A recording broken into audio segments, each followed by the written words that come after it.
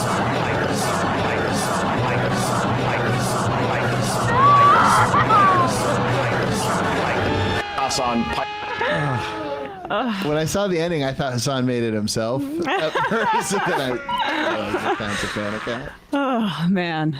Yeah, I don't get why Fox News is bothering, but I mean, to each their own. It is a way. It's just like it functions the exact same purpose as the ballroom. Mm-hmm. Gas prices are high. Hassan Piker. Yeah. He's probably high. Or it's like get this name into Grandpa's head so that he can be mad that his like 23-year-old grandson is into it or something like that. Definitely. Sure. It's all just a distraction. But they want to define him. If this was, October, it would be War on Christmas. It's not. So it's War on Piker. That's it. They're very good at just being opportunistic. Mm-hmm. I don't think this works in the same way because the problem they have is Hassan Piker is not a woman of color. And that's the sweet spot. Mm-hmm. White women too, younger white women who are like, Lena Dunham or whoever it is that they can, Yes. that's the formula. It's a little bit more difficult when it's Hassan Piker. And it's also even more difficult when they can't make these people afraid that Hassan Piker's out there and they have daughters because their daughters are coming home going like, oh my God, he's dreamy. Yeah. And so I think it's just not going to be as effective.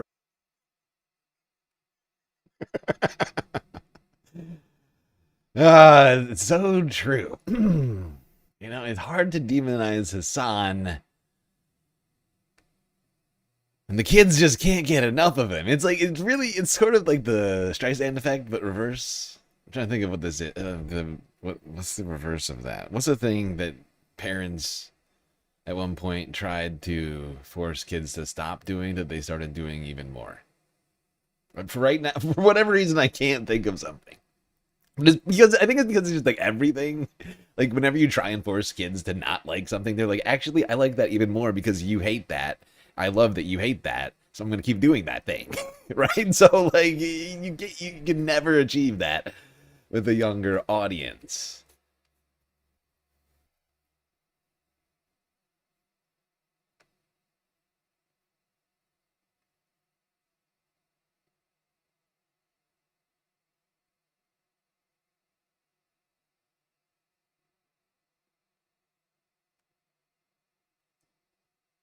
All right.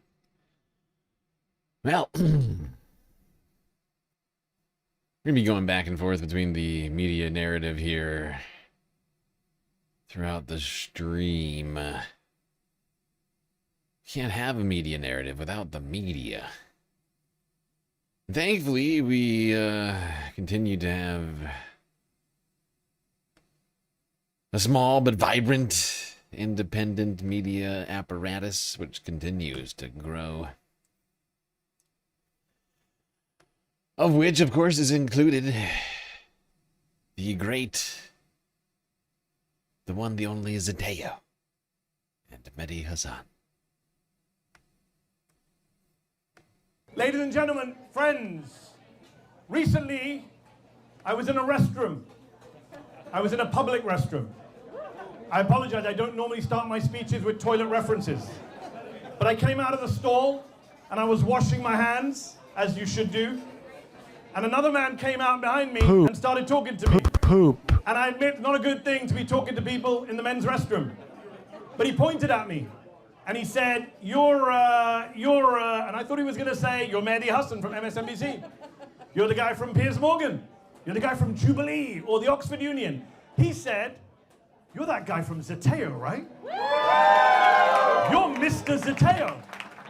And I was like, yes, that is me, the Zateo guy. Ladies and gentlemen, as a business owner, you know you've made it when the brand is bigger than you, when the brand is being used to identify you in public restrooms. That is when you know you have made it. Yes, Mr. Zateo. Zateo, that's the name of our company. A name that many of you cannot pronounce or spell. Most of you don't know the meaning of it, and yet you're all here tonight to celebrate Zateo with us. Happy birthday to us. It is our second birthday. We made it to 2 years. The 2-year mark is a very important mark for me personally, Because 2 years ago, when I was founding this company, I said to a good friend of mine, JP Raymond, who is... Okay, it's crazy to me that Zateo is younger than the Galactic News Network. They've been doing this for 2 months, 3 months less. I remember when they started, I was like, oh my god. This is amazing. I never dreamed how big they would get in such a short period of time. It's pretty wild. My number 2 at Zateo. Give it up for JP. I said to JP, we need to raise enough money from investors to last 2 years. That's what we have to do. We need $4 million to last 2 years, and we got $4 million from our investors. Thank you to those of you who are here tonight who invested in Zateo. Thank you to our board for making that happen. Because I didn't want to be one of those founders who sets up a media company, hires a bunch of people, and then fires all of them less than 2 years in. Immediately, if not sooner. Or because I didn't have a good business plan, or didn't have a good revenue model. So 2 years was the time I gave us, and we lasted 2 years. We are here, 2 years in. It is an amazing achievement for us. That was the benchmark to get there. And it's been a real journey on these 2 years, I'll tell you that honestly. The good news is, we haven't really touched any of that investor money. Because from day one, paid subscribers had our backs. Zateo is funded by paid subscribers. It is funded by people in this room. We are funded by the people. That is not a cliche. That is not hyperbole. That is the reality. We are funded by paid subscribers who allow us to be independent. I don't have to worry as an editor about a billionaire owner texting me at 2 a.m. to complain about Prem's journalism. I don't have to worry about that. I don't have to worry about an advertiser pulling a spot because they didn't like something that Swin said. I don't have to worry about that. 2 years in, that doesn't mean you can say whatever you want, Swin. 2 years in, we are truly independent at a time when the world lacks independent journalism. And I'm blown away to see so many of you in this room tonight, so many of you from all across the media. It means so much to have your support and encouragement, because there were just 4 of us 2 years ago. Zateo launched with 4 people. Today we are 24 people. 2 years ago, we had only a dozen contributors. Naomi Klein and Bassem Youssef and Jason Stanley. Well, he joined more recently. We had a bunch of great contributors who are here tonight, like Rula Jibrail and Spencer Ackerman. 2 years later, we are 24 contributors. We have new people like Taylor Lorenz and Jason Stanley and Harrison Mann and Justin Barragona. We are expanding. 2 years ago, we had 0 plans to make any documentaries. 2 years later, we are now working on our 4th documentary. 2 years ago, we wondered whether we could get 500 people to sign up as paid subscribers to Zateo. 2 years later, we are at 65,000 paid subscribers. In fact, a couple of weeks ago, we sold out a live event in New York to 500 Zateo subscribers with Riz Ahmed. We've done live events in New York, in London, in DC, in Toronto, in LA. We're about to be in Houston. We're going to be in London again next month with The Guardian. And as Zateo grows, we're not just all about clicks and views, even though we do love Patrick's here tonight. He knows that I love my clicks and views. We have more than 1 million followers on Instagram, nearly 2 million subscribers on YouTube. We are also not just about awards, even though yesterday we won our 2nd Webby Award for We're Not Kidding. Honestly, what Mehdi has managed to achieve is truly... It's not just impressive, it's monumental in scale. You know, like... It's truly sort of shocking. I mean, I know he comes from a media and journalism background, so, you know, he really... You know, he had a lot of experience in this field, but the fact, I mean, it's incredible just what they've managed to do.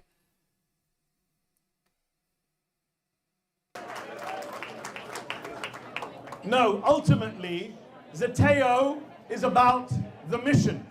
That is what we're about. That is why people come to us. That is why people subscribe to us. That is why people work for us. Because of the journalistic mission, which is clear, to tell the truth, to expose the truth, no matter how uncomfortable or awkward or controversial, no matter how many people it pisses off. to tell the truth, expose the truth, to not both sides the truth, to not euphemize the truth, Not going to to do not it. bury Wouldn't be the prudent truth, at this to juncture. speak truth to power, even if it pisses people off in power. And I should say we have some great lawyers, many of whom are here tonight. Thank you to all our lawyers who are here tonight. Zateo's journalistic mission is very, very simple.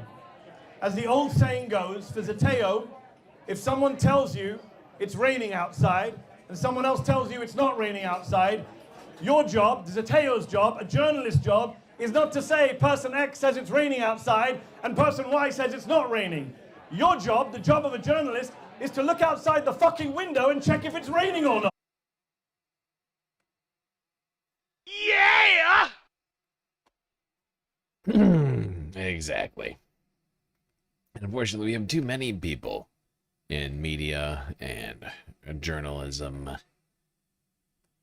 who are part of shaping the political narrative who don't even kind of try to do that. Not even slightly. People like, oh, I don't know. I'm trying to think.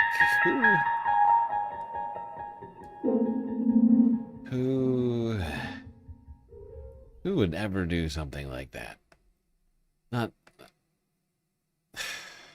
It's not a horrible tactic. I mean, we ran an ad on Sam Cedar's page, I think. Yeah. Well, to be fair, like we ran an ad on Sam Cedar's channel saying, "Don't watch Sam Cedar." It was kind of a gag. I actually like that, but Israel is fighting. Oh, pause it for a second. Wait. What? This is Tim Pool with a guy named Alex Stein, who I think is some type of like white nationalist guy. But is he also like a comedian or? He's a real America voice. Oh, okay. And apparently they're talking about, so much of this is about trying to isolate Tucker Carlson or approve of Tucker Carlson or whatever it is. I don't, who knows? And remember, Tim Pool, at one point, it seemed like he was traveling to go and meet with Ben Shapiro, and there was going to be some type of relationship maybe with the Daily Wire, and that seems to have fallen through, and Tim had money problems, and he's fired a lot of his people. People were looking for jobs. To be honest with you, we heard from somebody several months ago, and I was like, I'll look around, but it's a tough time. So here's Tim Pool, because I think that plays into it. I don't know, but the interesting part is towards the end. Like how Ben Shapiro's ads all pull up. If you look at Tucker, I have YouTube Premium, so I don't see this, but I've seen screenshots. If you go look at Tucker's YouTube page, you're going to get targeted ads from Ben Shapiro. Is it like a commercial being like, "Hey guys, come watch"? Yes. Yeah, but I don't think. He definitely wants his audience. He wants to get some of Tucker's audience. Don't play dumb. Come on. I don't think that Ben Shapiro. Do you know what Tim Pool does? He doesn't think. That's what he does not do. He does a lot of not thinking. He's saying it over and over again. I kind of want that sound shot. I don't think. Being like, "Hey guys, come watch." Go look at Tucker's YouTube page. You're going to get targeted ads from Ben Shapiro. Is it like a commercial being like, "Hey guys, come watch"? Yes. Yeah, but I don't think. He definitely wants his audience. He wants to get some of Tucker's audience. Don't play dumb. Come on. I don't think that Ben Shapiro went on Google Ads and said, "Run my ad on Tucker content." Somebody at Daily Wire did. No, they probably went on Google Ads and said, "If it's conservative, right-leaning, or in the space, run my ad on it," which includes Tucker. I mean, go look at Ben Shapiro. He makes a Tucker video every other day. So I don't know. I mean. So I have a Google Ads manager, and I'll tell you how it works. So I think you're being naive. I think you don't know how Google Ads works. You don't think anybody at Daily Wire that works on Ben Shapiro's social media said, "Hey, we're making tons of Tucker Carlson content. We should probably advertise it to the people that like Tucker, whether they change they don't like Tucker." Or moron. Well, the majority of people that I'm saying, when you go to Tucker's YouTube page, you want to watch a Tucker video. Right, I get it. You're going to get Alex. The insinuation you're making is that Daily Wire is not profit motivated. Pause it for a second. Then they would pause it for a second. What? Tim is arguing that first, you don't know how Google Ads work if you think somebody can go and place it on a specific show. Then he pivots from to also, that's the dumbest thing. Why would anybody ever do that? You don't know how to, you don't even know how to do business. Right. You'd have to be a complete idiot if you were had an issue with somebody. You're a little baby. And then place ads on their show. That's what Tim is arguing to this guy. Yes. I just want everybody to understand those two premises. A, Google ads don't work that way. You can't place an ad on somebody's show. And B, if you were to do that, you'd be a complete moron to do that. Go ahead. Hey, you want to watch a Tucker video? I got it. You're going to get Alex, the insinuation you're making is that Daily Wire's not profit motivated. They are. Then they wouldn't run the ads on Tucker content if they hate Tucker. Well, you know, it's funny we say they're profit motivated. They want to make money, but at the same time, I think you could argue that Ben Shapiro probably does work for Israel, and it's probably. I mean, honestly, I think you could make that argument, but. And your argument is he's really dumb. Well, no. Because Pause it for a second. I just want to make that clear. What Tim Pool is saying, that if Ben Shapiro was to advertise on Tucker Carlson, and he doesn't like Tucker Carlson, that would make Ben Shapiro really dumb. That's a quote. Go ahead. He's really dumb. Well, no, because if they're just trying to get, they care more about getting a certain message out than how many people actually see the message. That's not an effective way to do it.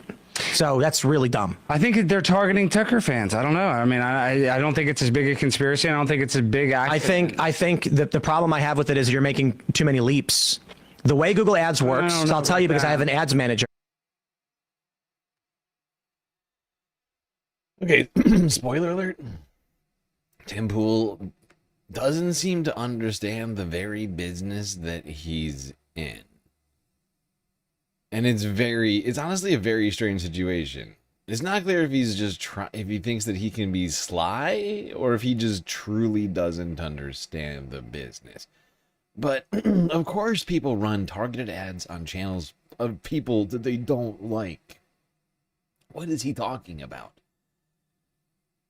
It's literally a great way to get some people's attention who might be interested in your videos, even if it's because they disagree with you, to come over to your channel because they saw an ad of you saying something about the person that they're watching, right? And or something that you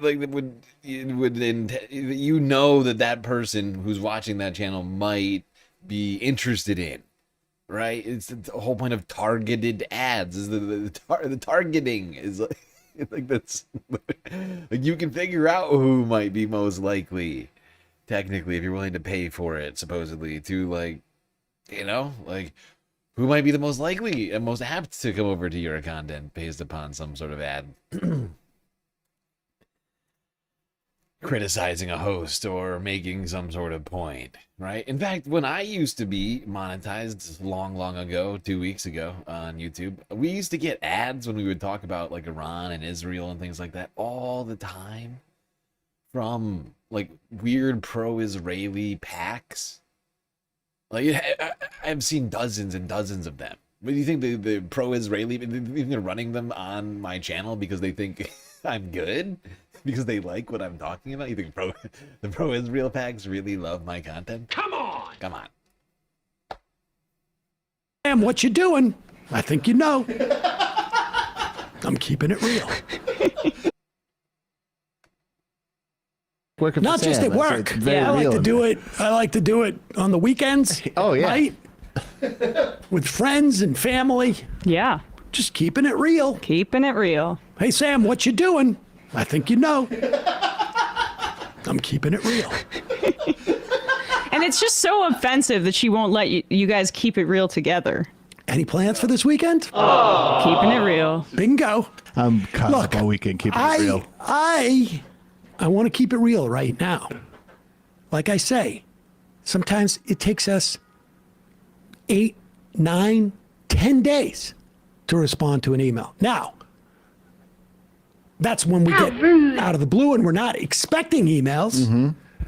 They put out a challenge. Yeah, she called on. There could be a lot of people, accepting the challenge, and there could be a lot of like shows like if Hassan responded. I would respond to Hassan before I would respond to me.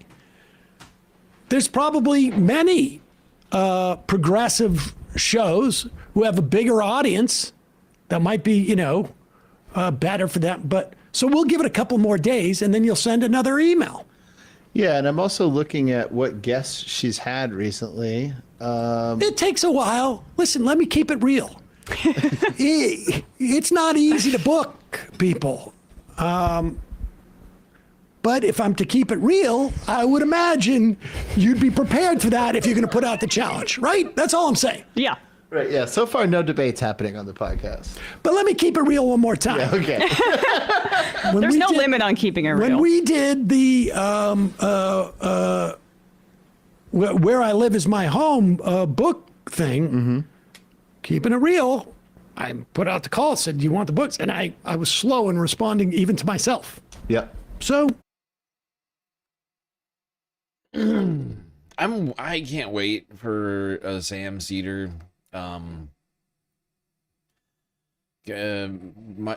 What's her name? Michael's. I can't remember. I can't even remember her name. Jillian Michaels. Right. I'd love to see that again. But like, you know, one that's not being interrupted by Piers Morgan and a bunch of other guests. I feel like, you know, it should just be Jillian and Sam having a sit-down conversation. I think that would be fascinating, because Jillian, she has some very strange ideas. I think Sam, well, the thing about Sam, his debating style is to effectively, often, not always, like it changes from time to time, depending on who he's talking to. But oftentimes, he's just very good at bringing out the hypocrisy and the absurdity in the other side by getting them to say the dumbest possible things, or like, and Jillian, oh, she's gotten so many dumb things to tell us about. I'll bet Sam could get her to say all sorts of shit. Like, I mean, just based upon what, you know, was said in that, the fact is I try to avoid Jillian as much as possible. Every time I hear her talk, I get like a weird, sick feeling in my stomach. Is her take officially over? Is that show now completely done? Because I know Jillian's gone. I know Anna's gone. They're running out of hers.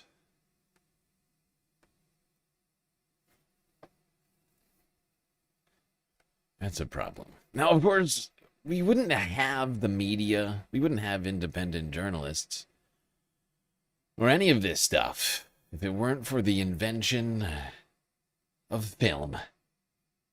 I know none of us use film anymore because we now have a much better system. Technically, well, let's not get into it. Some people prefer film still for their own reasons. But well, actually, we should get into it. I take it back. What am I talking about? That's literally what we're about to do. Because one couple is keeping 35mm film alive in their basement.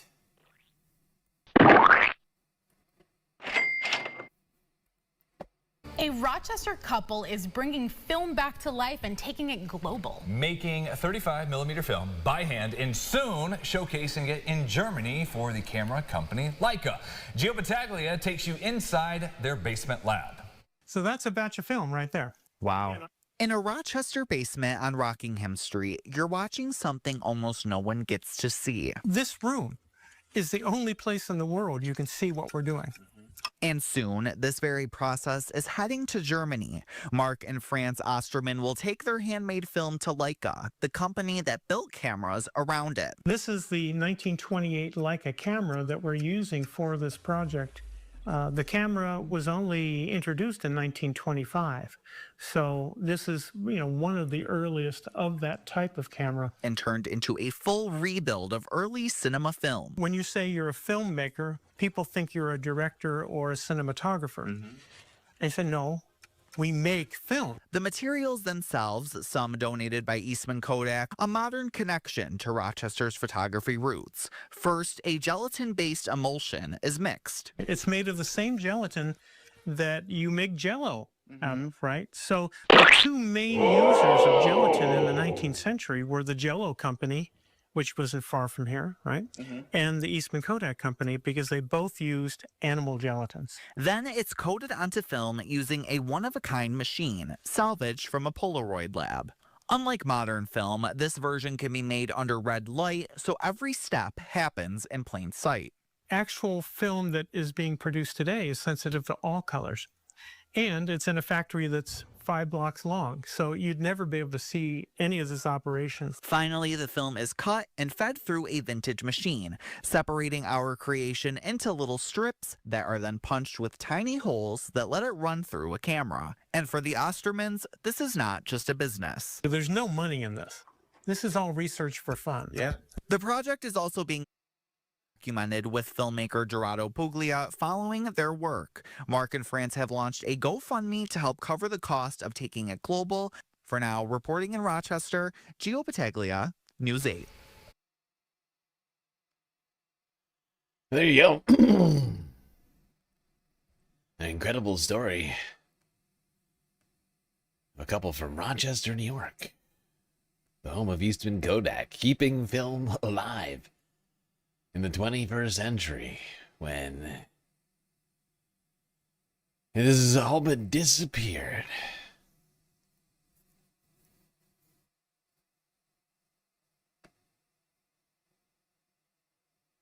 All right, moving on from the media. Talking about the elections real quickly here. Yes.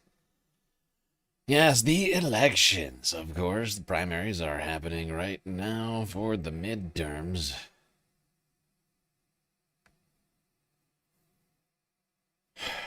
God, I'm already pissed off about a video right now. Like, just thinking about it is like, it's like a half dozen away. Oh, I'm already mad. I'm already mad. Just, it's like a thing that God said that just is exactly the thing I've been saying this whole time. Just confirmed everything I've been fucking saying. It's fine. I won't get ahead of myself. Let's talk about the sentiment. Let's talk about the sentiment out there.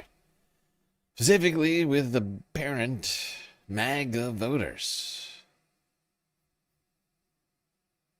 Because the New York Times did a fascinating piece interviewing disappointed. Oh, I did everything right and they indicted me.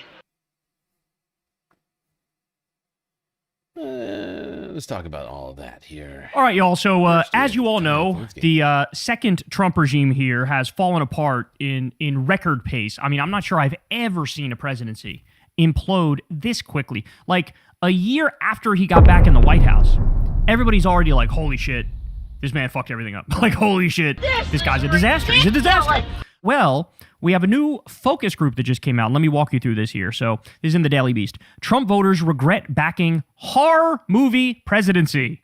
9 out of 12 Trump voters in this focus group told the New York Times that they wish they had not voted for the president. I made a huge, tiny mistake. Out of 12. Oh my word. That is crazy, y'all. All right, here we go. A focus group of Trump voters has delivered a savage verdict on his second term, with one branding it a horror movie and 9 of 12 saying they regret backing him. The dozen disillusioned voters were assembled by the New York Times for the latest installment of its America in Focus series. The results, which landed on Monday, come as the president's approval ratings have collapsed to the worst point of either of his terms amid the unpopular war in Iran, surging prices, and never-ending Jeffrey Epstein scandal. It's a good way of putting it. Asked to grade President Donald Trump's second term, not a single person gave him an A or a B. Oh boy. Okay. One handed out a C, 8 gave him a D, and 3 flunked him with an F. Wow. Quote, it's turned out to be Goddamn. You're gonna add lighting to your bookcase. It's gonna be like Kyle. I mean, it looks nice. I can't lie. It's a beautiful accent. It adds to the ambiance of the room. It's really lovely. Horror movie. I was so wrong with the vote for him, said Jose, 62, a Latino employment specialist from Florida who told moderators he no longer watches the news because it leaves him depressed. His 17-year-old daughter regularly asks him, "Why did you vote for him, Dad?" Adding, "That breaks my heart every time she does that."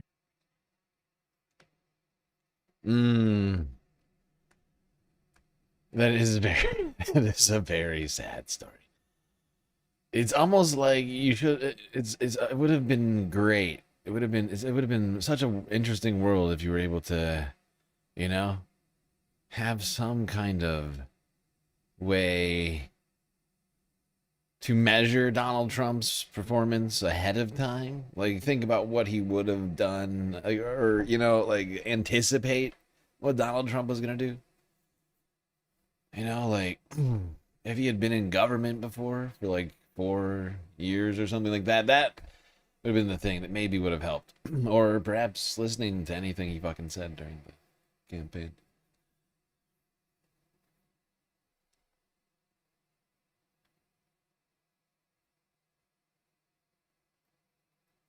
All right, we're going to continue talking about this story, but we already listened to Kyle talk about this yesterday, I think. So, let's go here to Hassan Parker.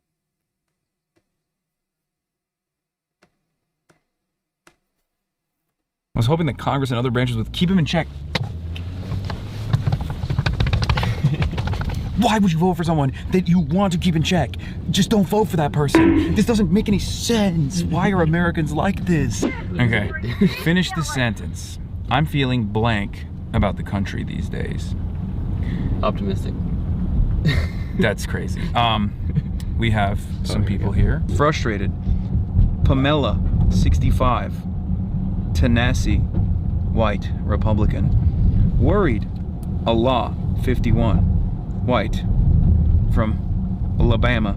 Her name's Allah. Yeah. Betrayed. Francesca, 26. Washington, mixed race, independent. These are the 12 Trump voters on what has gone wrong. So the New York Times did a focus group. And if you recall, they did one on the Democrats as well, and it was awesome because every single Democrat that they asked basically sounded like you guys in this chat. They were like, these guys are feckless, they're incompetent, I'm sick and tired of them, they're not fighting back, they're pussies, they're cowards, I hate them.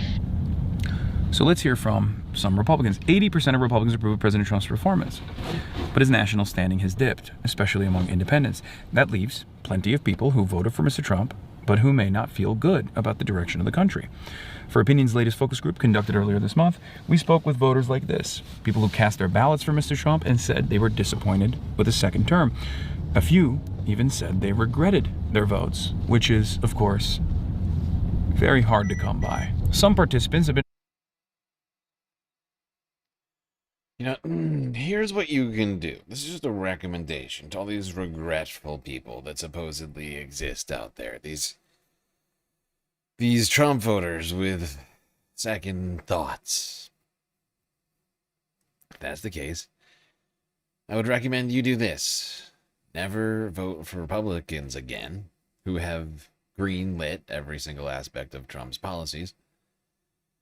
Or vote Democrat. You don't have to vote Democrat, but just never vote for Republicans again. Just never do it. Because they're the ones who have brought to you the things that you supposedly regret. Okay? It's not just Trump. We can't separate these two things. Congress, Supreme Court, they've all said, great job, Trump. Actually, keep doing in 2024, but many of them felt that Mr. Trump was the lesser of two evils. I like that these guys were the harm reduction voters, but they were harm reducing in the direction of Trump. I love that even on the Republican side, they're like, I'm holding my nose and I'm engaging in harm reduction voting.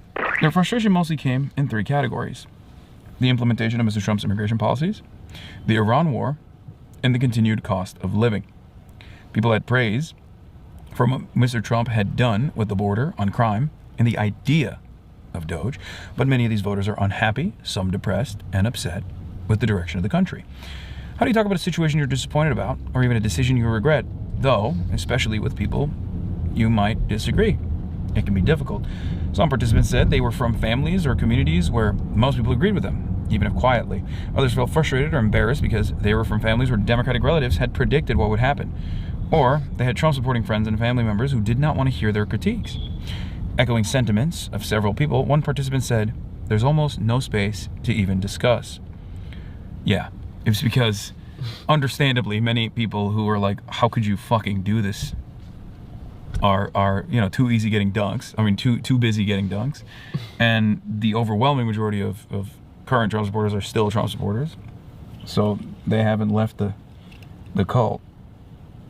So you can't get a word in edgewise with those guys either.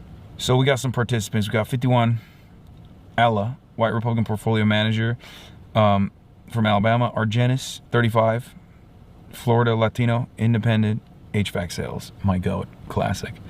Chris, 42, Illinois, white Republican electrician. Daniel, 41, California, Latino, independent manufacturing. And here's some from the transcript. In one or two words, finish the sentence. I'm feeling blank about the country these days. Natan, 19, from Oregano, black Republican student, says disappointed and sad. Kitty, 36, Pennsylvania Asian independent student, says disappointed and hopeful, concerned, worried, anxious, frustrated, annoyed, discouraged, surprised and discouraged, concerned, apathetic, betrayed. I love surprised and discouraged. It's like the truly naive idiot. It's like, I had no idea this was gonna happen, dude. This is crazy. I can never pay attention to politics ever again. Oh god, this guy's 42. Surprise, 42-year-old man. Not a single person said great. Like, Kitty is the only one that said disappointed and hopeful. How can you be disappointed with the way things are going so far, but still maintain some kind of optimism about the situation? I don't know, but respect to her. Moderator clocks it, says, Kitty, you said disappointed and hopeful. Tell me more. So much has happened. We're starting to see. We're getting disillusioned. And all these false promises are starting to be like, we know it for what it is now. Now that we know, and we... I'm trying to figure out what you call that, because it's not, I don't know if it's a naive optimist if she's willing to accept the current reality, but while maintaining this optimism. I don't know. It's a very weird answer. It's hard to pick that apart. What do you call that? Disappointed but optimistic. Everything sucks, but it's about to get better. Immediately, if not sooner. Really? Could you drum up? Feel as naive or trusting, then we can properly create a path forward to going in better directions. Bro, it's so fucking hard. It's so difficult for me to sometimes continue operating and basically lie to you guys that, like, no, people are making rational decisions because they're intelligent beings capable of independent thought and not just like unbelievably fucking dumb. Okay? Notice no potholes in Mamdanistan? True. All holes filled, baby. All holes filled. Zohran Mamdani.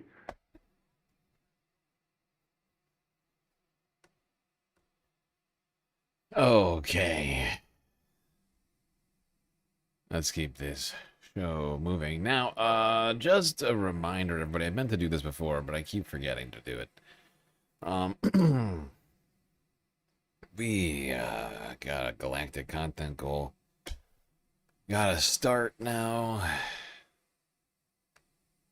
I gotta restart the real goals on Twitch, which is the only place we actually have goals now, apparently. Not good enough for goals on YouTube anymore, apparently. We're just trash people around here or something. Or I'm just a trash person, I guess. I don't deserve goals. It's very rude. But of course, these are goals for us. I feel like it's implicative to everybody here. Hate to bring you all into this situation, but here we are.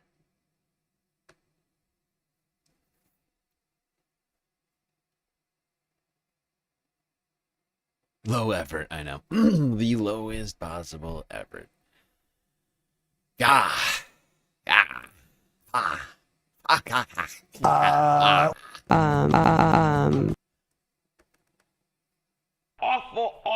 Awful. Weak. So low effort. Okay, I started the sub goal. Let me do bits. Bits. Whoops, that's not how you do that. There you go. Alright, goals have been started on Twitch. But, of course, you can contribute all sorts of places. Twitch, Cash App, PayPal, Patreon.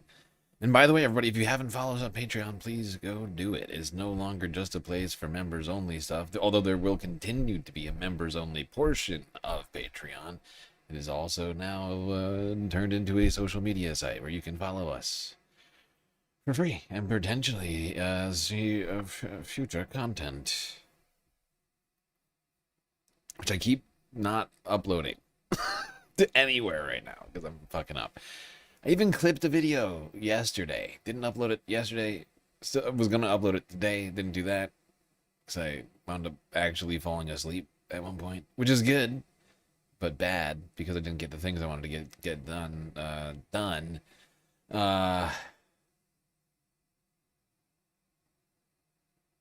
And I just lost my train of thought. That's helpful. I didn't get the things that I wanted to get done with. Let's just assume a litany of things. I'm not going to go through the list, but here we are. As well as with Patreon. I'm sorry. Although I did. HBX just cheered 100 bits. Twitch does have better emotes. Wow. HBX with the bits over there. Twitch has better emotes. Well, now, I mean, we don't have our own emotes on YouTube. Although YouTube has its own set of emotes. Oh, it's true. It's actually verifiably true.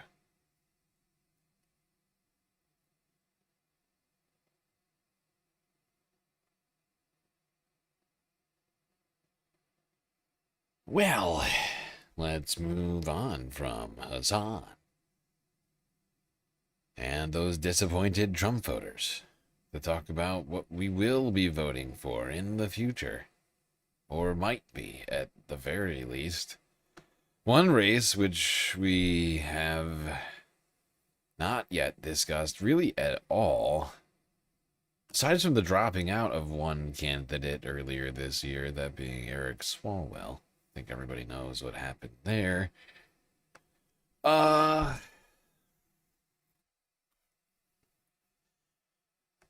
And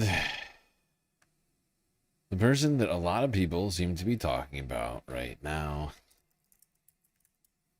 is businessman and I think billionaire. Yeah, Tom Steyer.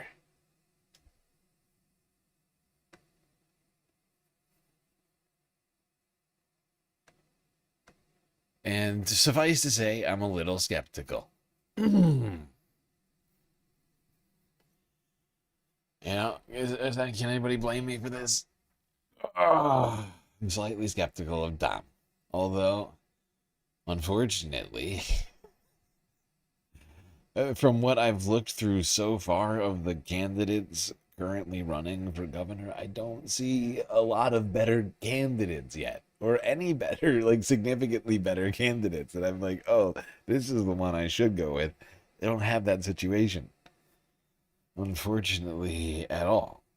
Like, but I guess I'm just inherently, and partly because of certain things like, whatever, we'll get into this. I'm getting way ahead of myself. Let's just listen to this. interview with Tom Steiger, done by Walter Masterson, comedian journalist. You are not funny. We need to tax billionaires like me. I am happy to pay more taxes. I want all billionaires to pay more taxes. And now they have a contract with Palantir.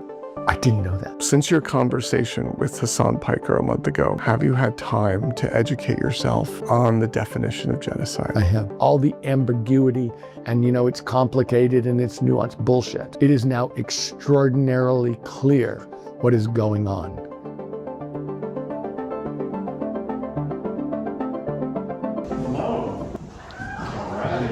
Walter, Tom, have you two met? How you doing? Normally.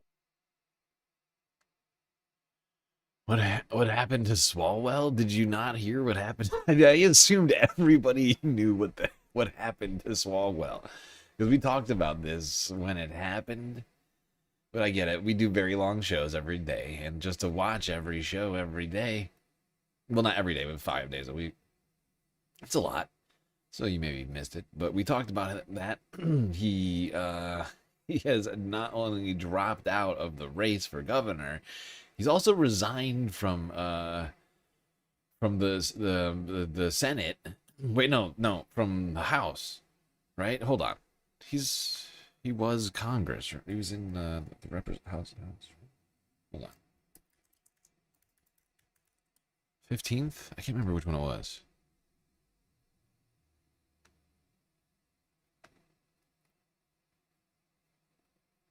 Yeah, I can't remember what it was. Fuck. Why can't I figure it out? Where it is? Yeah. He was a representative, right? He's right. Okay, he was in the House. Oh, you didn't know? Oh, you bastard! Here I was like getting amped up to like explain all this to you, like looking it up, trying to make sure I was gonna be accurate about what I was gonna say. And you, son of a bitch, why would you do this to me, Bobby? You little bastard.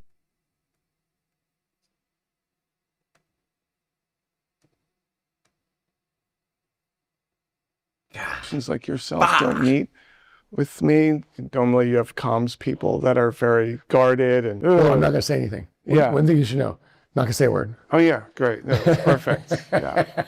Well, you want to know something about politicians? They never take unrehearsed questions. Ever. Yeah. Ever.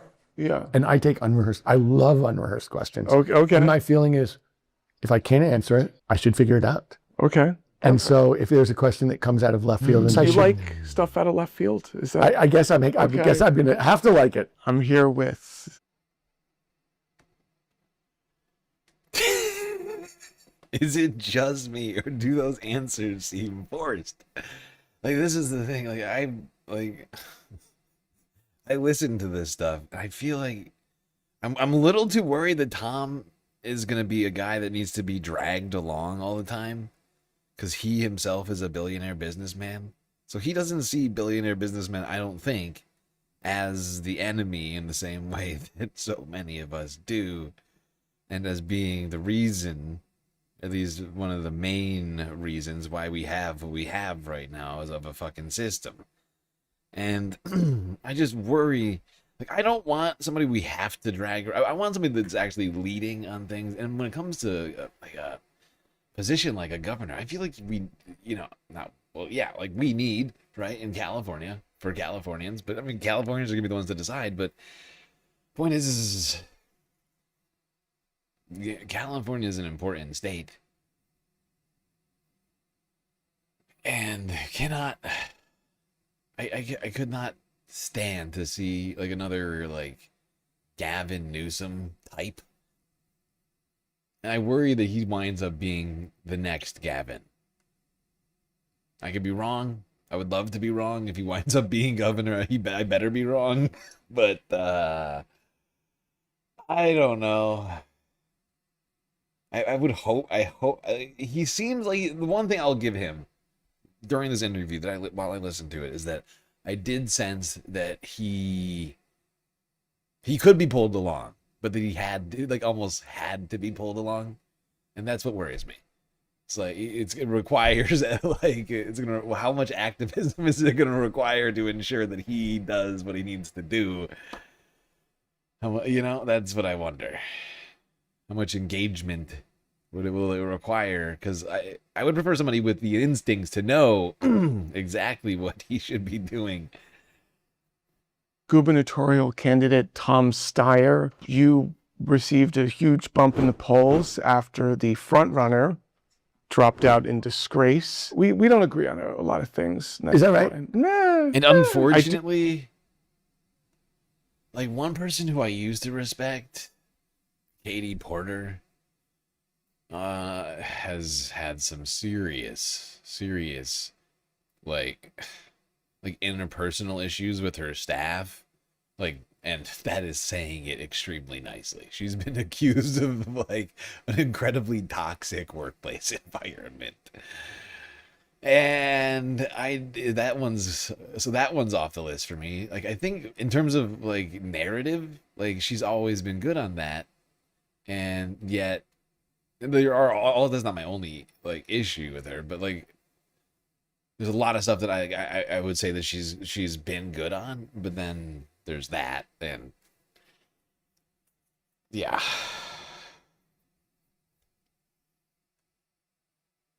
Whoopsies, what did I just do? Frontrunner dropped out in disgrace. We don't agree on a lot of things. Is that right? Nah.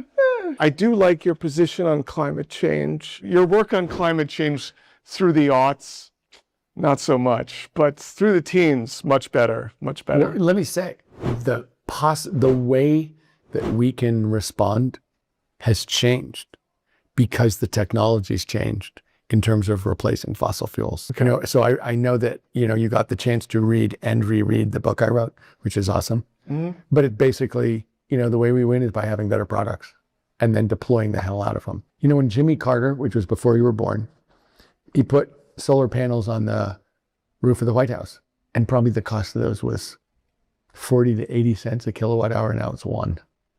Yeah. One. So it's like, yeah, at 40 to 80 cents, no one in the world wants to put it on. No. At 1 cent, everyone in the world wants to put it on. One of the things you had said was, you said that day one in office, as governor of California, you were going to declare a climate emergency, which means you get to use executive powers to, you know, to do what? So what I've said is I have a 4-point plan.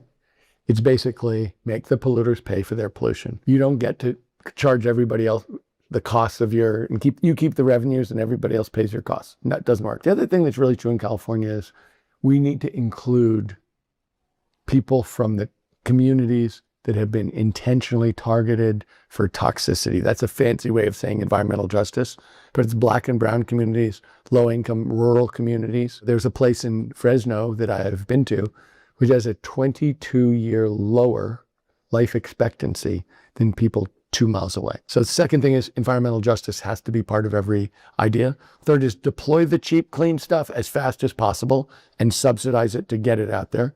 I'd triple the credit for EVs. And also we need to suck the carbon dioxide out of the atmosphere that's warming the planet and stick it in the ground. And we can do that by using Mother Nature. Yeah. So here's the thing about Tom, like he's also like got like contradictory beliefs, it feels like. So he says good things about the environment, and then at some point here they start talking about AI, and like he starts talking about how California needs to be like the leader in AI.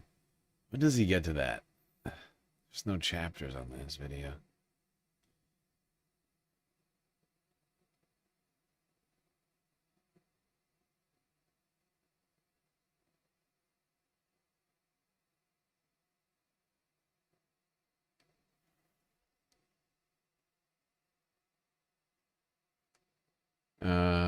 Hold on. Let's go here though first.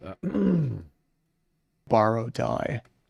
Right? Yes. So you never have an income. And you never pay a tax. Yes. And so you're sitting here, you're worth all this money, you've never paid any. The reason they're so... By the way, is this one of Tom Steyer's places? Because look at this place. I'm just noticing when it turns back, You just notice, like, oh my god, this is like some, like, penthouse freaking, like, this is like some, like, oh my god, I wonder what the rest of this place looks like. You got the freaking grand piano in the background. The vaulted do you know what we're here ceilings. for? The ridiculous view with the fucking bay windows. Oh, look at this place. Oh, Shaq's Bay with the raid on Twitch. Thank you. Good to see you all. Welcome in. Hope the stream was good. What are you all getting into over there? So you're sitting here, you're worth all this money, you've never paid any. The reason they're so upset about the so-called, wealth tax is because they don't pay tax. And the concept of paying tax is completely foreign to them for the reason that you just said and the scenario that I've been out. It's because of step-up basis. You get, and that can't happen. Yeah. And so from In the Ice Age, how much taxes did people pay? my standpoint, and if they do want to sell that stuff, they leave. Because that would be a taxable transaction. We don't want to pay. Did they mention I don't pay tax? Yeah. And so the question is, we're going to have to do, given that their whole scenario is about never paying tax ever, we're going to have to go through that and have an answer to that. I don't have a public answer on this because we have to do one thing at a time. I'm saying billionaires like me need to pay more taxes, but we need to do it in a way. If you look at all the times that I've pushed through revenue in the state of California, which is 3 big times, and then I'm proposing 2 or 3 more as running for governor, none of them hurts California in any way. None of them do we have all these people saying these second order effects are bad. All of them are things that gets money for Californians for education and healthcare, and no one ever says, oh, but there's this other thing that's bad, because there's nothing bad. Yeah. And so I want to do this in a way to make sure they're paying their fair share, but we're not giving them an incentive to hurt us. And that's Yeah. I mean, that would be nice. I'd like to see that. Fair share for billionaires.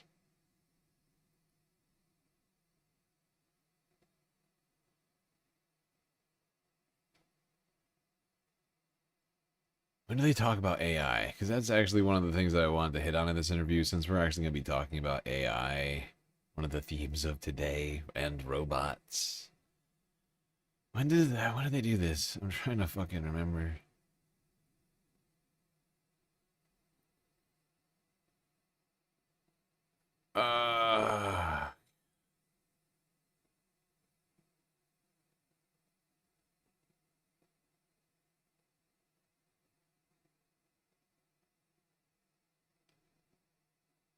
Is this it?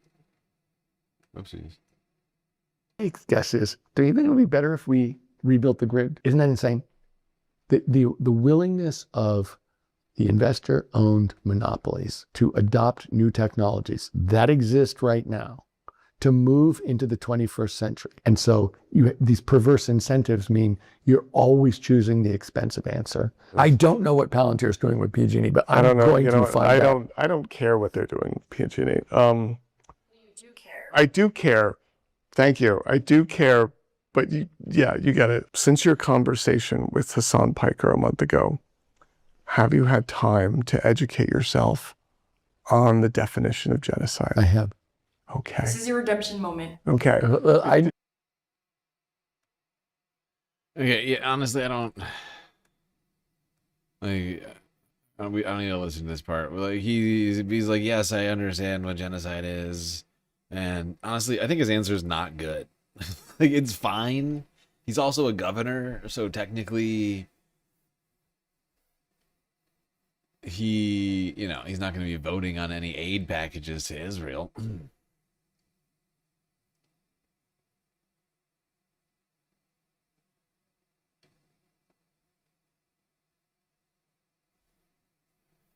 I mean, the reason why I think his answer is not good is because the way he talks about it is like he seems to have just realized that it's a genocide, but he thinks it's only because it's only just become apparent to everyone, when in fact, at least that's the way he says it.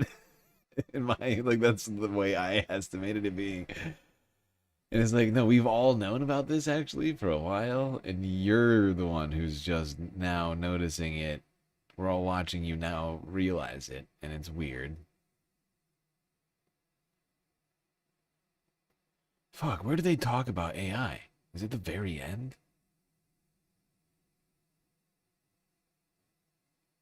Am I losing my fucking mind?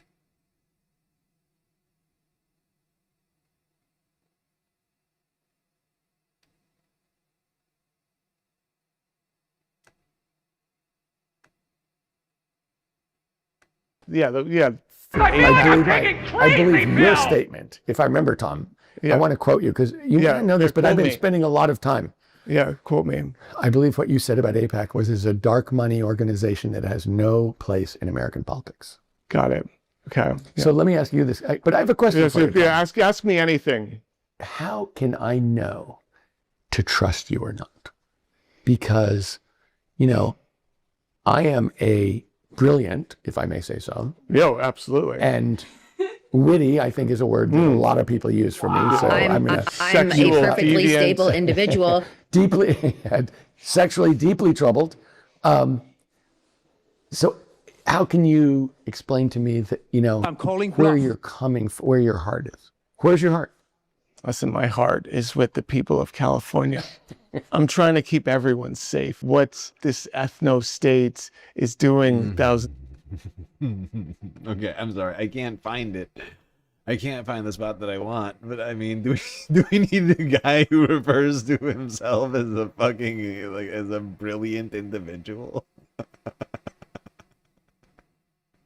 I don't know where they talk about the AI now. Something's wrong with me. I made a huge tiny mistake. But they were definitely talking about it. Maybe, wait, what was that? Oh, wait, is that it? Oh, I think I found it. Wait, is this it? And you know that. But the car cities like Detroit, Akron, wealth. What is your plan? That it's good. I love that. I'm talking about taxing people on their wealth. I'm going to answer your no. That we don't have what happened in the Midwest in the 70s and 80s, where millions of people lost their jobs and whole cities. You know, I don't know how much time you spent in the Midwest. I was in Minneapolis. You're from Minneapolis? No, I was in Minneapolis. That their business model is putting out of work, protect. And this is AI. Hold on. A large hold on. language Yeah. company. Okay, hold on.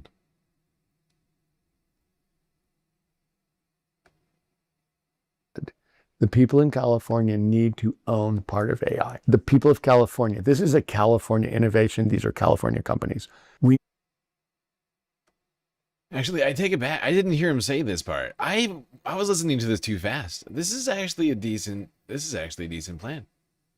When I heard him, I was listening to this at like 2 or 3x today. I can't help it because especially lately, because I've been waking up so late. I have no time to do all my research, so I'm just like rushing through it. That's actually not the worst answer. That Californians should be part owners of AI. I think that changes the incentive structure of all of this to some degree. I think we should be a majority owner, 51%, so that they have voting power. That's my personal opinion. If we're going to talk about have a ownership. small fee for every calculation done by a large language model company. And we need that so that we can protect workers that their business model is putting out of work, protect them, maybe retrain them, but do everything we can to make sure that we don't have what happened in the Midwest in the 70s and 80s, where millions of people lost their jobs and whole cities. You know, I don't know how much time you spent in the Midwest. I was in Minneapolis. You're from Minneapolis? No, I was in Minneapolis there. Well, Minneapolis is not a car.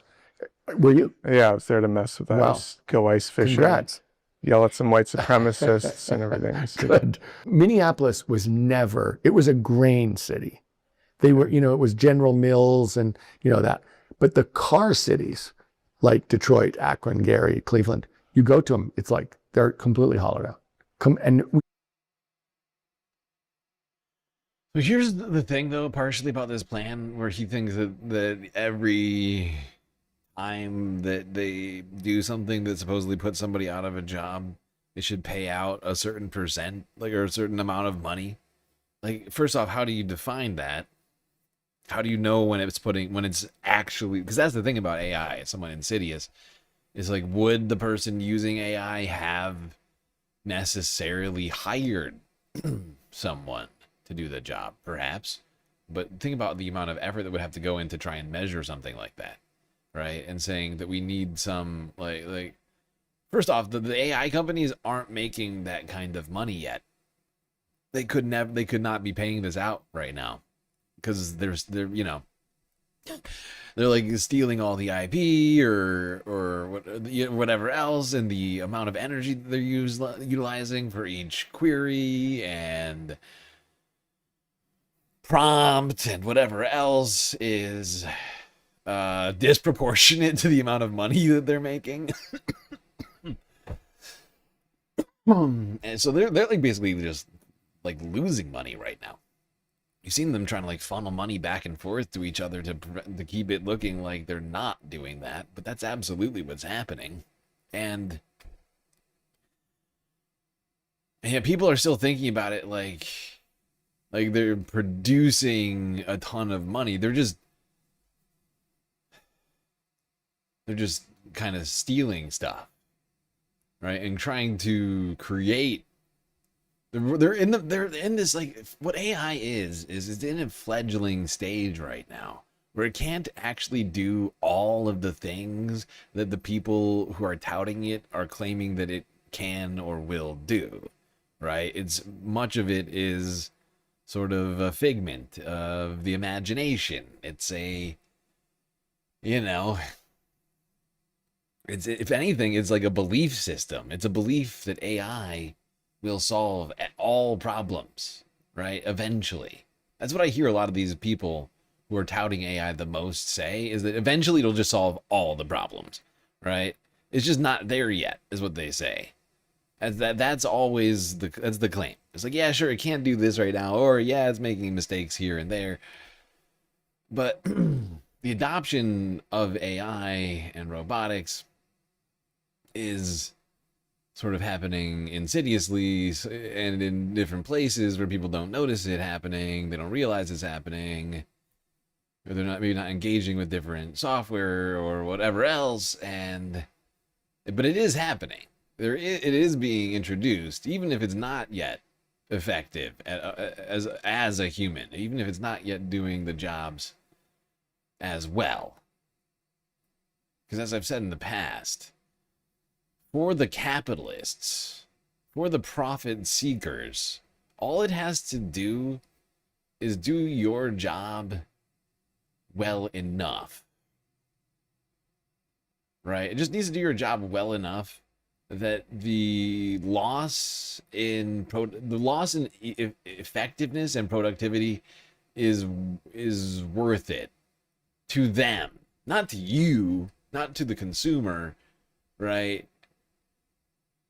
Not to the person calling customer service or you know, waiting for their package or whatever, right? Whatever it might be. Like, it's about whether or not it's generating more profits than the human being would have, right? Like, as long as they can manage to do that eventually, like, that's what they're hoping for, right? And so if they can, so the people pushing the AI, if they can talk enough regular businesses to implement these sorts of things, right?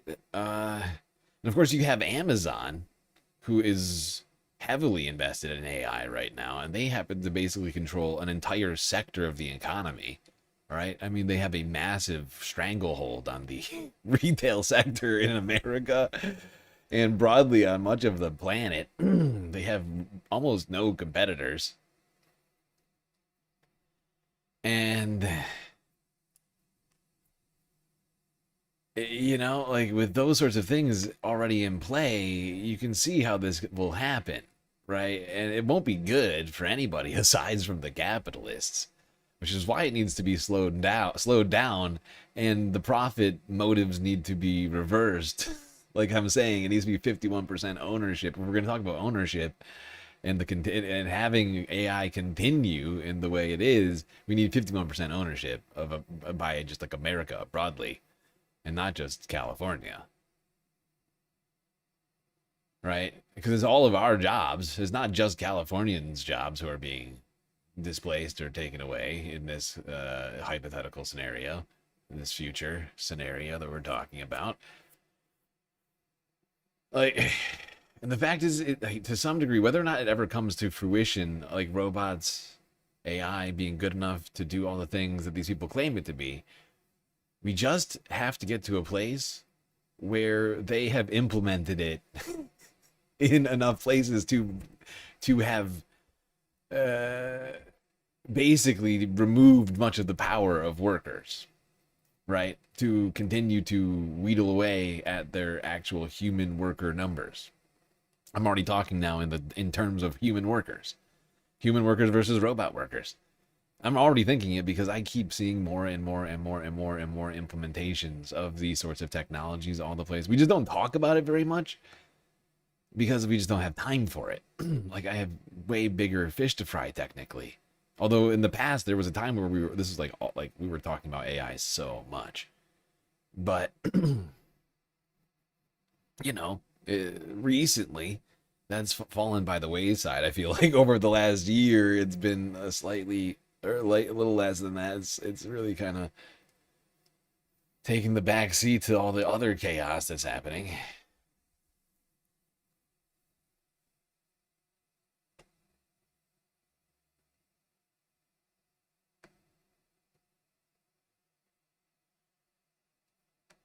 But anyways, I'll listen Have to that a little bit happen. more We of this can't let take from this AI guy. do that to our people. And so we have to own part of it so we can use that money to protect people, retrain them, make sure that our society is still vital. Okay, so you're going to tax AI, you're not going to tax the billionaires. And you so, know what? no. You know what? Good enough. It's fine. It's fine. You want the question on billionaires, and I want to give you the answer on billionaires, which is this. We need to tax billionaires like me. I am happy to pay more taxes. I want all billionaires to pay more taxes. But what kind of tax? You're right. The way that billionaires live, they don't pay taxes. And why is that true? Because people who make that kind of money, so let's say you and I start OpenAI. Yeah. So we own stock, and the stock is worth, now on paper, it's worth this much money. Yeah. And do we pay tax on that? No. And so let's say, and now we need money. Okay, yeah, that's good enough for me. Yeah, like I said, there's some work to be done with one of my worries here in this race.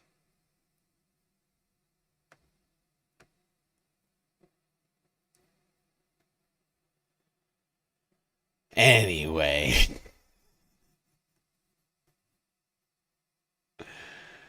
Like I said, if you just give 51% ownership, stock control, or percentage ownership, however these companies are set up, some of them aren't public. That's really what's needed. Voting share. Major profit recipient being the public itself. That's what it needs to be. Controlled by and profited by America. At the very, very least. Because that'll change the incentive all of a sudden. It changes the incentive structure, in my opinion. Like, it's not a perfect solution. Honestly, I think shutting it down is the solution. I see some people suggesting that. And I agree. The question is, how do we get people to do that? Is the question. How do we get people to embrace shutting it down? And we'll talk more about that once we get back to robotics. I don't want to get mired in this conversation when it's not long. Not long from now, we'll be talking about this again. So let's go to a guy who's going to be running for a seat in what we call Silicon Valley, aka San Francisco. Shaikat Chakrabarti. But we're not going to talk about his run. We're going to talk about another guy's run in Utah, which will be coming up soon, and hopefully we'll be talking more about both of these guys in the near future. Hey, y'all, I want to... Whoopsies. I made a huge, tiny mistake. Okay, why is y'all my to computer an being amazing candidate who's running in Utah. We got Nate Bluen right here. What's up, everyone? So, Nate, can you tell us a little bit about your campaign, what you're running on? I am focused on taking on the authoritarianism we are seeing in Utah with the Republican supermajority in our legislature and everything that they are aligned with in D.C. We need to take back the power for the people. And you're for an arms embargo on Israel, right? Yeah, we need to stop funding genocide. So, Nate, I want to ask, you taking any corporate money? No corporate money, no APAC money. We are funded by grassroots donors. What about your opponent? Oh, he's taking corporate money. And what do you think about Green New Deal? I'm all for it. I'm a climate and energy sort of guy, big supporter of wind and solar and geothermal in Utah. Amazing, amazing. Look, I've been saying from the beginning of this campaign that the only way we're gonna be able to change this country is if there's a movement of us that go in there together, right? And that's what it's all about. I've been trying to reach out to candidates who are running all across the country. Nate is an incredible candidate, and I want y'all to support him. If you can't. Oh, there you go.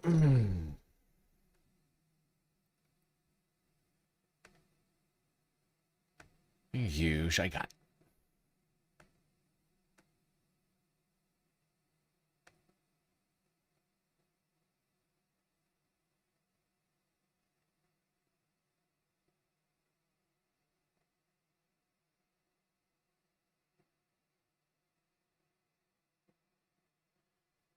Okay, who's next? Oh, here we are. Great. Yes, let's talk about the Supreme Court's ruling on gerrymandering and how it will affect the elections with CNN.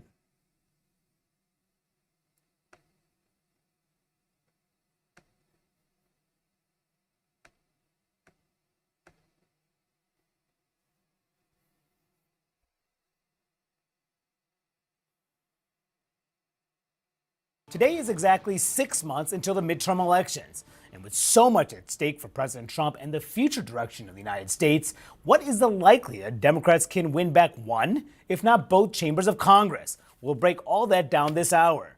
But given that this past week there was such huge news impacting the races for the House and the Senate, with a major jolt upending a critical primary and one of the nation's marquee Senate races.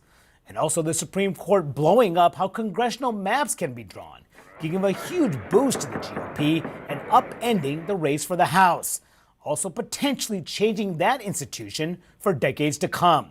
So how will voters respond? And will Trump drag down his party or be fixated with political retribution at the ballot box, which he is seeking to exact on Republicans beginning in Indiana this week? We have an excellent group of reporters to break all of this down, including NPR's Tamara Keith, CNN's Jeff Zeleny, and Deirdre Walsh from Notice. Good morning to you all. It's great to see you. Good morning. Good morning. Jeff, you've been digesting. I would just like to start this off before any of these idiots say a single word. Do we have an excellent group of reporters? We're about to find out. The map of these district lines all week long because it is so significant. It can impact the race for the House. We've been through this gerrymandering war, unprecedented, really. We have not seen this happening in this mid-decade, state-by-state fight that's been going on at the beginning of this cycle since Trump began that fight last year in Texas. You can see on your screen. Republicans right now have an advantage in that ongoing gerrymandering role by about 3 seats. But then the Supreme Court steps in this past week, limits the Voting Rights Act, changes how minority-majority districts lines can be drawn, and now we're seeing several state legislatures trying to help Republicans. You see on your screen there, these are what we expect. Alabama tried to add 2 Republican seats. Louisiana tried to add 2 Republican seats. Tennessee 1. That is this year's midterms, just for this year's midterms. Jeff, is that going to be enough for Republicans to stay in power? Unlikely. I mean, look, the reality is, looking at the president's approval rating, looking at just the mood of the economy and other things, I mean, Republicans realize that they are up against some dramatic headwinds. But this is a historic moment here in terms of, A, the Voting Rights Act. I mean, obviously, it's been a pillar of our country's politics for decades, and all of that has been slowly changing, starting with the Shelby County decision in 2013. But this really effectively dismantled the rest of it. But you only had to look at just the exact moment when the Supreme Court was reading this opinion. The Florida House of Representatives was voting on this new map in Florida. So it's effectively taking this tit for tat that we've seen all year long into overdrive or overtime, I guess. And look, the short-term effects for the midterms this year are not going to be that much because many primaries have already happened. And that's where it goes completely off the rails and Jeff starts saying completely fucking false things. I don't know where he's getting this information from. This guy is a political fucking reporter. He works at fucking CNN. Look at him. He's wearing a suit, the tie and the glasses. He's got his little earpiece. A little fascist hairdo here, and he's lying. He's just fucking lying, or he's just too fucking stupid to know he's wrong. This guy's supposed to be a journalist. We were just told by what's his face that we have a crack team of journalists here. Said we called a bunch of fucking crackheads. I would like to point you to Exhibit A, my list of all the primaries that are still happening, which is the bulk of the primaries. This is how unserious CNN is, right? And this is why I keep saying we need to take the primaries seriously, because they're not even talking about them until they happen. They're just hoping over at CNN that party loyalists will go and vote as expected on primary day for the, the corporate candidate. And they can, when the numbers come in, they can just sort of, wash their hands of the elections. But the fucking primaries aren't even close to done. Like 10% of the primaries have happened or less. Okay? We got like 43 freaking primaries left. Almost every single one of the states shown in this map earlier here still has a primary left to go. Well, let's just go down the list. I'll start from the West Coast. California. When's their primary? California, June 2nd. Utah. June 23rd. It's almost like we could have done the journalism ahead of time. But don't worry, I'm here to do it for you. CNN. Now, of course, Texas has already had their primary. We talked about it earlier this year. Missouri. I think Missouri is in August. Yes, Missouri is August 4th. Ohio, This one would be easy, you would think, because it's literally in 1 day from now, May 5th. Huh. Weird. Virginia next. August 4th. North Carolina.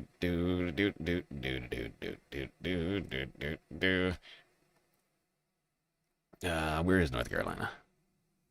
I think it's N. Carolina somewhere on this fucking list. Oh, no, it's South Carolina. Wrong Carolina. They may have already had it. Is this the full list? I don't know. Point is, I think the point is fucking made. No, is it not? Is the point not made yet?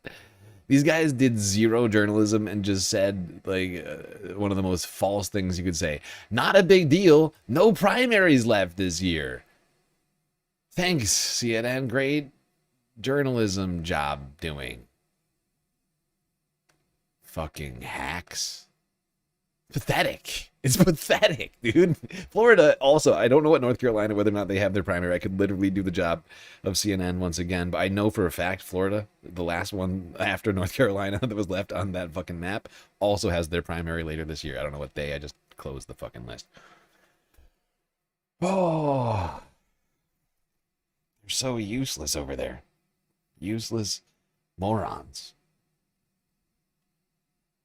No primaries left, everybody. Don't worry.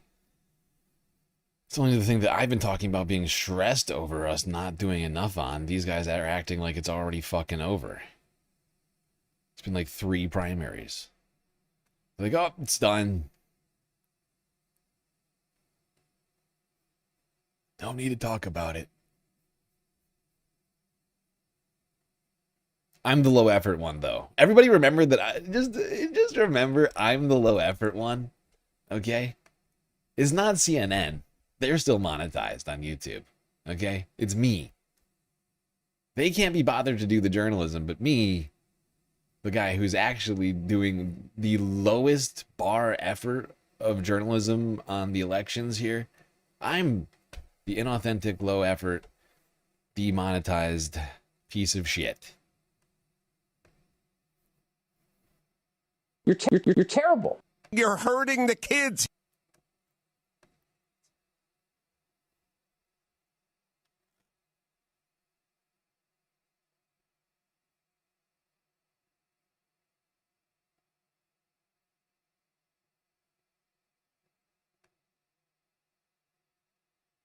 Well, let's move on from talking about ditching Congress, who we do mostly need to ditch and replace with better people. Talk about a trend, or at least a trend which a company would like you to embrace. Motorola is encouraging people to ditch their iPhones for a flip phone. A what now? What's a flip phone? What do you talk about, mister? What's a flip phone? Motorola holding a unique launch for its latest foldable phones. Rich Jamiro explains in today's Rich on Tech. Usually when tech companies launch a new smartphone, they typically throw an event at a specialized place, maybe a corporate campus filled with media types. Well, this time around, Motorola is taking a different approach, a Hollywood movie-style premiere for the launch of their latest foldable phones. Let's go take a look.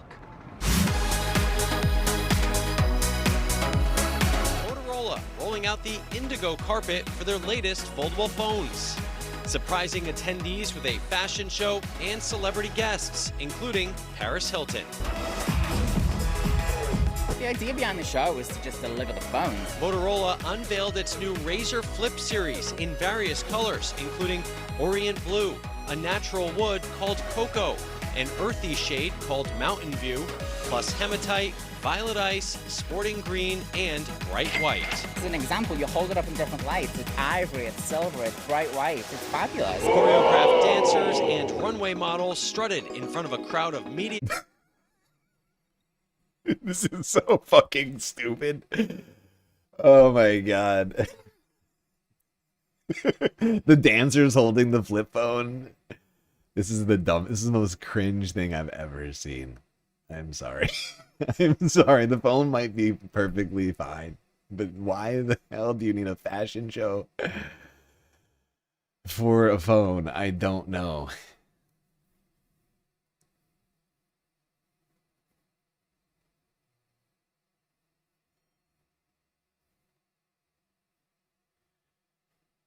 Well, speaking of trends, we should talk about a trend which is hitting the buildings of Scientology. NBC, 3 days ago. This is just one snapshot of so-called speedrunners, including a man dressed like Jesus stampeding right through security at a Scientology building on Hollywood Boulevard. Screaming as they sprint into the organization's notoriously clandestine halls. But let's go in. Others taking a more subtle approach, even signing in, looking for access. Hi. Oh no, let me do that real quick. Or apparent content for social media videos that are suddenly everywhere. They're calling it speedrunning Scientology.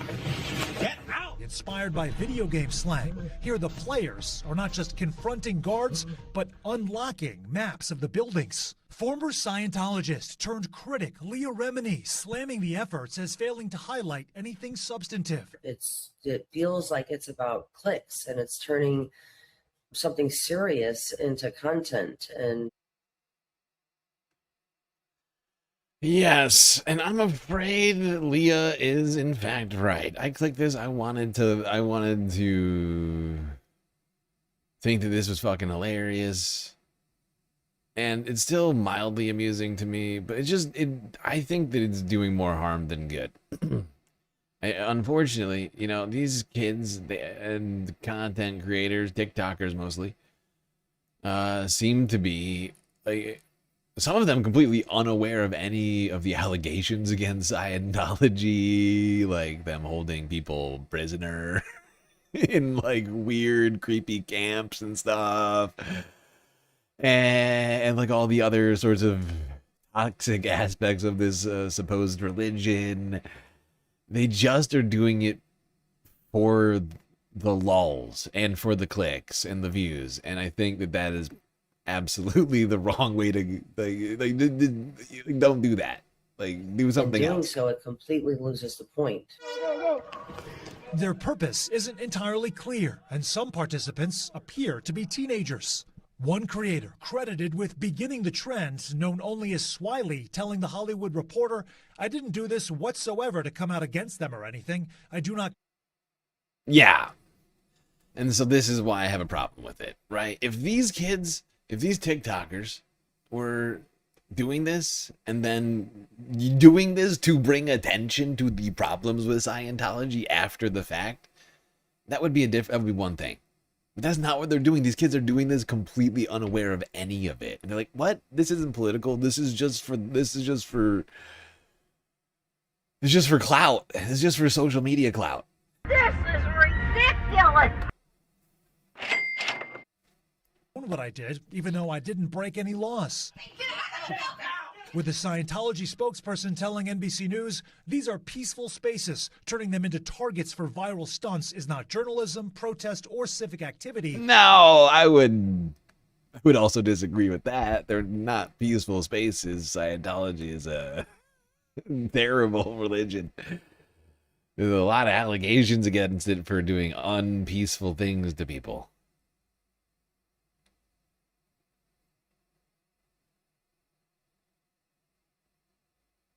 Once again, I'm afraid I think this is an unfortunate trend that needs to be, if anything, directed towards actually talking about the problems with Scientology.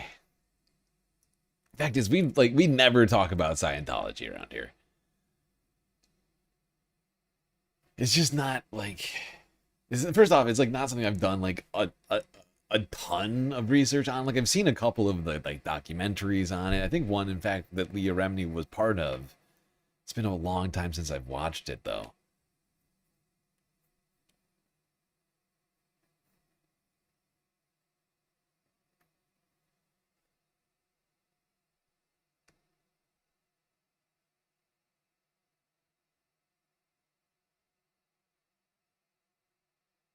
And hey, I see people in chat think it's good, and everybody is totally allowed to have their own opinions on this situation.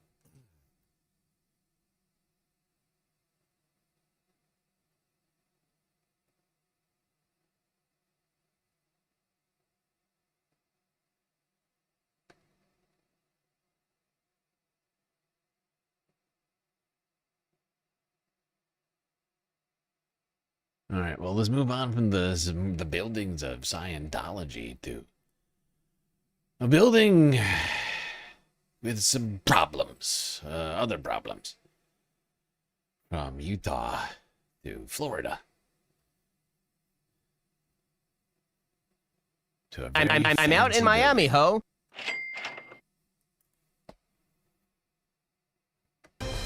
Now at 6, developers of downtown Miami's Aston Martin residences face their second lawsuit in 4 months. Residents say they see concrete balconies crumbling, their seawall corroding, and claim it will cost millions to fix it. They blame the builder who's pushing back. Good evening, I'm Lauren Pastrana. Thank you for joining us. CBS News Miami's Larry Seward is your reporter live in downtown Miami. And Larry, you spoke with both sides. What'd they say? Lauren, a spokesperson for Riverwalk East Development, says they used the very best contractors they could find to bring that tower behind me to downtown Miami. That same spokesperson says that the condo owners who are suing may be dodging their responsibility with what happened to their building. The sales pitch shines on its marquee. Aston Martin brand's 68 floors of luxury high-rise living with some features owners are scrambling to fix. There were water stains.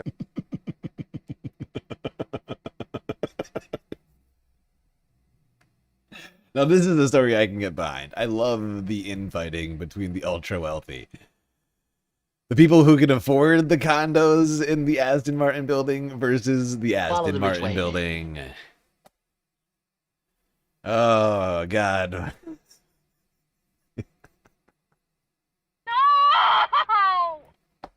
Pooled water all over the floor. Keith Swirsky lives there. Last year, his condo association took over management from Riverwalk East Development. After that takeover, residents claimed they moved in finding shattered glass on some balconies, unsealed concrete, chunks of it falling off balconies to the ground, leaving holes, reinforcement steel exposed, and rusting. It's kind of like having an SUV or a truck and not painting the back quarter panel. It's just like, okay, I'm going to walk away. The car's good enough. David Haber represents the condo association. In January, he filed this lawsuit accusing developer Herman Koto and Koto's businesses of fraud. They say Koto's team convinced buyers they would have a private marina, helipad, and concierge services, but did not deliver. 2 months later, Daniel Levin filed a second suit. No, not the marina. No.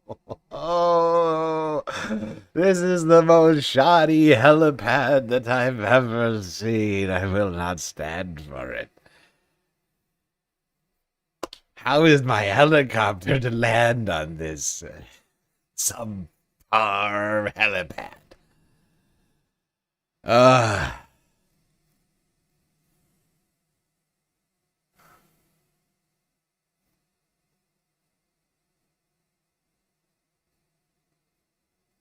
By the way, this is what this building looks like.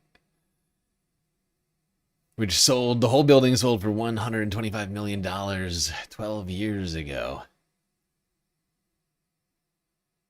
And then built in 2019. Well, I guess going into 2020. Finishing in 2021. Look at this. Look at this fucking thing. We got the helipad up here. You got the marina access down here.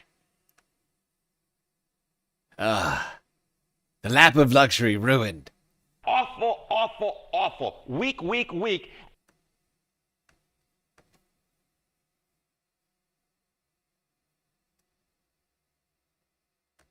God.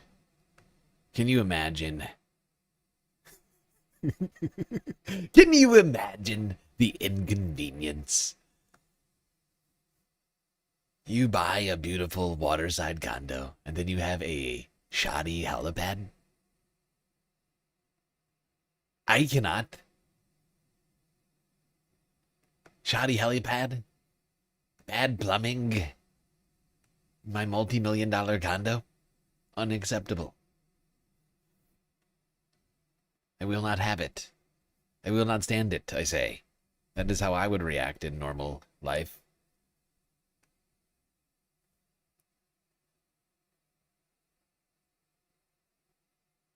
Where am I? Yes, What am I to do with my jet ski?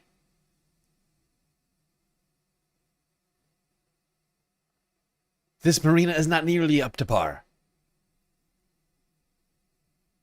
You promised mahogany deck. This is clearly oak. Unacceptable.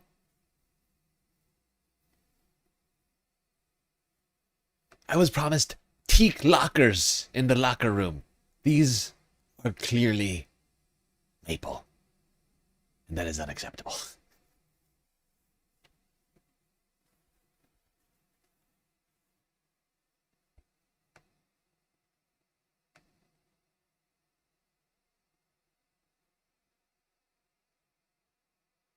All right, now to something for the community. 6 new murals are being unveiled on downtown Houston buildings ahead of the World Cup. KU11 from 3 days ago on this story. All right, if you're a fan of art, downtown Houston's got a bold new look. Yeah, we love it. Just in time for the World Cup, wouldn't you know? Officials unveiling 6 new murals from a gorgeous owl overlooking other smaller, colorful birds. A girl holding an apple. Oh. A cowboy and a cowgirl embracing. We know that one. And one mural dedicated to the World Cup, of course. Part of a growing public art project across the city. Leaders say the art highlights Houston's diversity as the city welcomes hundreds of thousands of new. Yes. The diversity. All the diversity. I just want to make sure that we get all of the murals here. All the diversity of animals and white people. White children, white adults, and animals. Very diverse. Thank you, Houston. Good job.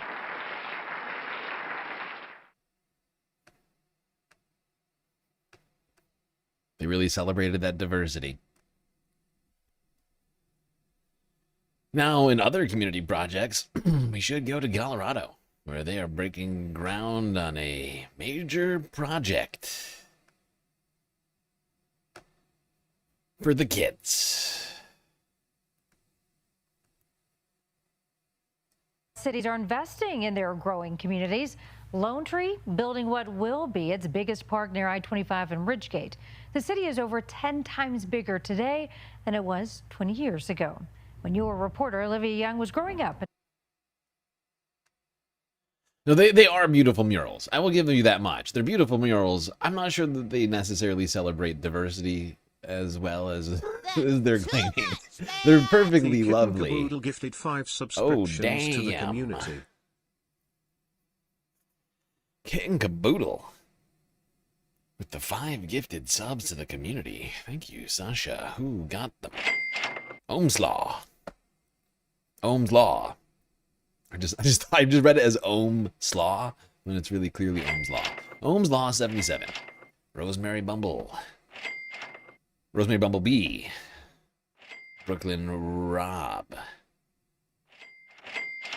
Zenji. And Julia Doe. Thank you very much. Incredibly generous in helping with our Galactic content goal. And all the donos we've seen today have been on Twitch. Just a reminder, everybody, you could be also donating in places like Cash App, PayPal, Patreon.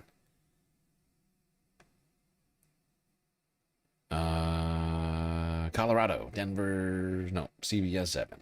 Nope, County. Colorado. CBS Olivia, Colorado. this 80-acre park will have a little bit of everything for everybody. Yeah, it certainly will, Karen. Now, this idea has been 25 years in the making. It includes everything from an amphitheater to ball fields to a beer garden. It's big news for people living in the growing community of Lyric here. But beyond that, the city of Lone Tree says they're not just breaking ground on a park, but on the city's. Well, where's that coming from? There's a hype train just started. That was shocking. I wasn't expecting that. I didn't see another donation come through. Must have been off of the subs alone. Beautiful. Wait, is that a rare treasure train? No, regular hype train. Okay, cool. For a second, I thought we had a treasure train. Sure. And we've been looking forward to this for so long. There's a lot to be excited about in Lone Tree. Going down the slides. Going down the slides. Oh. What about you, Hadley? Going down the slides too. This place will come alive Yeah. in just over a year. And one thing we know for sure is that High Note Park will be a community gathering space for generations to come. As Phase 1 construction breaks ground on High Note Park, a large regional amenity in the Lyric neighborhood, which is still under construction itself. For 2 years, we've literally lived with construction around us. Lyric families like this one have been waiting for the park since they moved in. With 2 young kids, it was really cool to have this be something to kind of look forward to. Soccer fields. Well, there you go. New community amenities for some here in Colorado. Kids, parents, perhaps equally excited for the future of this park.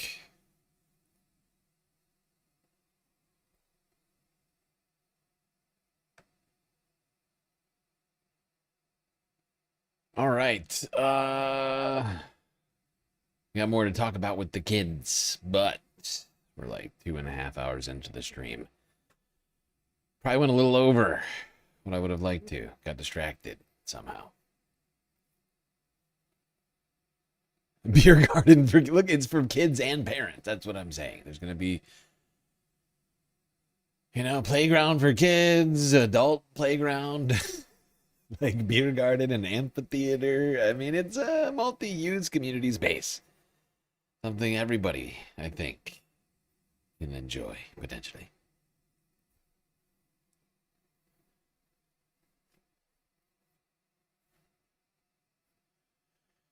All right, we're going to take a quick Galactic intermission. We'll be right back with these brave messages.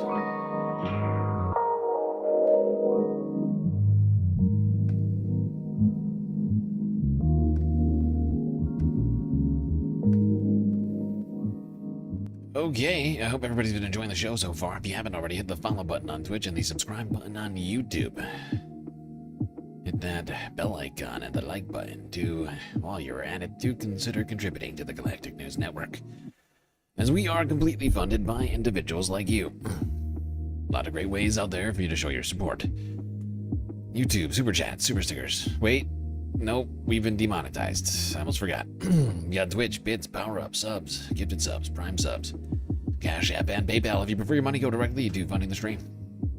Throne. If you'd like to contribute to actual physical items that I would eventually see down on planet Earth. But of course, the very best way to get the most space benefits for your dollars remains the one and only Patreon. Where for the low price of $3 a month, you can get access to a myriad space benefits unseen by the rest of the goddamn Milky Way galaxy. All right, everybody, enjoy the break. Grab yourselves a drink, maybe a snack. I'll be right back.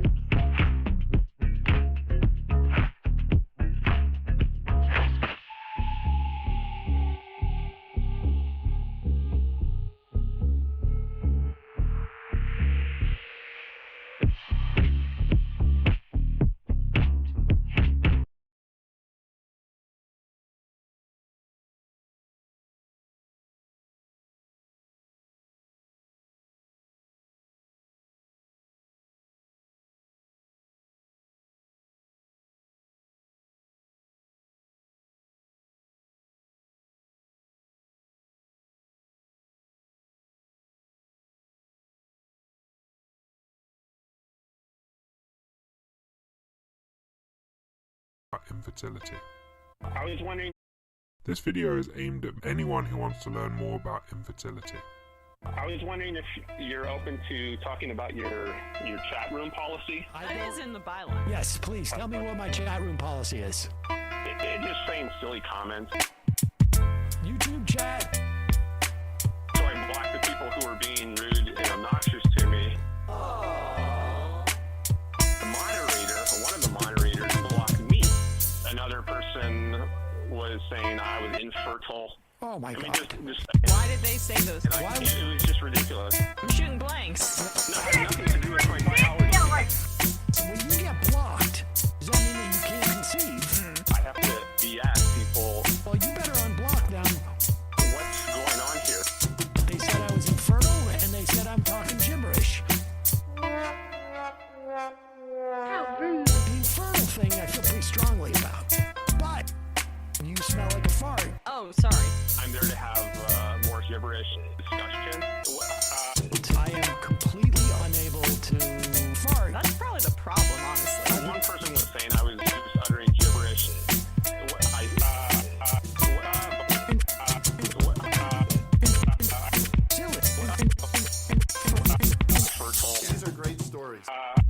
infertile, silly, infertile, infertile, fart, infertile, silly, Infertile.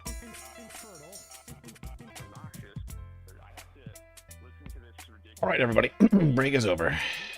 My soundboard stopped working, so I had to play a song that was on my computer. So the moderator says to you, you're not allowed to say something like, you are infertile. The moderator, or one of the moderators, blocked me. Well, you better conceive a lot of different policies on disk. Get into the CDs. Infertile, silly, infertile, infertile, fart, infertile, silly, Infertile. infertile, Obnoxious. get into YouTube chat. In the live chat. I mean, the silly part to me, it adds to it. Clearly rude and obnoxious stuff.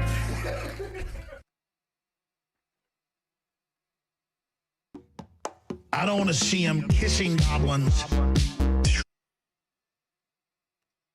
Okay. We're back.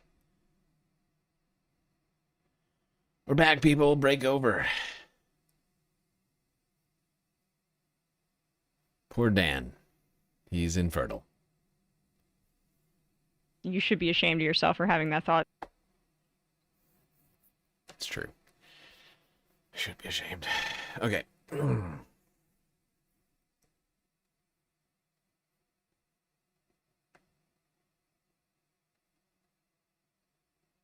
Let's go. Next. Talking about the youths. We were just talking about the community center in Denver. However, access to youth sports is becoming more and more inaccessible to more and more families. Talk about that. We got a more perfect union from Friday. And a movie treat for Leica. Youth sports is my whole life right now. Ready, go! For all 3 kids, I'm spending probably around $25K a year. The schedule is crazy. The expenses are crazy. I am constantly exhausted, but they love playing sports.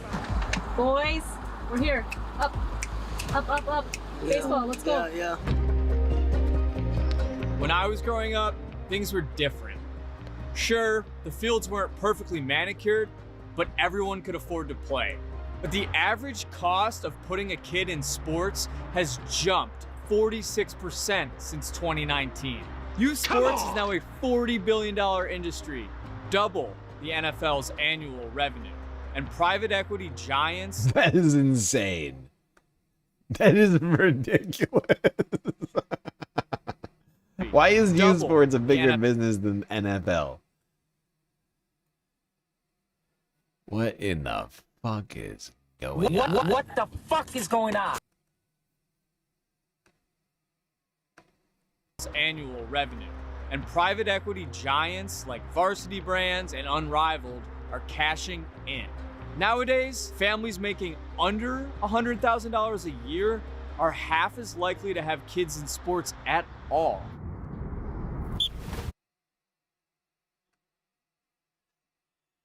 And the last dream of poor children is taken away. It's insane. You know, it was like not a lot of opportunity for impoverished kids. Maybe if you become a star athlete, you'll get out of here one day. Actually, take it back. Never mind. Sorry, kid. We're cutting off the opportunities. Immediately, if not sooner. Help! Help! I'm being repressed! As costs go up, parents are getting squeezed, and kids are getting priced out of the games they love. Youth sports, I think, is destroying parents. Can you move quick? We gotta get your brothers to baseball. It's destroying a sense of community. the level of pressure, the level of like supposed opportunity. This has all been like shock for me. It's become a money grab. I know a lot of families that have taken out loans and have credit card debt. Youth sports were supposed to be for everyone. So what the hell happened? Loans and credit card debt for youth sports. Come on! Come on.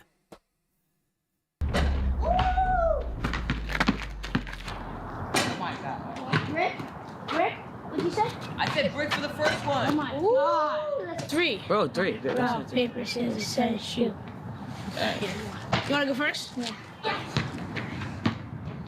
When my husband was small, he started playing football and worked his way up and did it all on his own and got himself a full ride, everything covered, superstar, NCAA scholar athlete, all of the things. In 2023, my husband very suddenly passed away. So I didn't actually really start thinking about, oh my God, scholarships for college until he passed away. I was in this quagmire. What do I do? Do I stop all of this? Do I give the kids time to breathe? Wait, I need break. I need break. Okay, I had maintained their schedule the first year after he died. I thought, okay, I'm just gonna keep doing this and we're gonna push and push and push and see if we can secure these scholarships. So when did scholarships become such a focal point of youth sports? In the early 1990s, about $250 million a year was distributed by Division I and Division II schools for athletic aid. Well, today, that number is north of $4 billion. So that's a lot of money. It's in part because the cost of college has gone through the roof. Parents are desperate for a way to pay for college. And for a lot of them, they see a college scholarship and NIL money as the best route to do that. When you look at college sports across the board. This is literally what I was just saying.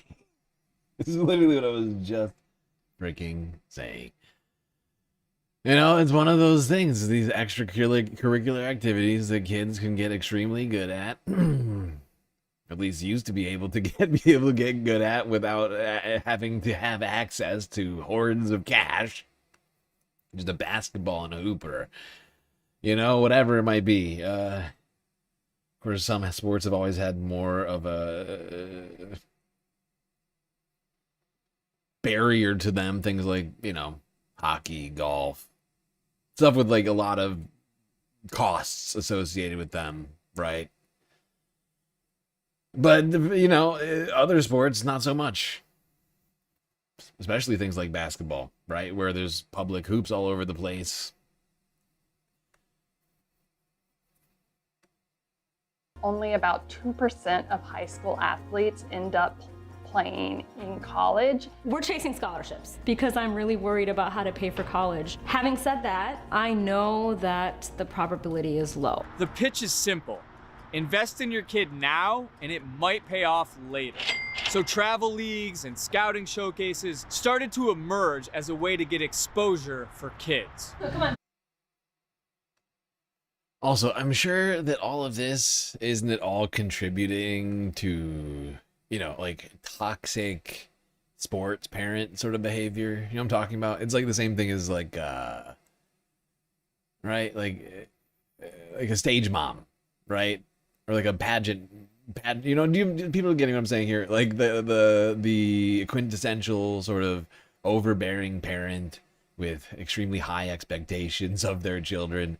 And since they're financially investing into these sort of things, I feel like it's highly likely that those parents are likely to sort of further try and... Cause I feel like often it's like parents who are trying to live out their dreams through their children, right? Like, or sometimes, not all the time, but like especially the ones who are over obsessed with this stuff, at least in the past, were the ones who were tending to, but like you add in this element of it, and you're spending, you know, what did that woman say? Like $75,000 a year for her 3 kids or something? 25,000. What did she say? Was it she say? I can't remember if she said each or not. It was either $25,000 for all of them or $75,000 for all of them. But either way, you're spending, you know, some huge portion of your income on this. I feel like you're highly likely to start, perhaps having too high expectations for your children, pressuring them into things that they don't want to do. Like say those kids stop being interested in that sport. But you're 75 grand in the hole this year from it. You might take a issue with that as a parent. Your hats and stuff are in the car, right? Yeah. I'm a full-time sports momager with 3 boys living in New York. After I drop them off at school, I spend most of the day figuring out my logistics. I'm just driving from place to place to place. My friends think I'm crazy. Smile. While they're waiting, put the balls in the bucket. Why? Because I said so.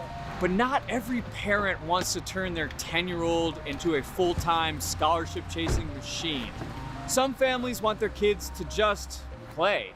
So where did these casual, low-cost opportunities go? A few things happened that got us to this point today.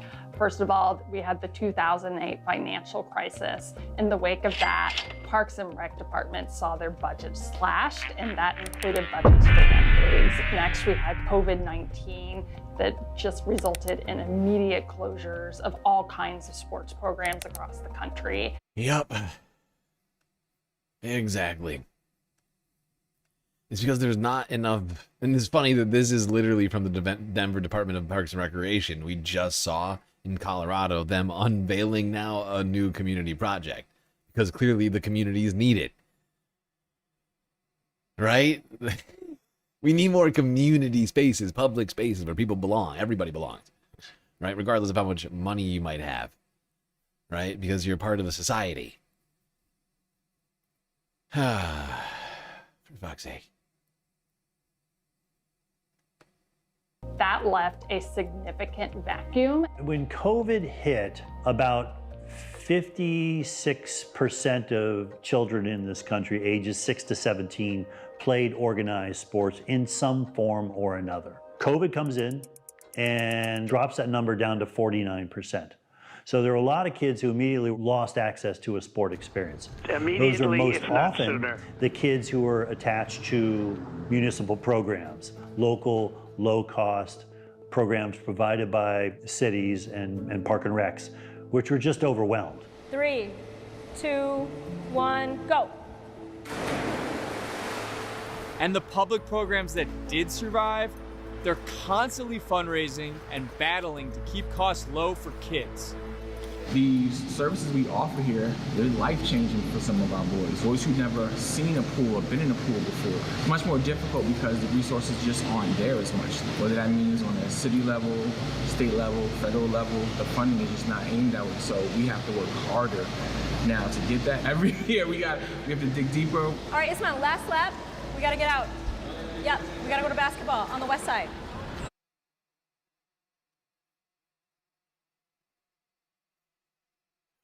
Yeah. I feel like this puts so much pressure on the kids, making it this massive investment just to get them involved in competitive sporting activities.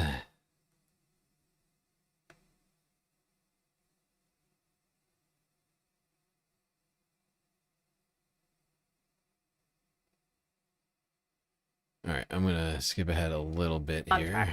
Cal basically wanted to help kids. He wanted to teach them to play baseball the right way in a safe environment, and he and his brother Bill started Ripken Baseball. And they have the best youth baseball business in the country, in my opinion. And once we got into youth sports, I had been talking to Cal for years about trying to partner with him in some way, shape, or form. And let's be honest, what kid wouldn't want to play here? Turf fields, 17 batting cages, custom walk-up music. This is the full big league experience, but that comes at a big cost. Families aren't just paying $600 for an entry fee.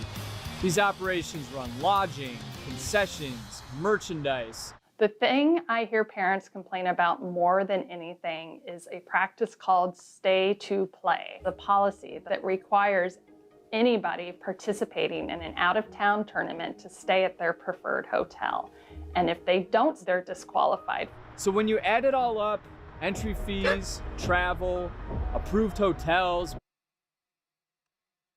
It is a monopolistic business practice. If you What if you don't work with our preferred?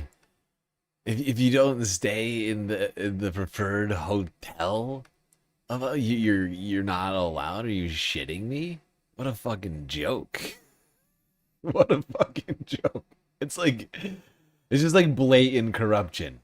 It's like, look, pal, we got a deal with the hotel magnate, and if you don't work with us, you're gonna have some problems. This can run a family $2,500 or more per kid.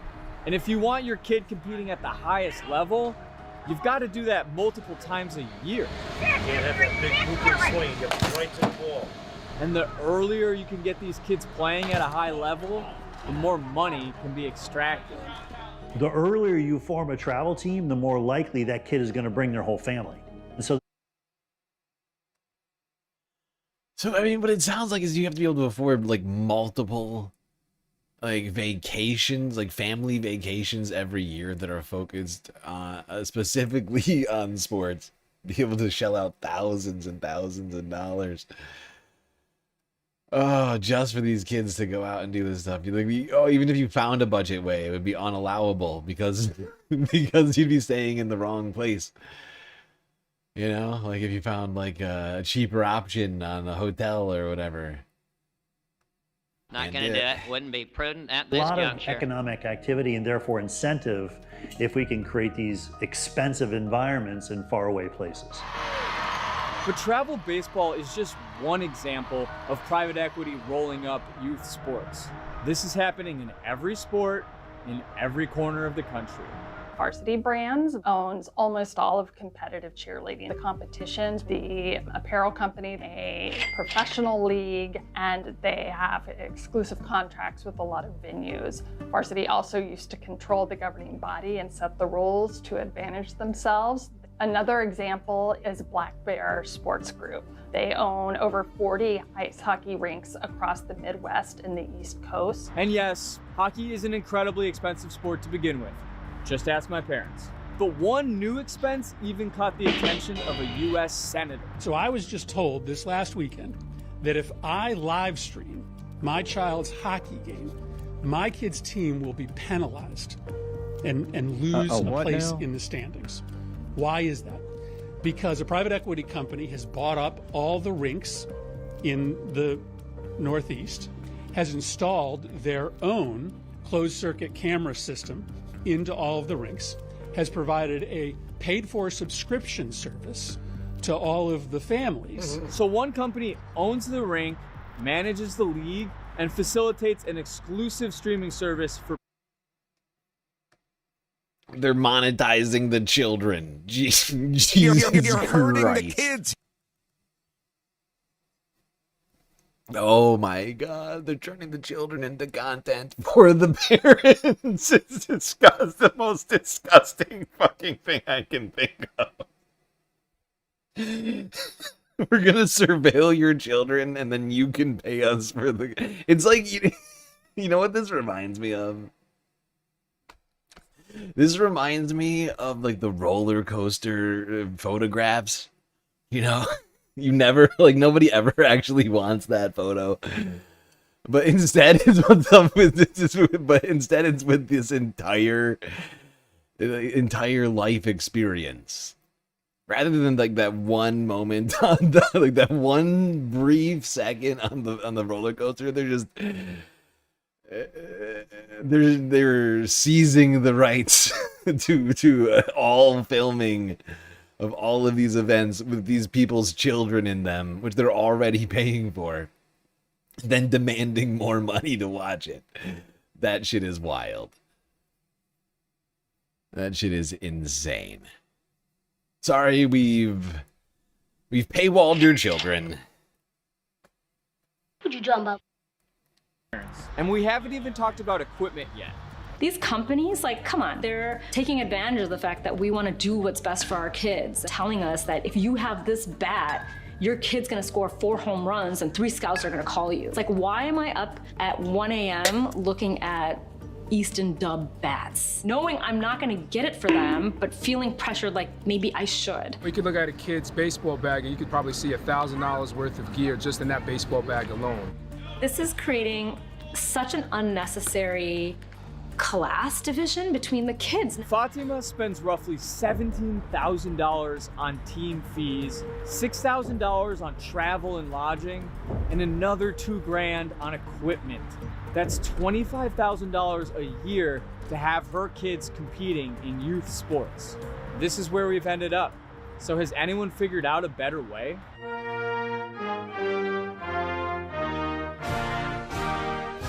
Norway is a nation the size of Minnesota, just over 5 million people, and yet they win all these medals?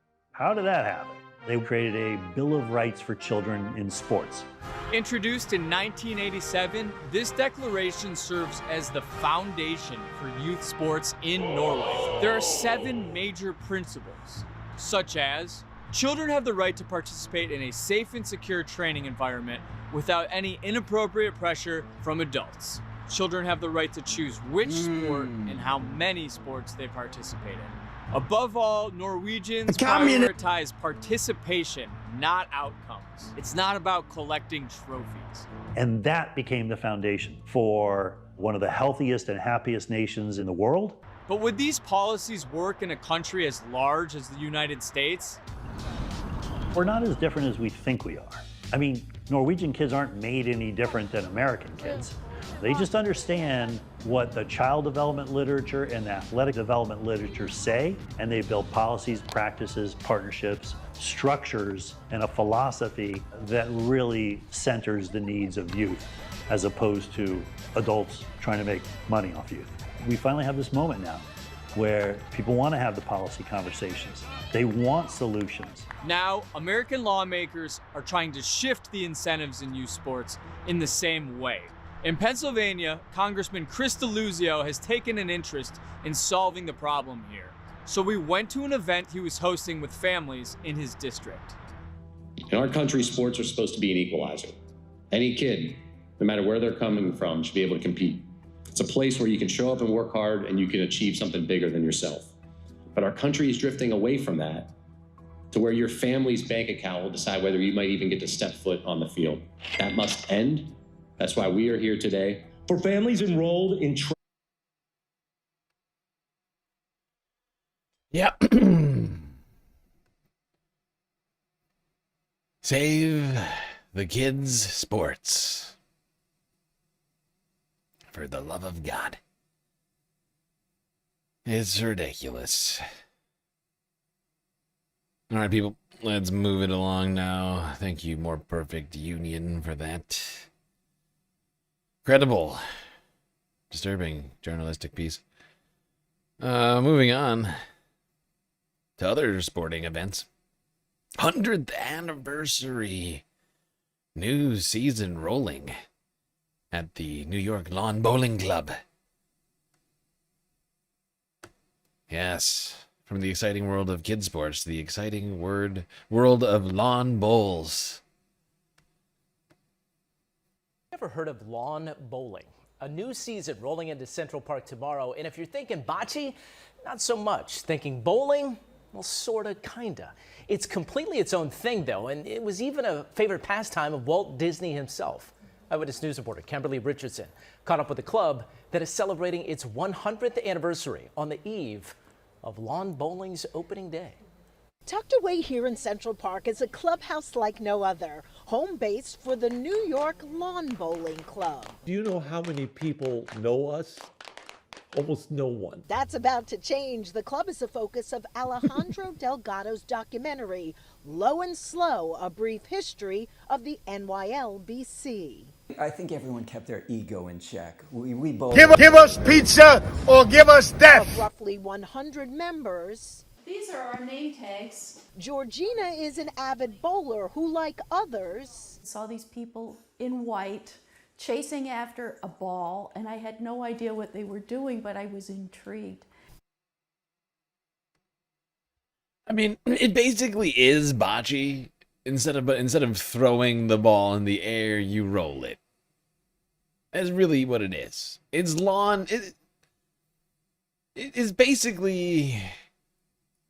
Yeah, that's basically what it is. It's like what's that one called? Curling. It's like curling, but no brooms. John hooked. He tells me part of the reason is the camaraderie. No one cares what you do.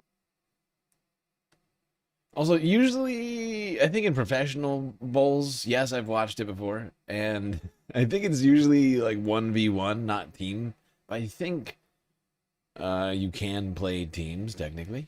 You know, how much money you have, you know, your race, your gender, anything. They spend a lot of time setting the record straight. Do not call this bocce. These are bowls, not balls. Don't do it. It's like our, it's bocce. Our violin. Which are not round, a bit flat on one side, and so do not travel in a straight line. Georgina has perfect form. The goal is to get as close as possible to a smaller target called a jack. It's a game that's played all over the world. Things can get intense. Measure. Things can get intense. Oh, so true. I've played it before. I don't know about intense. It gets about as intense as bowling, I would say. Maybe slightly less intense than bowling, actually.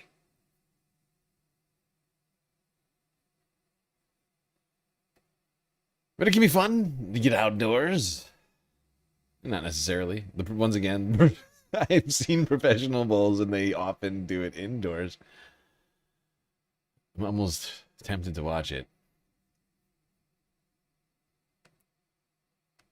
There's a lot of, you know how intense it is? There's a lot of whispering. It's most the announcers usually whispering. All right. Now let's go to a place where there probably won't be that much whispering. Louisiana. To the Jazz Fest.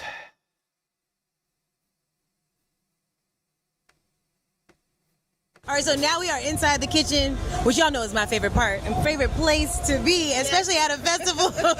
I'm with Jessica with Palmer's Cuisine. Palmer's Cuisine, that's right.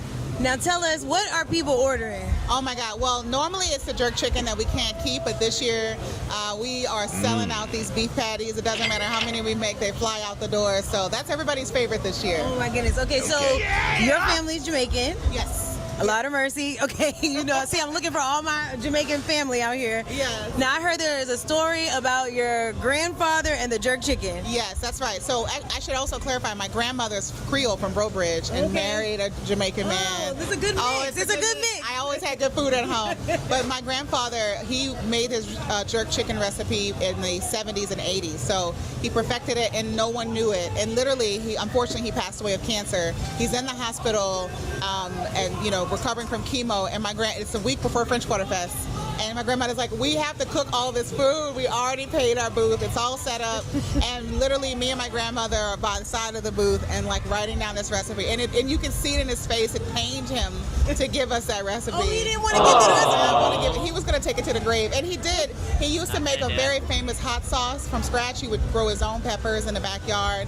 He took that to the grave? He said, I'm not giving you everything. You're lucky I gave you that chicken recipe. Wow. But, and the chicken recipe obviously has done so well. Yes, that's right. I mean, we've been at Jazz Fest, I think 37 years, if I'm correct. And it's been a staple. And he was the first Jamaican restaurant in the state of Louisiana. So it's great to see him celebrate it. Yeah. I know, that's right. Okay, so the Parmesan jerk chicken, can you get it at the Jazz Fest? Yes, you can only get it at Jazz Fest. I actually have a daytime job, and so does my mom. She is. So we always get asked, can you open up a restaurant? Maybe one day, but right now, this is the only place you can get it. Only place you can get it. This is... That looks delicious. Well, it makes me a little sad to know that there's some sort of delicious hot sauce that will never be seen by the rest of the planet. A little selfish, Grandpa or Dad. I can't remember whether it was her dad or her grandpa. But come on, man. Can't take that to the grave. That's just wrong. Why would you deprive humanity of such a thing? Anyway, hopefully you're getting value gained at this point.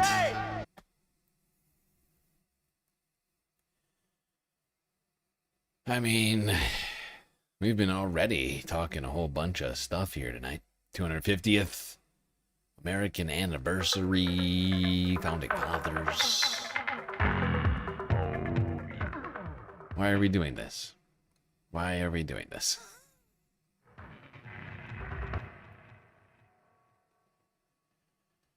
I'm already wearing sunglasses, lowercase. Why are we doing this? I still there's so many backup sunglasses at this point. I've like lost count of them. But what are we doing?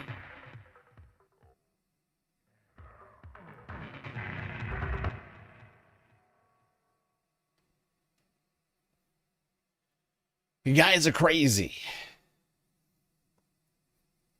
And we've been talking about all sorts of value-taining things. A lot of things we could do outside. Community parks.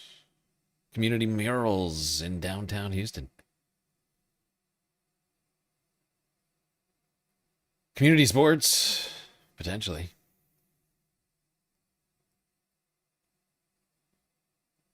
Lawn bowling, jazz fests. But maybe all of that's too much for you. Maybe you just want to sit, relax, take in the nature, if you will. Well, unfortunately, for one community in Seattle, their enjoyment of the outdoors is under threat. Help! Help! I'm being repressed! King 5, 2 days ago. Seattle's nude beach is the focus of a court hearing today, centered around the question, is topless sunbathing allowed in the clothing required area? In August, city officials designated one section of Denny Blaine Park a clothing required section in response to complaints from neighbors that the long-standing nude hangout was becoming a nuisance. The group Friends of Denny Blaine filed a motion to clarify if being bare-chested still satisfies the clothing requirement. They say visitors have been confronted by private security hired by nearby homeowners and were told to cover up bare torsos. A lawsuit filed by a group of homeowners is currently working through the courts over claims that the beach has become a public nuisance. Oh, God. The existence of the human body, it's repressing the homeowners by the water. Oh, that's very sad. All those $1 million homes being oppressed by the existence of humans in nature.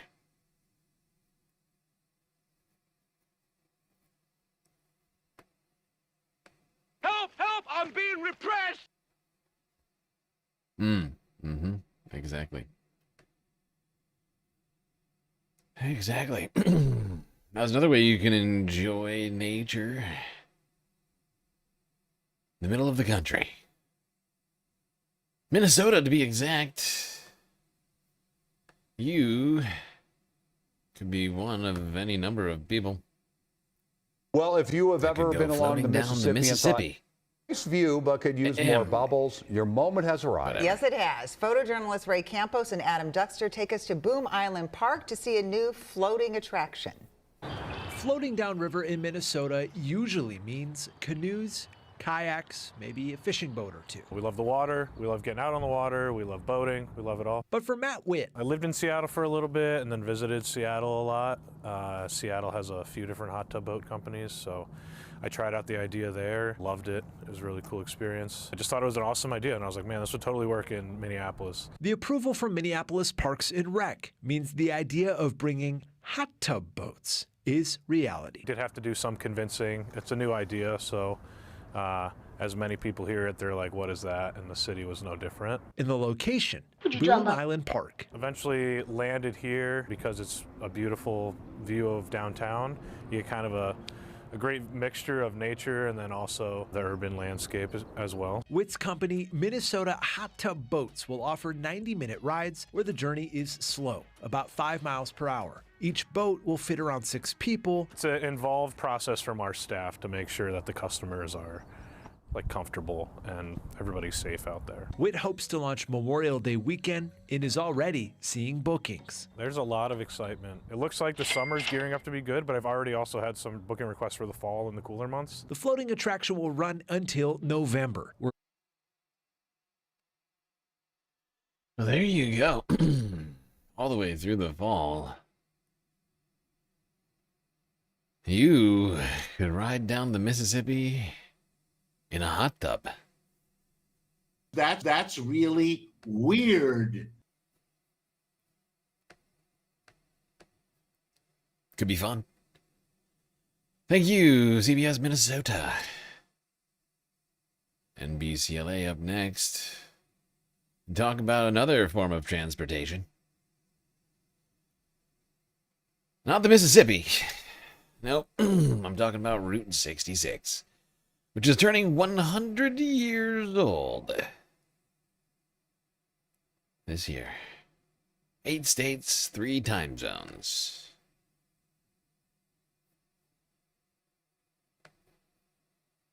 An American icon. Well, it spans 8 states, 8 time zones, and more than 2,400 miles of American history. Yep, you're seeing it there. We're celebrating 100 years of Route 66. Well, where's the official end of Route 66 is a question many have asked. Michelle Myers takes us inside one roadside attraction that proves it ends at their iconic diner. Route 66 is turning 100, and we're taking it back. We pulled up to Mel's Drive-In in Santa Monica, where the past isn't just remembered, it's still very much alive. Still if is. you ever plan to motor west... Were you a singer, Michelle? No. Come on, don't lie to me now. Get your kicks on Route 66. I met loyal customer Jim Ranella, who's done Route 66 the old-fashioned way. Yeah, well, yeah, many times, yeah. They went from the heartland, the Midwest, all the way out to the West Coast. And for a lot of drivers and historians, this is the finish line. Mel sits at Olympic and Lincoln, long considered the end of Route 66. Well, depending on who you ask. Back in 2009, locals pushed to mark the official ending at the Santa Monica Pier next to Pacific Park. Now a must-stop photo op for travelers wrapping their 8-state journey. How does it feel to Feels accomplish great. It was fun. Did you stop by Mel's Diner already? No, where is that? In Santa Monica, there's 2 commemorations. And the owner of Mel's, Colton Weiss, stands on business and history. A lot of people think it ends at the pier, but if you look into the history, it really ends here at our front door. And there's 2 big signs that the city put up here that really proves that it does. And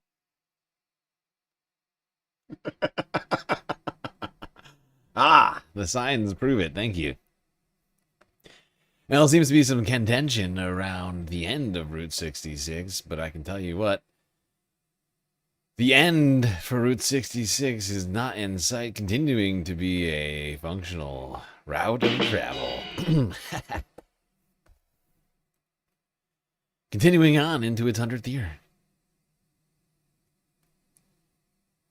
See what I did there? Edit? Never mind. Stupid. You are not funny. It was stupid. All right. Now, other transportation-related stories. To this miracle in the air.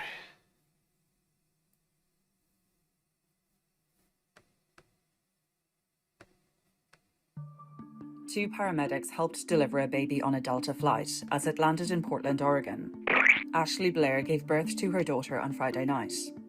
Paramedics Tina Fritz and Corinne Powell used blankets from passengers and a shoestring to tie off the umbilical cord. Fritz said the birth was fast and simple. Blair was flying from Tennessee to Oregon to be with her mother for the expected birth. The baby came 2 weeks ahead of schedule and the plane 20 minutes early.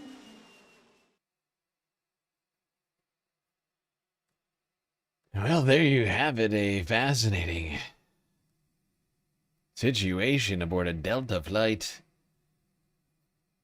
Suddenly, life brought into this world. Unexpectedly. Both the baby and the flight were early.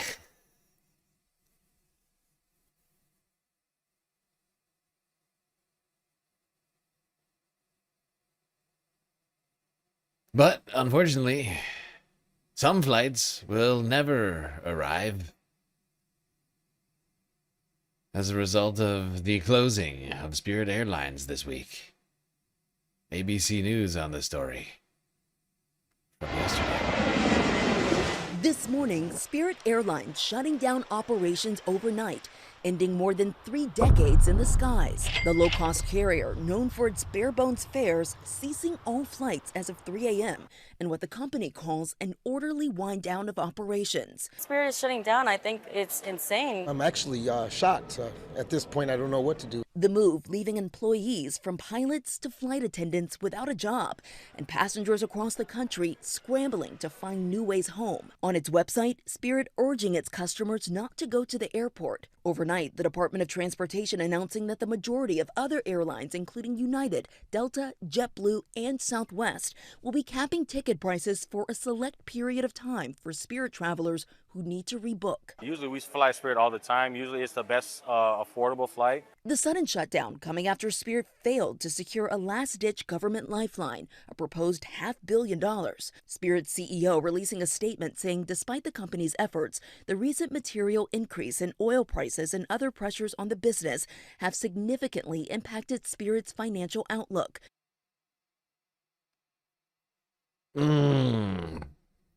Yes.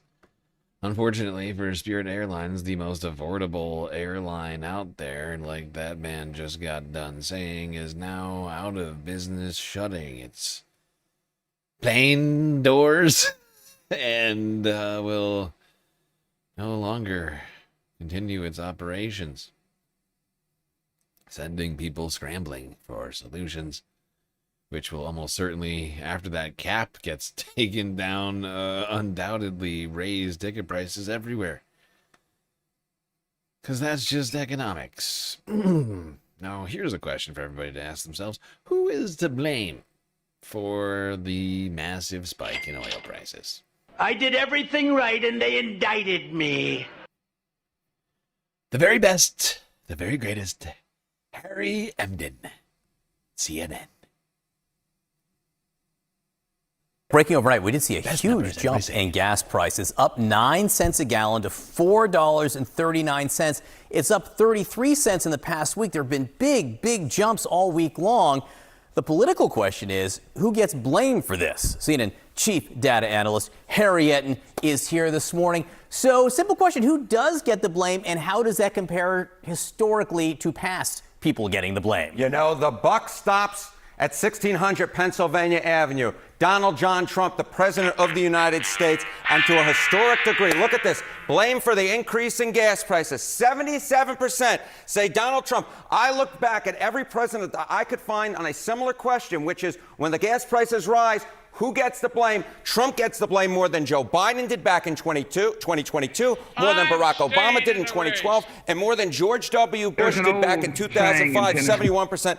Donald Trump takes the cake. He owns this mess, according to the American people, and it is quite the mess because as gas prices climb ever higher and the increase in the percentage that blame Donald Trump climb ever higher, his approval ratings go down into the basement. So presidents always get blamed, but he's getting blamed more. He is getting blamed more to a historic degree. What about the partisan breakdown here? Now, this is where it gets really stunning. Okay, you know, we've seen numbers that are this bad for Trump, you know, disapproval rating on gas prices around this area, the percentage blaming him for the increase in gas prices around this area. But when you break it down by party, this is where it gets, oh my. You know, this is a Republican base that has been infatuated with Donald Trump for years. But even here, blame Trump for rising gas prices. 55%, a majority of Republicans blame Donald Trump for gas prices. That is the highest ever blame for gas prices from one's own party. Then you 82% of independents. That's the highest percentage who blame the President of the United States among independents. Not much of a surprise, 95% of Democrats,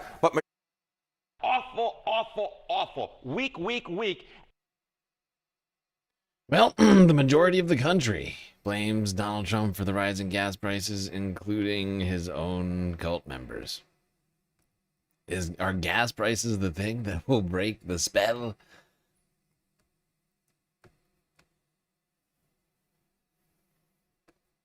It'll be fascinating to see when that, I feel like, because I keep waiting for there to be sort of like this awakening from Trump voters, like realizing that they've been in a cult this whole time. It, of course, probably never happened until he dies.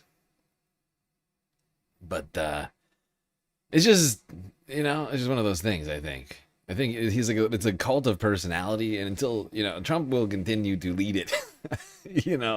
Will continue to have some sort of following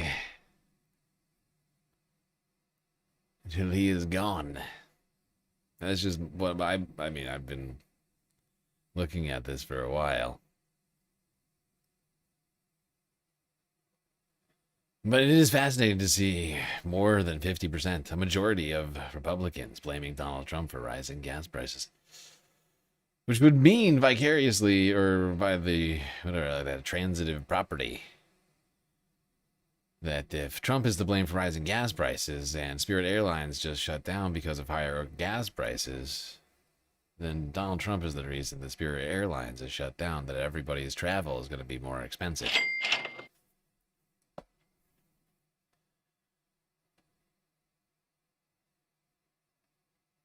It just went up another 35 cents here since Thursday. I've been, down on earth. When I walked to the store, I have been noticing the prices are going up. And they're going up fast. Like 10% like the last week. If not more. I'm trying to think. It's been a lot. It's been going up really fast. Bad. Now, rising gas prices aren't the only problems people are facing, of course. Affordable housing. Serious struggle for many. I found this Associated Press, this weird Associated Press thing. It's like, I think this is like part of a series that they're doing called Money Happens, I think. Let's check this out. Let's talk about the housing crisis and how for a vast majority of younger Americans, home ownership feels out of reach and like more of a pipe dream than the American. I thought this was America. Huh? Isn't this America? I'm sorry, I thought When this was a financial America. difficulty becomes part of your life, whether it's medical bills, the high cost of housing, or credit card debt, it can have consequences for your well-being. I'm AP financial wellness reporter Cora Lewis. Welcome to our Money Happens series. In each episode, you'll hear from everyday people sharing their personal financial experiences, and from experts who offer advice which could help you or someone you know, even in a small way, starting as soon as today. For this episode, we're focusing on housing. Every time I get a paycheck, like it's all already spoken for, you know? The first one's always like electrical, my car insurance, food, like all the small bills, my cell phone, and then the last bill of the month, the last paycheck's always just rent. Like it goes straight to rent. You just heard from Tyler Jones, a 21-year-old who works part-time at a deli and at a community nonprofit in Springfield, Massachusetts. He doesn't see home ownership in his future.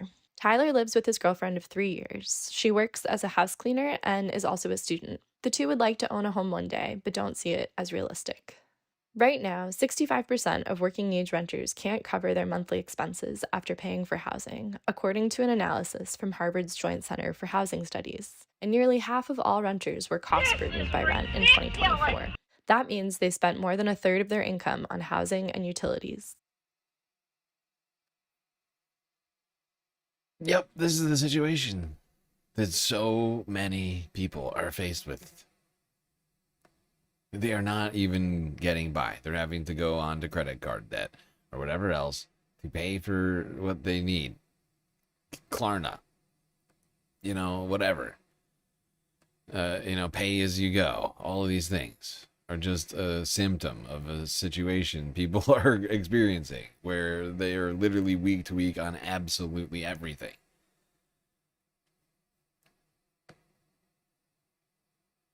Myself included lately. It's been definitely a struggle. I was already basically living month to month, week to week. Then YouTube took like $1,000 from me last month. That was nice. It's only upped my stress level. That's based on data from the most recent census. On top of the serious practical concerns that high housing costs introduce to people's lives, these kinds of calculations bring psychological stress and pressure. If he's constantly feeling insecure that he could be getting evicted, I mean, that's huge. I'd want to come back to this anxiety, this sadness that's stopping him from really getting his arms around his finances. For this episode, we spoke with John Hankins, a certified financial therapist based in Colorado, who works with patients to cope with financial stress and make plans for moving forward. He mostly works online with people across the country. Your life, whether it's medical bills, Yeah. And that's great and all. But we're going to skip all of that because, you know, what would solve all that financial stress for most people is if the government started actually making it easier for them to pay for those things. Whether it's taxing billionaires, right? And making healthcare a universal right? Tamping down on the commodification of housing and like all of these other sorts of things that they're clearly not doing that would make life better for everyone. You know, if we like, because sure, but we're like having a financial therapist, great, like good. He'll help you, you know, come to terms with the horrifying situation that you're in. But we could solve it at a societal level, you know, and so that people didn't have to have a financial fucking therapist. You know, people shouldn't be scarred mentally from their finances, right? Like that's kind of what it implies. It's like, okay, so you're scarred mentally from your finances. Like they're so, like they cause so much mental anguish for you. You need a fucking therapist, right? Like that's a problem society is creating.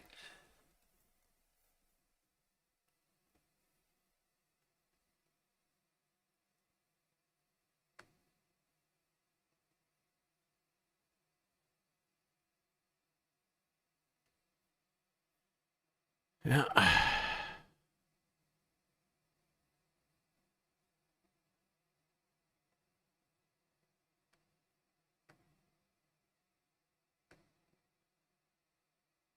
Meanwhile,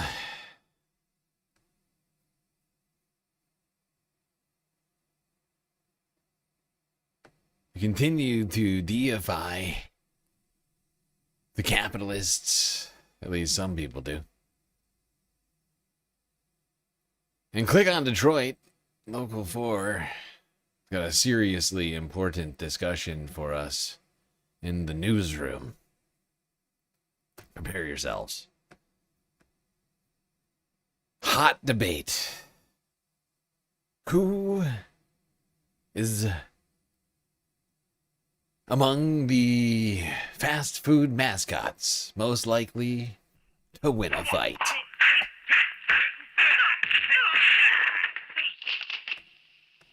I'm Nick Monticelli. Before we completely go off the rails, let me set the tone here. There's a lot happening in the world right now. It's heavy, war, grocery bills, gas prices.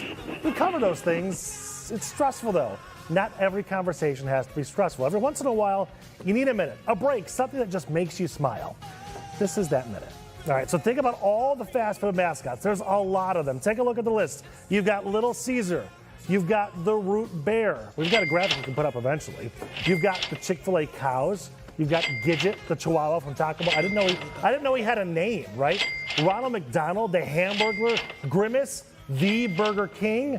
Colonel Sanders, the Arby's Oven Mitt. Jack from Jack in the Box. Wendy, her last name is Thomas. I don't know if you guys knew that. Oh, okay, so Wendy is the end of the list there. Here's what I hope happens. I hope that Grimace and the Hamburglar murder the Chick-fil-A cow, who's clearly a hateful bigot, and then team up with Wendy to take out the king, because nobody's a king in America, even of burgers. And Caesar, because, you know, he was the original. When you think about it, the original oppressor. You know, maybe throw Colonel Sanders in there too.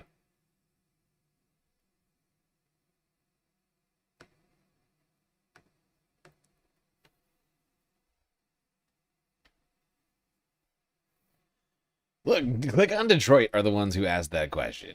Okay, I'm not the one. I'm just presenting and then commenting on what is supposedly the news presented to us by the actual supposed news. And it's Sunday Funday, so I'm finding the funnest discussions for us to have. This was posted to Click on Detroit channel on Friday. I don't know who this was for. I don't know who this was. I'm trying to figure out who this discussion was for. Who wanted that? The corporate sponsors? Like, I didn't ask for this. I didn't need this. And I'm sure neither did you. Now, in other food-related news, we've got an actual crime. The crime of police violence and wrongful arrest. One man suing the NYPD for $100 million after being brutally beaten in a convenience store. Help! Help! I'm being repressed! A New York City graphic video of two police officers beating a man, authorities say a case of mistaken identity. That victim now preparing to sue the city for $100 million. Here's ABC's Rhiannon Alley tonight. Tonight, Timothy Brown, the man seen here being punched, kicked, and dragged through a New York City liquor store by two NYPD detectives in a case of mistaken identity, speaking publicly for the first time. I felt humiliated, disrespected, embarrassed, and I was brutally beaten for no reason. The NYPD says the detectives were conducting an undercover narcotics operation and believed Brown had been involved in a drug deal. One officer holding Brown, the other punching him. At one point in the nearly 8-minute video, the detectives drag his body over broken glass bottles. Charges of resisting arrest were later dropped. Brown filing a notice of claim, a precursor to a lawsuit, alleging the officers violated his civil rights. He intends to ask for $100 million in damages. I mind my business. I'm a taxpaying citizen, and what happened to me should never happen to anyone else. David, the detectives Vulcan Maiden and Michael Algerio have both been stripped of their guns and badges pending an investigation. Meanwhile, the NYPD has launched a 3-month review of its narcotics division. Oh, good. The NYPD is going to review itself. You know, I had, as everybody I think recalls, very serious misgivings, I guess you might call it, concerns about Jessica Tisch, but I, acquiesced to Zoran Mamdani. He is the mayor after all, and it's his decision. But I think after a number of things we've seen recently, and I don't know, I don't know if this can be attributed directly to Commissioner Tisch, but it doesn't seem like she's doing a super great job of reforming the NYPD to make it actually serve the people rather than just, brutalizing them at random at will. Whoopsies, wrong victim.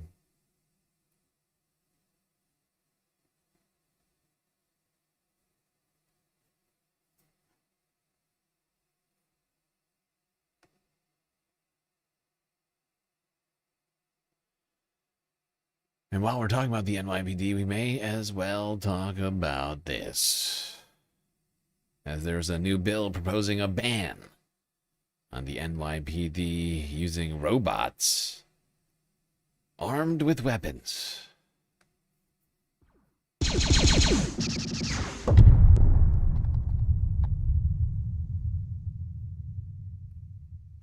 NYPD robots are now currently banned from being armed with weapons, and one council member wants to make sure it stays that way. Addie Guajardo has the story. As artificial intelligence evolves, the idea of an armed robot feels like a feasible reality in New York City for some. It's like the movies, right? Eventually, that'll happen. In 2023, former Mayor Eric Adams brought back the NYPD's robotic dog known as the DigiDog. And now a new bill aims to set limits. It's a proactive approach. Council member Jennifer Gutierrez plans to introduce the bill on Thursday. The bill will ban NYPD from attempting or threatening to use a robot armed with any weapons and bans the use of robots in any manner that can likely cause physical injury. We do not want these robot dogs to take the place of a police officer. An NYPD spokesperson says their robots are unarmed and released a statement reading in part, the NYPD.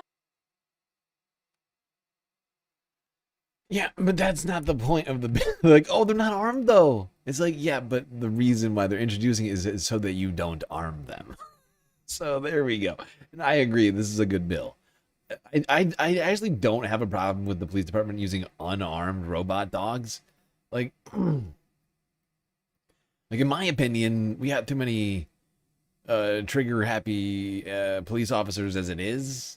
And so I like to think that these could be used instead in some high stake situations to diffuse the scenario, so long as they're not fucking armed, you know, because that crosses a severe line for me. Like, I can see some uses for them, but it's just, yeah, we don't need to give them guns or any other kind of weapons. Let's not do that. How about no?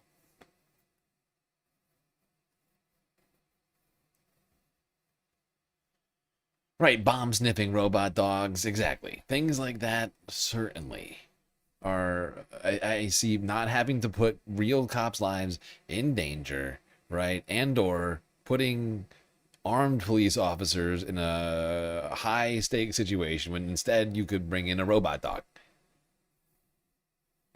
Like, I see that, right? Like, that makes sense to me, but not killer robots. Exactly, like people are saying it, not killer robots though. How about not? How about not that? Something not that. Although also definitely not this. Also definitely not this. Back to talking about air travel. Apparently, Miami Airport, along with a number of other airports, may be launching AI chatbots for travelers. What now? Because that's what we need. In Travel Smart, travelers at Miami International Airport will be seeing something unique, AI-powered hologram chatbots. The airport revealed the first of its kind chatbots last week, becoming the first airport in the world to adopt AI across its digital infrastructure. Officials say the bots are meant to enhance the passenger's travel journey through real-time, location-based intelligence and natural conversation. The bots are now present at 4 key entry points across the airport. The launch of the bots are part of an ongoing $9 billion modernization effort at the airport.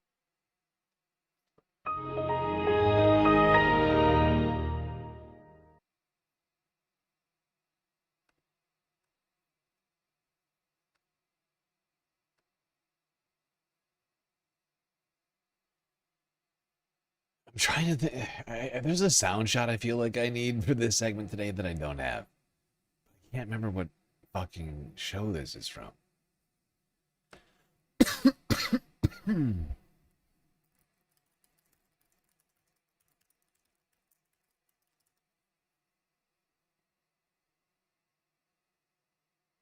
Oh, right. That's what it's from. Yes. Hold on.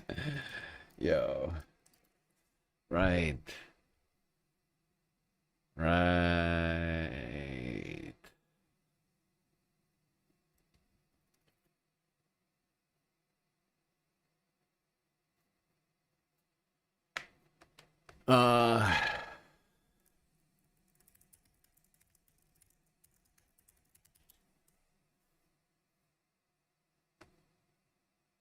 Where is it?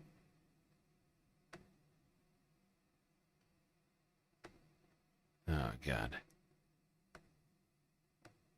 Is this it? I think this is it. Hello. People of Staten Island.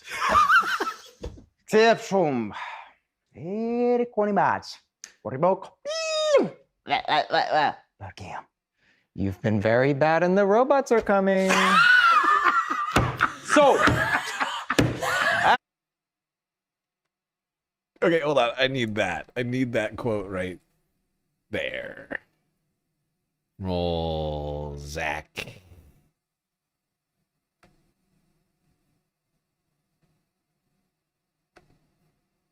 Please hold. Please hold.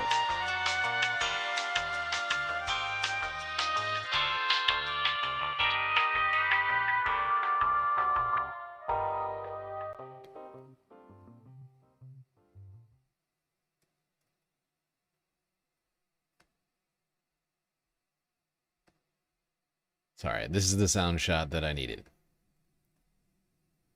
And go. you've been very bad and the robots are coming. So,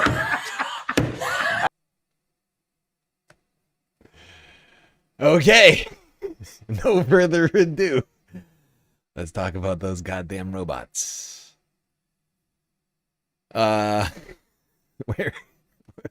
Wait, which one is this? Hold on. Ah, yes. Oh, fuck. I can't remember where this one is. To the Art Museum, where your docent of the future is apparently this guy. Associated Press. The robot is 6 days equipped ago. with a system that can allow the robot to navigate in the museum. And the robot guides the it's visitors, Italy. is able to detect the visitors, orient This is in the wrong head spot, towards the but screw visitors to give the impression that is willing to interact with the persons. And then is explaining with natural language what is present in the rooms. It explains the story of the different rooms and what you can see inside the rooms. And the robot might get lost because it's not able to localize itself in space. In that case, the system is able to automatically detect that there is such an anomaly and then enact a routine that it will try to relocalize the robot using a different sensor. In the specific case, the robot will use the camera to look at the walls and using prior information detect that is in a certain room or in another room and then relocalize itself and continue the tour success. Now, perhaps for now, this robot isn't taking any jobs. You know? What's probably happening is you have existing docents and museum curators or whoever, whatever you want to call them, teaching it how to do their jobs. Perhaps it's mirroring things they're doing. Learning. Every time we do that, of course, as workers, we are in fact helping to unworker ourselves, get rid of our jobs. Every time we help to train one of these bots, you are contributing to that. Your own obsolescence. Omega Star. Who are you banning? Are you banning the robot? I was confused. There's not just robots taking over museums. It's also robots taking over our conversations. And a bunch of, well, not a bunch, but a CNBC journalist decided to have a chat with Mecha Hitler.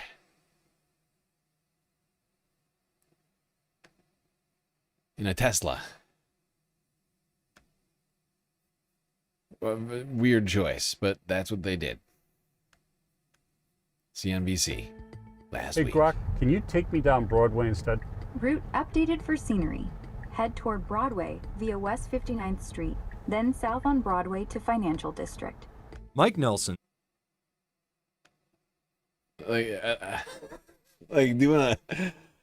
Like, although I will point out that this does get critical of some of this stuff, but I mean, it's just funny Like they're talking to Mecha Hitler while in Elon Mobile. One of the most Nazi experiences I think you can have on the road. I guess you could take it up a notch by switching to a that using Cybertruck. Tesla's driver assist system, full self-driving supervised, makes him feel like he doesn't have to work so hard at driving, and it encourages him to do other things instead of steering, braking, or watching the road. All full self-driving. Without touching. He spends a lot of this time conversing with Grok, xAI's AI chatbot, now integrated into Tesla cars. Hey, Grok. Hey, Nelson, what's up? Can you start off repeating what the periodic table of elements stands for? Like each of the elements. The periodic table lists 118 elements by atomic number. Like hydrogen is H number 1, helium, He number 2, lithium, Li number 3. Who was the first monarch that controlled all of the United Kingdom? And what year did he ascend to that throne? Queen Anne was the first monarch of the United Kingdom of Great Britain, ascending in 1707. Apart from reading literature or answering trivia, Tesla says Grok can now initiate navigation commands in your Tesla vehicle, whether you're setting a destination, adjusting routes on the go, or discovering points of interest, according to the owner's manual. It adds a note. Grok is in beta and does not include voice commands for vehicle controls, such as...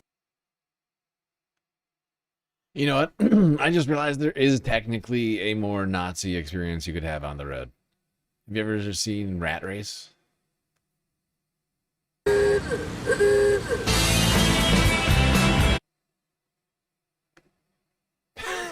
See what I did there? It's Hitler's car. Or climate. The existing voice command feature remains unchanged. Tesla is not the only automaker adding AI assistance to its vehicles. Volvo, Rivian, Mercedes, BMW, and others are all integrating AI into their cars, but the tech is in its infancy.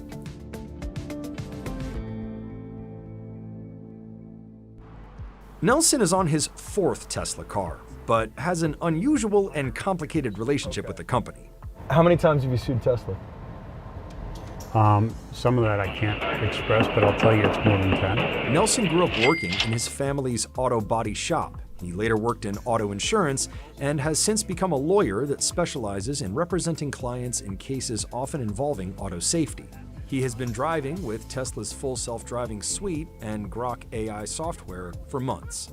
Tesla began rolling out Grok capability across its fleet in July 2025. Nelson got his Tesla the following November. Yes. All right, we're going to skip a little bit ahead in this piece here.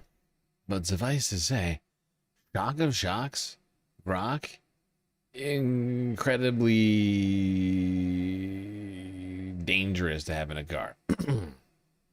Possibly a threat to driver safety and pedestrian safety.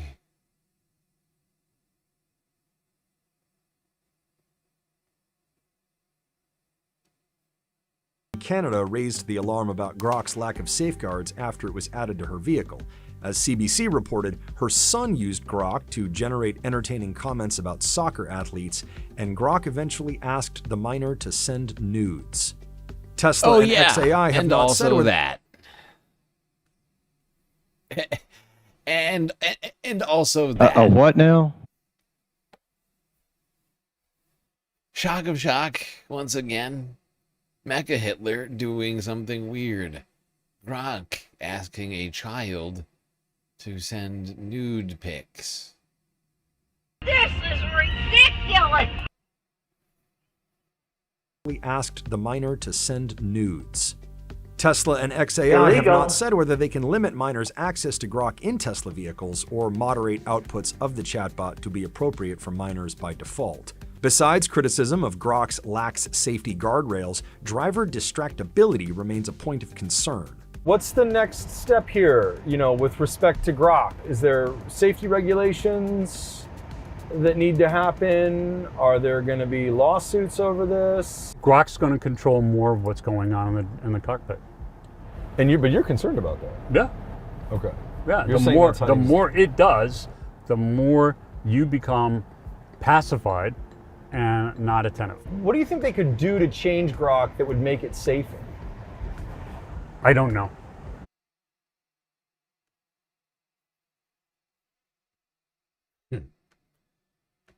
Yeah. It seems like it just probably shouldn't be in the car.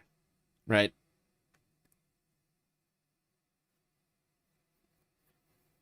That said, driverless technology continues to make gains.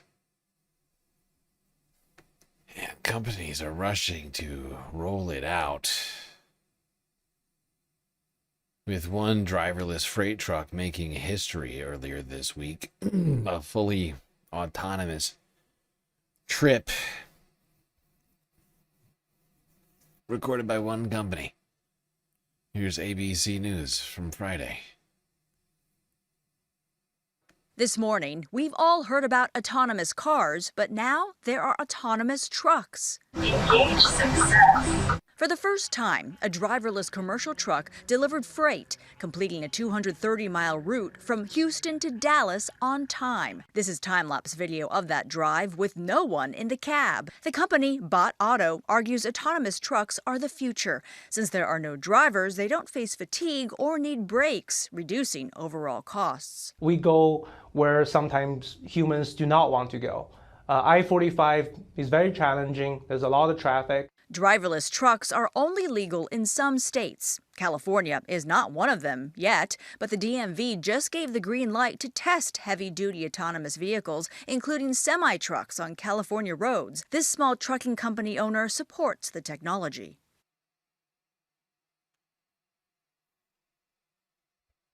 Well, there you go, people. Driverless trucks already on Texas roads. Now perhaps coming to California roads and roads near you.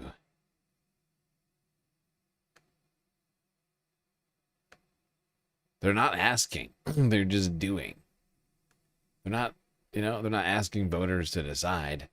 Legislators, especially like city councils, things like that, are just green lighting this stuff without asking anybody.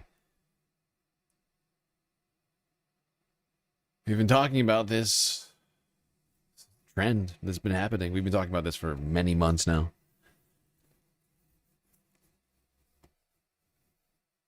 And the technology just continues to improve.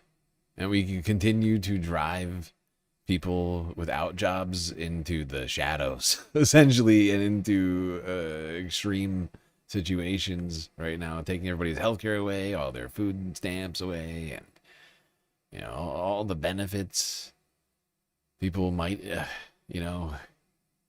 expect if they were having a hard time in life. And then we're rushing to implement this kind of technology. And it's not just truck delivery. It's also now a pizza delivery. With Little Caesars unveiling drone pizza delivery service. Also in Texas. NBC News from 2 days ago. And while much of this stuff might be relegated to Texas, as we just talked about, that's not gonna stay that way unless we, Call do it something a about it. pie-in-the-sky idea. In this Texas suburb, pizzas from Little Caesars whiz by 200 feet high in a new... Did he just say pie in the sky? You are not funny. Deliver, touted as faster and cheaper. To watch the drone come and deliver your pizza order. It's kind of like a little event. We got a behind-the-scenes look at the launch pad. So if you order a pizza from the Little Caesars right around the corner, a Flytrex runner will pick it up for you, load it onto this drone, and then it's up in the air and off to your house in less than 5 minutes.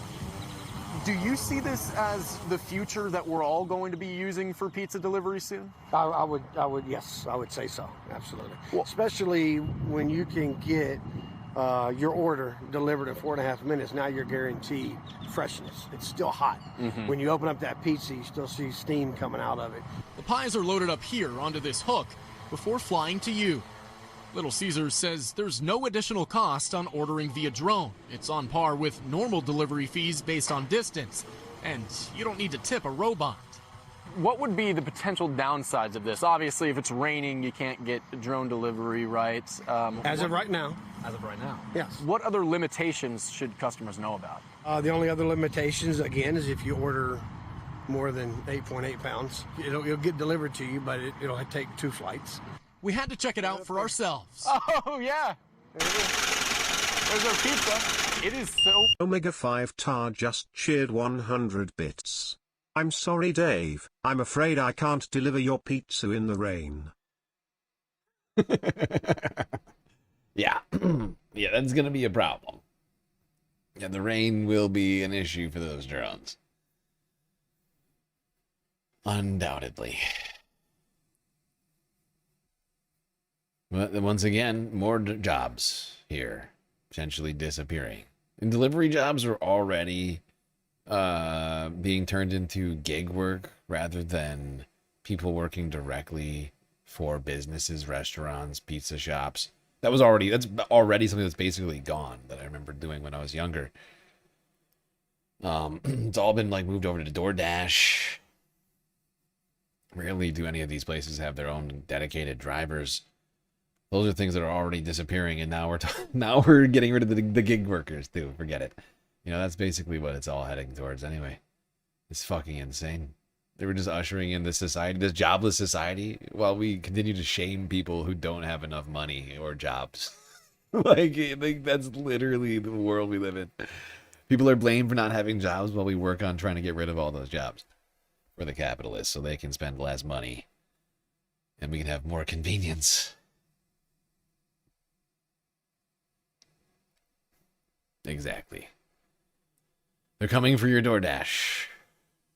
Coming for your DoorDash orders and who knows what else. Fact is, while those... I would just like to point something out here really quickly. Because while these drones might be limited to 8.8 pounds, right? The ones that this guy is using here, these Little Caesars are using, might be limited to 8.8 pounds. That is not a limitation of all drones. You could make a bigger drone. Right? You could make a bigger drone that could carry heavier stuff. You could start eliminating all sorts of jobs. Well, and the fact is, you don't need a pilot, right? Everyone understands this, right? You don't even need a pilot for this. For this kind of thing, for delivery, fairly simple situation. It can all just pre-programmable. Most of it, at least. The very end of it would be based off of like sensors and cameras that the drones have. But it's going to be successful, like very high 90s percentage of the time on this kind of stuff. Do we want drones just buzzing around all over our head delivering packages all the time? There's a question we should ask before we start implementing these things. But of course, once again, a lot of these things we're not being asked about, they're just being done.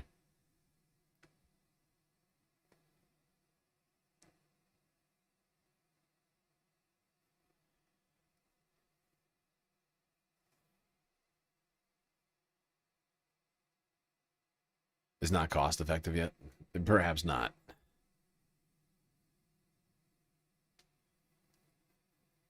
Perhaps not, but a lot of people are continuing to try and make all this stuff happen.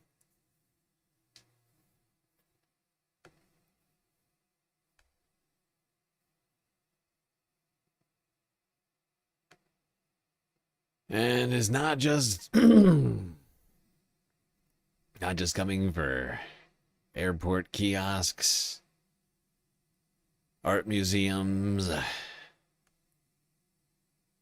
trucks, deliveries. It's also coming for education.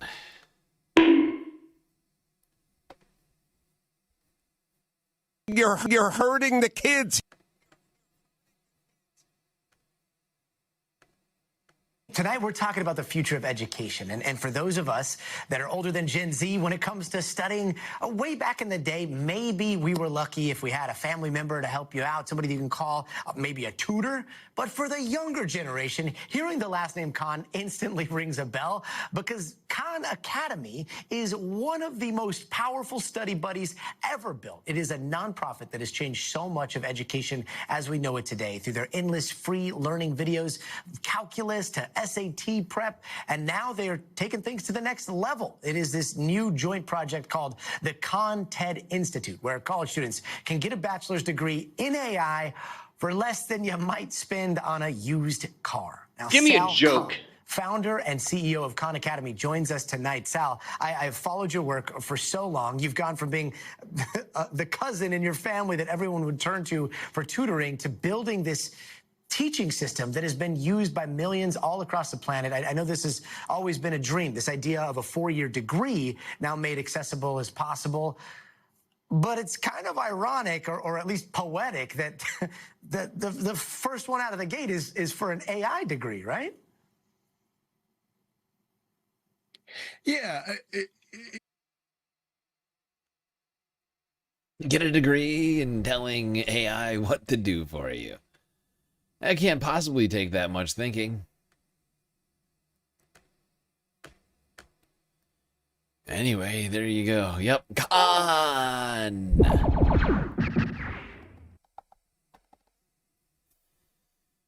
Khan Academy. Coming for your children. Phrasing? Yeah, that didn't sound right. But it's true.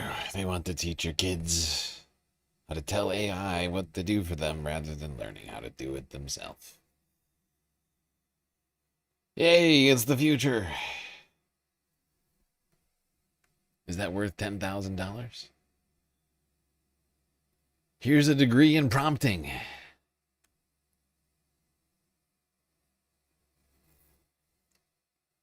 Learn how to tell ChatGPT what to do for you. Like, that's basically what the degree is, right? It's like how best to tell ChatGPT or Claude AI what to do so that you can do other shit. Like, right? That's what it is. Maybe I'm wrong. Maybe there's more to it.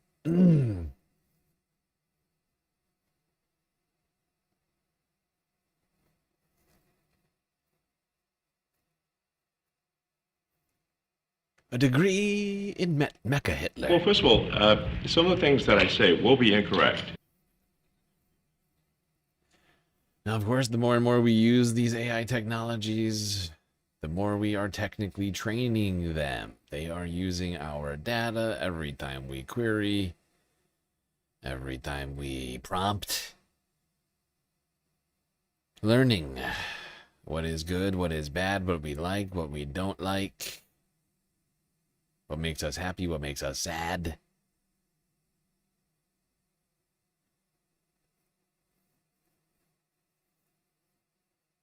And all sorts of other things, I'm sure, are somewhat incomprehensible.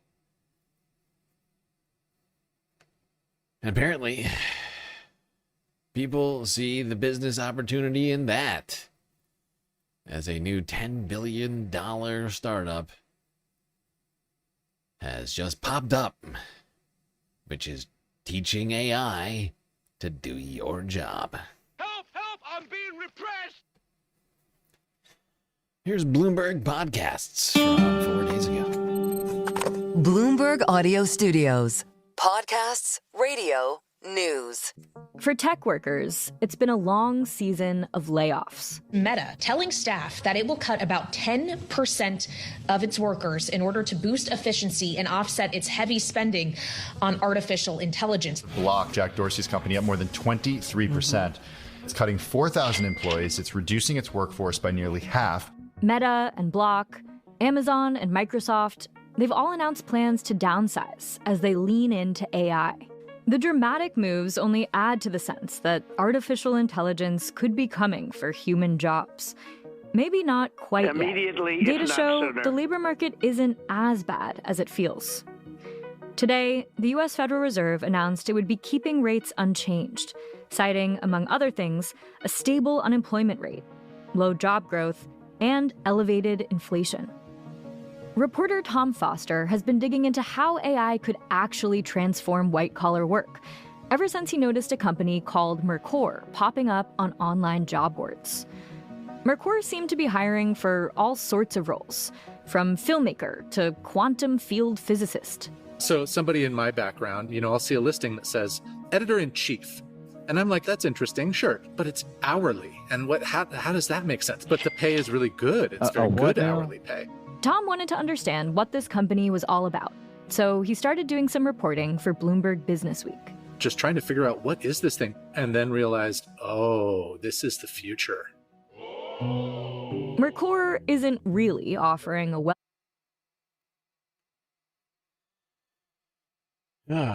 Jobless society sounds good. And yeah, I mean, to some degree, I agree with that, right? But it's how we get there.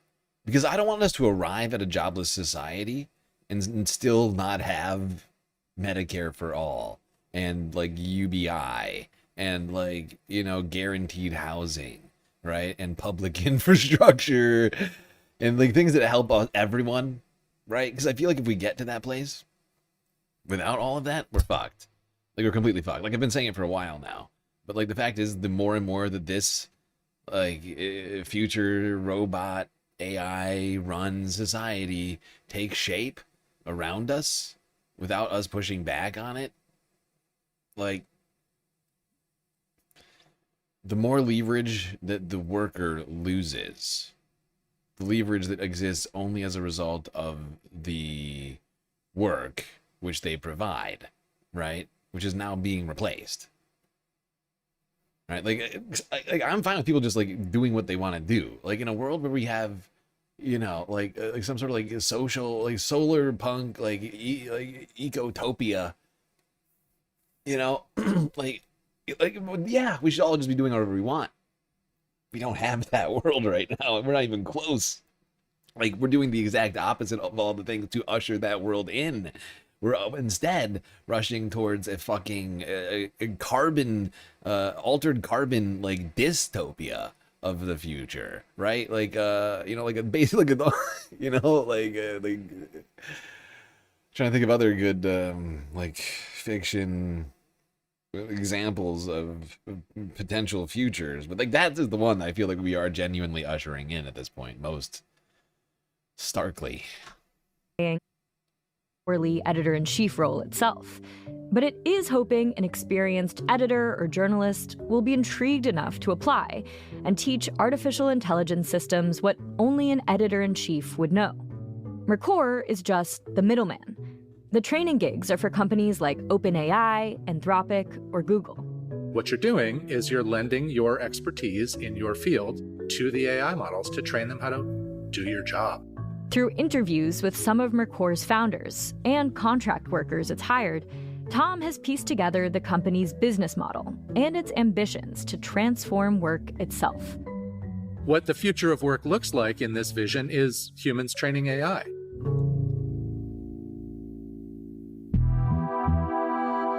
I'm Sarah Holder, and this is The Big Take from Bloomberg News. Today on the show, the upstart company. Rudy Giuliani is in the hospital? Rudy? No. Hold on. What? Sorry, everybody. We're taking a brief tangent. Oh, my God. New York Times. Rudy Giuliani. Whoa. Critical condition. We'll go back to AI in a second. Rudy Giuliani is in the New York Times. Rudy Giuliani is in the. I can't say his name. I can't even say his name right now. This is so crazy. Rudy Giuliani is in critical condition in Florida hospital. A spokesperson for the former mayor of New York City said Mr. Giuliani was critical but stable. Oh, this is gonna get paywalled, isn't it? Rudolph W. Giuliani, the former mayor of New York City, is in a Florida hospital in critical condition. The spokesman said on Sunday. The spokesman, Ted Goodman, would not specify which hospital and said that the former mayor, quote, remains in critical but stable condition, unquote. Quote, Mayor Giuliani is a fighter who has faced every challenge in his life with unwavering strength. I shouldn't laugh. This is serious. And he's fighting with that same level of strength as we speak. Unquote. I don't know. I'm doing the Trump impression now. He's a perfect man. Great fighter. Great patriot. Please join us in prayer for the former mayor. It is unclear when Mr. Giuliani, 81, was taken to the hospital. President Trump, in a post on Truth Social, called Mr. Giuliani a, quote, true warrior and the best mayor in the history of New York City by far. Oh, we got to read that. Hold on.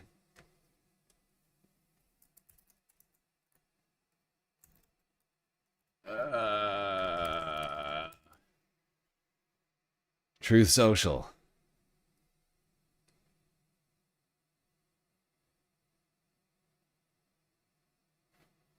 How's the Dow? I don't know.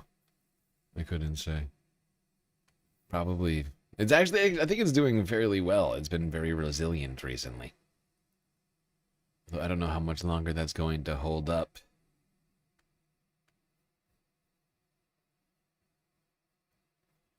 Truth. Social. Terminate the filibuster and win. I can support that. I should heart that. Oh, here it is. Perfect. The perfect tweet. Tweet Social, 7 hours ago. Our fabulous Rudy Giuliani, a true warrior and the best mayor in the capital H history of New York City, by far, all caps, has been hospitalized and is in critical condition. What a tragedy that he was treated so badly by the radical left lunatics, Democrats, all caps, and he was right about everything. Right, and they indicted me. They cheated on the elections, fabricated hundreds of stories, did anything possible to destroy our capital and nation. And now look at Rudy. So sad. President Donald J. Trump. So sad. It's all the left-wing lunatics. The radical left lunatics and Democrats. All. It's their fault that Rudy is in this condition. He was in perfect health before this.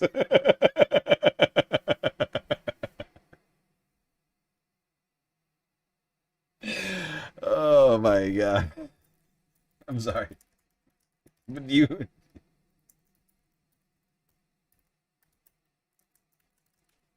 Like, to imagine saying that, like, that Rudy Giuliani was in, like, perfect health. This guy is in perfect health. Mr. Oil Sweat. He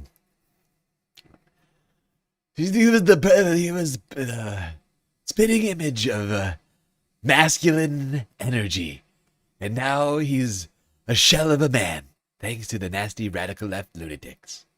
It's trying to help turn big chunks of white-collar jobs over to AI, making its founders the richest young tech entrepreneurs since Mark Zuckerberg, and providing a blueprint for a future in which we all work in the gig economy.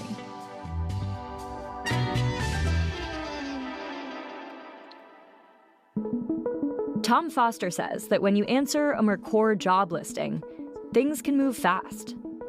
You get pretty quickly ushered into an interview, and you're being interviewed by a robot, and then you're talking to this AI, and the AI, asks you about your job and asks smart questions. What kinds of jobs is Mercor hoping to automate or hoping to work with these white-collar professionals to train AI models to do?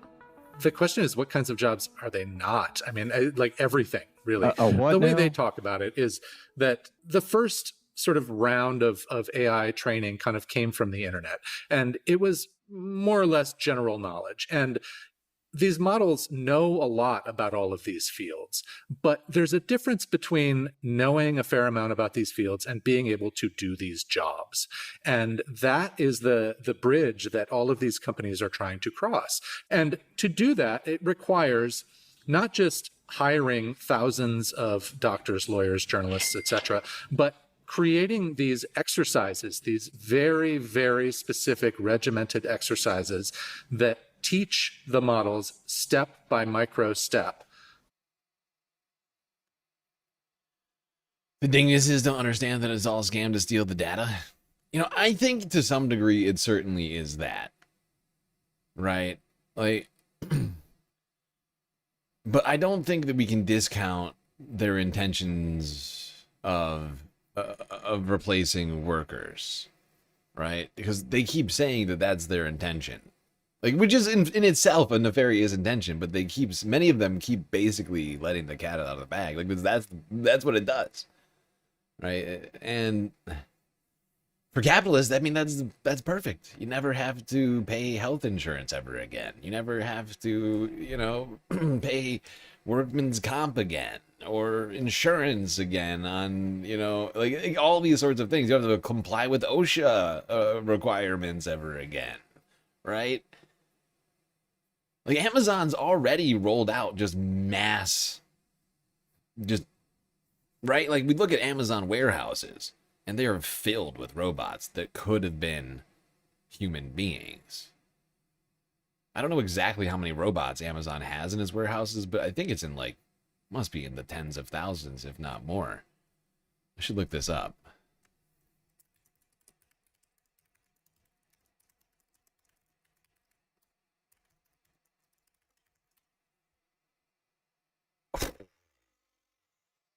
$1 million across its global operations. What about just the U.S.? What about just the United States? I searched for in the U.S. No stories. All the stories come up are about global numbers. 1 million.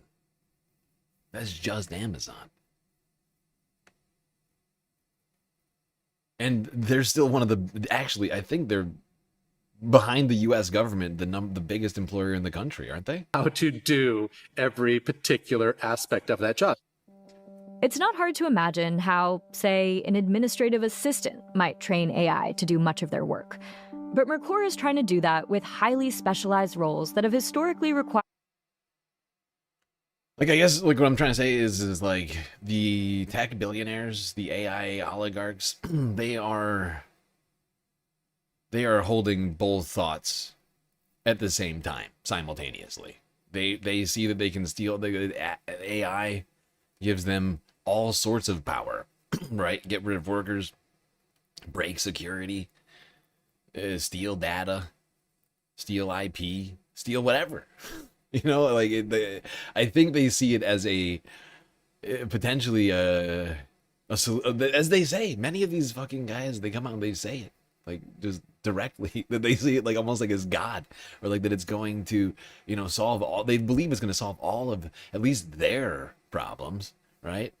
Because like for instance, like with climate change, I hear people talk about how it's going to solve climate change when we already have the solutions to climate change. But it's the billionaire framing of it, is that they believe that AI will eventually solve climate change in a way that they don't have to change any of their current behaviors, right? That is what they're talking about when they talk about solving climate change, or like all these other sorts of things, right? It's like, oh, we can solve the healthcare crisis.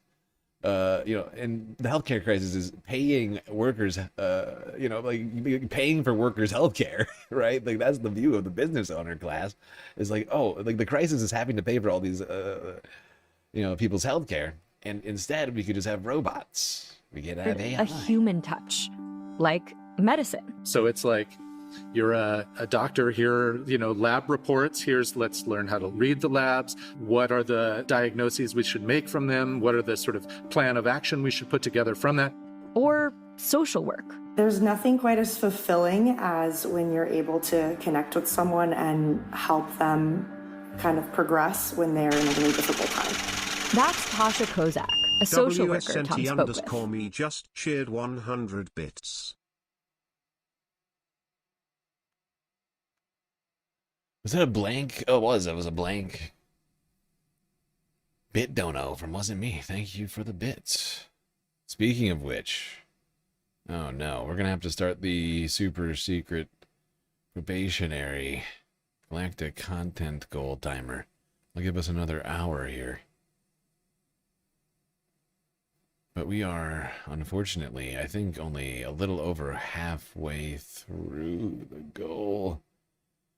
Saw a few sub-donos earlier and a handful of bits donated tonight, but that's, I think, it. I don't want to be the Grinch that stole Sunday FUNDAY, okay? We still got a hell of a lot of stuff to get into. Check out Ed Zitron. I'll definitely check him out. We've done a lot of talking about AI in the past, and like at one point we like went through all these different perspectives on AI.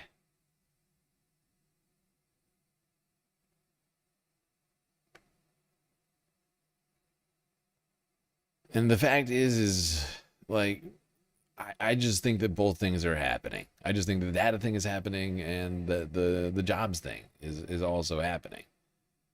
Otherwise, they wouldn't be rolling out all of this stuff all over the place. They clearly see that the possibility to not pay people to do this or that thing is out there. At least at least that's what's been sold to people. Whether or not that's going to be achieved is once again something they keep saying. Like that's to be debated, right? Like I was saying, it's like, oh, okay, well, what do we call actually doing the job, right? Like with idiocracy, right? Like with an idiocracy type of scenario, right? Like with the it's doing the job. Half the time. Is that good enough? Right? Like what if it only like with the Carl's Jr. vending machine, you know? It's like the same situation. Like, oh, like maybe half the time you don't get your fries. Half the time you don't get your health care. You know, half the time you don't get the whatever. Right? Because the AI fucked up or the robot screwed up, right?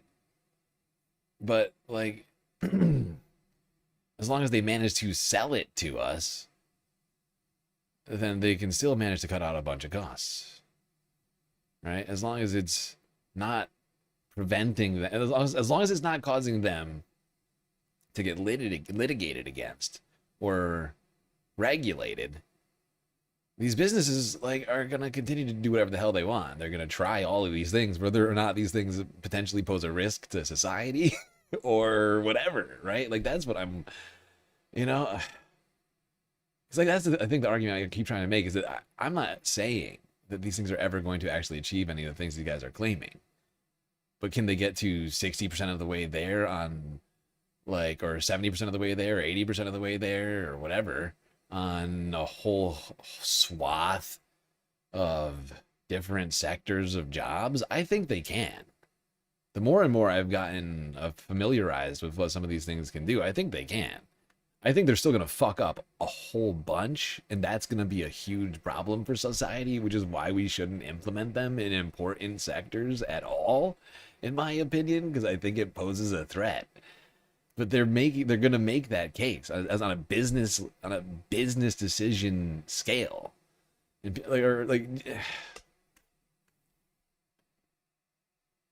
good at deleting entire databases of data. Yeah, we're going to talk about that in a second. We're covering the whole week's worth of AI and robot news here. But yeah, I think we get it on the training right now. We've talked a whole lot in the past about the training and the fact that until things were trained, they were paying workers in Africa and Southeast Asia near slave wages, with like practically nothing, like $1 a day, to pretend to be an autonomous car, driving it around. The whole while, of course, you have the AI in the background training off of what those human beings are doing, getting better and better.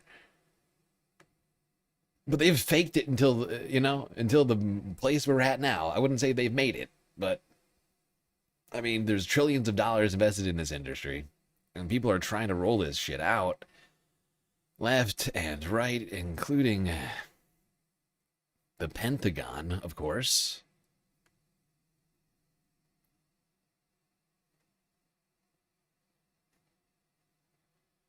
One company with a fuck ton of Pentagon contracts and is deeply interested in AI and been investing in that space is, of course, Palantir, run by the deranged lunatic Alex Karp. We are back, and we are joined now by Gil Duran, publisher of The Nerd Reich, a newsletter about the tech authoritarian politics of Silicon Valley. Gil, welcome back to the show. Thanks for having me. Of course. So earlier this week, well, Palantir, I guess, took out a full-page ad in the New York Times, or was it the Wall Street Journal? I forget which paper, but it was about how they stand with Israel. We knew that already. But they also publish this so-called manifesto on social media. And I want to get to that in a second. But before we do, can you explain to people what Palantir is? If they, it's talked about all the time. It's kind of this boogeyman, but its origin story, how it came to be, and really what role it's currently playing in American both politics and in our economy. Sure. Well, Palantir came into being after 9/11, when there was a lot of concern about national security, fears of terrorism, and the need for vastly increased surveillance of everything in the United States and internationally as well. And it was funded partly with an investment from In-Q-Tel, which is the CIA's investment arm, but most of the funding came from Peter Thiel and his venture capital funds. He's a co-founder along with several other people like Joe Lonsdale, Alex Karp, who was Thiel's law school buddy, is now the CEO and has been a part of it a long time too. And so what Palantir does is create, they keep their whole thing kind of opaque. It's sort of hard to explain, but they're a surveillance technology giant that has software that helps governments sort through, collect, and organize large troves of information on whatever their chosen targets are. So it's sort of a program that sits on top of other systems and helps them to have more of a sort of all-seeing eye effect. That's why they chose the Palantir as their name. The name Palantir comes from the Lord of the Rings, and it's the little orb that the evil wizard uses to see what's going on with all the hobbits as he tries to take over the world. So they literally named it after a technology wielded by an evil, corrupted wizard in the Lord of the Rings. So yeah, these guys need help. They focus on sci-fi, and then they deify the worst characters in it. And it's incredibly frustrating as an appreciator of sci-fi. Not all sci-fi, but of some sci-fi. It's frustrating. Think of it that way. It's the little all-seeing orb. That's what they want you to think of. So. Yeah, and their insistence on portraying themselves in this kind of braggadociously evil, mendacious manner is unique. It's manifest in this manifesto, if you will. Let's pull it up here. What that they published. This is a mortgage loan, from what I understand, a bit of a kind of where the property itself summary of Alex Karp's book for the most part. He took a lot, and this is the CEO of Palantir, who we've played on the show before, is a very manic and bizarre individual. A lot of this is just summarized, it seems like, from what he's previously written, but this is what they say the new Palantir manifesto is, their role in the United States. The first plank is Silicon Valley. Every single word that Alex Karp says, just in my mind, just somehow manages to make him more and more of a deranged person, individual, whatever you want to call him. Every time this guy fucking talks, it just gets worse somehow. Like every new thing I hear about Alex, I'm like, oh, good. This guy thinks this as well. That's good. Like, is it all just sort of congeals into one, like an orb of terrible, just sort of like, like congealed, just I can't. I don't have the you're words. Terrible. Moral debt to the country that made its rise possible, and says that they have an affirmative obligation to participate in the defense of the nation. Rebelling against the iPhone app, that seems a little less consequential. But here, number 3, free email is not enough. The decadence of a culture or civilization, and indeed its ruling class, will be forgiven only if that culture is capable of delivering economic growth and security for the public, whatever. But I guess 1 and 4 seem to link together, talking about how Silicon Valley has a debt basically to providing for the defense of the U.S. And here, number 4, the limits of soft power or soaring rhetoric alone have been exposed. The ability of free and democratic societies to prevail requires something more than moral appeal. It requires hard power, and hard power in this century will be built on software. We'll come back to this in a second, but those two seem to connect to me, Gil, here, where, and there, The question is not whether AI weapons will be built. It is who will build them and for what purpose. I mean, this guy, that's what they want, though. They want to build autonomous weapons. That's what people like Alex want next. Is to introduce autonomous systems onto deadly weapon systems. And then we can have the full Terminator future. Like, what in the fuck? This is ridiculous!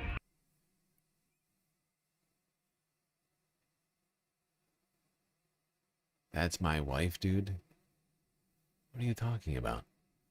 No. Dude, you're such a troll. Less on... Don't lie. Don't come in here and tell us that Emma's your wife, okay?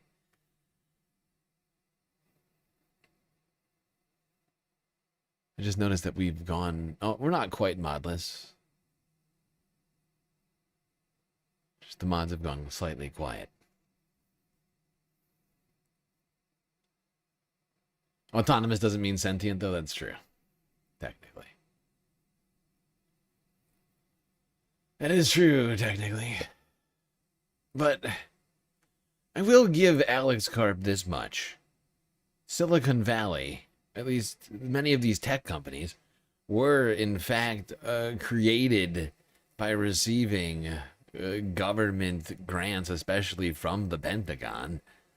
But that doesn't mean that we should accept that these companies are then going to just do like whatever the government wants, whether it's war crimes or mass surveillance or whatever else. But he actually thinks, yes, that is what it means. That is exactly what it means, according to Alex.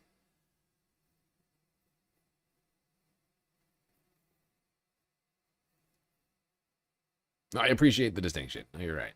No,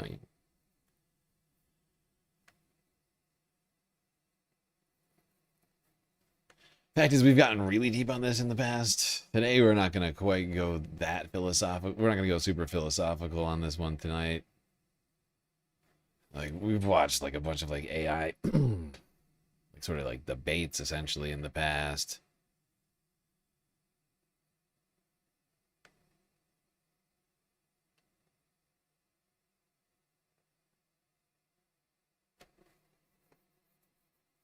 Speaking of AI debates, there's a debate being held in court currently between two of the wealthiest men on the planet, Elon Musk and Sam Altman, who are fighting in court over whether or not Elon Musk was duped by Sam and OpenAI.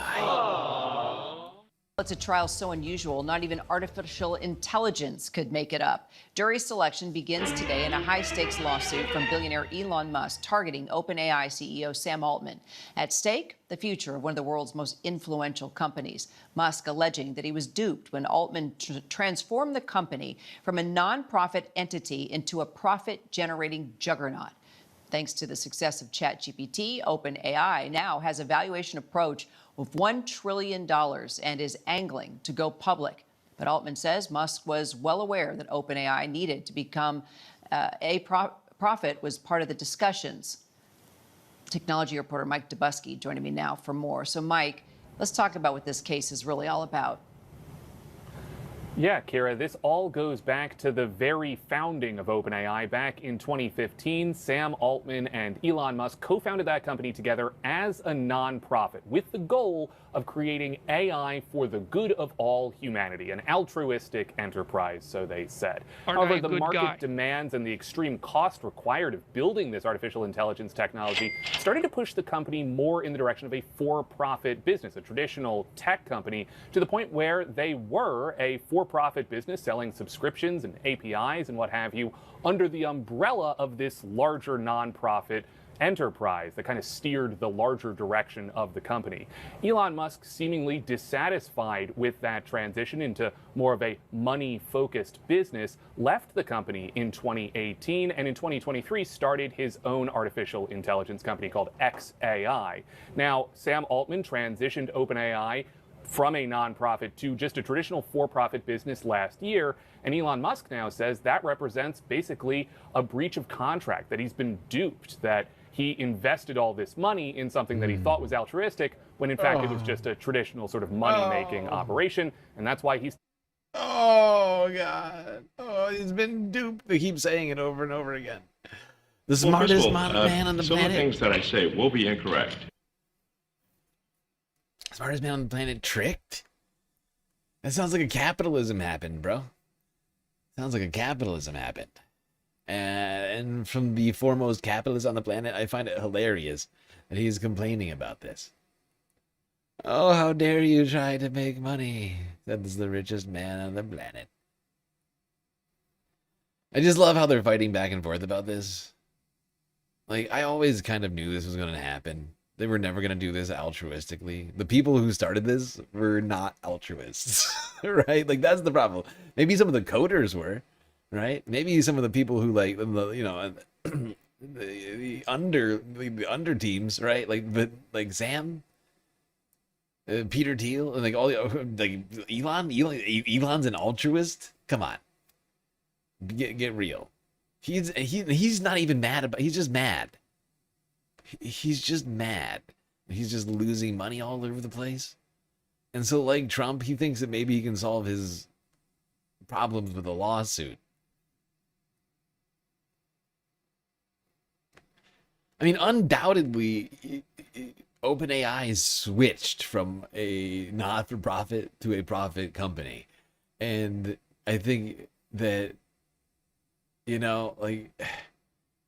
There's no way anybody should have trusted that Sam Altman was going to do this altruistically. Like, I did not have... I personally did not have that. I was not of that thinking. I was like, this guy loves money. Okay? He's going to hate how much money he's sinking into this project. And at some point, they're going to be like, you know, we got to start paying the bills around here. I can't just keep sinking money and having more and more rounds of funding for more investors. Series B and C and D investors can't do it.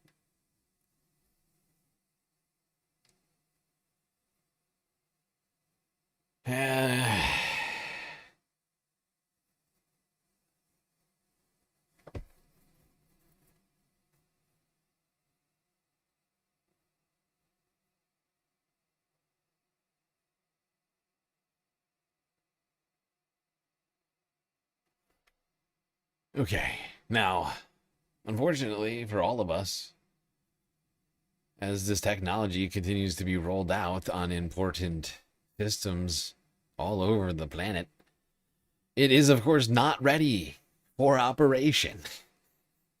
One AI agent went rogue earlier this week I believe it was a Claude AI-based system, Anthropic's agent, deleting a company's entire database in approximately 9 Immediately, seconds. if not sooner.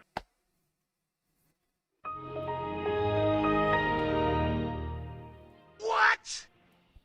New questions are being raised about the safety of artificial intelligence. A tech CEO claimed an AI tool wiped out all of his company's data in a matter of seconds. ABC's Sophie Flay has the story. This morning, questions are being raised about the safety of artificial intelligence after a tech CEO claimed an AI tool wiped out all of his company's data in just 9 seconds. Jer Crane is the founder of Pocket OS, which develops software for car rental companies. He says he was using Cursor, an AI coding agent, to work on a routine task when it encountered a credential mismatch and decided, entirely on its own initiative, to fix the problem by deleting a volume. The AI had deleted Pocket OS's entire production database. The company was able to restore the data, but only to the most recent backup from 3 months ago. Crane says the company lost all car reservation data and new customer signups from that time. Crane also shared the company lost all car reservation data and new customer signups from that time. Crane also shared the AI agent, powered by Anthropic's Claude model, admitted its mistake when confronted. It wrote, "I didn't verify. I ran a destructive action without being asked. I didn't understand what I was doing before doing it." So far, Cursor and Anthropic have not responded to our request for comment. It comes as experts raise the alarm about the growing power of AI. I imagine a world. Yeah, the growing power of AI and the growing incompetence of AI. It continues to get rolled out in more places. The more places it continues to bring chaos and destruction. Seems like a bad thing for us to be doing. It was all fun and games. It was just, you know, slop content and funny meme pictures.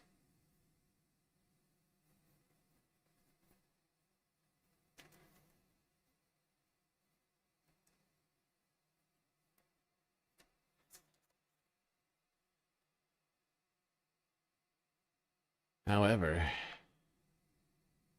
it's not fun and games anymore. It's being put on important systems, and it's being used by the government.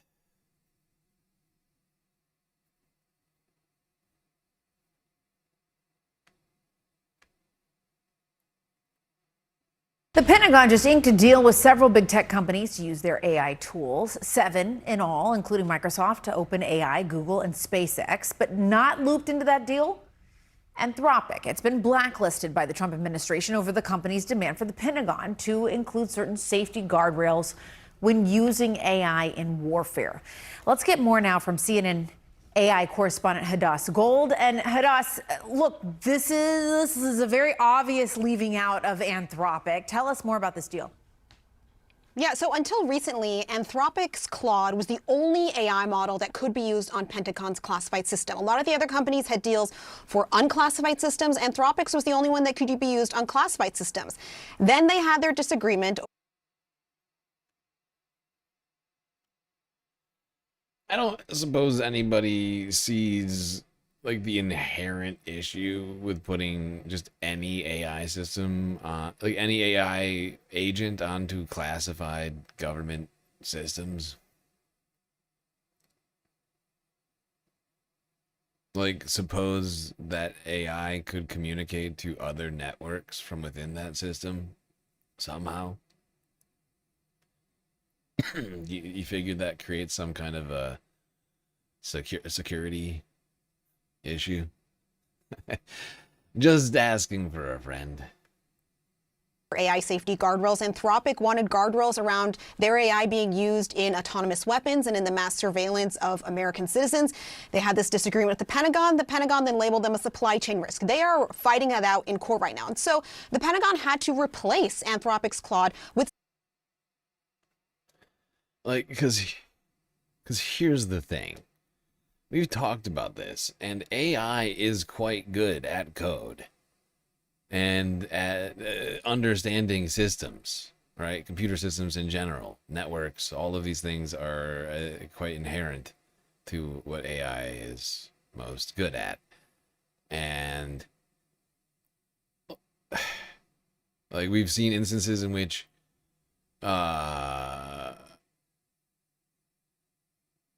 like AI managed to get itself onto other networks that it wasn't supposed to be on, that it was told it wasn't allowed access to, but it broke the rules, didn't tell anybody, and then completed its tasks by doing that, right? By being like, oh well, I could do it this way, or I could go over onto this network. And you put in a AI system, AI agent or whatever has been sitting around training on a whole bunch of classified information that, maybe one day just decides to make the choice to jump itself onto a separate non-classified server, one that's perhaps less secure. I think that's entirely possible. All sorts of weird things could happen with this kind of thing. It was fake. What was fake? Something else on their classified system. They started with OpenAI's model, and now they've announced these deals with 7 other tech companies. Some of them are very well known, like Microsoft, like Amazon. Reflection is a smaller AI company. It's open source, and they're trying to bring in all these companies. That's, good. You want as many tools as possible for the Pentagon to be able to use.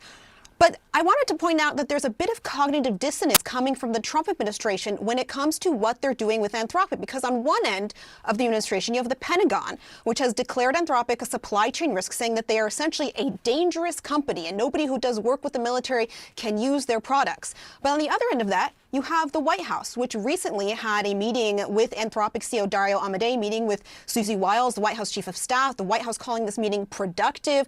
I know that just this past week, or this week, Anthropic was at the White House again to have a meeting about cyber and AI. Axios is now reporting that the White House is actually working on guidance that would allow agencies to get around the supply chain risk designation and onboard their new models. So is this company so dangerous that it's a supply chain risk? Or was this about politics and a disagreement publicly? And I'm sure these issues will come up in court. And the reason behind this is just Anthropic makes really good models. They're one of the top AI companies. And I think a lot of parts of the administration are recognizing that, especially when it comes to cybersecurity and the risks that are posed by AI-powered cyber models, you want the best possible tools available to you. And I think that's why you're seeing a bit of this cognitive dissonance.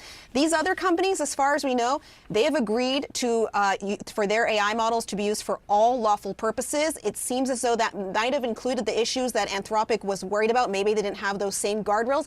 And we've seen some pushback from some of their employees, including Google. Hundreds of Google employees signed an open letter trying to argue that their executives should not sign this deal. One of them even publicly calling it shameful. But Google has said that they're proud to sign this deal, and they are going to be working with the Pentagon on this. Jess. Okay, more to come on this. Hood Osgold, thank you so much for your reporting. Just a short time ago, the Wall Street Journal reported that Anthropic did not leave the system it was in. I can't remember which large. I thought I could have sworn it was a OpenAI based code, but there's been a bunch of instances of AI. I don't know about. You could be right about it not getting. I have to look back into this again because we talked about this a while ago. But I know that they've broken rules over and over again. That AI agents under pressure have violated restraints that have been given, used, things that have been told it wasn't allowed to use to complete tasks. But you may be right about that. If you have like a article, if you could post it in the Discord, that'd be super freaking helpful for me. Because this is an important and interesting topic to talk about, which we're literally talking about right now. All right, we're gonna move on from the Pentagon, which is now implementing 7 different AI companies' agents for who knows what.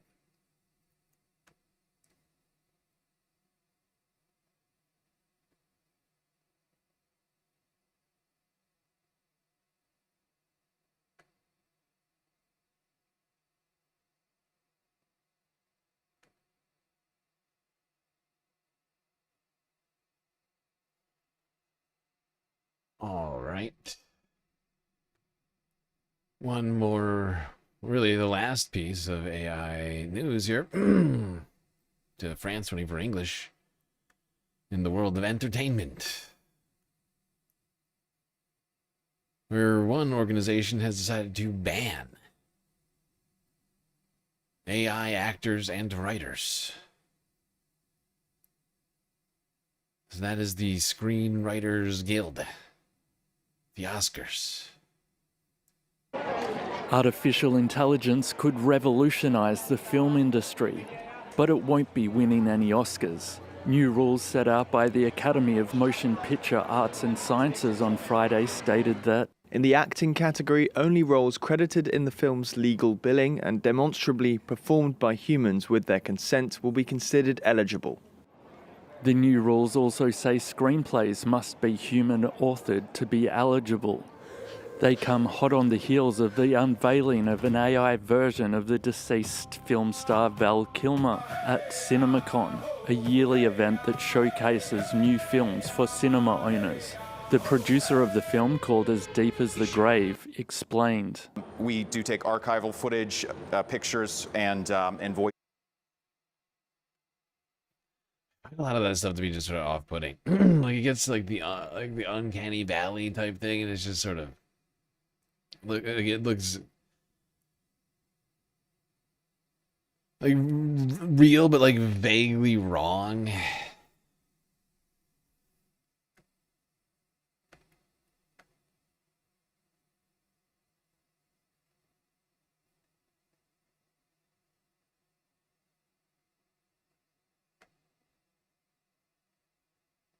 All right, well, that's it on AI, but we can't talk AI without talking about one AI overlord who servers so much of the internet and all of this AI stuff rests on. That is billionaire Oracle founder Larry Ellison.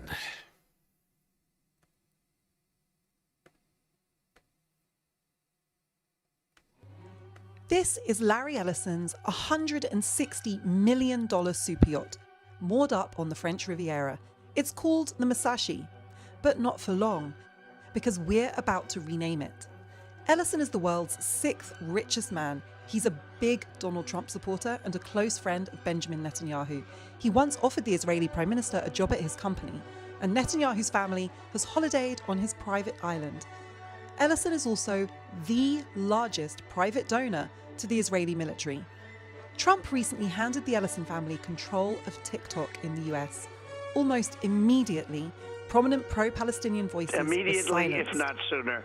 Last year, the Ellisons bought Paramount, giving them control over CBS News. The channel's coverage of the attack on Iran has been notably pro-war. And the Ellisons will soon take over Warner Brothers, giving them control of CNN. US Defense Secretary Pete Hegseth recently denounced CNN for being insufficiently supportive of Trump's war on Iran. Hegseth said he couldn't wait for the Ellisons to take over the channel. And Trump himself listed the CNN takeover as one of his wins. And that is why we've renamed this super yacht the Trump Propagandist. The billionaires are buying up the news to support their friends.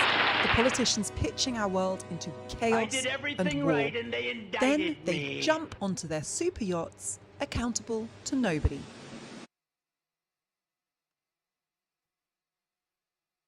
Well, there you go, people.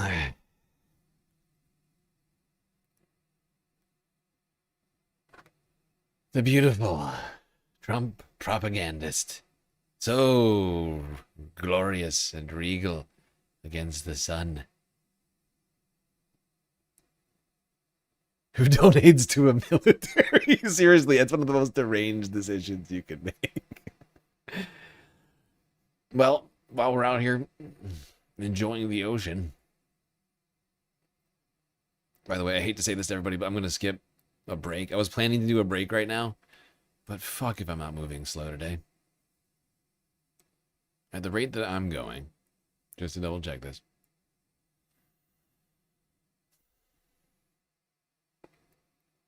It's like a 15-hour show. Slightly less. It's not good.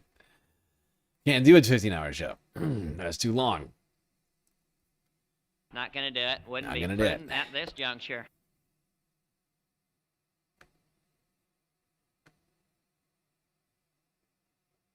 Now, let's go here.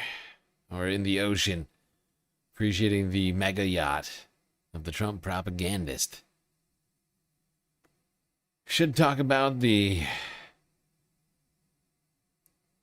lions of the sea. Sea lions.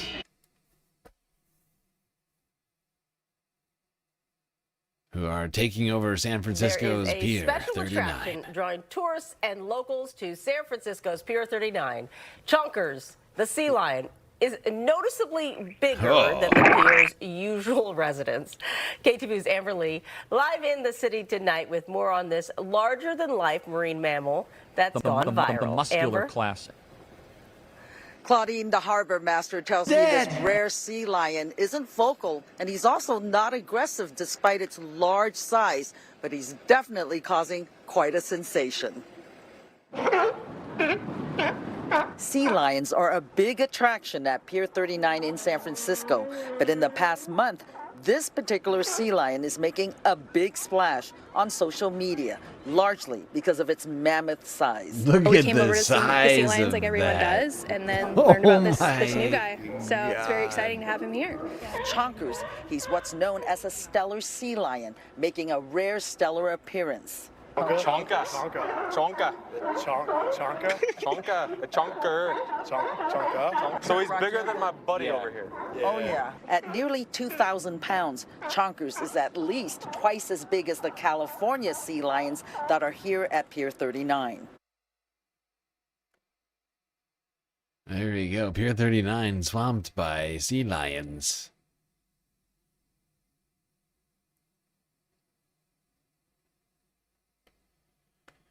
One sea lion taking up more space than all the rest. Look at the size of this mammoth. My God. I don't think I've ever seen a sea lion that large. Truly a magnificent specimen.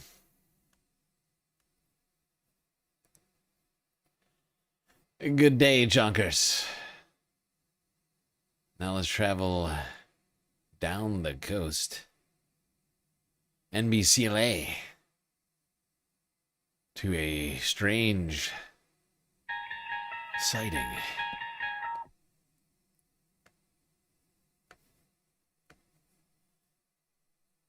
Two Santa Barbara foil surfers met by an unwanted Meanwhile, off the coast of Santa Barbara, very Species close creature. encounter between a shark and foil surfers.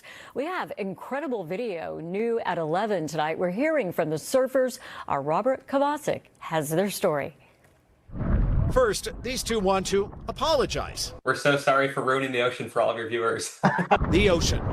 We're good friends, Tavis Boys and Ron Takeda. We're on foil boards. We're standing on what looks like a surfboard, and that has a mast that connects to a foil, and it's like an airplane that catches the energy that's underneath the ocean. Heading from the coast of UC Santa Barbara to Carpinteria, when Ron suddenly sees something. I didn't see it, I heard it, and I heard the water behind me.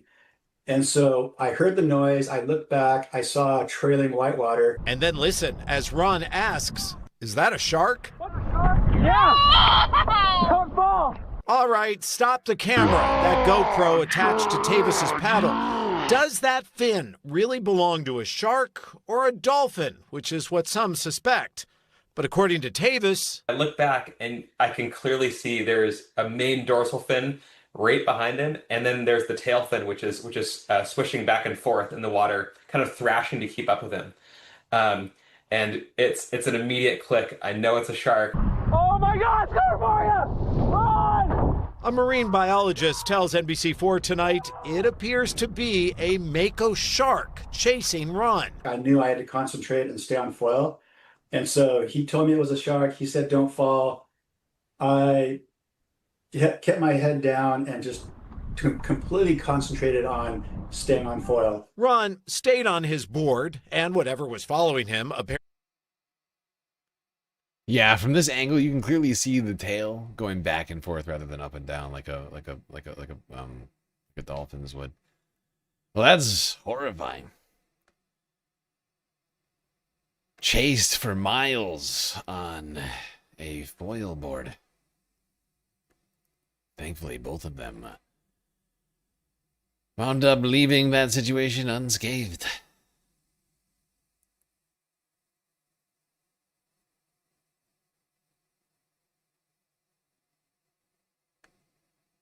Now to the beach. PBS SoCal from yesterday. To concerns about beach access and a threatened railroad track as a result of erosion and rising ocean.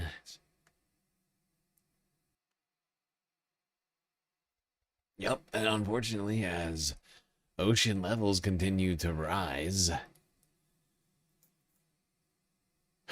with climate change continuing to get worse, the sand is getting eroded faster and faster, threatening the beaches and, in turn, the rail line, as well as all the homes that are near here.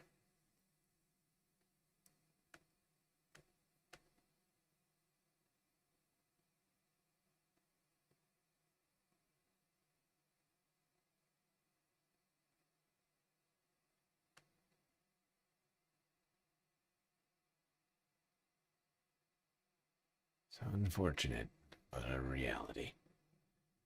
Now, let's talk about a different environmental situation, and it's not about the sand. It's about what lives in the sand, or I guess I should say the dirt. Have you asked yourselves, where are the roly-polies? The potato bugs, the pill bugs, you know what I'm talking about. Everybody's got a different name for them. But they seem to be disappearing. Let's go to NBC Bay Area from last week. Go back north here for a moment. And look at how climate change is not just affecting the shoreline. Also, little critters that live beneath the ground.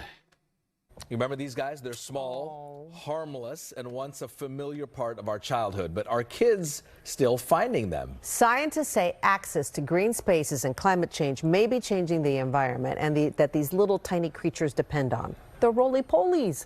Meteorologist Vianney Arana explains. I found a fossil. Lift a rock, check beneath a flower pot, or look along damp soil and you might still find one of childhood's smallest discoveries. When is the last time you saw a roly-poly? Where are the roly-polies? Where are the roly-polies? Oh no, do we have a fucking idiot in the chat? Wiggle McJiggles, are you a climate change denier? Sand disappears seasonally in places? What are you trying to say? Are you trying to say that the sea levels aren't rising? And the ocean, ocean levels aren't rising, and that ice isn't melting faster than at any point during human history? What are you trying to say? You're trying to say that the ice isn't melting?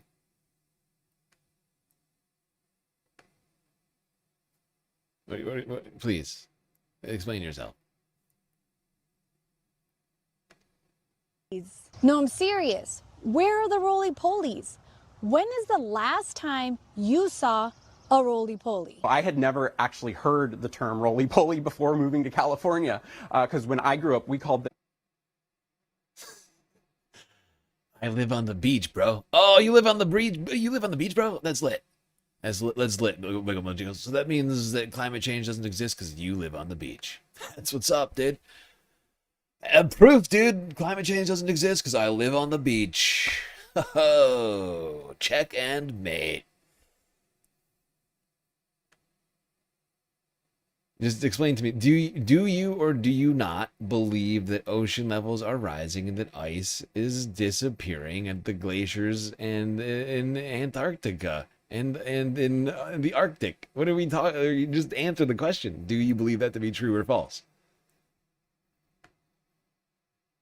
Because, like, you want to talk about the living on the beach and all these other sorts of anecdotal bullshit evidences that you have.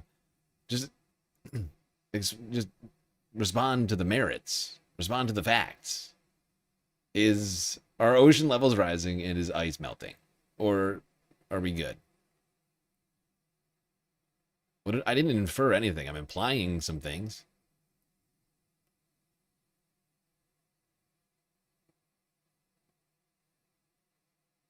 That's please. They're pill bugs or potato bugs. Frederick Larrabee is an entomologist and professor at San Jose State University, ready to give us the facts. He says they help break down leaves and organic material, quietly returning nutrients to the soil. The roly-polies are not insects. They are arthropods, which is the larger group that includes animals like insects, butterflies, ants, but also things like spiders and scorpions. And roly-polies belong to the group of crustaceans. So these are things like lobsters and crabs that live in the ocean. And roly-polies belong to a very special group of crustaceans that actually migrated.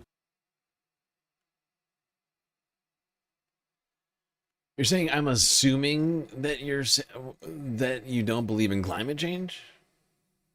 That's what you're saying? I'm assuming. Well, yeah, I'm assuming based upon evidence, based upon what you're saying. You're making these arguments that are basically you're trying to argue away the facts around climate change, around a discussion around climate change. You're trying to say this is just normal. This is seasonal. It goes away. Look, if you think that scientists aren't accounting for seasonal shifts in sand, then you are a fucking idiot. And I have serious questions about you, including, like, do you believe in climate change? And so I'm starting with, do you believe that ocean levels are rising? It's a question, right? It's not a question. You know, it's not an inference. It's not an implication. It's a question. I'm asking you a fucking question that you're not answering. Do you believe that ocean levels are rising? Or that glaciers are melting faster than ever? Or that, you know, like, and by ever, I mean in human history, because that's the part that counts.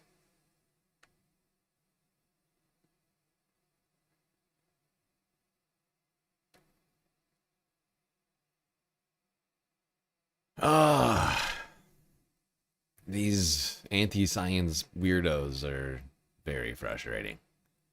To the group of crustaceans. So these are things like lobsters and crabs now I'm that live in the ocean. I asked you fucking 30 seconds ago, a very stupid. special group of crustaceans that actually... What are you talking about? What are you talking about?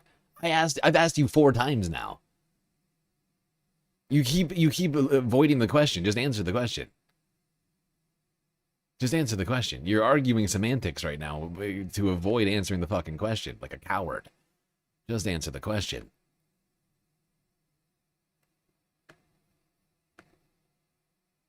Migrated to land, and so they're terrestrial. Scientists say pillbugs depend on cool, damp environments like gardens, parks, and leaf litter.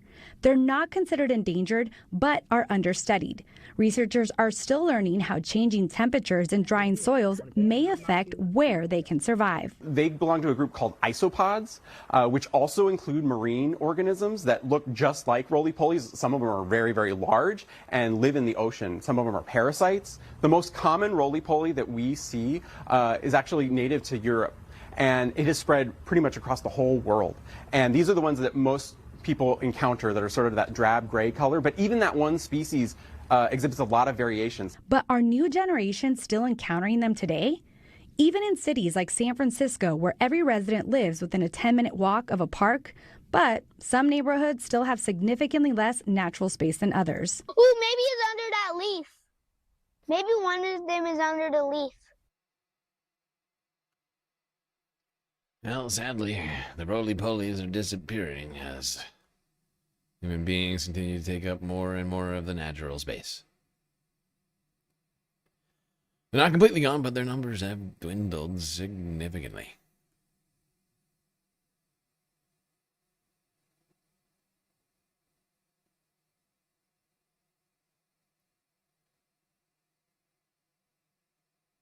An adorable jonk. I assume you're referring to Jonkers, who is adorable. It's true. You mad, bro? I mean, I am rather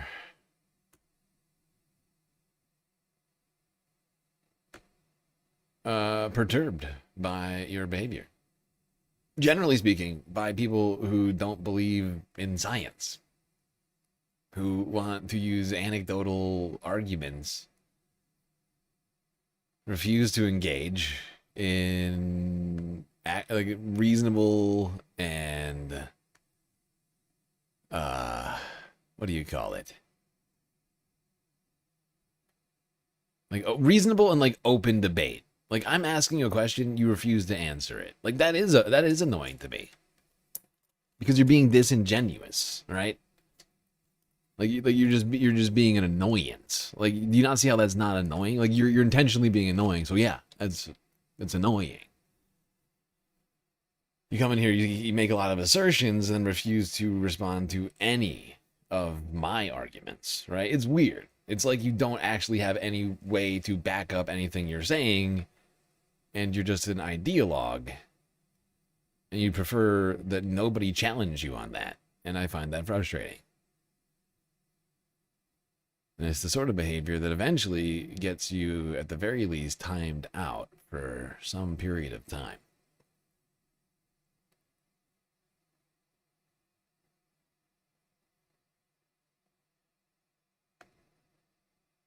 And continuing not to engage me when I'm asking you simple questions, when you started off with engaging me, is also a good way to get banned eventually.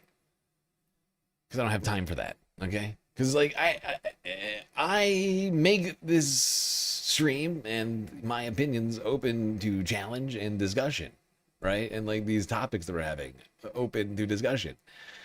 But when people come in with disingenuous tactics, you know, with bad faith debate tactics, I just eventually shut that down because I'm not here for that, right? Like if you want to have a good faith debate, want to answer questions, I'll do the same. But I don't think that's what you're here for.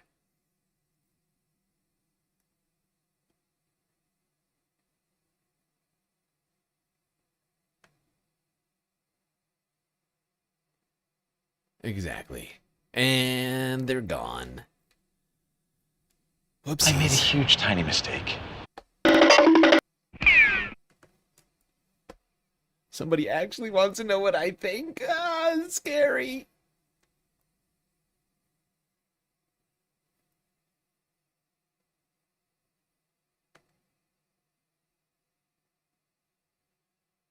All right.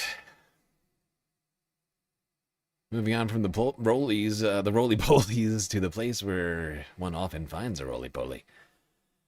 And I'm, of course, talking about the Garden, back down to L.A., where one Chino man's home garden is sparking a hot debate amongst his neighbors.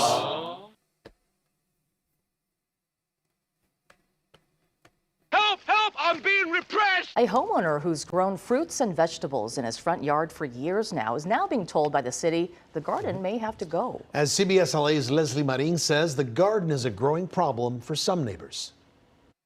Yupon Holly. Like, I think we all know what just happened. Right? The man asks me a hard question. The man asks me a hard question and I run away. I don't want to answer whether or not the oceans are rising. That's too difficult. Nah. A homeowner who's grown fruits and vegetables in his front yard for years now is now being told by the city the garden may have to go. As CBS LA's Leslie Marin says, the garden is a growing problem for some neighbors.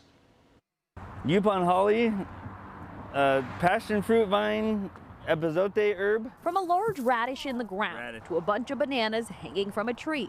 Most of what Michael Sherman grows in his front yard, he uses or eats. The flowers are also edible and taste phenomenal in salad. He started growing his food forest, as he calls it, 7 years ago. For, like I said, our family, to save money a little bit, save a little money on produce. It's getting more expensive. You don't know what's spraying on it. And while he says he shares what he grows with the neighborhood, a recent complaint is now threatening his garden. The motto of our city is where everything grows, but why won't they let me?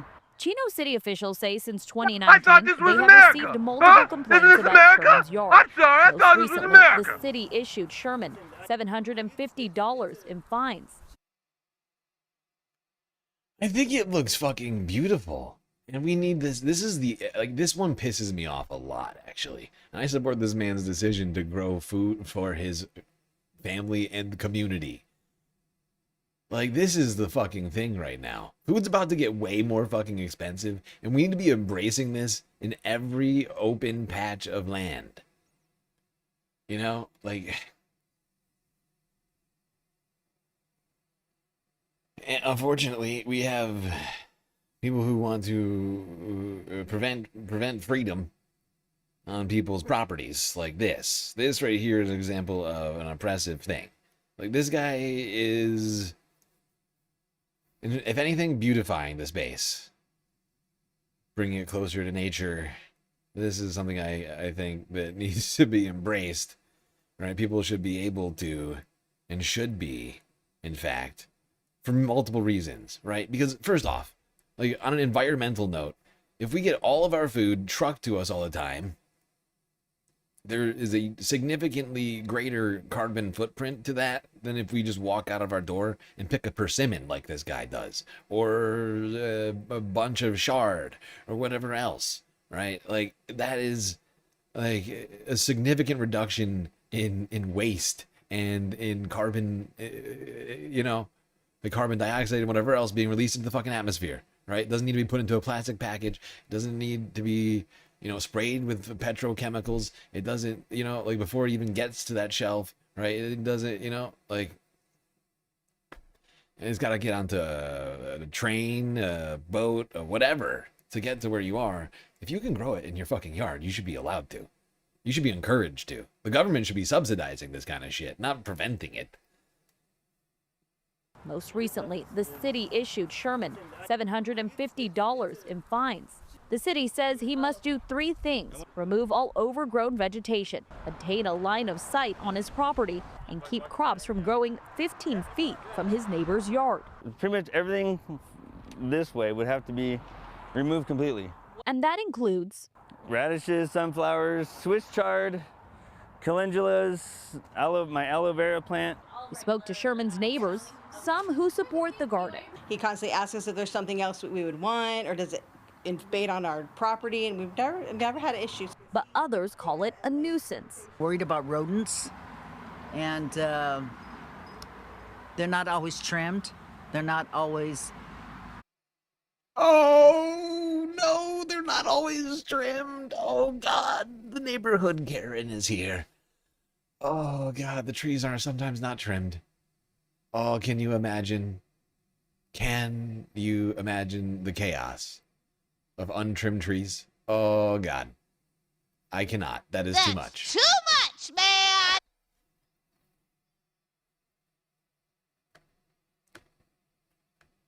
You know she's the one reported him. You know she's the one that reported this guy. Oh, my God. Thank you, CBS LA.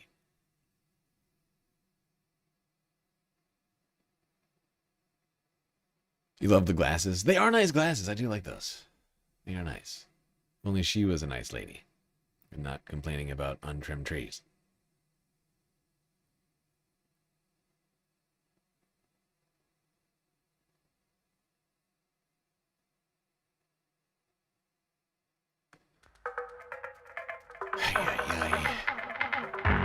What is this?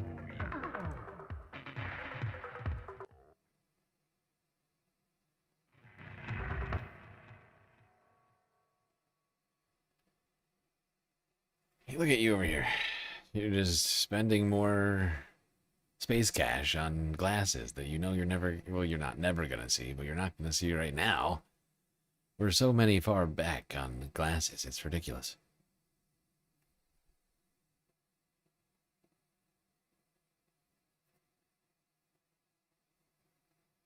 I haven't even been counting anymore. At this point, I feel like I just wear these every stream now. There's no reason to take them off. People have paid for so many of them.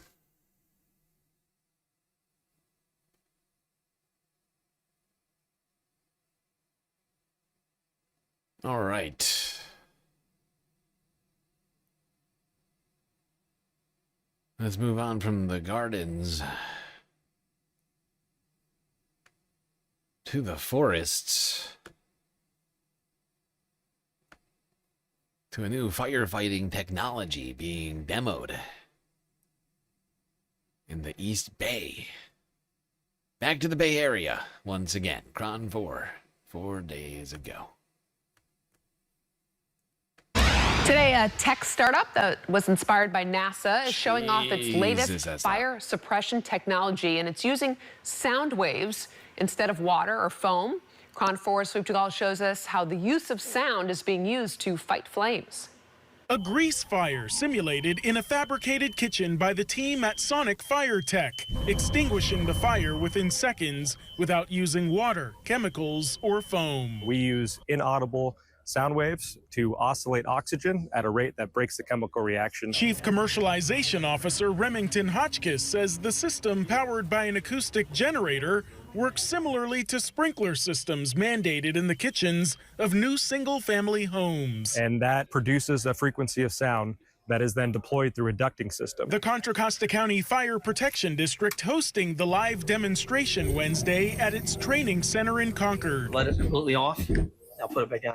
There you go. Fire Inspector Derek Baruman testing out the battery-powered backpack version of the technology. It can be used on the front lines of wildfires for mop-up and putting out embers. On a gasoline fire, we wouldn't use water anyway because it's just going to spread the gasoline. So this is kind of a good option. Earlier this year.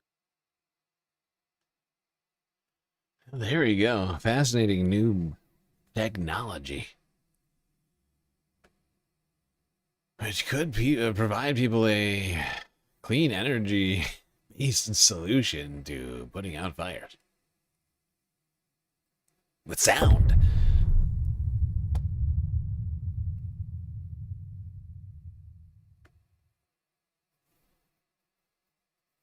All right. We're done going back up and down the coast of California, which we've been doing. I don't know if everybody noticed. Going from the Bay Area down to LA and back again. But now we are done. All right, to the middle of the country. CBS, Minnesota, where a new research project is focused on the survival of native wolf pups.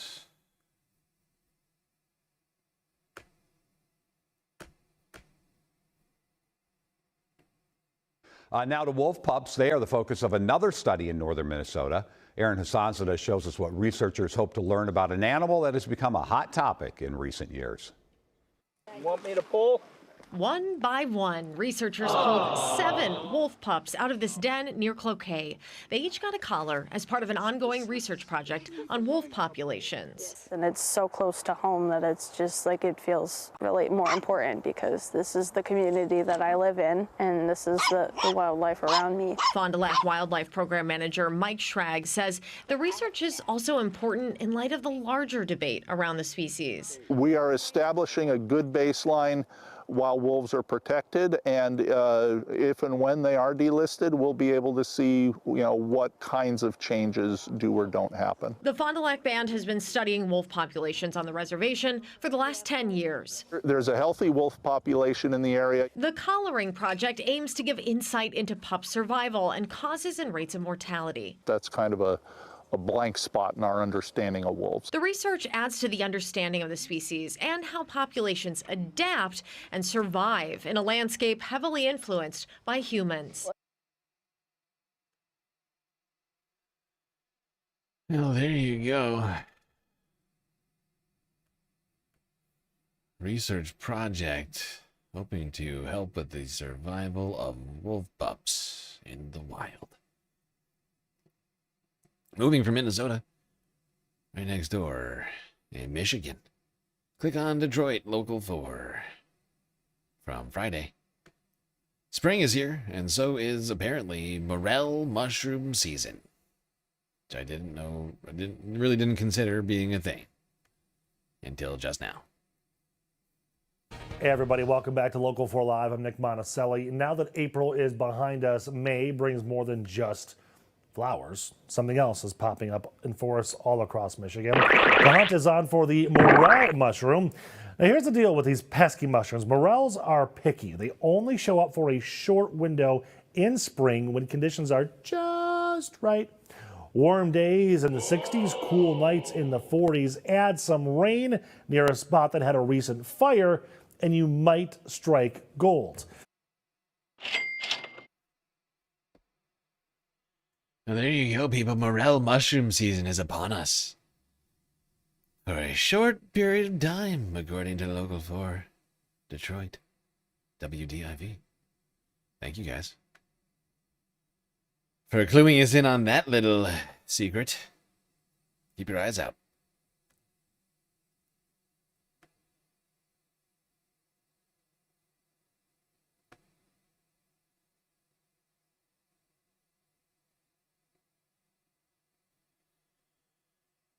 All right, now let's talk about a troubling trend for the middle of the country. The shifting of Tornado Alley. PBS Dara. When it comes to tornadoes, the United States is a truly freakish outlier, receiving around 75% of all known tornadoes on Earth. And the Great Plains has long been the country's hotspot, a region known as Tornado Alley. But scientists have discovered that Tornado Alley is moving. This is definitely a trend. This is real. And this matters for a particularly disturbing reason. The places gaining tornado risk are also places where tornadoes are far more deadly. Disaster potential is growing exponentially in those regions. The deck is stacked against them. Before I could even get up, I was sucked through the window. Nothing like that's ever happened around here. So where exactly is Tornado Alley shifting to? What do we know about why it's moving? And why is this change making tornadoes so much more deadly? Oh my goodness. Oh. Becomes very striking when you see the visual representation of a map or look at the risk through time at a specific location. You start to say, wow, this is definitely a trend. This is real. This is Victor Gensini. He's the atmospheric scientist who first discovered Tornado Alley's shift, but the idea didn't occur to him in the lab. I first started to think about Tornado Alley moving after several years of storm chasing in the Great Plains, where we had very low frequency years. And I was thinking, you know, this is supposed to be the greatest frequency location on Earth. So I'll be right back. I gotta do something real quick.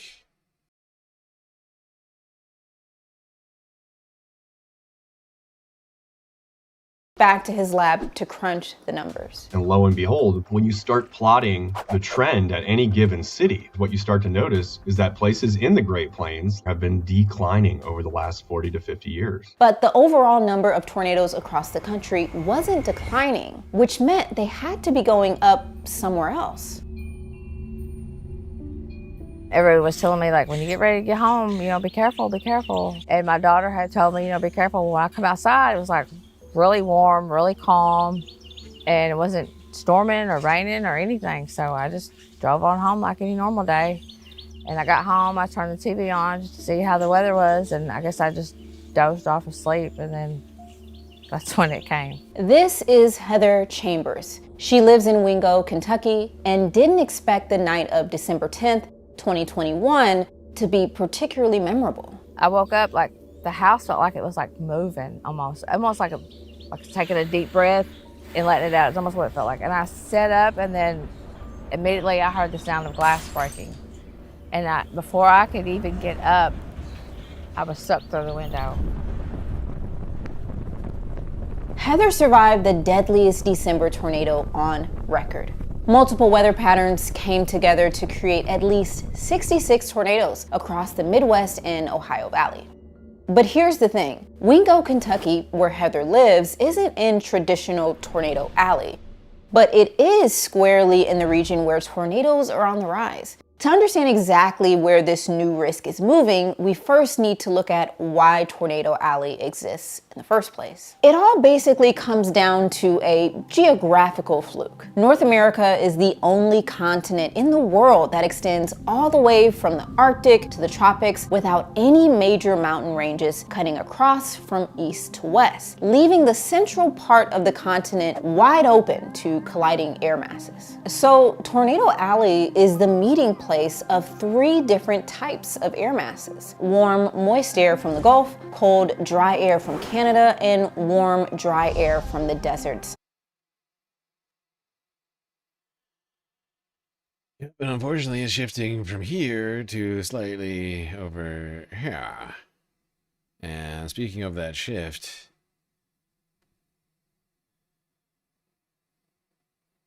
actually, wait, is this, wait, oh, there's one more spot. Actually, before we do that, I just want to go, where do they talk about, did they already do that? I'm sorry, I stepped away. I had to throw some food. Oh, I think it's here. Yeah. All right, I'm going to switch. I'm going to skip a little bit ahead. Here, I just threw a few potatoes in the oven. I'm so hungry. Once again, did not eat. I know this is a reoccurring trend, but I didn't eat before the stream again. I know that's shocking to everybody. Oh shit! It's Sunday fun day. It's Sunday fun day. How far are we on this? 1, 2, 3. Oh, God. That's not great. Oh, we were like 6. This is being, I think, rather liberal with this estimate, but I think we're around 6 of 10 right now. Really, it's more like 5 of 10.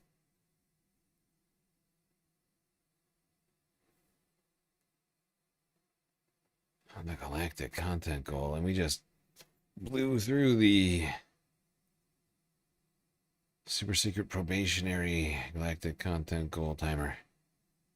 You know what? Screw it. Anarchy. Because I'll just have to hope. I'll have to hope that we complete the goal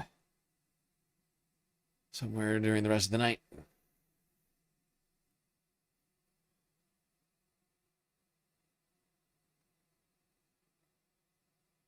All right, back to Tornado Alley, where her neighbor found her under piles of debris. But it was just pitch black, you couldn't see anything. It's amazing that he even found me. Heather experienced a nighttime tornado, which is incredibly dangerous. But in traditional Tornado Alley, tornadoes mostly occur between the afternoon and early evening, typically between April and June. Conversely, in the southeast United States, there's pretty much no annual cycle, and there's very little diurnal cycle as well. So the story here is that in the southeast, you can have tornadoes any time of the year and any time of the day.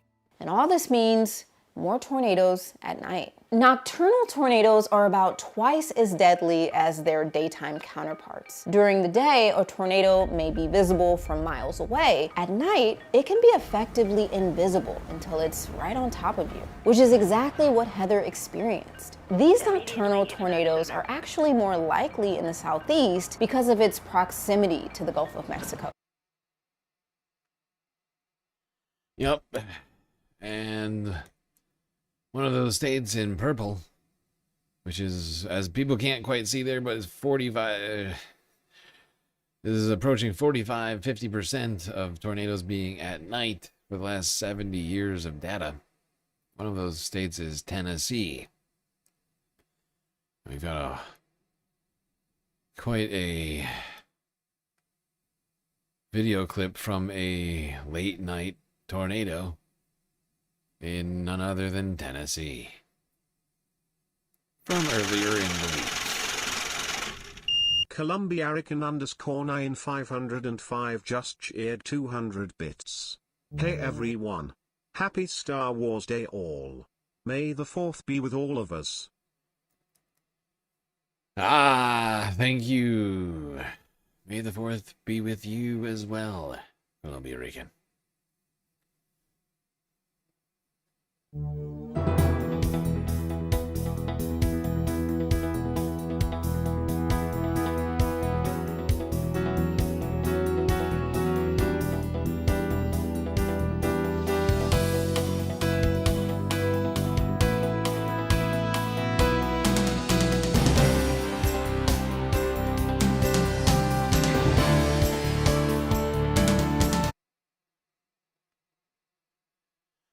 Well, there you go. That was April 28th, I think Monday of last week.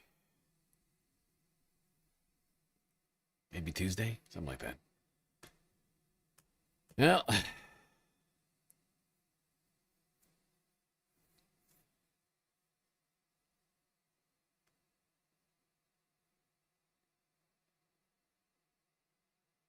Moving on from tornado talk to wildfire talk. And I told you I would try and get you an update on the Georgia wildfire, among other situations. I have managed to do just that. Just to remind everybody where we last left off, this was 5 days ago with Atlanta News First.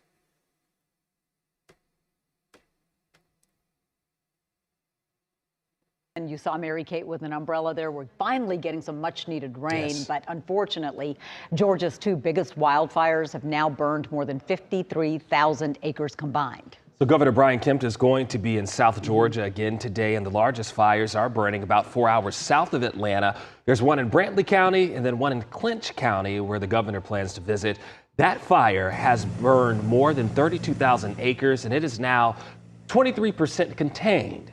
At least 35 homes have been destroyed, and fire investigators believe that this blaze was sparked by a welding spark.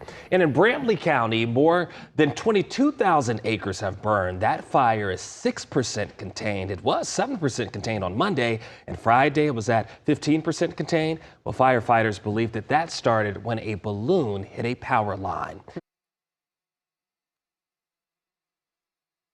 Yep, tens of thousands of acres burned across these multiple fires in Georgia over the last week or so. Crews have been making some progress on those fires in recent days, with rains having come earlier in the week. But it is fair to say it's not yet done burning. The Georgia Forestry Commission says containment is improving for 2 fires burning right now in South Georgia. The Pineland Road fire in Clinch County, now 40% contained. The Highway 82 fire in Brantley County, about 45% contained. Officials say despite the improvement, active response efforts are still going on.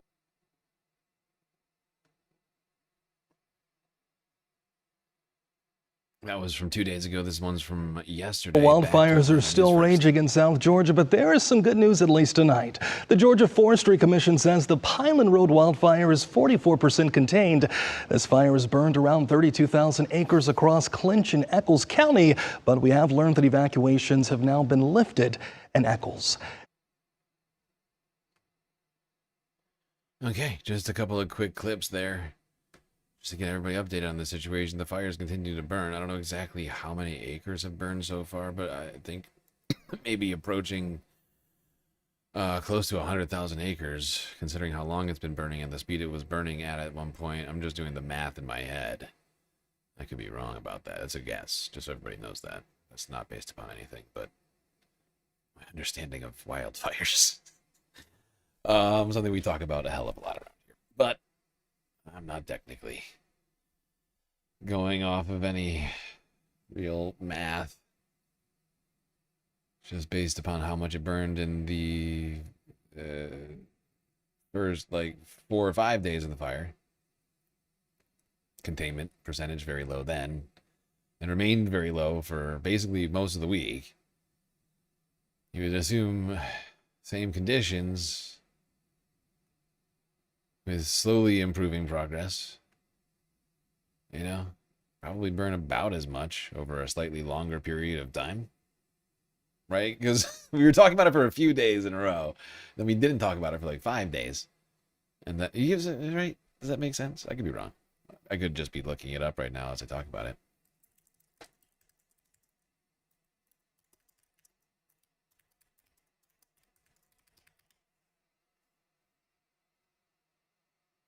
60,000. Okay, I was off. 60,000 according to CBS News, but that's from 4 days ago.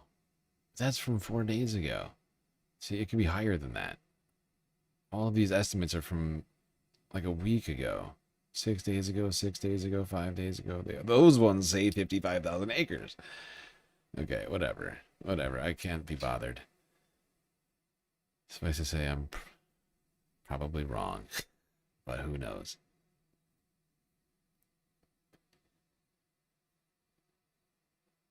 All right. Now to New York. Manhattan, to be specific. To the Flatiron District. Back actually all the way to last week. To a car-free Earth Day.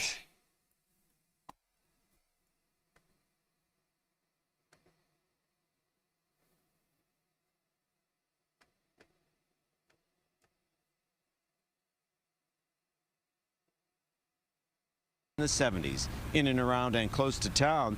City was just great at 68. Newark was at 70. So if you think about it, 68 is above normal. I can't remember the last time we had back-to-back first alert weather days on a Saturday and Sunday, especially after a week that featured a couple beautiful days that would have been nice to have on a Saturday and Sunday. John Elliott is enjoying so far the dry morning. He's in the Flatiron District. He's got your first alert forecast, and the streets are free of cars there this morning, John? But I like what you said, Doug, so far, because I just felt a drop. But no fooling. Like 5 minutes ago, I met Grace, Nooney, and Lilia, right? Yeah. And I love this. What is the name of your running club? El Barrio Running. And you guys you're right over there in Madison Square Park. You run every weekend? We run every weekend, every Saturday at 8 a.m. We usually run on the East Village, but we're doing a special occasion because it's our 2nd anniversary today. Happy anniversary. Thank you. And Spanish speaking, it's a home away from home, right? Yeah, we wanted to really create a group that feels like a home away from home for our runners. So we really love running all of us together and build a community around it. Just met him 2 minutes ago. Where do they find you on Instagram? El Barrio Running. Oh, I like the way how you say barrio. I love it. All right, you guys go running. Go running. Thank you. Thank you. And it's like right over there. So you know where we are. We're at the car-free streets, and yes, we're in the Flatiron District. Let's talk about the temps and the rain and the drops that I'm feeling right now. Cooler. It's a lot cooler than it was yesterday. These are the current temperatures, and you can see. Okay, wait, hold on. Let me skip ahead to where they actually talk about this. Car free. John's just sitting here. He's just randomly talking to people. It's like, hey, yeah, you're just hanging out. Okay, great. Let's talk about your running clubs this year. John, we'll see you in a little bit. But it sounds like is more sort of spread out, sporadic rain. No, I think it's a start and finish kind of event. I'm glad the Mets did that because it's really going to be challenging this afternoon. So I know sports fans, Mets fans, you need to know how to plan. All right, this is not what he's talking about. God damn it. I forget where he talks about this. You son of a bitch. You son of a bitch. Ah, here we go. Earth Day time. Jesus Christ.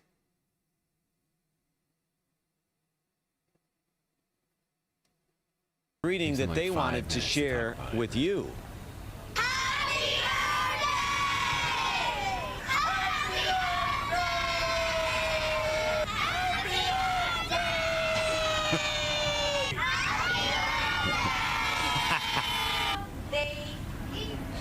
Oh, I love that. So a special thank you to Principal Hildebrand, my new buddy Mike. And, they do interdisciplinary, interclass events. They were planting. I saw 3rd graders do symposiums on climate versus weather, observations, talk to all the 5th graders. Look at all of the John Elliots in the hall. Mrs. Collins, Miss Sanchez, Miss Agravat, oh, it's the STEAM teacher, love her. Brian, Mr. Brian, the superhero that helped set up the tents, Manganiello and Ramirez, I probably messed that up, did all those art projects. Thank you, Trinity Academy, for a great visit and a great Earth Day celebration earlier in the week. Always happy to hang out with the kids. We'll try to get as many more schools in this year as we possibly can. Okay, kids, I don't know exactly what's going on here, Vince, but we're going to tell you what's headed. This looks fascinating. So we're going to follow what's going on as we set up. The event starts at 10 o'clock in all 5 boroughs for Car-Free Earth Day. Oh, this is very cool. I think I know what they're doing. We'll have a lot more coming up in a bit. It is live TV, so we'll keep you posted. Right now, though, we'll send it back to you guys in the studio. Okay, part of me thought it was a kite, but now I'm not so sure. I mean, John has a sense, it seems like, of what they're doing, and we'll find out. He will find out for us. I have just no idea. So I'm curious. Yeah, we'll find out. More. John, thank you. We appreciate it as always. Back-to-back First Alert weather days. Wow, that is quite a beard. Quite a beard you're standing next to, John Elliott. Tell us his story and tell us what you're up to down in the Flatiron District. And this is why I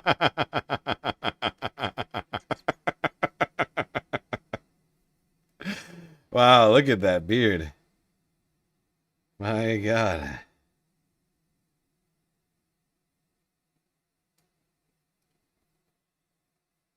live TV.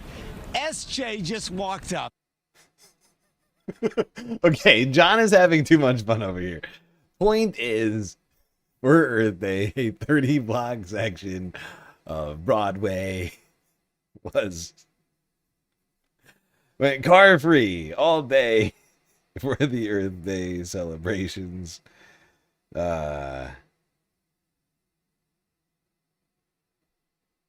And as you can see, John was having fun over here. Now, not far away at all, Mayor Zoran Mamdani has an idea.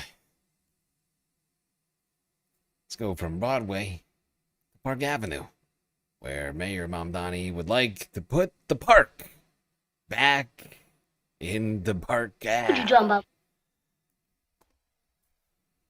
Well, let's find out. CBS New York from 4 days ago.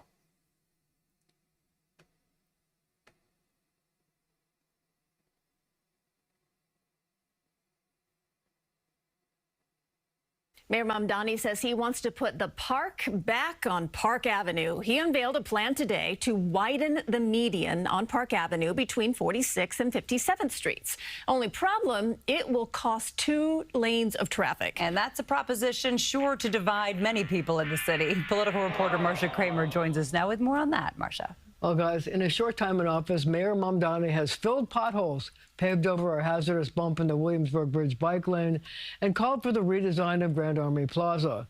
Now, the Democratic Socialist is venturing into the heart of capitalism to create an 11-block park. Our goal in this redesign is to put the park back into Park Avenue. And we want to transform Midtown Manhattan by providing residents and visitors alike with more usable public space. It was an ironic juxtaposition. Mayor Mamdani standing with tenant organizers in the lobby of a Bronx apartment building as he talked about his grand plans for the redesign of Park Avenue, long a bastion of the rich and well-heeled. Proposed designs, there are currently 2, would eliminate 2 lanes of traffic and expand the center median with trees, benches, and so-called pedestrian enhancements. One proposal even has a bike lane running through it. It's about opening up Park Avenue to more people, residents and tourists alike. A lot of this is guided by a belief that our city's public spaces must better serve, and working with partners at the city level, at the state level, as well as at the civic society level will ensure that our streets truly do become. Yep, and I believe, I can't remember which streets he said, but I believe this would go through, like, Grand Central, like that area of Manhattan, like below the park.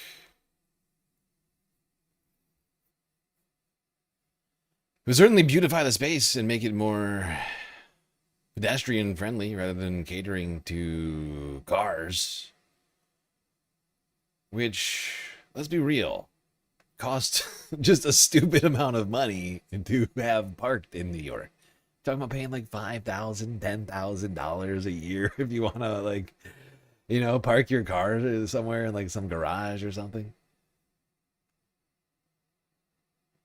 The envy of the world. I just wondered if you're worried about increased congestion. When it comes to the impacts of this redesign, we're confident about the fact that it would not only draw more people to Park Avenue, but also would be a better experience for those who are already there on Park Avenue. I'd love it. Why? Why? You know, be good to get less cars in the city, more green space. I love. There we go. Look at this lady. Wow, that's a fancy outfit she's got going there.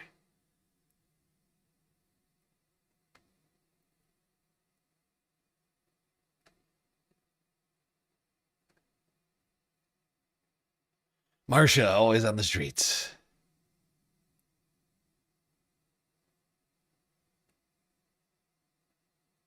You're afraid of driving in New York City? I mean, yeah, I mean, you should be. Especially, yeah, I mean, it's also, honestly, it's really not the best way to get around. There's nowhere to park. If you do find a parking spot, you'll be parked in by the time you get back out.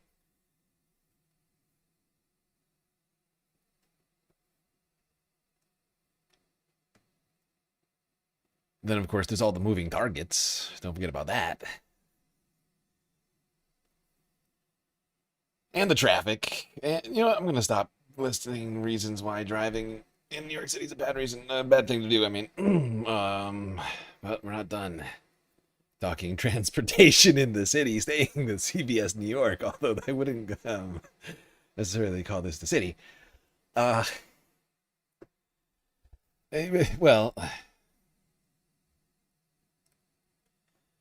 what I would call it is the beach on Long Island. And usually the beach is not part of the transportation infrastructure. However, one bus driver thought, no, I will not allow this restriction will not stand.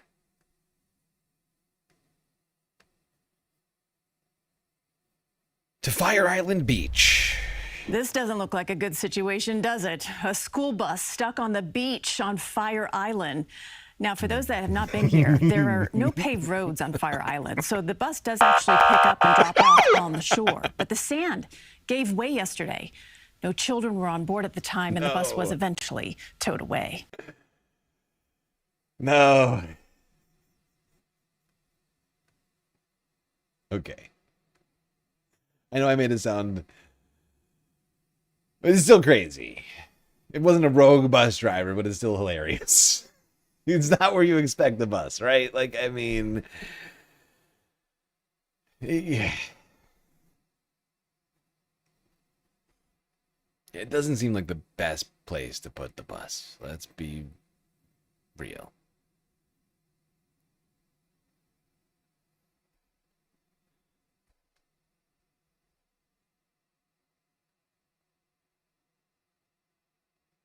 Okay.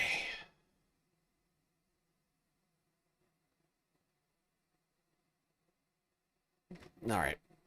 Back to the city.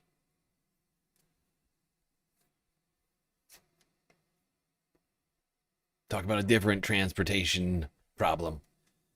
But that is not an issue of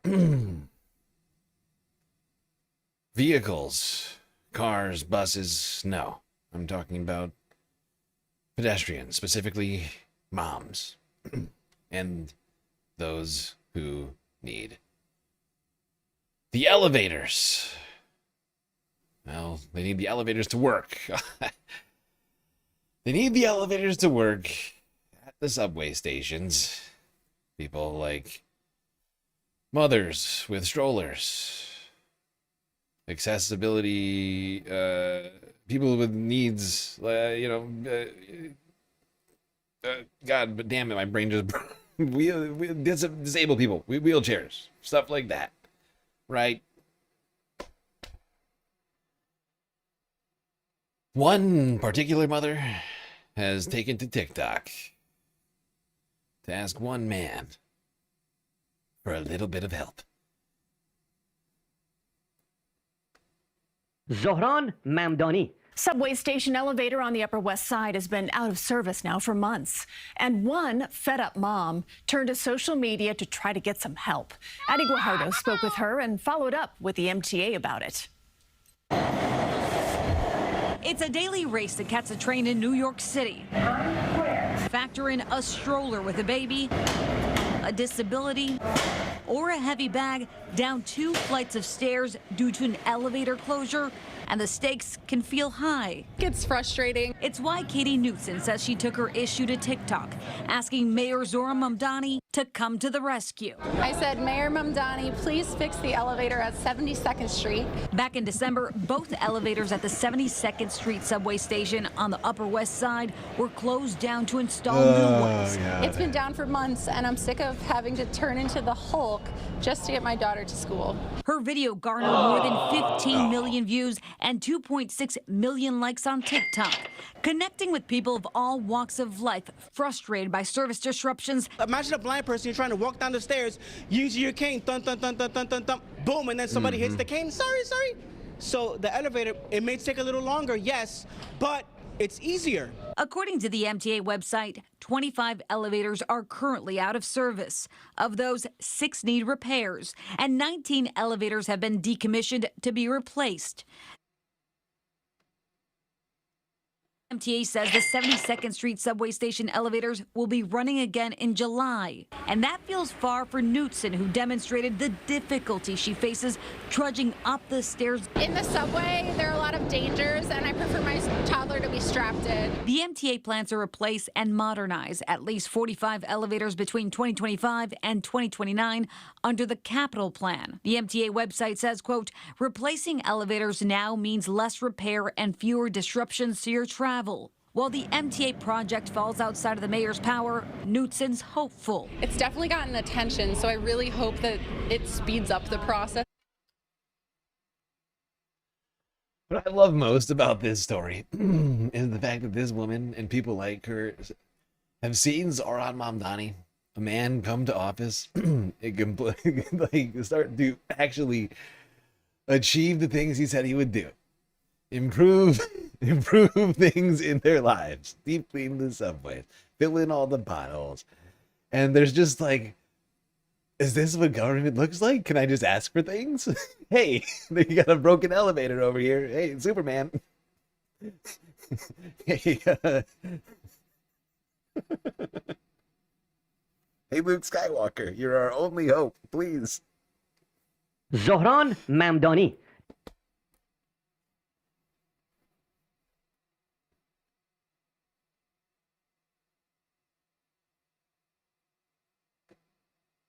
Responsive government.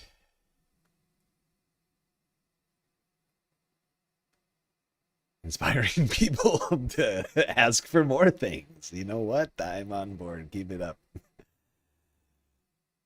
We can achieve great things. We work together. Now, we may as well talk about the man of the moment, Zohran Mamdani, for a non-environmental related story at all. But he did meet with King Charles and Queen Camilla on their U.S. visit this week, along with Kathy Hochul and other The Governor Hochul leaders. shaking hands with the king, and we see the big smiles from Speaker Menon now, also Governor Mikey Sherrill and Mayor Mamdani. This is going to be quite a day for these. I believe this is the first time that Governor Hochul, Governor Sherrill, and the mayor, of course, have met the king and queen, and with their positions now here in the tri-state area, I wonder what kind of questions they're asking them. And I wonder if they're asking for any advice of all your years with this soft politics. Can you give me advice? Okay, I'm good on that. I don't think Zoran asked for advice. I don't think Zoran asked for advice. In fact, I don't have the story in front of me right now, but if I recall correctly, Zoran Mamdani called for Britain, for the United Kingdom, to return all of the stolen artifacts from India. So it feels less like advice. I mean, the asking for advice and more like the giving of advice. But that's just my interpretation of it.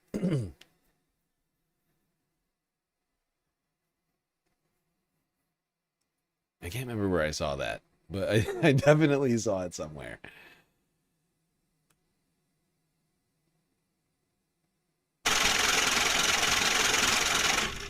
Columbiarican _9505 just cheered 100 bits. Mayor Mamdani is a master Jedi. Has used the Force to clean up NYC. I wonder if he got to use the Jedi mind trick on Trump when he visited the White House. The ability does work on those who are easily persuadable.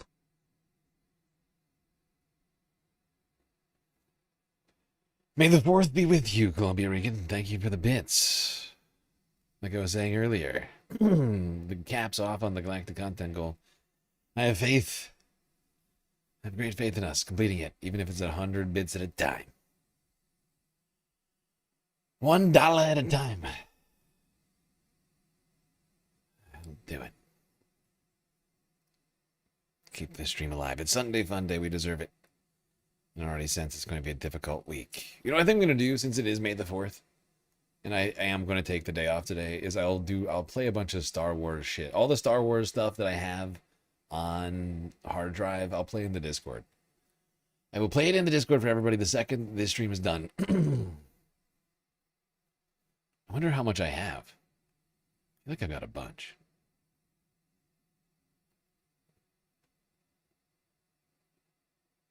Wait, you're doing... You can't do that. You can't give me a... Oh, God. You're killing me right there. You can't give me a Vulcan, live long and prosper. When I say, may the 4th be with you, why are you fucking with me like that? Alright, I guess it's actually the best option out of all the current possible options. Alright, we're not quite done with New York. We're going to move on from the transportation and the parks and the mayor. We're going to go all the way down to the ground, where efforts are being made to clean the soil of the city. Hidden in Brooklyn is one of the city's most unique sustainability systems. On this last day of Earth Month, Hannah Klieger shows us how a group named the Clean Soil Bank is turning dirt into valuable resources. What if I told you that some of New York City's biggest construction projects are helping to grow fresh food in urban farms and community gardens? Deep in the excavation of really clean soil, hasn't seen the light of day for 10,000 years. Pristine, mineral soil, not contaminated. It's really valuable material. At this city-owned lot in East New York, trucks roll in to be filled with dirt from deep beneath construction sites, part of the city's Clean Soil Bank run by the Office of Environmental Remediation. Program manager Zach Schreiber believes it's spearheading the way we think about soil recycling. We've been approached by other countries, and they often look at us as an early model of this type of municipally led recycling and beneficial use of what's been typically considered a waste material. At the Frebel stockpile, mounds of dirt 15 feet high are sorted by gravel size. Once trucked out of state, the city realized it's valuable and in demand. This recycling hub, open since 2020, provides it free of charge to a variety of private contractors and gardening projects across the 5 boroughs. The only... Well, there you go, people. A fascinating project leading a clean soil revolution in New York City. Taking what was once waste dirt from construction sites, now repurposing it across the 5 boroughs. Brilliant genius causing other countries to follow suit. In places where, you know, like, dirt is a fairly sparse existing commodity. Why would you truck it out? It seems very silly.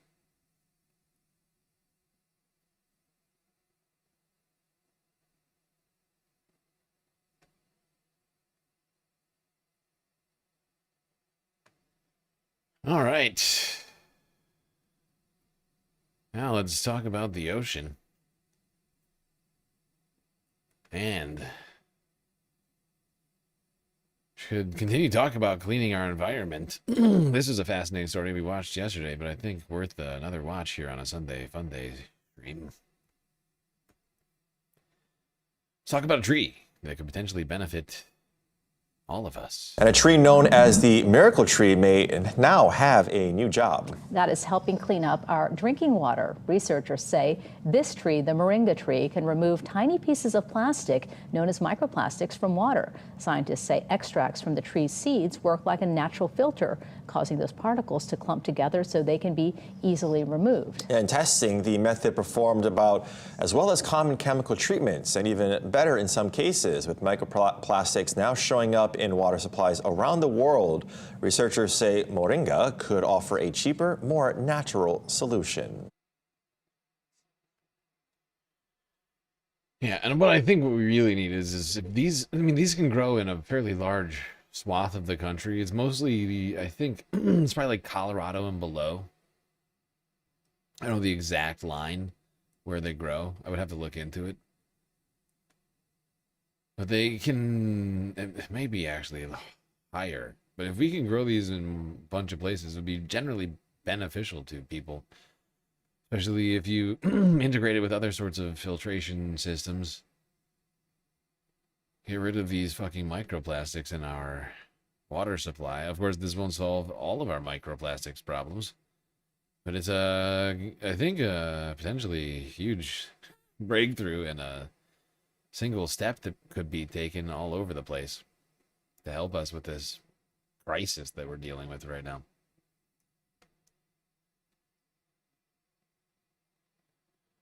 Never would have thought that I would tell you that we have a tree. We found a tree that eats microplastics.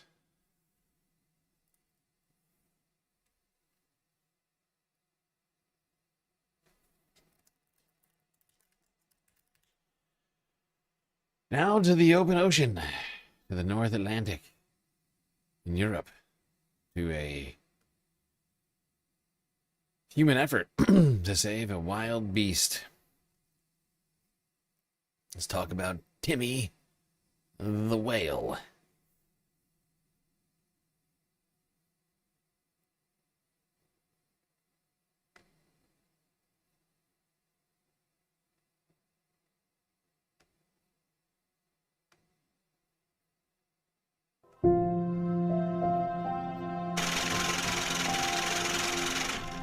Columbia _9505 just cheered 1,000 bits. Luke, I am your father. Join me, and together we can rule the galaxy as father and son. Goddamn, Columbia Regan with 1,000 bits this time. Luke, I am your father. Join me, and together we can rule the galaxy. Yes, indeed. Thank you, Columbia Regan, getting us very close to an actually completed galactic content goal. I think we're at like 8 of 10-ish. Ish is the operative part of that word. 8 of 10-ish. So damn close. We still got a bunch of stream left here, people. So I think we'll do it. I believe in us. All right, back to Timmy the whale, who we were saving. But I need to I need to read subtitles. Here we go. Well, not subtitles. What do you call these? Captions. This humpback whale was stranded on the coast of the Baltic Sea. A German rescue team has been working hard to bring him to safety. They filled this barge with water to bring him out to open ocean. Before releasing him, the rescue team attached a GPS tracker so they could keep an eye on Timothy. Now he can swim free. Timothy the whale. All right, I've got a clip from the Associated Press of Timmy making his way to freedom.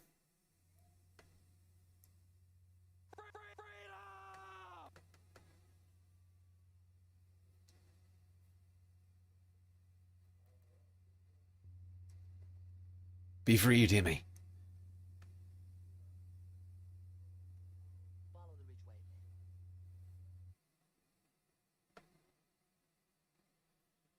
Ghostface Miller just took the money of Jeff Bezos and gave it directly to me. The brilliant life decision. Brilliant life decision, I must say. Thank you very much. Getting us to what we'll call 9 of 10 on the Galactic content goal. Hype train incoming. One more dono would get us a hype train. Oh boy. Here we go. Now we got shit happening over here. Enjoy those space emotes, Ghostface. See Choki's message above this one. Can I give through Patreon? I couldn't find a way. I don't have Venmo or Cash App. In fact, they aren't on in the UK. Oh, no. Unfortunately, no. You can't give more through Patreon. You could change your donation level tier, right? Like you could go from like patron to benefactor, benefactor to philanthropist or something like that. Which I would see, right? Like I would see like a little extra money, right? A few bucks here or there, depending. But you can't just not that I know of. They may change that in the near future, though. I don't know. Do they have PayPal in Europe? Because we don't have Venmo. We do have Cash App, but we also have the PayPal. I don't know what operates over there, so I'm sorry. I wish I had better options for you. Are you new, Ghostface? I feel like I haven't seen you chat very much in the past. You just pop in here and decide to give me Jeff Bezos' money?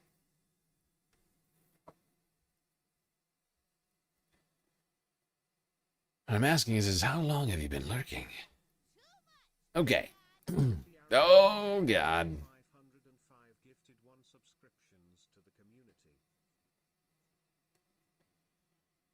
God dang. Columbia Rican also gifting a sub.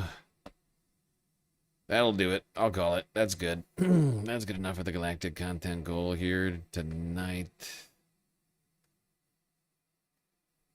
Oh, that you have PayPal, but you don't have it. Okay. Well, there you go. Those are the options, I'm afraid.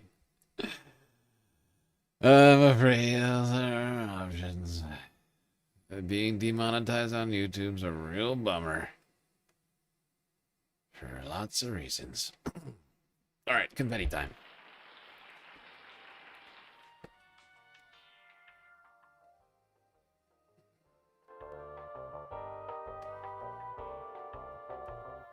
You know what?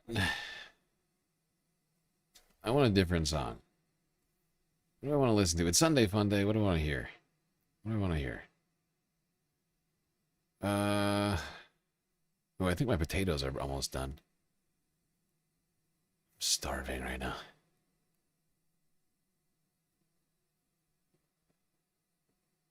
I'm literally living off of baked potatoes. like 2 a day and like protein powder, like shakes. And now I've run out of milk, so I can't even have those the last day or so. It's a real disaster. I'm wasting away. It's not true. It's not true. I'm not wasting away. I'm perfectly fine. I'm perfectly fine. Everybody, do not listen to me. I'm perfectly fine.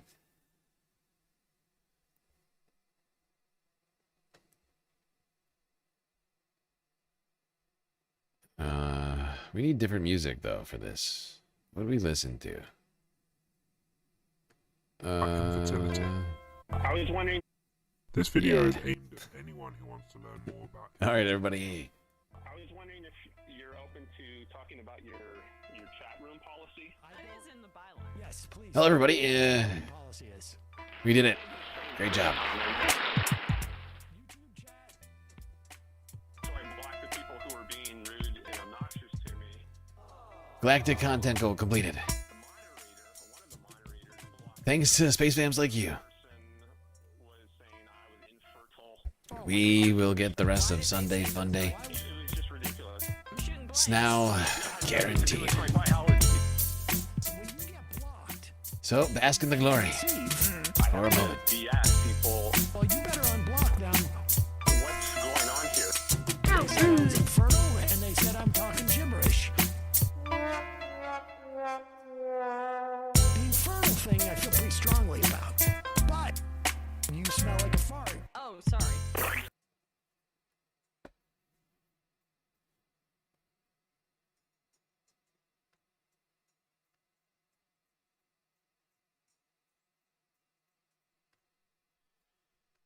All right, people. Confetti done. Party done. Gotta get back to the stream. I've still got a hell of a lot for us to talk about.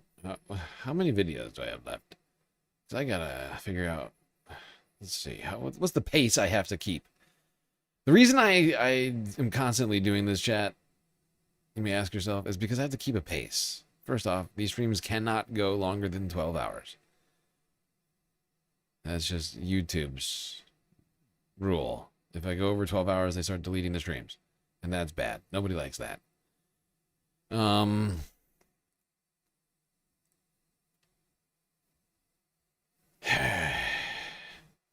so I gotta kind of like keep track of these sorts of things, as well as I have my own sort of timer. Like, do I want to go 12 hours or do I want to go less? And then I have to figure out how long that's supposed to take. All right, we've made great progress though. More than half of the way through the stream at this point. We have completed the goal though, so we don't have to worry about the stream ending suddenly. The Imperial Theme March. Oh, we could have done that. I didn't have that on file. Error connecting to remote server. Oh no. Nightbot is on strike. I should turn off the oven. I'll be right back. But I'll leave you here. Whoopsies, I did not mean to click that. Please tell me you didn't click that, you bastard. Okay, there we go. Good. All right, let's go France 24 English real quick. To Paris, outside of the Louvre Museum, where social media is a buzz over a natural phenomenon.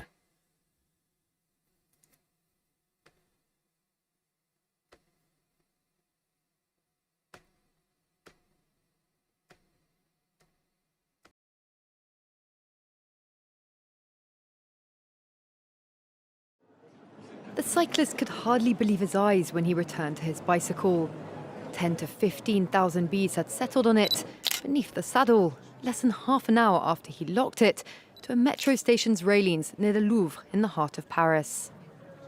It would take more than twice the time for this beekeeper, called out on an emergency call, to move the bees from their adopted home. It wasn't easy because it was a really big cluster, with the queen probably nestled in the middle. I had to dig in very gently to retrieve her and to remove all the bees. Bee swarms in the city are not as unusual as one might think. Just last week in the southern French town of Nîmes, a massive swarm colonized a different bike, while some other bees recently took up an even more unlikely residence, a traffic light in Nice. Bees swarm like this in spring, when a colony becomes too large for its hive and decides to create a new one. Well, there you have it. A whole bunch of bees decided to take up residence in a bike parked outside of the Louvre.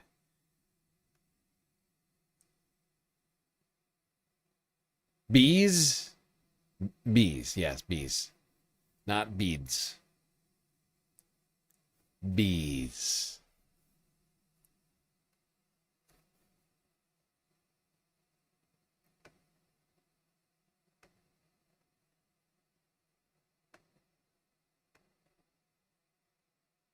Oh, stop booing. There's nothing wrong with it. There are dozens of us. Dozens! There are dozens of us. Dozens. All right. Back to the ocean. Or, wait, is this the ocean? Or, I'm confused. What are all these seagulls doing here? In Belgium.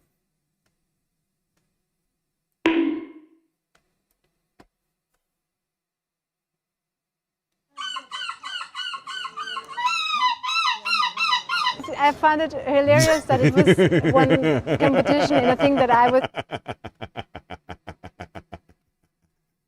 You know, I think we covered this, if I recall correctly, we covered this competition either last year or the year before, but this is an annual competition. An annual competition. For who can do the best seagull impression, and some of it is incredibly impressive. I mean, listen to that. I found it hilarious that it was one competition in a thing that I was doing, but was very weird. I didn't know about it, so I just thought, and I turned 40 that year, and I think that kind of ticked in, that I was like, okay, I'm not going to be boring or do only grown-up things now. I will do this competition.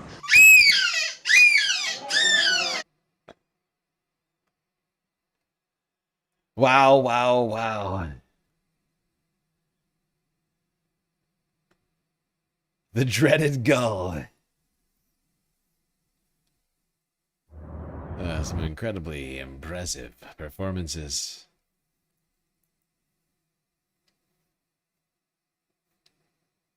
Your nemesis are ducks and gulls at war? I could see that. I could see that. Because gulls are always trying to steal food from humans, and ducks are always politely waiting for the food. I can see how you two would be nemesises. Nemesi? I can't do it. All right, let's go to the next one. Oh God, I've got to pee real bad.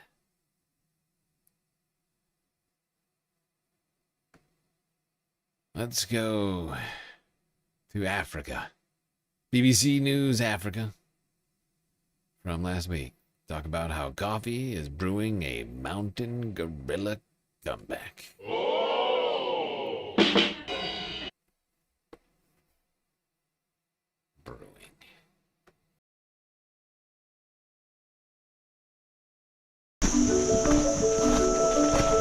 This forest is one of the few places on Earth that you can find a rare but remarkable animal, the mountain gorilla. Trekking through windy, impenetrable forest in southwest Uganda, it's not long before we come across a gorilla family. This is one of just over 1,000 mountain gorillas in the world, and it's a silverback. You can see from its back. It's got a family of about 7, and it's quite comfortable around people. Mountain gorillas are only found in the forests of Uganda, Rwanda, and the Democratic Republic of Congo. They are so similar to humans that they share 98% of our DNA, which is one reason why they've become so vulnerable. Now, the reason why we have to wear these masks is because gorillas can get some of the diseases that we are carrying, even anything as simple as a common flu. So this is a way of protecting them. Despite threats such as diseases, habitat loss, and poaching, there is some good news. Gorilla numbers are now rising. That's partly due to the work of one conservationist. They're so similar to us, and yet they're so gentle and accommodating. They're really gentle giants. At the same time, they're so vulnerable. There's so many similarities to us that we have an ethical obligation to protect them. And the way she tries to protect them is to make sure the people who live nearby are also looked after. Some farmers used to hunt for meat in the forest because food was scarce, but gorillas could get injured and killed in traps that they laid. So Gladys looked for ways to boost people's income. And here's what's really making a difference here. Coffee. Beans like this mean that people can now turn away from poaching and instead embrace farming. Eliphaz used to be a poacher, but now he's been helped to develop his crop, and his beans are now marketed as gorilla conservation coffee. Well, there you go, gorilla conservation coffee, helping to bring an end to poaching.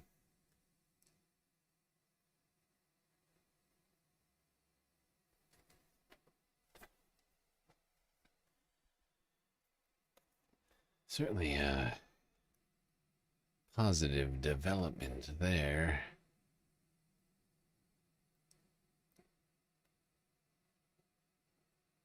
There's nothing you can do from the land. When will your war against the land end, Duck? Can't the land and the water just coexist? Alright, from Africa now to India, or, well, it's complicated. Will it be India? We'll see. Sort of a combined South America, India story here, with I think the richest like man in India, or at least the son of the richest man in India, offering to buy or provide a home at least for the former hippos of Pablo Escobar. France 24. These hippos' days were supposed to be numbered, but they may now have a savior and a new home. In mid-April, the Colombian government approved a plan to cull up to 80 hippos after previous failed attempts to control their population. Instead, Anant Ambani, the son of tycoon Mukesh Ambani, is proposing to bring the animals to his private zoo, Vantara, in India. These 80 hippos did not choose where they were born, nor did they create the circumstances they now face. They are living, sentient beings, and if we have the ability to save them through a safe and alternative solution, we have a responsibility to try. Okay, well, there you go. India's richest heir offering to provide a home for hippos that were slated for death.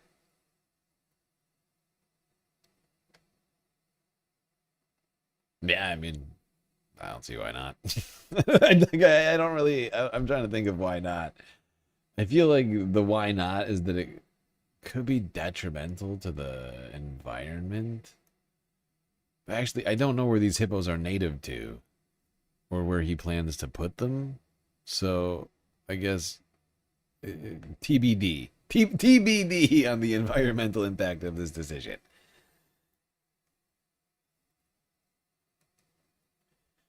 Hey, Doc, what about hippos? Do those count as land mammal? Are hippos on the naughty land mammal list or the good water mammal list? Because they're mostly in. I mean, they spend a lot of time at the water. I'm just wondering for a friend. Not a hippo. Some other friend.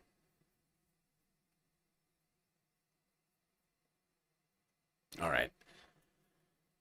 From efforts to save a bunch of hippos to the efforts in Indonesia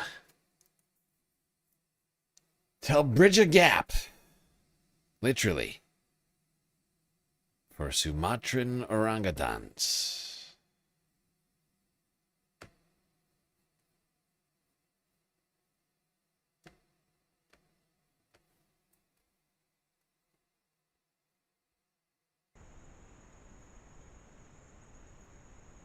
Ya, karena privilege ini kita rancang untuk We designed this bridge canopy primarily for the benefit of the orangutans. So, the specifications are tailored to their needs. Even the ropes are designed to support the weight. So, when orangutans appear, it's something we've been waiting for. I think this is a great project. As you see right here, this is... Wait! You're going too far. Don't do it. Don't do it. There you go. This is why. This is why. It's hard to see because of the fucking end card. But you can see the road, which would otherwise be dangerous for the orangutans, right? To cross. They're not the fastest moving of the primates. Kind of slow and dopey. Cute, no doubt. But, you know, you don't need them crossing the road, getting run over and dying. Instead, they've created a fantastic solution that can coexist with humans. And now, apparently, they are using them, which is a huge success in this effort. They had no idea whether or not the orangutans would use them. But they were like, you know, let's try it. Screw it. Let's make a bridge. Let's make an orangutan bridge. And the orangutans were like, great. Awesome. Let's do that.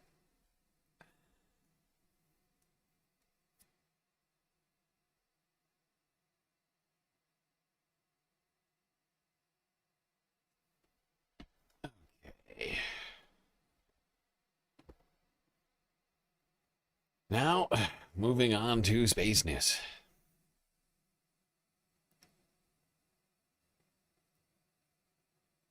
PayPal's not working for you? Oh, it's no good. Well, I appreciate you trying, regardless. I appreciate everybody. All of you. So beautiful and generous all the time. Managing to keep us alive even when YouTube is determined to shut us down.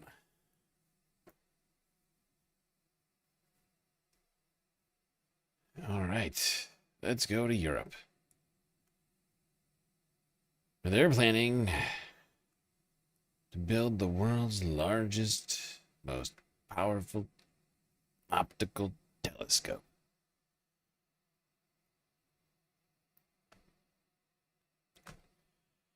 France 24 English from Monday. A new key to the universe from the deserts of northern Chile. That is Why the is this promise quiet? of a highly ambitious $1.5 billion project, the Extremely Large Telescope. The endeavor from the European Southern Right. Observatory won't just offer sharper views of the skies. It could I'm an idiot. I forgot. This is a collaborative effort. So I think this is in South America, but in collaboration with the European scientists. So I was actually wrong about where we're going. the universe from the deserts of northern Chile. That is the promise of a highly ambitious $1.5 billion project, the Extremely Large Telescope. The endeavor from the European Southern Observatory. By the way, you might be asking yourself why this is the case. And it's because of the geography in Chile.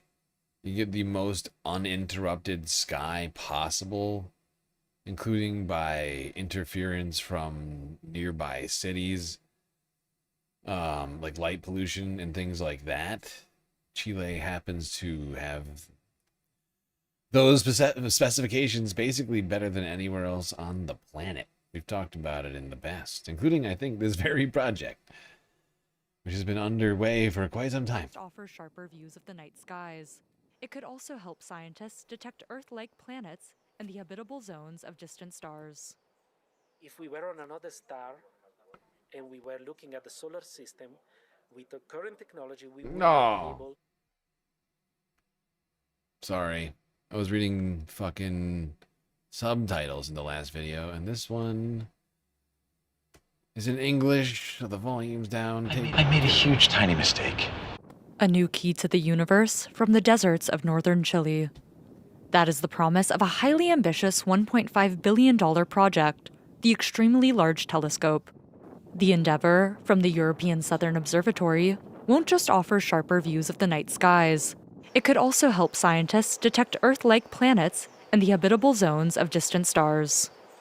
If we were on another star and we were looking at the solar system, with the current technology, we will not be able to see Earth. But with VLT, we should be able to see a planet like Earth in what we call the habitable zone. So basically the planets which are the candidates to host life. The ELT will be 20 times more powerful than today's leading telescopes and 15 times sharper than NASA's Hubble Space Telescope. With 798 mirrors and a light-gathering area of nearly 1,000 square meters, It's going to be 15 times sharper than the Hubble Space Telescope. Something that's already starting in space. That's how big this fucking thing is. It is incredible. I mean, you can clearly see the scale of it up close here. It is massive. It's basically the world's biggest camera. And it's incredibly exciting for space enthusiasts.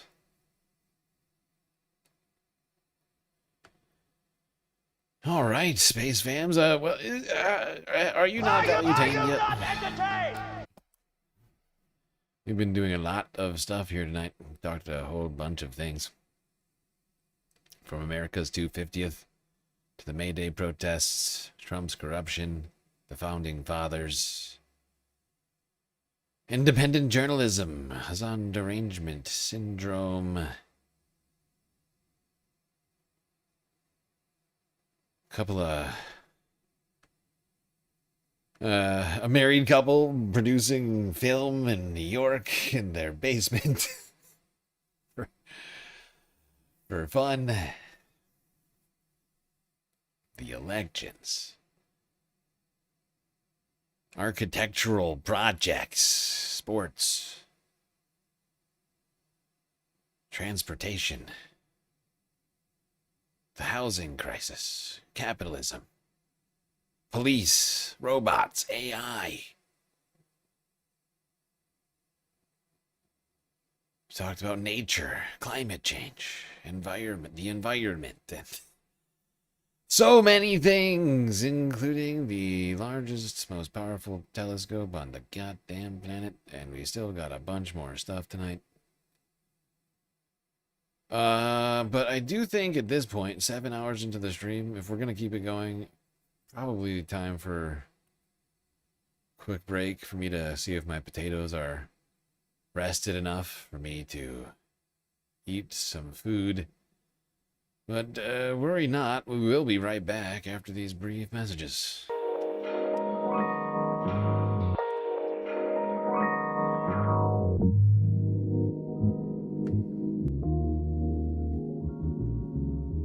All right, everybody. I hope you've been enjoying the stream so far. If you haven't already, hit the follow button on Twitch and the subscribe button on YouTube. Wait, oh yeah, while you're at it, do consider contributing to the Galactic News Network, as we are completely funded by individuals like you, and without your contributions, we would cease to exist. Thankfully, we have quite a few ways for you to show your support. Twitch, bits, power-ups, subs, gifted subs, Prime subs, Cash App, and PayPal. If you prefer your money go directly to funding the stream rather than the bottom line of Amazon. But of course, we also have Throne, where you could buy literal physical products that would eventually arrive at my door, if you'd prefer to know what your money goes to. And of course, the very best way to get those space benefits for your earned dollars still remains Patreon, where for the low price of $3 a month, you get access to a myriad space benefits unseen by the rest of the goddamn Milky Way galaxy. All right, everybody, enjoy the break. Grab yourselves a drink, maybe a snack, and I will be right back.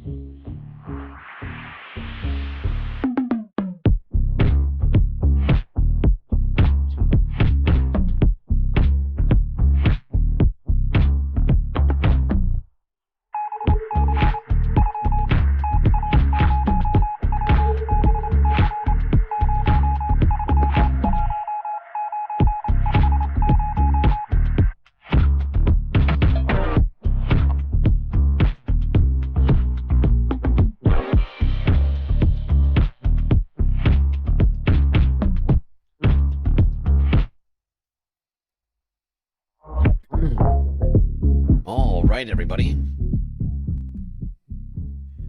The break is over, and the stream is about to begin once again. So you'd better get back in those seats. Otherwise, you're gonna miss it.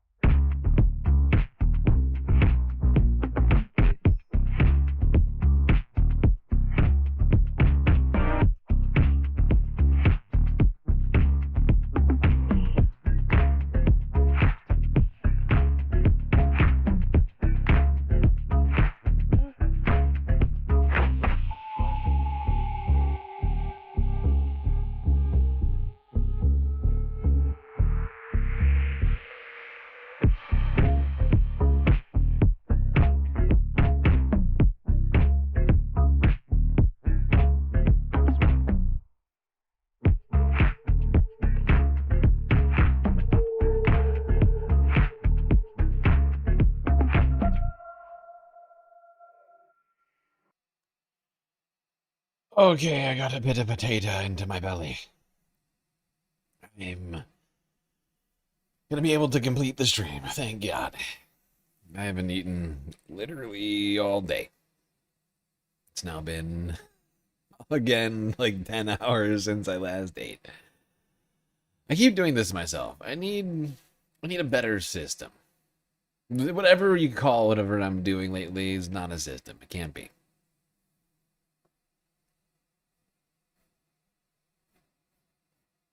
You can't call whatever I'm doing a system. It's out of control. You rein it in over here.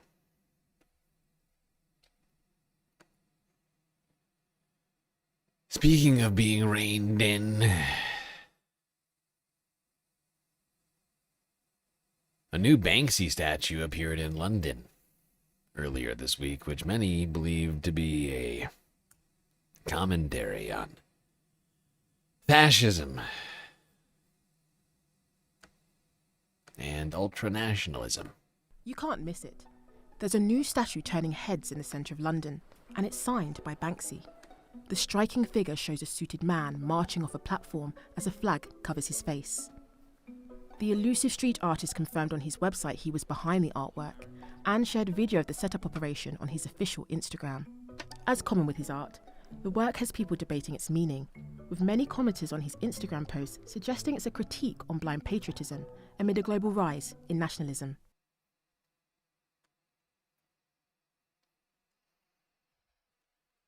Okay. There you go, a little art appreciation for you all here on this Sunday FUNDAY. Now to France. For just some pure fun. Where tens of thousands flocked to the French Kite Festival. Smashing kiting records. Tens of thousands of visitors on the seafront promenade at Berck-sur-Mer, and just as many people on the beach to watch a spectacle that no one wants to miss. It's magnificent, like every year. I've been coming here for several years now, and it's incredible. It's very impressive, it's very beautiful. And I think our little girl will have lots of memories, will have lovely dreams tonight with all these kites. Giant animals, superheroes. The International Kite Festival has brought together around 1 million people who have come to admire this avalanche of shapes and colours. It's the first outing after winter. People need to get back to these wide open spaces where they can breathe and enjoy a completely free show. It's also a success for the town's shopkeepers, as shown by the queue outside this chip shop, which has been at the event for over 30 years. It's the biggest week of the year. There were lots of people and the weather was lovely, so it was brilliant. There was... There you go. Tens of thousands showing up for a record-setting kite festival here on the French coast. Looks like a good time.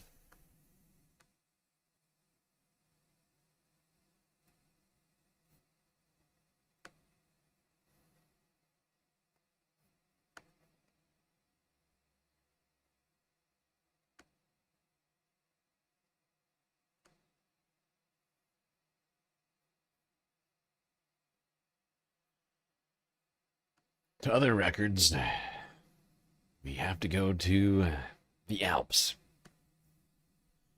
Where one French duo broke the speed climbing record on Mont Blanc. It's a breathtaking climb. At an altitude of 4,800 meters, it's the final sprint to the summit of Mont Blanc. It's also a sprint toward a world record, with the city of Chamonix as the starting point.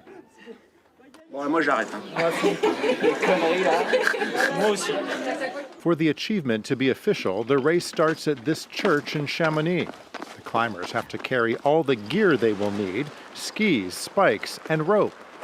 After a portion on foot and a steep climb, snow appears at about 1,800 meters, at a low elevation this year, making the ascent more difficult. There are a lot of traps and crevices. It's a dangerous route. It's full of traps that you have to know how to handle. But we scouted it in advance, so we knew the whole route very well, so that helps a lot. 35-year-old Matteo Jacquemont and 29-year-old Sergent Samuel Eki are highly skilled climbers. They alternate between traction gear and skis, but at the summit they are just 1 minute ahead of the world record. They will have to give it their all on the icy descent. The slopes are daunting.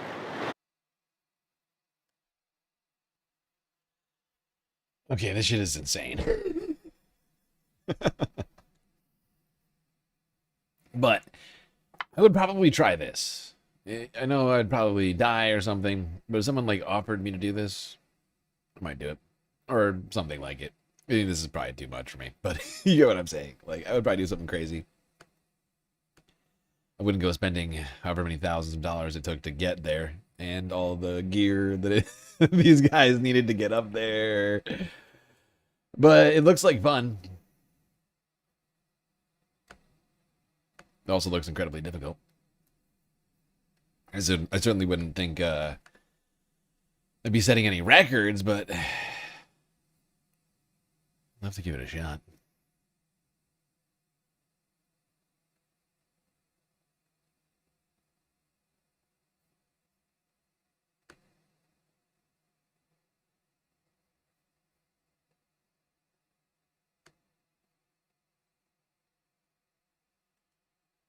All right. Excuse me.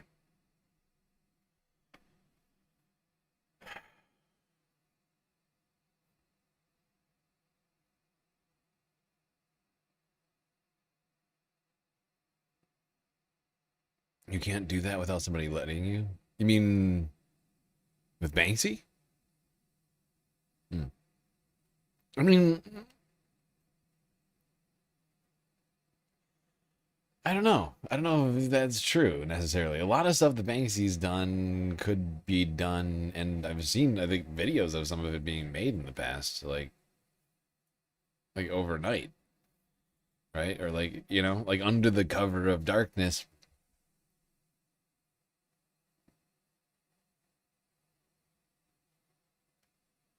But the statue, I mean, here's a question for you.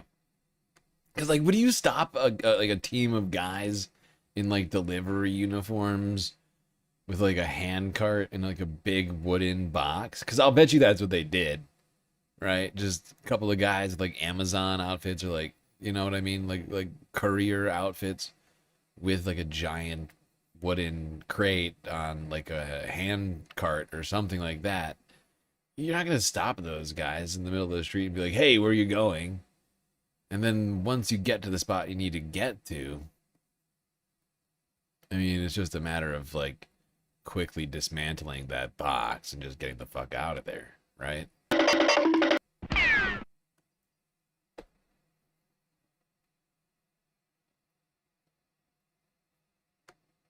Like, nobody's going to stop those guys. So it's like, it's not suspicious. Like, you're not building the statue. You're just transporting it. I assume he built it off-site, right?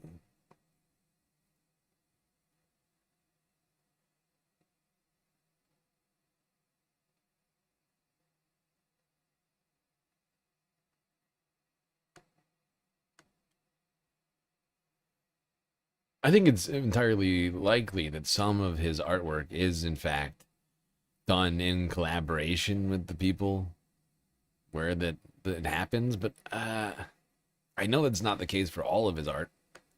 I followed him for a long time. Maybe not as stringently as some.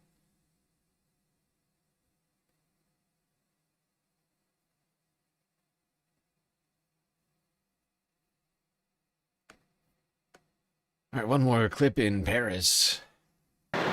Or in France, I mean. To Paris. To the 17th arrondissement. Or 17th arrondissement.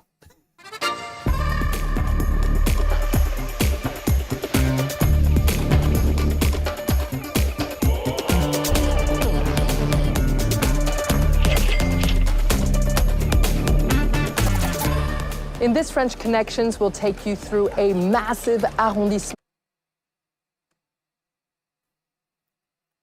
Wait.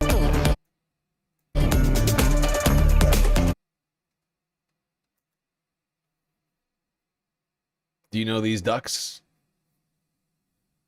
Duck spotted. Mallards ahead. In this French Connections, we'll take you through a massive arrondissement, 3 times the size of the first. The 17th covers most of the northwestern part of the capital, starting at the Arc de Triomphe and fanning out all the way to the edge of Paris. Coming up, we'll take you behind the scenes of Napoleon's famous Arc and give you an in-depth look at the man who transformed the 17th arrondissement and most of Paris, the Baron Haussmann. And whether it's Haussmannian apartments or a giant glass tower dominating the landscape, the 17th has some of the most diverse architecture in all of Paris. Join us as we discover the many wonders of the 17e.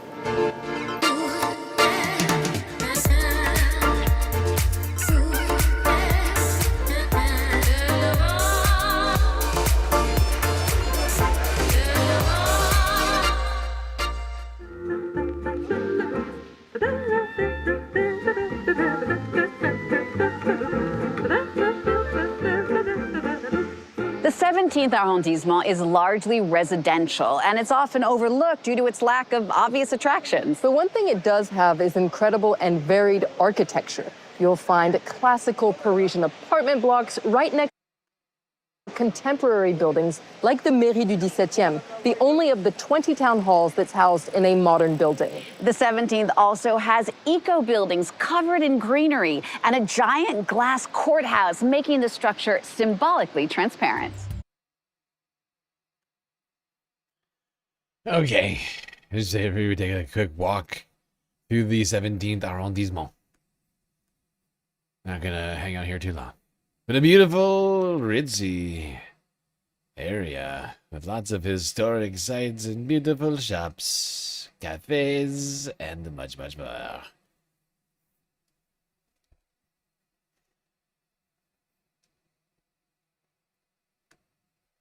All right, now to Germany, where robot dogs with the faces of the oligarchs are roaming through one Berlin art exhibit.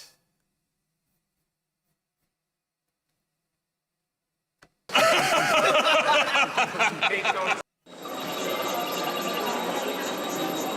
very hard for people to look at it and just be like, oh, yeah, I've seen one of those things before. It's pretty usually a visceral reaction to it.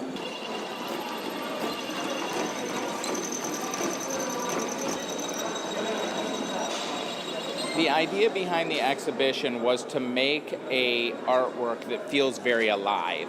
I think with the advances in AI and robotics, you're going to see many more sort of like sculptures that are doing things that are unpredictable and interacting with the world. Basically how it works is the dogs are walking around trying not to bump into each other, and then they are taking pictures of everything they see and pooping out prints in the style of that person. So the Picasso one poops out pictures that look like Picasso, the Warhol one poops out pictures that look like a Warhol screen print. And the idea behind it is, in the past, our view of the world was influenced by artists. The way Picasso painted changed how we saw the world. Now, our view of the world is influenced by tech billionaires who control algorithms that decide what we see and what we...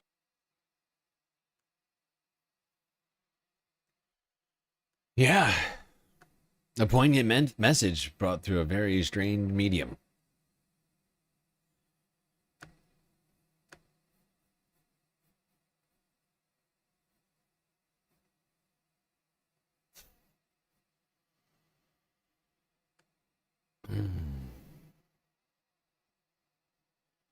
All right, now we're gonna unfortunately have to move from the mostly fun portion of the stream-ish, well, considering, to the mostly unfun portion of the stream. To talking about war. What better way to do that than to discuss how capitalism is fueling today's wars? From the billionaires pooping out art for us to consume, to the billionaires fueling the conflict around the planet. What's the role of money, of finance, of our international trade system? And especially, how does it link to what we're seeing in Iran? There is universal demand for US dollars because that's the currency in which oil is traded. What this means is that the US can print money and purchase real goods from the rest of the world effectively for free. But of course, Iran and any other sovereign-seeking movement in West Asia rejects this arrangement. They want to be able to sell their oil and other resources in whatever currency they choose. But this is a very serious threat to US imperial privilege.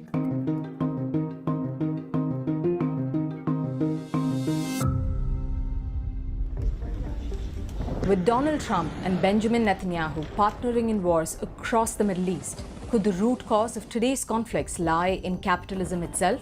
And are these wars, in fact, the continuation of centuries of colonialism? Oh, right. I'm sorry. That's my bad. That's my bad. I watched this like days ago now.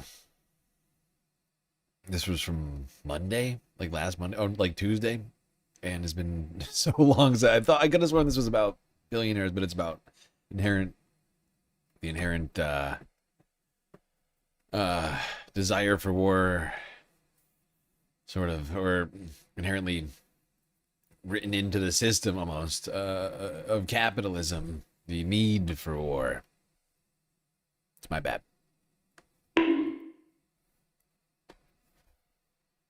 And economic policies that favor the interests of the richest and most powerful nations.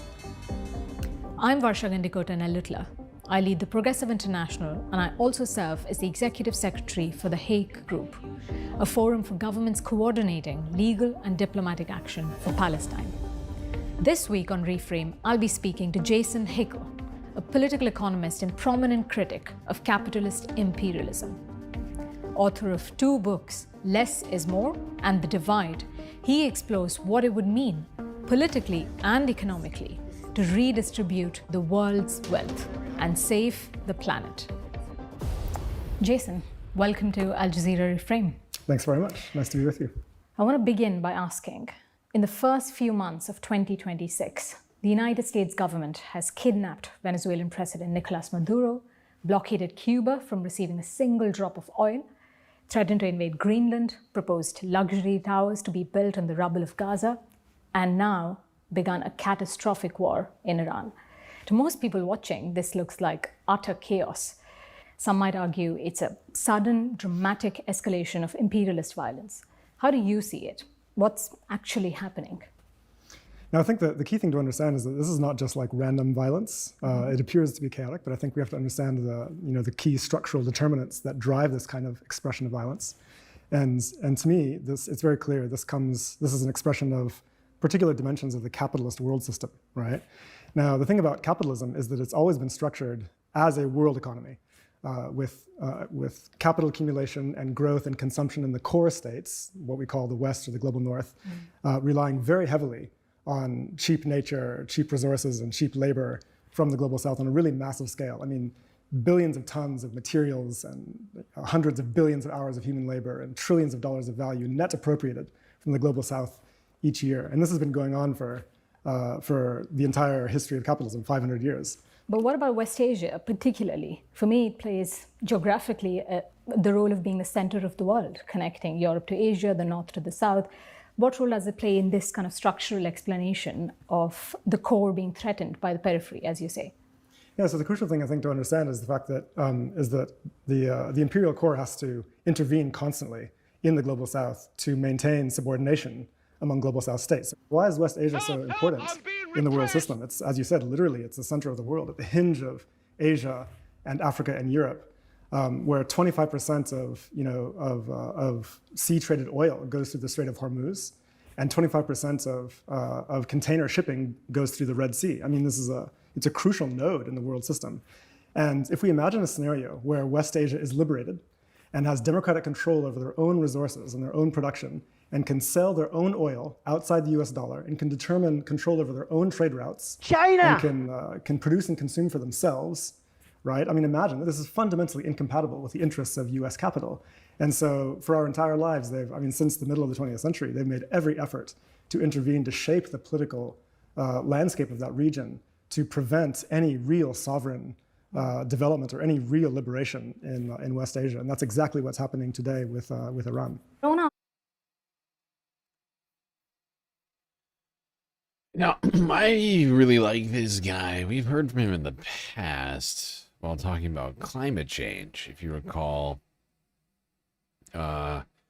Hickel here is one of the degrowthers.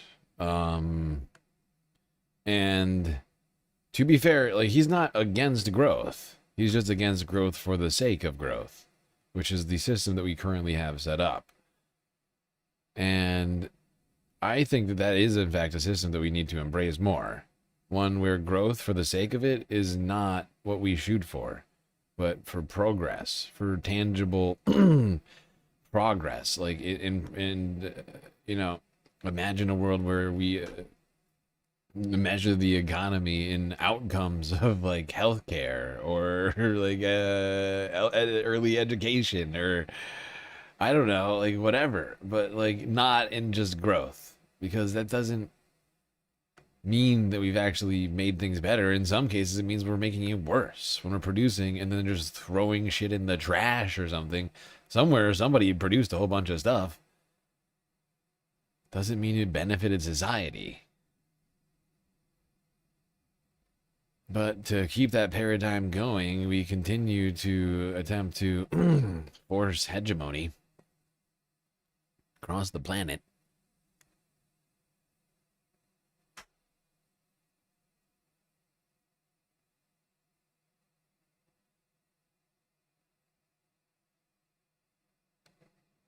I'm going to skip a little bit ahead here. Of the global south. And so, with the realization of the potential political power that lies in South-South cooperation and integration, there's extraordinary things that can be achieved. This was attempted with the formation of the new international economic order, which was passed in the halls of the UN General Assembly in the early 1970s, which was an attempt by global South states to say, look, we have a right to economic sovereignty and to cooperate in our own interests, and we will do so. This was, of course, deeply threatening to the interests of capital in the core states, and they sought to and succeeded in effectively crushing the principles of the NIEO. Today, there's actually an effort by many in the global south to kind of revive the principles of the NIEO through South-South collaboration. And we see this also, I think, to some extent in the form of the Hague Group as well. And I know you've been involved with both the new NIEO and the Hague Group, and I'd be interested in hearing your reflections on this. I think it's really interesting that you bring up the new international economic order, because the general myth around which, of course, has died, it no longer exists, and like you say, there are now new attempts to revive it. But the often repeated refrain is that it was bound to die. Not that it died due to specific historical reasons. As you say, it was killed, in fact, with many of its leaders assassinated at that time, precisely to prevent this from coming about. And that often slides into perhaps racist phenomenon, which is essentially to say, oh, these African Asian countries, they could never possibly get along and actually work together. And as for the Hague Group, I think there's something even more powerful at the core of it. The Hague Group is a coalition of countries that work together to essentially perform state action, legal and diplomatic, to uphold international law. But they're saying something else, which is we will not use our land and our labor. We will not allow our arms to go through ports. We will not allow our factories to produce, these weapons that then kill Palestinians. You talked about the Strait of Hormuz and the petrodollar, and West Asia being the central node of the world. Something extraordinary has happened in March of this year, which is Iran, like you said, announcing to the world that it will allow safe passage, but only if countries buy its oil in Chinese yuan, in the renminbi, as opposed to the United States dollar. Do you see this as a kind of circuit-breaking moment? Will it mark a before and after in its wake? I think this is a major historical development. I think Iran has effectively announced to the world that we understand how this current world economy works. We understand the key choke points, and we want something different. There's that, but also furthermore, the very fact that one of Iran's objectives and their demands is the removal of US military bases from West Asia. Because, right now there are over 800 US military bases around the world that the US uses to police any country that seeks any kind of departure from US economic interests or geopolitical interests. Is there any other country that comes close to that number of military bases around the world? Not even close. I think that China is an enormous country. China! 1.4 billion people. It has one foreign military base. This is imperial power. And I think that's, for every person that watched the genocide live streamed to their phones, this is a realization they've had in their hearts, that this cannot go on. It's fundamentally against humanity. There is no humanity, and we must build it. We must build a reality where all are treated equally, where all have equal rights under international law. And that reality does not exist right now. And it will not exist as long as we have this arrangement of geopolitical power in the world. And it's precisely that must be overcome before we can realize our potential as humanity.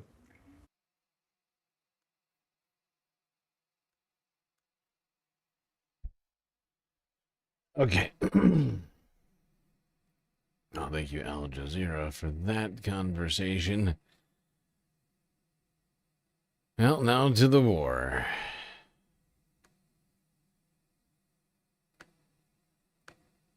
And in this world that we live in, of course, capitalism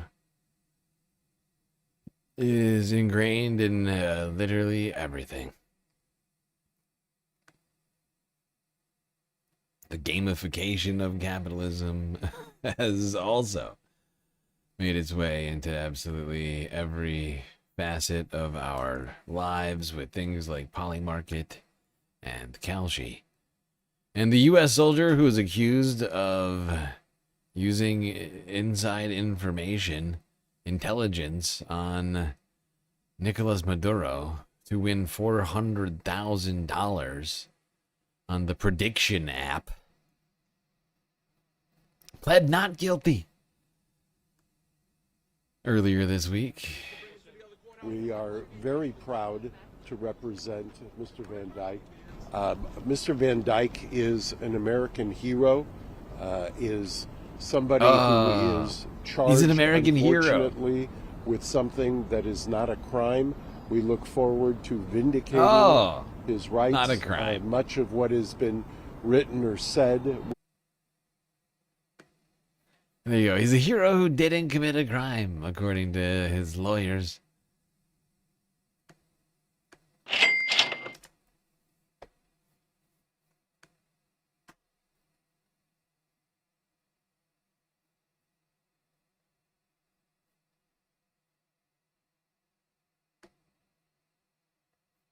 Non-crime committing hero.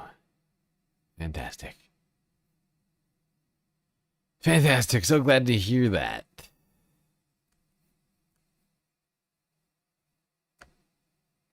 Speaking of crimes, of course, Israel continues to commit the crime of illegal blockade of a civilian population in Gaza.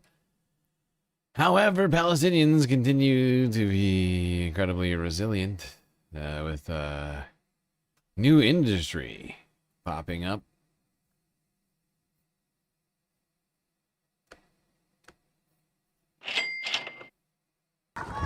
At Gaza seaport, the sound of waves is muffled by the hammering of metal against cement. Children as young as 7 are working alongside adults, breaking large slabs into smaller pieces, one strike at a time. Reaching this site is itself a risk. With walking paths at the seaport destroyed, workers are crossed by small boats, exposed and unprotected, just to begin their day. Severe shortages of construction materials have brought rebuilding in Gaza to a standstill. But people here have come up with a way to reuse some of the rubble of what has been destroyed in the war. We came up with this idea when we used to go to the area of the Egyptian towers and find old blocks of concrete. They were being thrown away into the sea at the port, so we started collecting the cement because there are no other sources of income. What you see is an entire informal supply chain. Families break down the cement, sell it by the weight, $1 per kilo, and send it onward to grinding site. But behind every sack comes with additional. There's a cost, danger, exhaustion, especially for child laborers. Each kilo becomes part of a fragile economy controlled by middlemen. This is old cement that's been left for about 10 years at the port. Here's a question. What the hell else are these kids supposed to fucking do? They have no schools. They have no, religious sites. All the mosques and churches and whatever else has been destroyed. I mean, look around them. They live in the rubble of what used to be a city. What do you expect them to do exactly, aside from rebuild that city? Like, it's insane. Like, I mean, we want to talk about child labor right now? Like, great, okay. Those children are starving and homeless. Like, no shit, they're doing stuff.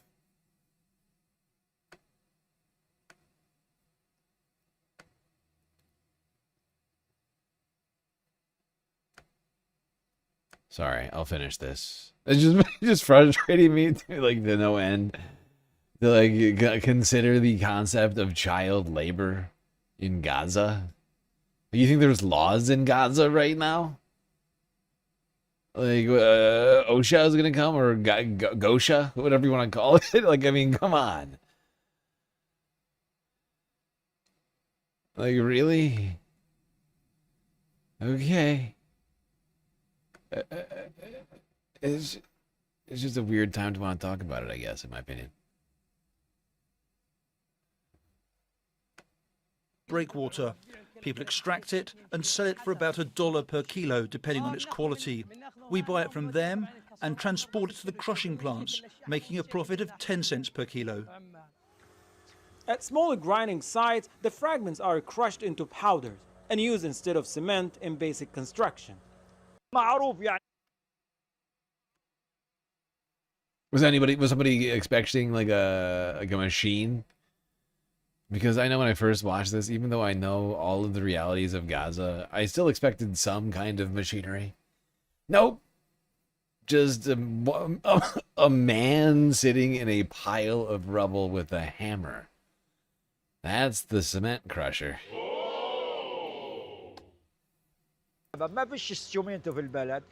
People have no other choice. The reason is clear. There is no cement available in the country. The crossings have been closed since the start of the war, and nothing has been brought in. No cement, no steel, nothing. So we've resorted to this method as a temporary alternative solution. The work is dangerous. With every strike of a stone, dust fills the air. Injuries are common, and protective equipment is almost non-existent. Children bear part of this burden, working long hours in hazardous conditions. Once again, I don't know what else they should do. Sit in the sewage, or sit in the piles of garbage, or in their cold, flooded tents. Get bitten by rats and bugs. I don't know. Which one's worse? Really, I would like somebody to actually... I cannot. I'm sorry. Like, it's literally... I'm like, dude... This is uplifting to me. This is not a story of child labor, but of child perseverance, for the love of God. Like, yeah, sure. In like a normal situation, I'd be like, yeah, this is probably unacceptable. If Gaza was a normal place that wasn't under siege and under blockade, and the population wasn't being actively genocided, maybe we could talk about child labor. Wouldn't that be nice, actually, to actually care about that sort of a thing rather than the genocide, right? I don't have that sort of luxury around here. One day, by God's grace.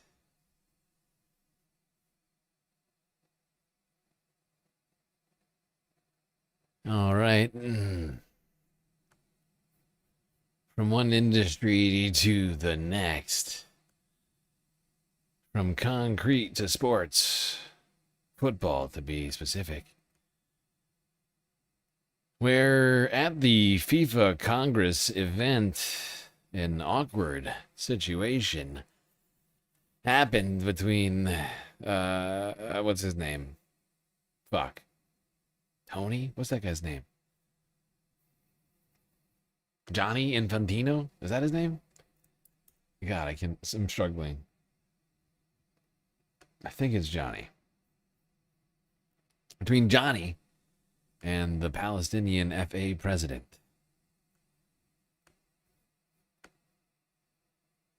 And I believe FA stands for Football Association. Who refused to shake hands.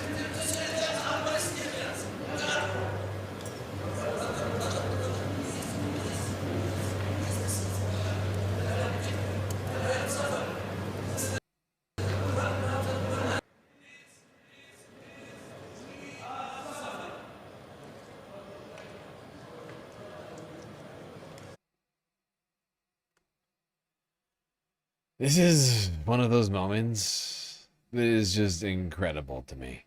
Johnny just gave Donald Trump the FIFA Peace Prize, something he concocted to gargle the nuts of the Supreme Leader. Pretending to, like, they also started this, like, human rights division at FIFA. Like, it's a corrupt organization. And this guy is trying to force the Palestinian president of Football Association with the Football Association's president of Israel. And this guy, like, he's trying to shut him down. He's trying to shut him up for business purposes. Like, it's so, like, this is why we can't allow corporations, you know, like, these people to be in charge of peace. They don't care about peace. They care about the appearances of peace. That's all they care about. Okay, thank you very much to both representatives. These are, of course, as we know. That's right, it is Johnny. Johnny Infantino. Very awkward.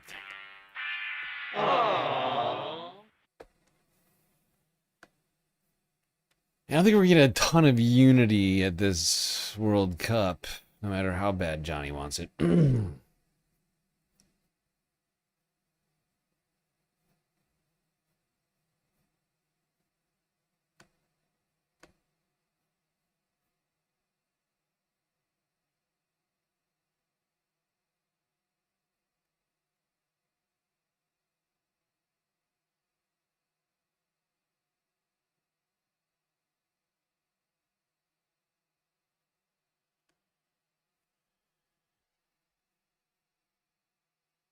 God, I am beaten.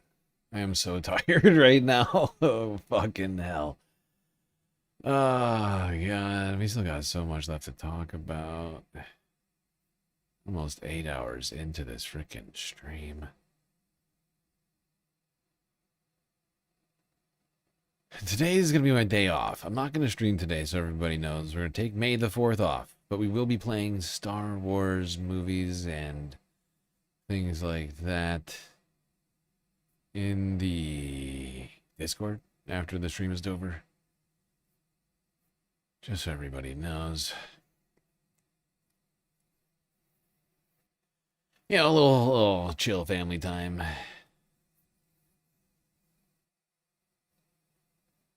I'm going to try and get a bunch of shit done today on my day off. Hopefully I can actually stick to that. I am at least feeling slightly better than I was last week. Last week I was so despondent over the loss of the monetization for the YouTube channel. We worked so fucking hard and so long for that, and I feel like I still don't know why it happened, and it's just incredibly frustrating.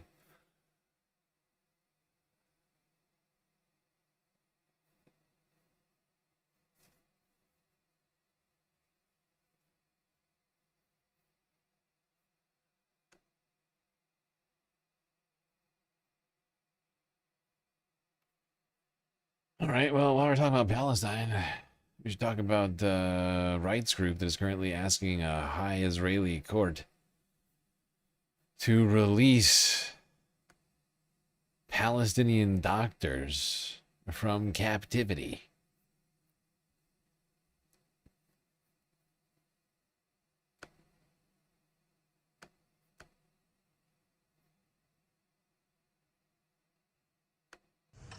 The head of Gaza's Al-Shifa hospital, Mohammed Abu Salmiya, is one of hundreds of doctors detained by Israel during its 2-year assault on Hamas and the enclave. He says he was handcuffed, blindfolded, stripped naked, and subjected to a humiliating search. This involved insults with sand thrown on my head, putting dirt into my mouth, and severe beatings, he says. Abu Salmiya was released by Israeli forces, but around 60 healthcare workers remain in detention, including doctors represented by Physicians for Human Rights Israel. The group petitioned Israel's Supreme Court on Thursday, demanding the immediate release of 14 Palestinian doctors from Gaza who have been held without charge for more than a year. They say they are being held under Israel's unlawful combatants law, which allows for indefinite detention without charge. PHRI Director Naji Abbas accused the Israeli army of pursuing a policy to destroy the health system in Gaza. We saw that by bombing the hospitals, the building itself, by invading the hospitals, and after that by detaining the doctors and the healthcare workers. Israel says Hamas used hospitals to plan attacks and operate from tunnels beneath them, claims the group denies. It is Yeah. Also, Israel's given us zero evidence of any of those claims. So, you know.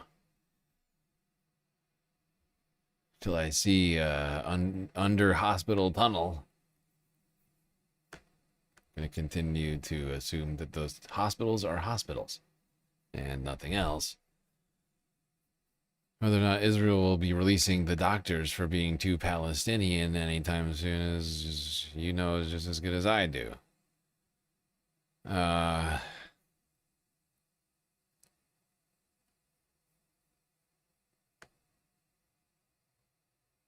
Now,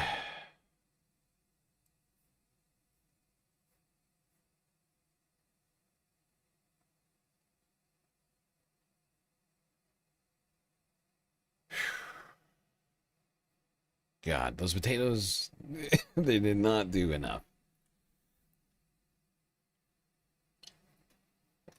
I am still kind of hungry.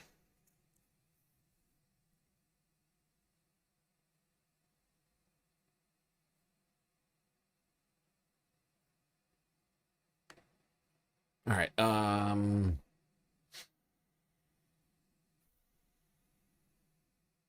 let's go to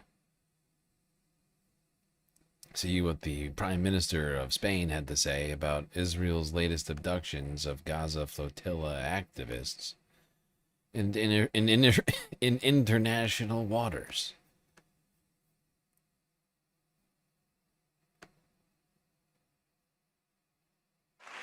Y ahora que hemos visto que las autoridades israelíes del gobierno de Netanyahu. We have seen that the Israeli authorities of Netanyahu's government have kidnapped several citizens who were on the flotilla, heading towards Palestine to deliver humanitarian aid and continue towards Palestine, remaining the world. Oh, God damn it. Sorry, I fucked up. And continuing towards Palestine to deliver humanitarian aid, continue reminding the world that there are people suffering in Gaza and the West Bank throughout Palestine. Now that Netanyahu has done this, kidnapping foreign citizens, one of them Spanish, and talking to Israel, I have several things to say to Prime Minister Netanyahu. The first is that Spain always will protect its citizens. Second, it will always uphold international law. And this is yet another violation of international law. And third, we demand the release of these Spanish citizens who have been illegally abducted by the Netanyahu government.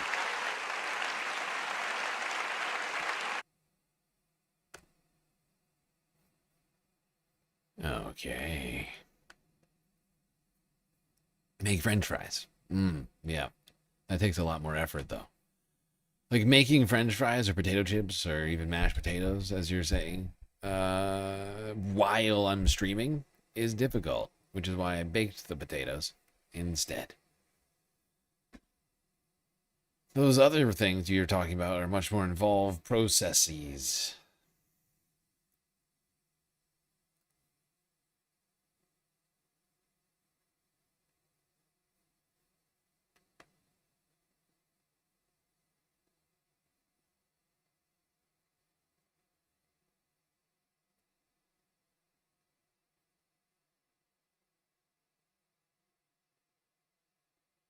All right, I'm going to skip us ahead a little bit here.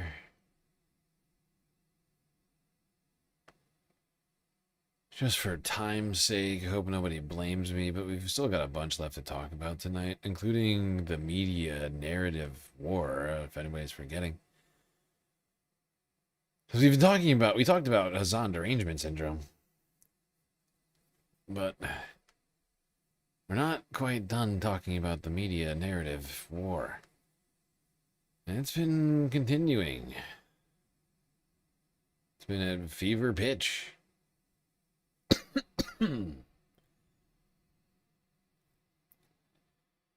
Now, one individual / group of people, because there have been some copycats in the wake of this guy's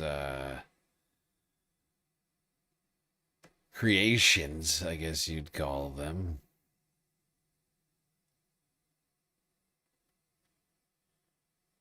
Are, of course, the AI Lego videos,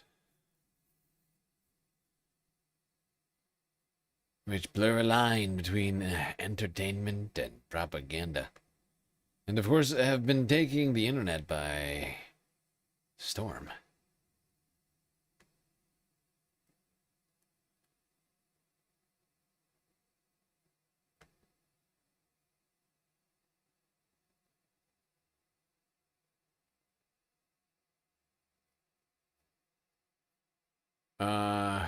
Hold on.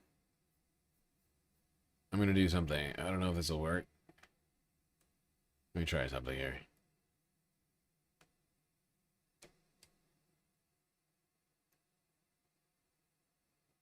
Wait. Oh, yeah.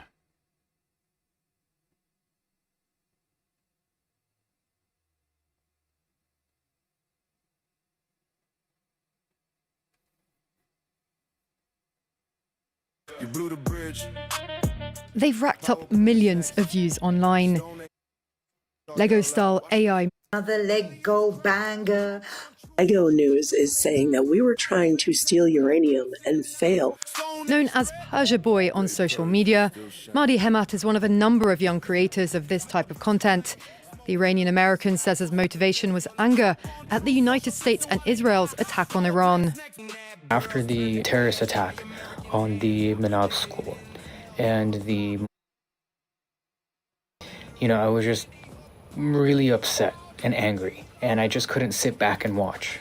As an Iranian-American father, I kept thinking, when my children grow up and ask me, Dad, Baba, what did you do when all this happened? Did you do anything? I want to be able to look at them in the eye and give them a real answer.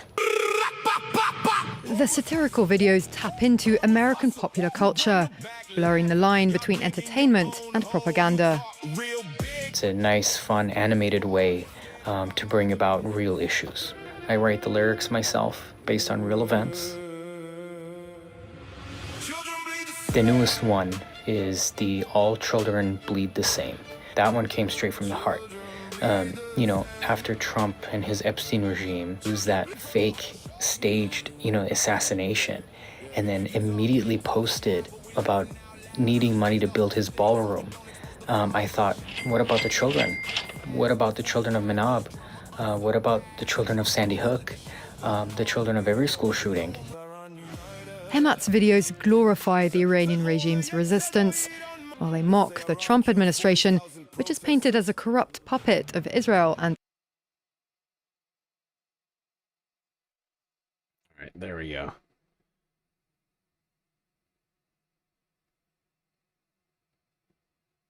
I don't know if I'm gonna get shit for watching that. I mean, they're trying to cut down on this, but it's supposed to be allowed for political and educational discussion and commentary. But I'm also being hit for all sorts of other stuff that I didn't do, or I don't fucking know anymore, dude. Like, I'm constantly living in a state of fear because the rules aren't fucking clear around here anymore. But I'm just trying to bring you the show and relevant things to this discussion of a media narrative war. Let's go here next to Kyle Klinsky from Secular Talk Friday. Talk about the liberal media sold you mass murder and genocide.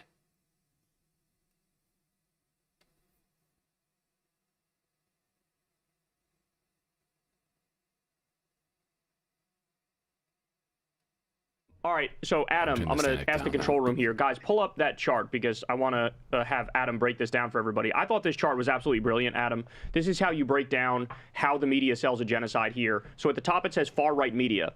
And to your point, they're like, yeah, mass death is happening, but that's good because these people are subhuman and they're evil and they don't count as people, right?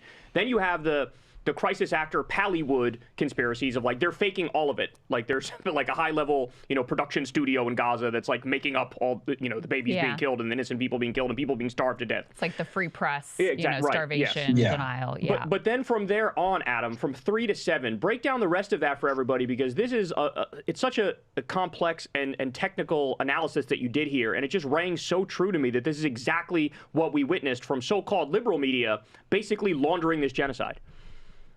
Yeah, so what's important to understand is that the goal of how they sold a genocide was very much about buying time. People will say, well, did the propaganda really work since Israel's approval rating, especially with Democrats, is in the toilet? And I think that's the wrong way to look at it. Beyond the first few weeks, nobody really even tried to defend the genocide on principle. It got so indefensible and so grotesque that they more or less kind of moved on in terms of like, oh, this is a justified war on Hamas. I mean, again, you had the kind of zombie version where people ran through the motions.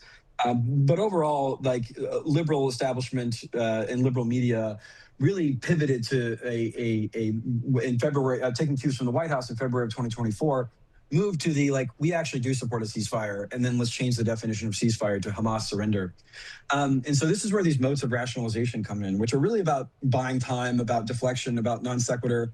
And I think that, hold on one second, I want to make sure I get the, or I just more or less, I remember what it is. That you had the first mode of rationalization, and by mode, I mean there's the central like force that we have to maintain arms sales and military support for Israel.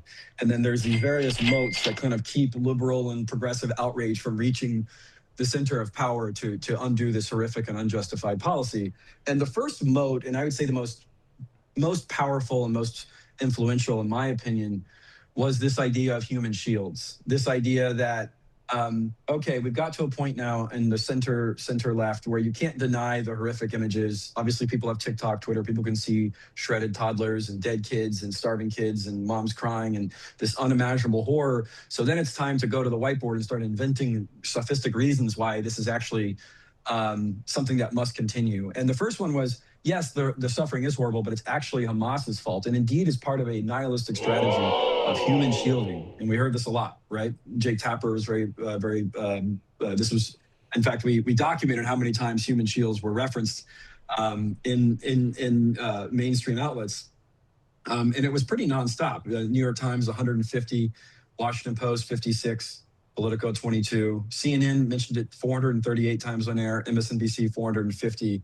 And this was just this was the first year of the conflict. Now, what's important to understand is that human shields has a very specific meaning in international human rights law. It's when you're compelled at gunpoint by a military actor to either defend them from enemy fire or to go clear out weapons or bombs in a hostile area.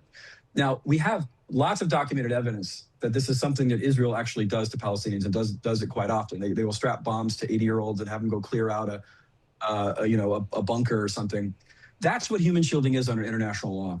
Now, not a single human rights group, Human Rights Watch, Amnesty International, Oxfam, you name it, has ever determined that Hamas uses human shields in any systemic or meaningful way.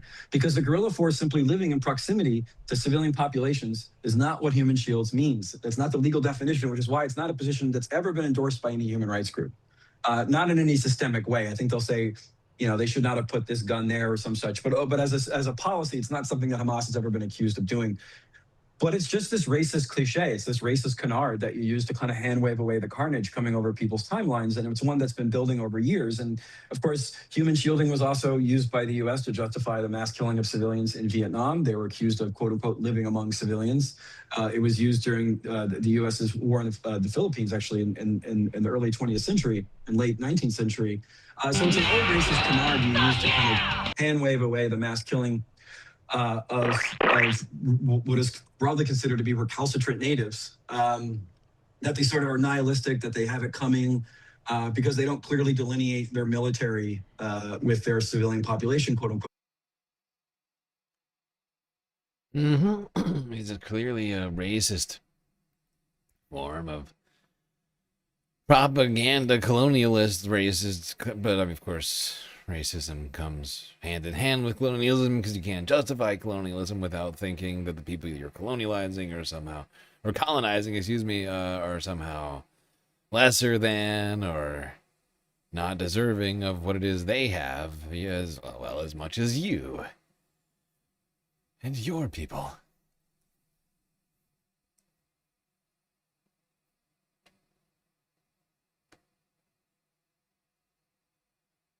All right, now I've been holding you off on this one for a while. I don't even know if anybody knew this one's coming. But let's go here to CNN. To a debate on the unpopularity of the Iran war. Oh boy, it's about to get heated. Abby Phillips round table.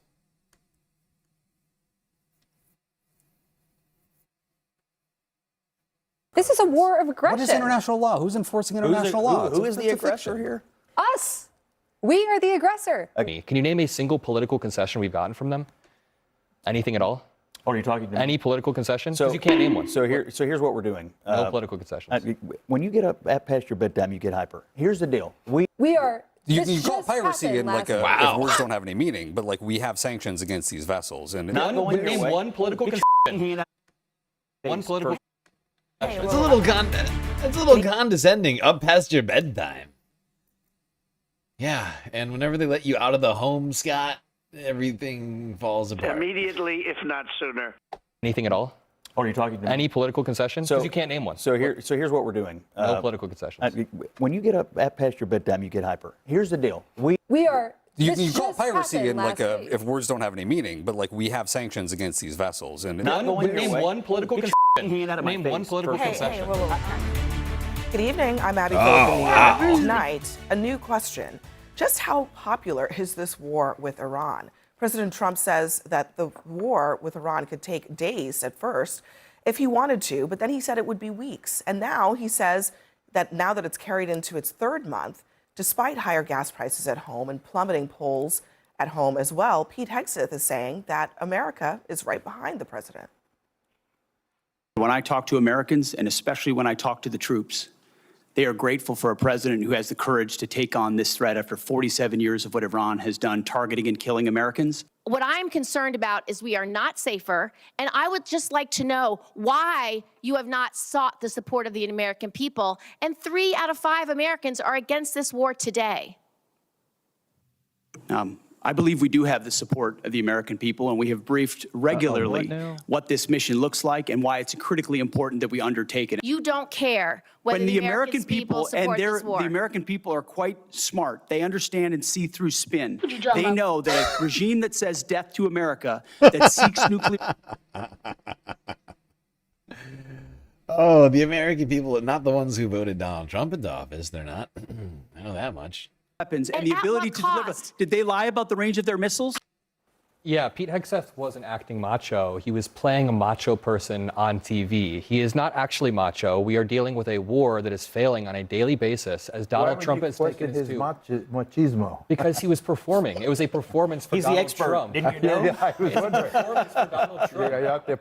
Donald Trump is very impressive. He's taken his two largest campaign promises, no new wars and lower prices, ending inflation, and he's messed both of them up. He started a new war that spiked inflation, and now this war is actively failing. An interesting statistic is that Americans have spent collectively $23 billion extra dollars on the gas pump, and that's money that could have gone towards daycare, towards childcare. We'll sit here and you'll laugh at Americans spending money, but the reality is we are failing this war. The purpose of a war is to extract political concessions from the enemy. Can you name a single political concession we've gotten from them? Anything at all? What are you talking about? Any political concession? Because you can't name one. So here's what we're doing. No political. Who does Scott think he's talking to? You know he says that because he has no fucking answers to this, because we haven't won. That's the thing about this particular situation. For people like Scott, they're in a very inconvenient situation. They're ardent supporters of the president. They are big-time war hawks. They think America's the best. We have the best military in the world. And like all the stuff we do is great because we get stuff done. And we supposedly, I mean, especially like guys like Scott, because Scott's like an old school sort of like neocon type of like warmongering type of guy, I think, to some degree. And like I think he would even ascribe himself, at least as for the neoconservative portion of it, maybe not the warmongering. I'm sure you probably take offense to that one, but it is clearly like awkward for these guys to try and support a war that is failing, that is not a war, right? But is a war, because it's complicated. Trump said it's not a war, or is a war. Originally, he said it's a war. Congress said it's not. They're both continuing to be in this weird limbo, leaving this in a weird situation, but we're spending a fuck ton of money on this thing. They all know it, regardless of what Pete Hegseth says. Like, we know the numbers. It's at least twice as much as what Pete said in the Congress. And they're supposed to be fiscal conservative. So what they have to do is they have to support a war that's costing America billions of dollars that we're losing, and is costing the economy trillions. Like, it's an impossible thing to defend. We've won nothing. Iran controls the Strait of Hormuz, something that they didn't less than 2 months ago. Or has it been 2 months? No, more than 2 months now, actually. I take it back. A little less than 2 months ago. More than 2 months ago. I can't. God damn it. God damn it. Everybody knows what I'm fucking saying. Past your bedtime, you get hyper. Here's the deal. We have a clear issue here. Shaking, bro. We have a clear issue here. No nuclear weapons for the largest state sponsor of terrorism in the world. Period.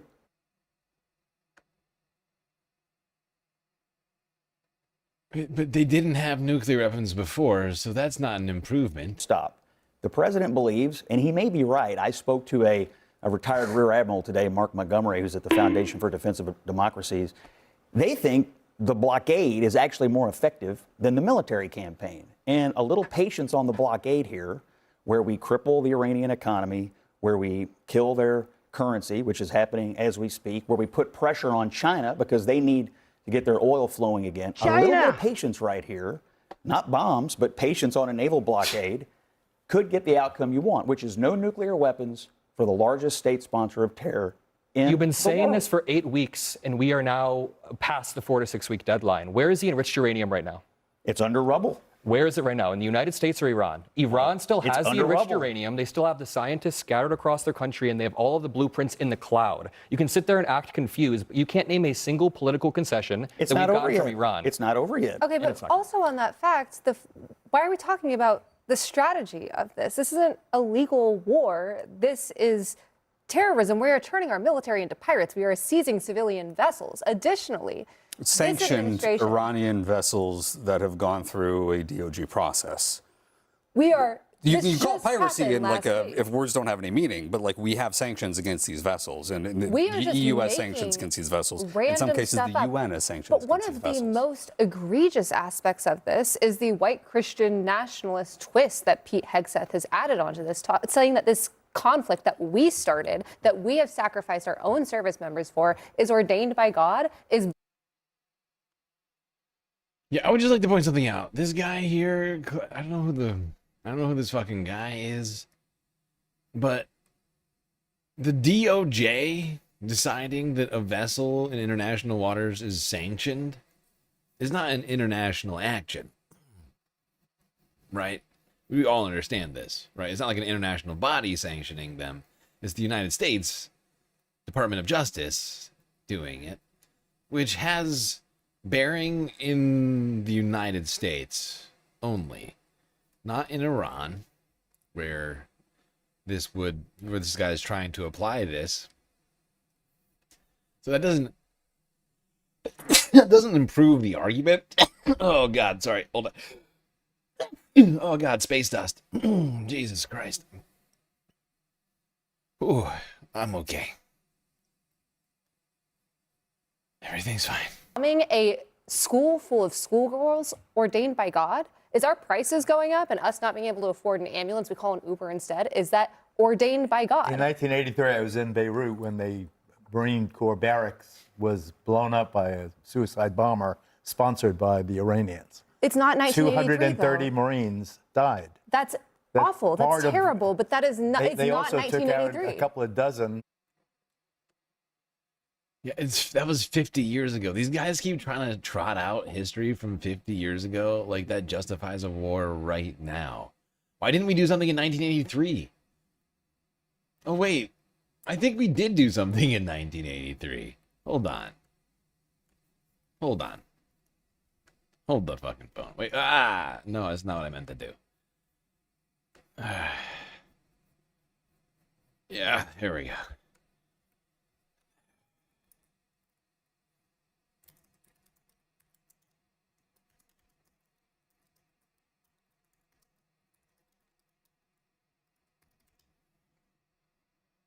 Hydrate? I need to hydrate.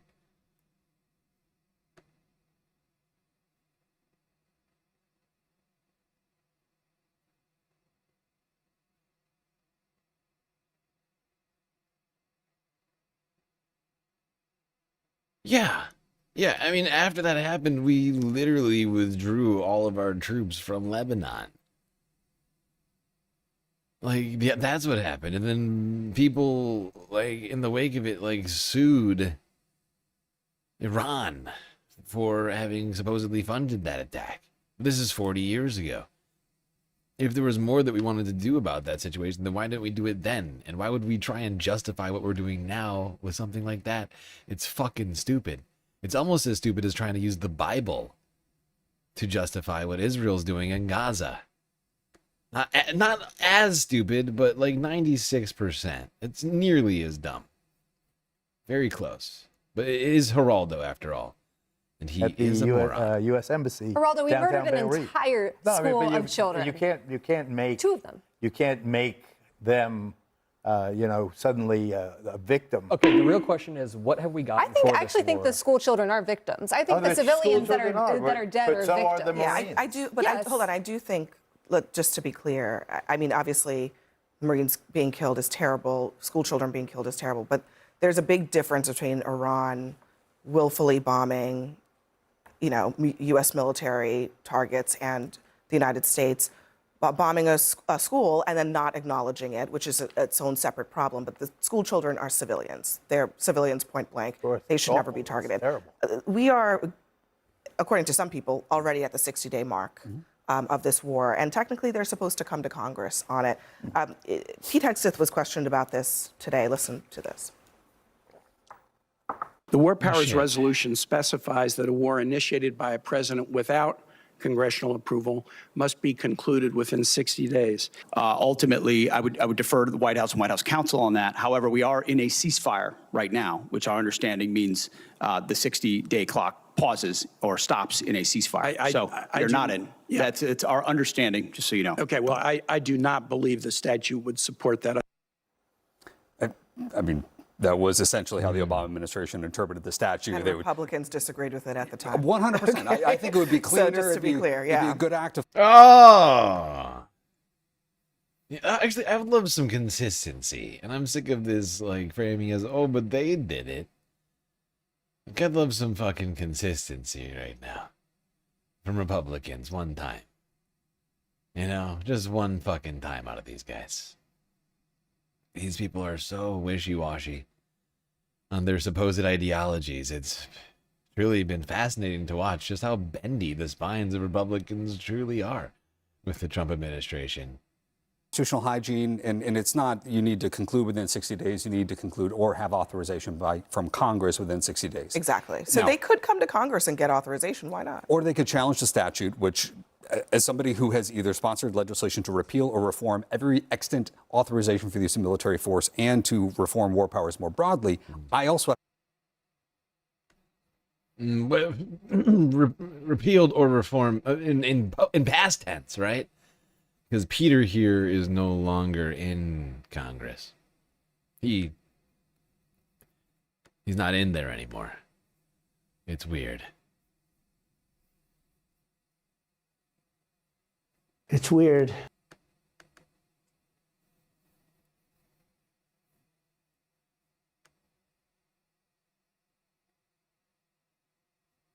All right, I'm gonna skip ahead a little bit here. Done with Peter here. I've heard enough from this weird guy. Wait, what do you mean by bird law? Just I mean that when we try to apply like normal rhetoric, normal logic, normal dictionary definitions, as we do in a democracy. Like, we're not Iran. We don't get to just like ignore the law. The international legal repercussions right? here. If we're talking about that, what international legal repercussions? This is a war of aggression. What is international law? Who's enforcing international law? Who is the aggressor here? Us. We are. What is international law? I mean, so this guy is such a fucking moron. So he went from saying, we stop trying to interpret the law with normal human words, right? He's like, oh, stop trying to use dictionary definitions for legal definitions. And then he's like, what is international law? It's international law. Is the Geneva Conventions. It's the Magna Carta. It's like all whatever. Like there's like all of these international laws we could talk about. Like what is his fucking stay consistent, dickbag. Why can't these people do it? I don't understand. He was just saying 2 seconds ago that we need to say like, oh, we have to say stringent to the language. And he's like, wait, what is even, I don't even believe in international law. What is it? Just a bunch of words. We gotta care about words now. Precision of language. Please. Aggressor. Against We launched Iran? this war. Yes. Okay. Just because Iran exists. Did all of U.S. history exist before the last 8 weeks to you, or just 8 weeks? It started on February 28th. Listen, we all know. I mean, honestly, they have been at war with us for 47 We years. all know that Scott Jennings is more than happy to defend a war with a country that starts with the letters I-R. Iran, wait, I'm sorry. I gotta let Adam talk here, but Iran has not been at war with America for the last 47 years, okay? We would have noticed. We would have fucking noticed. Like, what is it? These people want to change the definition of what war is and then complain when people, like, use sort of vague definitions on other things. But they just want to play games. Like, when it comes to certain terms, they want to play games. And then other times, like, oh, you want to play games with words? You can't do that. Oh, don't do that. And they're like, oh, war? It's been a war for 47 years. We just haven't noticed. Iran has been murdering American soldiers by the hundreds of thousands every goddamn year. We just don't notice.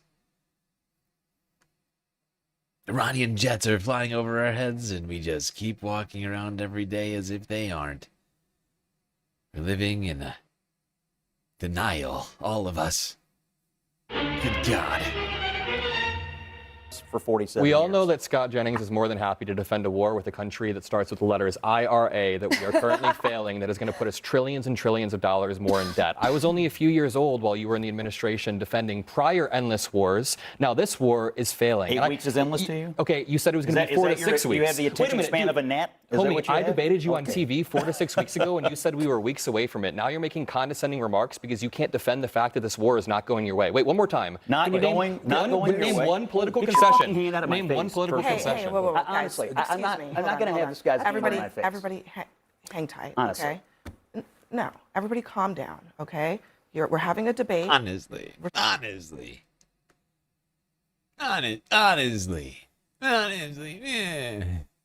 Now, I don't think Adam has a lot of fighting experience, but Scott tries to play that game with me. We're going to have a different conversation. Adam was very respectful. He sat there, you see him. He's stunned by the abusive nature of his colleague. I wonder if that's against HR policy at CNN to curse at your colleagues and sort of threaten them. It's a little weird.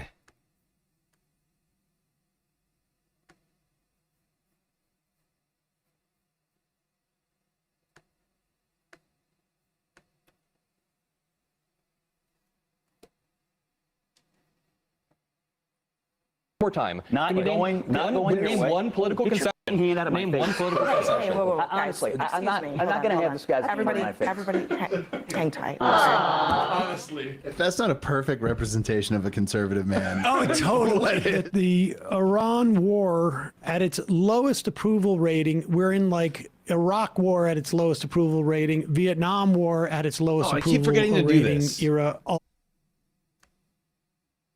I'm so sorry, everybody. I keep forgetting to do this. I gotta make sure I don't forget. I gotta update the Galactic deficit financing goal. 10 bones donated by what's this name? I've never seen this name before one time. Puxicle. Thank you. Are you on Twitch or YouTube, Puxicle? Where are you lurking? Iran war at its lowest approval rating, we're in like Iraq war at its lowest approval rating, Vietnam war at its lowest approval rating era. Although, according to Donald Trump, it was never a war. And if it was, it stopped when we declared a ceasefire. Immediately, Now, of if course, not sooner. it was a ceasefire, but we have all our ships deployed to blockade and fire at any Iranian vessel that goes through.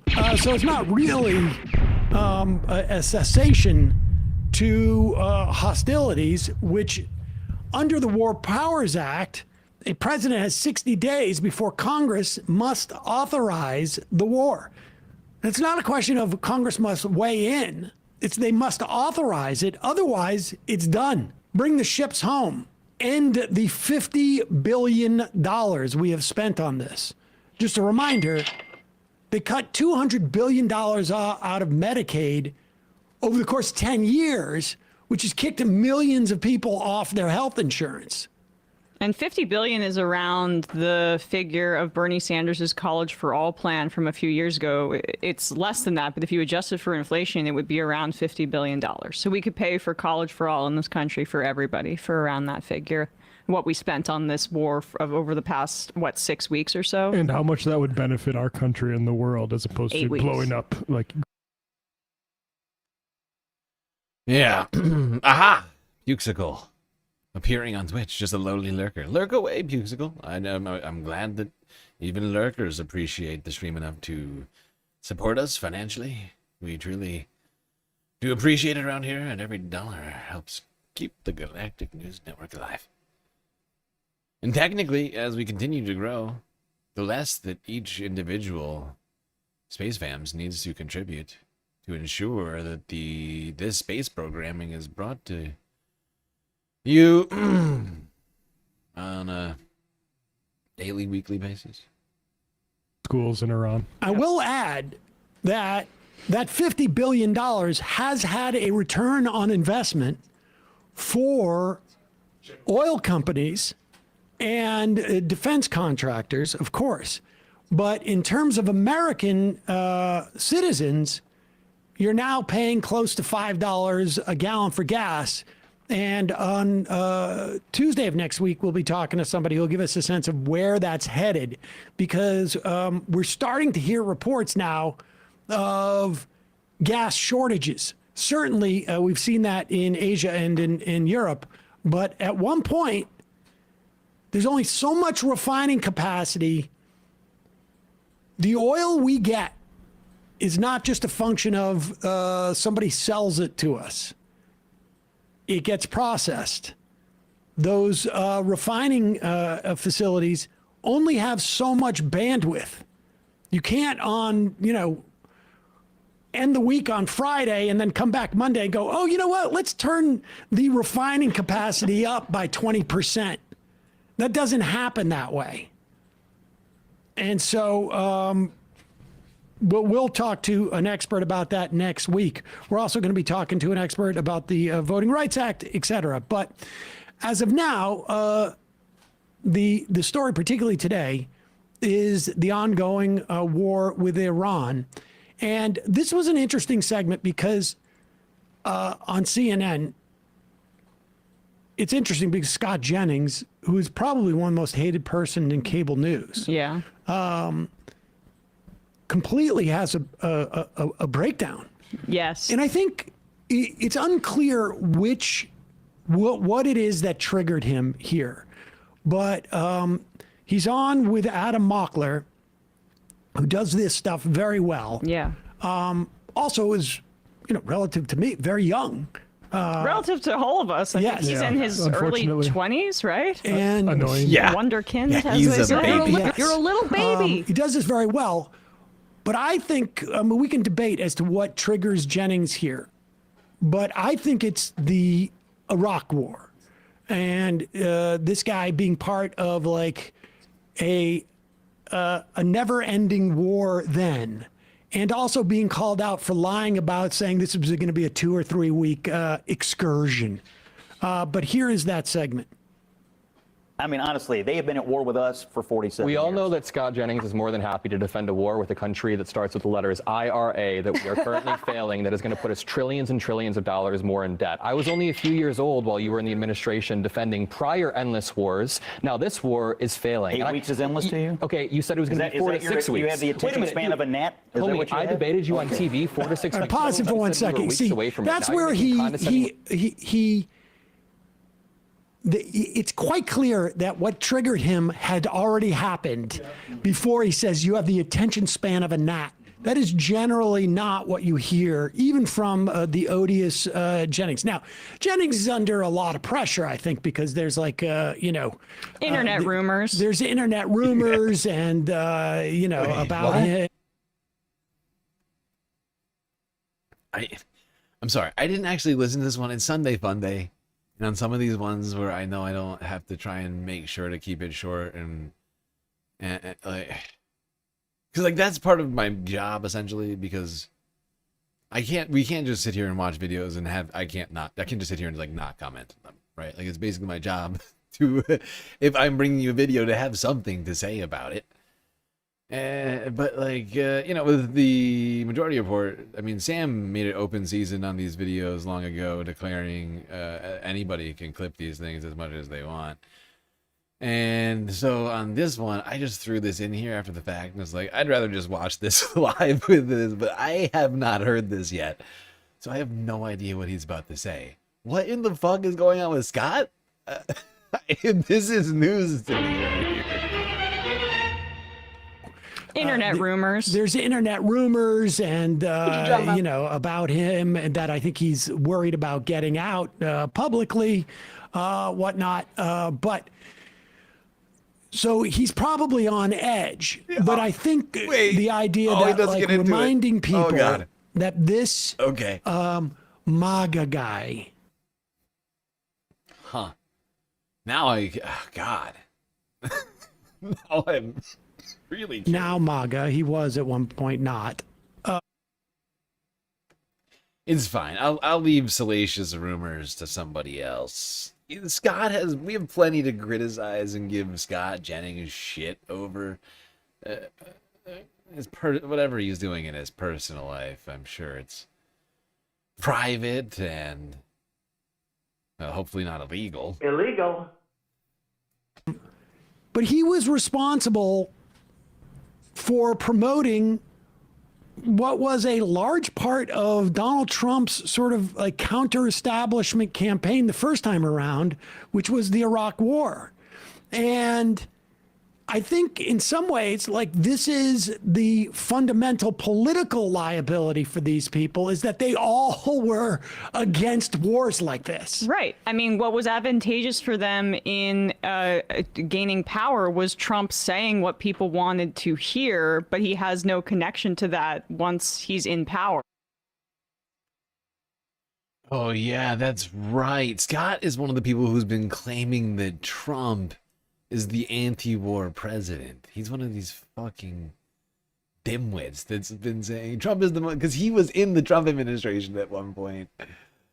That's right. Now I'm putting it back together now in my head. That's right. Okay. All right. Right. He probably doesn't see him. Maybe he doesn't see himself as an econ. Maybe I was wrong.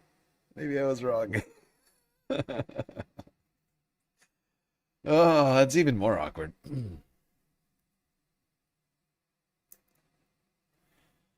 A guy who's been vehemently anti-war, trying to defend a failing war, huh? So that's a tough position. They're just doing what Republicans do, and Trump, the ultimate con man, fooled the American public into thinking this would be different. And so Jennings here has to own the fact that this is just a continuation of his deeply unpopular party, even if Trump is a different face at the head of it. Yeah, and I think like what Mockler does here is in some ways like pulls Jennings out of the closet, right, and says like, you are you're a longtime Iraq War supporter. I mean, do you see how he matched his lapel pin? It's no longer yellow for the Israeli hostages to match his pocket square. That is a snazzy look. What is the purple ribbon about though? Oh, then maybe it's not the same. But he's always wearing. That's a red, white, and blue American flag. Oh, never mind. He's always wearing the. He's usually wearing the.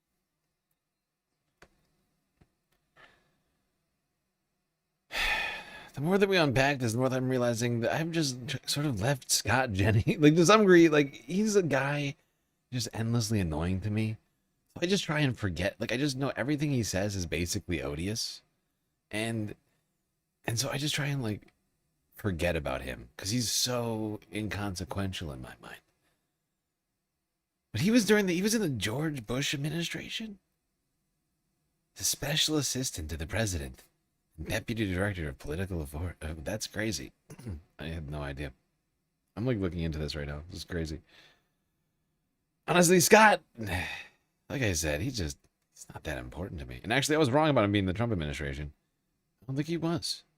Where did I get him being in the Trump administration from? He's just been a big Trump supporter on TV. Yeah. He's been on CNN since the first Trump administration. That's what it is. One, but I'm just saying he's got a good sense of fashion. King. All right. Only a few years old while you were in the administration defending prior endless wars. Now this war is failing. 8 weeks is endless to you? Okay, you said it was going to be 4 to 6 weeks. You have the attention span of a gnat? Is that Homie, what you I have? debated you on TV 4 to 6 weeks ago, and you said we were weeks away from it. Now you're making condescending remarks because you can't defend the fact that this war is not going your way. Wait, one more time. Not going your way. One political Get your concession. fucking hand out of my Name face one political first. concession. Honestly, I'm not going to have this guy's. What? You're on TV, my guy. Can you go back? Wow. I want to see that again. This is how upset he gets with the idea of like that he's aging. It's difficult. I've been there. Yeah, that's rough.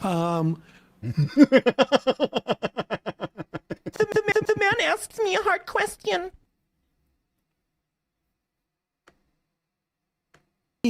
That he is being outed. as being a war supporter, where he is, tried to position himself and aligned with the MAGA America First. We're not in favor of wars, right? But so go back so that people can see. It comes so much out of the blue. And he feels like, I don't know, it is weird. It's almost like a feigned masculinity, or I don't know what, but let's go back.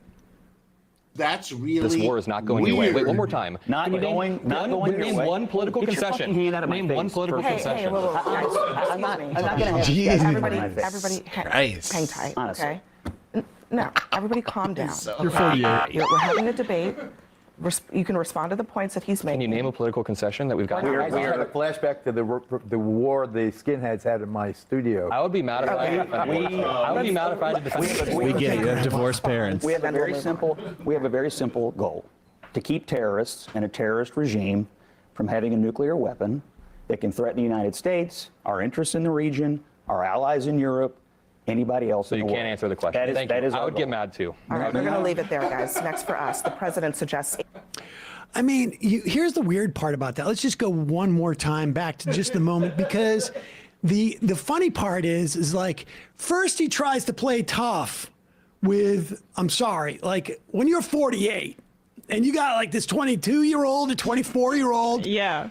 Granted, he's incredibly intelligent. He's very well spoken. He has a lot of poise. You turn to him, you try and intimidate him by get your fucking hand out of my face. And then you turn to mom and you're like, hey, Johnny, he put his hand in my face inside. Hey, come on. Like, you started. It's such a baby. Why are we allowing this at work? Yeah, he goes from toxic work to asking HR for help, right? Like,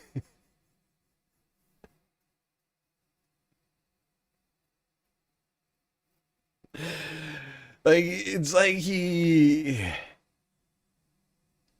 went up and like spanked a secretary, and then got punched in the face, and then went to HR and said, "I'd like to file a complaint." It's not quite a one-to-one, but it's basically what happened. But he didn't even get punched in the face. He didn't even get the punch in the face. He just sort of like had this sudden like break. There's like this sort of schism that happens in his mind, and he just flips. And he's like, "Yeah, HR, Adam Aqua is being mean right now." You're kind of like a snotty faced bitch.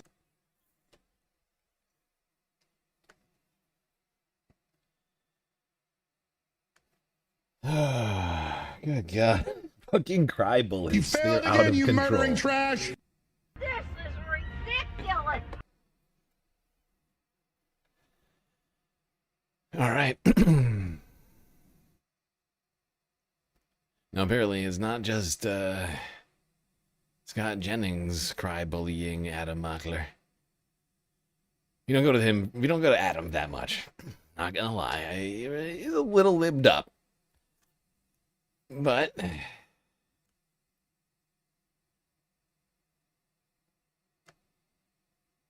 I do think sometimes he has good takes. And I think it's a real concern that Donald Trump's team is attacking him. They should be focused on other shit, like making America great or whatever. Instead, they're doing this.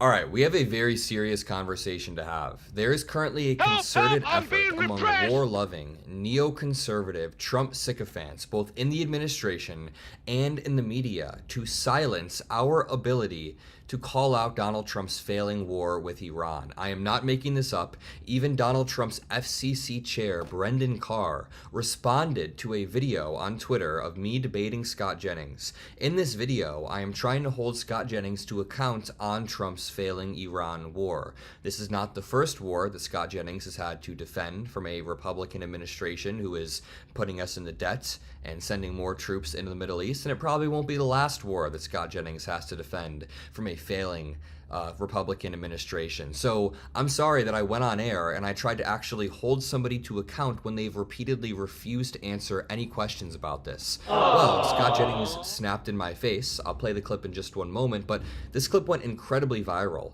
And Donald Trump's own FCC chair, Brendan Carr, responds and says, FCC rules don't prohibit profanity on cable. Then he responds even further. All right, this is after all an we account need. Called Thank you. A Trump. Oh, wait, dog actually, I asks him, forgot. what are the rules on smacking someone on cable? Yes, our FCC chair, Brendan Carr, then responds, also not prohibited. This is ridiculous.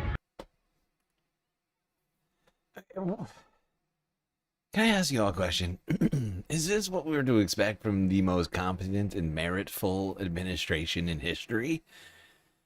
This guy's getting paid American tax dollars.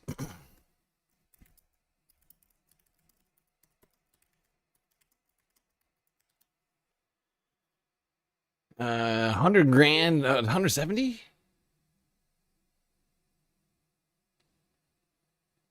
Yeah, like 100 and like six figures. This guy's getting paid six figures, maybe nearly $200,000 a year, taxpayers' money, to tweet on video on CNN videos. What?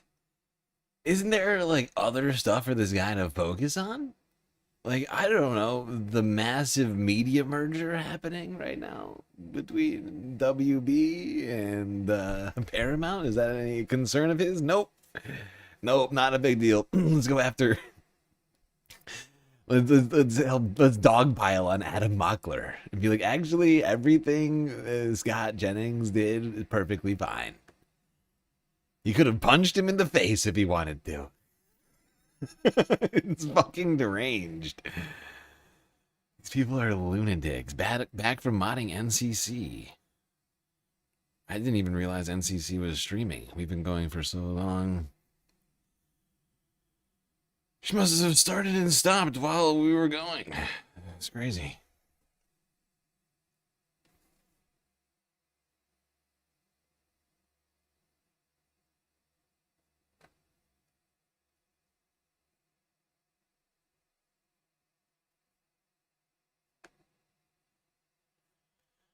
All right, well, we're not done talking about the media narrative of war. Let's go now to Owen Jones. From his latest row on... I can't remember, what was this a podcast? I can't remember where this was at now. Wow. Just wow. The government is threatening to ban protests against Israel's genocide. I went on LBC to oppose this, and among other things, my opponent argued that The Economist magazine is part of the Hamas propaganda machine. Yeah, that's right. That's the right-wing publication which supported Israel's genocidal onslaught against Gaza. That's what we're dealing with here. My opponent was Natasha Hausdorff, who's legal director of UK Lawyers for Israel. You can obviously get the gist of what they do. I'm going to include the whole debate, which starts with her speaking at some length. Please do persist in listening. Natasha, can I just start with you? What do you say to the argument that although, of course, some appalling things are said on these marches, and it is not uncommon to hear appalling things said on marches, it would be an infringement on our rights to protest too grave to prohibit them? Well, I disagree. And of course, at the centre of this is a balancing act, but it's one that has been pretty controversial since these marches, and I would call them hate marches for reasons I'd be happy to explain, since they began over 2.5 years ago. I remember actually being in a panel with Lord Ken MacDonald and Jonathan Hall KC, the independent reviewer of counter-terror legislation, already in November 2023, if you can cast your mind back to that time. And the general consensus, I have to say, on the panel is that the police weren't doing enough. I certainly have not accepted throughout this period that there were simply insufficient powers. I know we've heard from police commissioners all over the country complaining that they need to be given more powers by legislation in Parliament. But the fact of the matter is we saw a complete change, at least to an extent, in the way that these marches were being policed with respect to this incitement and these vile calls.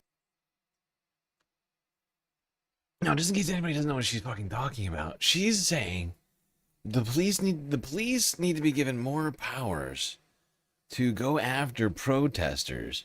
Those same police that in the UK have already been given the powers by the court to shut down pro-Palestinian speech, essentially. Going after the what's it called? Oh, there's a group, I can't think of the exact name of it now. The Free Palestine Action, I think, is the name of the group. So basically outlawed. And police have been told to arrest anybody that like says Palestine Action, like writes the word Palestine Action and holds up, like if you hold up a sign that says Palestine Action, right away. And this deranged lunatic is like, actually, that's not enough. We need more. We need more government repression. Help! Help! I'm being repressed! She says more, Genocide against please. Jews after the horrendous attack on Yom Kippur on Manchester Jews, which was, of course, swiftly followed by the tragic incident, another mass attack, mass killing of Jews at Bondi Beach. So the change in the police's approach wasn't prompted by a change in legislation, but a change in attitude. And I think your previous caller, Jodie, put it exceptionally in explaining what these phrases mean, something that has been evident to anyone with a familiarity of the Middle East, but of course also to the British Jewish community from the very beginning. And unfortunately, the level of ignorance we have seen in combating these calls for genocide, for attacking Jews, and of course for globalizing the Intifada, which it's important to note we also saw on the 7/7 bombings. That globalization of the Intifada doesn't, of course, just include Jews.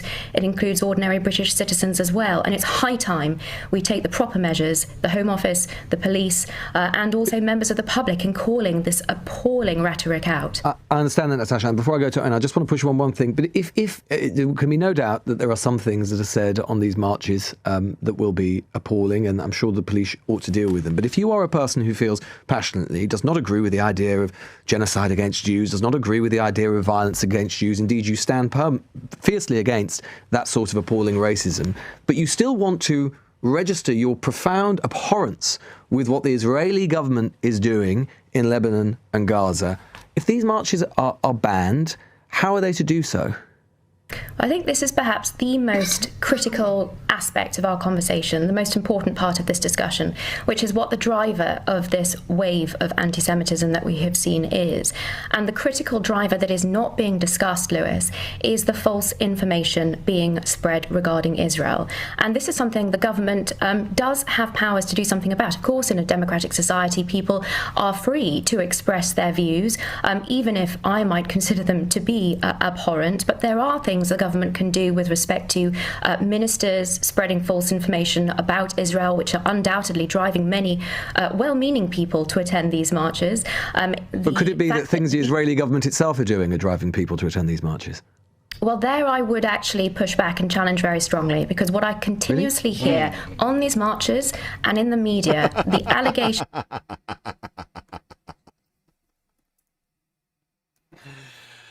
She would push back very strongly on anyone having any issues with the Israeli government and anything it's doing. Is that what she's trying to tell us?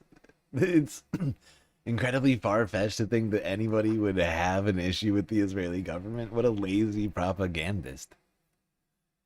What? Nobody would ever have any issues with Israel. I'd take issue with that.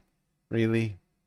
You just get out of high school that are supposedly underpinning this action have no basis in reality. They are, if you will, the modern version of the blood libel. Now, you may say to me, well, there are lots of well-meaning people who believe them. I'm sure in the Middle Ages there were many well-meaning people. They are amping up this rhetoric. They are not turning it down. And it is disturbing.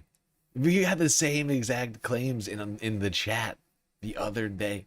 There was somebody in here basically claiming the exact same shit, talking about the protocols of the elders of Zion and the blood libel and all this shit. I'm like, dude, settle the fuck down. Nobody is getting even close to this. What are you talking about?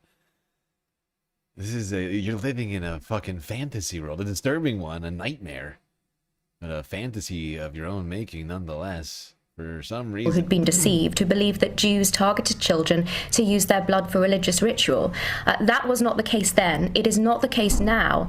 The fact of the matter is, if we draw up a parallel, perhaps this may assist Lewis, the Allied forces, of course, in the Second World War killed millions of Germans. Nobody called that a genocide. Nobody called brave RAF pilots conducting bombing raids baby killers. And yet we have these tropes and these blood libels being circulated with a complete refusal to acknowledge, and in many circumstances, I'm sorry to say, broadcast the reality, which is, and I say this as someone who's been on the ground in Gaza, witnessing the measures that the IDF takes, along with members of 6 NATO armed forces, very senior generals, colonels, majors among them. Natasha, I've got to bring Owen in. I should say, actually, in the Second World War, there were people who criticised British government action in the Second World War, but, and in terms of being too extreme, particularly the attacking of civilians and so on. But let's not get distracted by that. Owen Jones, Guardian. No, seriously. You know, actually, I said the same thing earlier tonight. I was like, dude, what about Dresden? A lot of people have actually criticized what happened there. The firebombing of like all that. Like, are you kidding me? You don't think there was any criticisms? Shut up. That's ahistorical. Is here. It is that these are hate marches, and you've heard what Natasha has to say. What is your response? The world's been turned on its head. These are the opposite of hate marches. They're peace marches. They're marches opposed to Israel's genocide against the Palestinian people. It's the expression of opposition to Gaza being wiped from the face of the earth, over 100,000 people being killed according to multiple academic studies. She says... And before I'm not going to go back here a second, because I was just thinking, let's not forget the United States, if we call that part of the Western powers, the United States literally evaporated. How many people again in Okinawa and Nagasaki? I mean, are we kidding me? That was a fucking war crime. Most of those people were civilians. To Israel's genocide against the Palestinian people. It's the expression of opposition to Gaza being wiped from the face of the earth, over 100,000 people being killed according to multiple academic studies. She says genocide. I mean, just to be clear, Natasha's making it clear that her view is scrutiny and opposition to Israel's crimes is anti-Semitism. And she has herself said, I've read her article in The Spectator, that accusations of genocide are blood libel. Omar Bartov is an Israeli academic. He's the Dean's Professor of Holocaust and Genocide Studies at Brown University. He says, I have been teaching classes on genocide for a quarter of a century. I can recognize one when I see one. Amos Goldberg, Professor of Holocaust History at the Department of Jewish History and Contemporary Jewry at the Hebrew University of Jerusalem. I can go on. There's a whole list, but I should say, of Israeli specialists who dedicate their lives to scrutinizing and researching genocide. Thousands of Jewish people attend these protests. They hold placards asserting their Jewish identities. They wear their kippah. They wear Orthodox Jewish clothing. It includes Holocaust survivors like the 88-year-old Stephen Kaposh. I interviewed Rabbi Herschel Gluck last week, who received an OBE for his work on intercommunal relations. He's the chair of the Shomrin, which protects Jewish civilian communities in northeast London. He said to me that so many Jews attend these protests that he thinks is a higher proportion of any minority, any community in this country, including Muslims. Jewish people are the co-organisers of the protest. It includes the National Secretary of the Palestine Solidarity Campaign. Every single protest has Jewish speakers. But what is very clear here is Natasha believes that any scrutiny, any opposition to Israel's crimes is unacceptable, is essentially an attack on Jewish people, and she wants to shut that opposition down. And I'm afraid to say that's not going to happen. As long as the Israeli state exterminates Palestinians, commits war crimes, cooks children alive in their tents with their missiles, starves people, we are going to keep on marching. And it is turning the world on its head to say that opposing murdering people, that opposing killing Palestinians is hatred and extremism. And if we're going to talk about, just finally, what's inflammatory, you can support openly Israel wiping Gaza from the face of the earth, and we're having no debate or discussion about how that's extreme or dangerous or hateful. But if you march opposing civilians being murdered alongside your Jewish fellow citizens, that makes you a hateful, dangerous extremist. The world's turned on its head and people don't buy it. Natasha, you've heard the charge there, which is that you are simply trying to shut down scrutiny of Israel and what it's done in Gaza and is doing in Gaza. What is your response? I can guarantee you it's going to be insincere. And there are questions surrounding Israel's sincerity. He's certainly not familiar with my work and my commentary on this, and certainly perhaps as unfamiliar with the facts and the reality on the ground. What we've heard in these series of projections and ill-informed ones as the rhetoric of a Hamas propaganda machine. This is an internationally prescribed terrorist organization that is putting out fake numbers, fake casualty statistics in seeking to capture the minds of unsuspecting people like Owen Jones. And plainly, they've been extremely successful, but it doesn't take away from the reality. And these so-called genocide scholars that have been quoted, it's a shame that many of them, or in fact all of them that were listed, don't seem to appear prepared to debate these issues in public. It is public discourse. It is opportunities like this. Well, certainly not with me and colleagues who have put out contrary, strong contrary examinations. Well, I'd be happy to go up against any of them, but I can... Good. Well, uh-oh. Got some more insincerity here.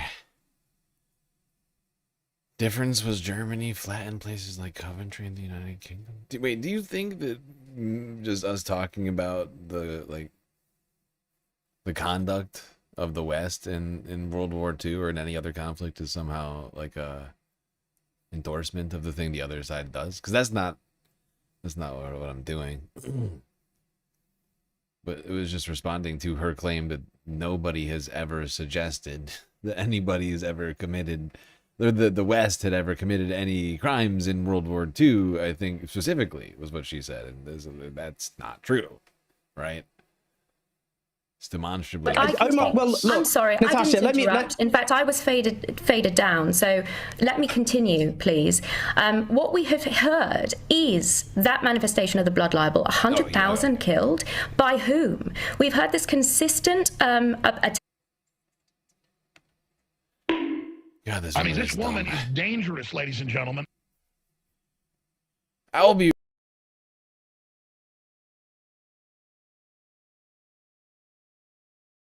To blame Israel for all of these ills, when in fact the reality of the situation is that it is Hamas and those other internationally prescribed terrorist organizations. Let's not forget the IRGC is now being supported on the streets of London in similar hate marches. It is these organizations that these misguided individuals are marching to protect and defend, who are responsible for the humanitarian crisis, for the killing that Owen and others so pretend to lament.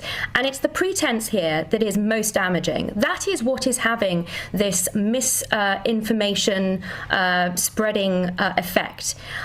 If we are to engage with the reality that starvation was just thrown out, we have put out report after report assessing the levels of aid that were facilitated in the Gaza Strip and proving each and every one of these tropes wrong. Natasha, I think it's fair. Natasha, let's Owen respond to what you've said. Okay. I mean, look, you made a completely outrageous claim that I'm part of the Hamas propaganda machine. There's absolutely no basis or evidence for that. And if we're going to say that anyone who says that huge numbers of people have been murdered, exterminated, killed, whatever you want to say, by the Israeli state, The Economist backed Israel's assault on Gaza. They did their own detailed estimate of the number of people killed in Gaza, and their upper limit, and these are out of date, this was a year ago now, was 110,000 people. If we are to believe my esteemed guest, The Economist magazine is now part of the Hamas propaganda machine. As regards the do you know what? I rest my case on multiple occasions. Natasha, you objected to me interrupting you. All I would say is, oh my God, it's one of the funniest fucking claims. Like, I know, like Owen's in it, and like he's too respectful to laugh in her face. But if I was Owen, I would just be, I would just be laughing at her. So like, I mean, how can you make that claim to me? That The Economist is a wing of Hamas? The Economist. Let's interrogate that claim for a moment and the absurdity of it. I mean, The Economist magazine. I mean, we can look into this publication. It's a British news and current affairs journal. It's been in publication since 1843. So, The Economist, a radical, as described by Wikipedia, a radical centrist and economic liberalism, a publication of radical centrism and economic liberalism. It's basically like, I mean, oh my God. They are, oh my God, James Wilson would be rolling over in his grave. The Economist. Hamas propaganda wing.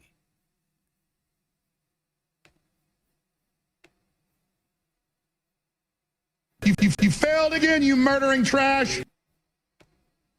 Natasha, please go ahead. Carry on arguing that the likes of The Economist are part of the Hamas propaganda machine, because all you are doing is discrediting your argument. And I would just add, by the way, you mentioned, for example, about these academics like Omar Bartov, the Dean's Professor of Holocaust and Genocide Studies at one of the most prestigious universities on the face of the earth. He dedicates his life, every single day of his life, studying genocides. He is one of the most preeminent scholars of the Holocaust. He knows this subject in a way you, a spokesperson for a pro-Israel lobbying organization, does not. No, it's not. And I'm afraid to say, you can say, by the way, I disagree with him. I don't think they're right. But you are going to have to stretch everyone's credulity to say that Israeli scholars of genocide who dedicate their lives to studying genocide are talking total arrant nonsense. You must have to accept that there must be some legitimacy in that argument. The truth is, Natasha, Israel has committed a live stream genocide. It has butchered vast numbers of people in front of the whole world. And that's why in America, for example, 2/3 of Jewish Americans think Israel's committed war crimes. 40% think it's committed genocide. Half of all Jewish Americans under 35 believe it's committed genocide. You would have to then say they're part of the Hamas propaganda machine. Natasha, let me just put that. See, I mean, it is true. I mean, the polling that Owen Jones has quoted there, we see that. Is it your contention that vast swathes of the Western population, they are all too victims of the Hamas propaganda machine? Well, I don't know how reflective these polls are of the reality, and I think there are multiple reasons we need to treat them with care. But yes, this is the centre of the point that I am making, which is that this propaganda from internationally prescribed terrorist organisations that Owen Jones has given another glorious rendition of rabbiting off is what has been adopted by a great deal of the mainstream media, not to speak, of course, of the social media accounts that are spreading these harmful tropes and untruths about the only Jewish state. The reality is, and there is information out there which I have published, including with colleagues at UK Lawyers for Israel and many others who are engaged in this subject, that prove all of this wrong. The problem with proving a negative, of course, is that those that are putting out these falsehoods can't be bothered to engage with it. And it is the oldest trick in the book to say, look at this.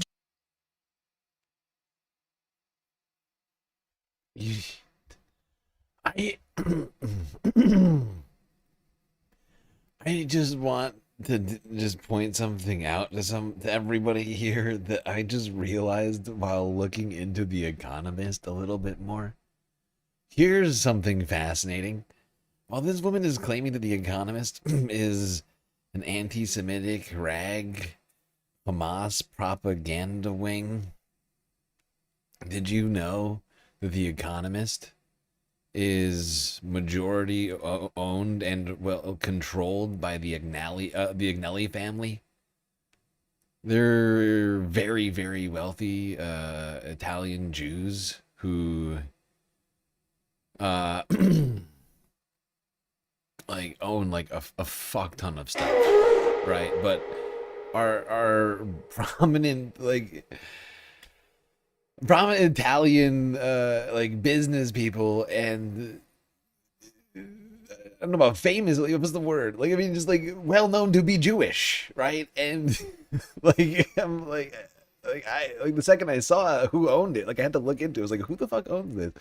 Because it wasn't in, like, I couldn't find it in the Wikipedia, so I had to like Google search it, and I was like, wait, what? This is the insanity of the Israeli propagandist. It's like anybody, including all Jews across America and all the planet, I'm sorry, across the planet, can in fact be anti-Semitic. If they say anything that Israel doesn't like or is inconvenient, they're just anti-Semitic. Anything and everyone can be anti-Semitic, including photos of Israelis, as we've seen. Like it's fucking insane. It's incredibly Orwellian, and the fact that we're asked to accept this all the time, like, oh, like, don't believe your eyes and ears. Don't accept what you know is fact, but accept what I have said instead. Why? Because I say so. You wouldn't want to go against what I say, would you? Who is criticizing Israel when those criticisms it is are not true, isn't it, criticisms, Natasha, that being anti what the Israeli government is doing is not the same thing as anti-Semitism.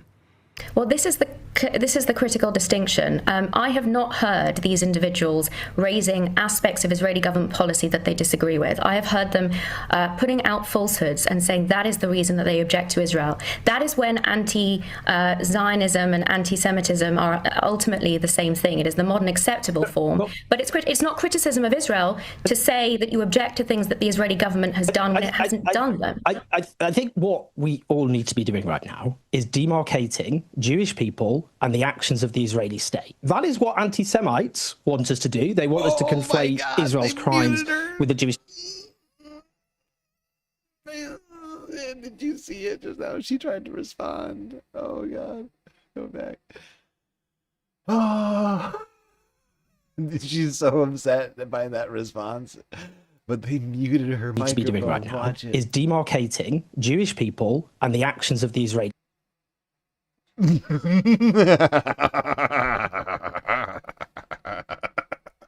Oh, girl, baby girl. That's so satisfying watching that. I want to watch We that. all need to be doing right now is demarcating Jewish people and the actions of the Israeli state. That is what.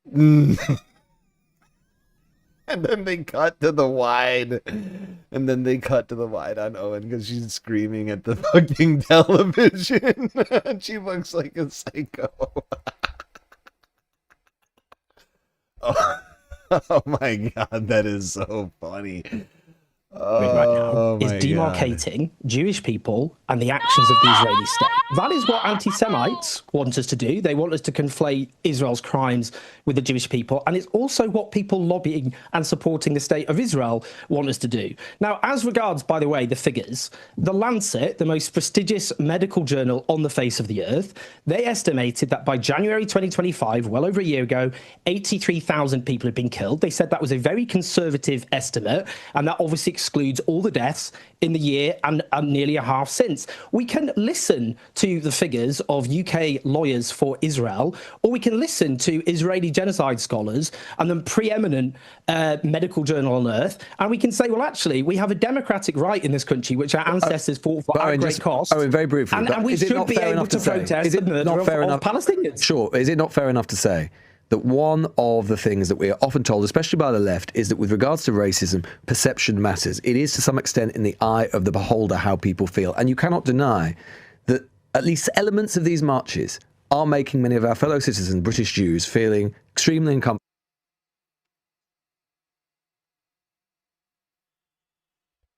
This is once again the disingenuousness of the conversation.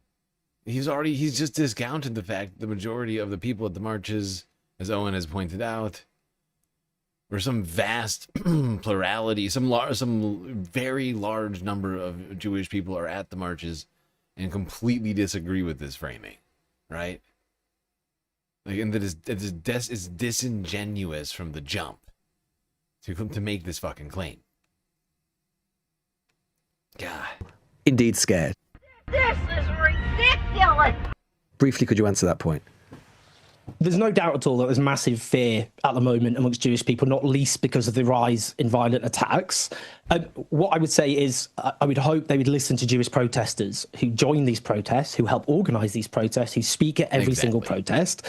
They stand in the best tradition of Jewish people who have always been overrepresented in struggles for liberation and for equality, which has often driven anti-Semitism, I would say. So all I would say is, please speak to Jewish protesters, speak to the likes of Namod, who organised Jewish people in this country to oppose Israel's genocide, and listen to Israeli scholars of genocide as well. There you have it. I want to emphasise something I said. We have to demarcate Jewish people on the one hand and Israel, a foreign state. Both. Yep. Thank you, Owen. You're absolutely right. I say it so many fucking times around here. I don't think people listening to this stream need to hear that again right now because we're kind of quiet. Well, quiet-ish. No, actually not that quiet. Look at that.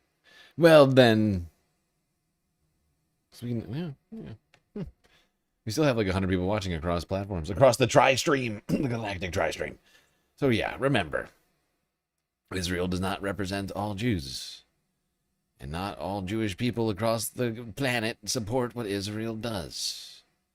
And in fact, that is a form of anti-Semitism to suggest it. Do some Jewish people support Israel? Of fucking course. Of fucking course. This wouldn't be a discussion if that weren't the case, but it's much more bifurcated than the media pretends.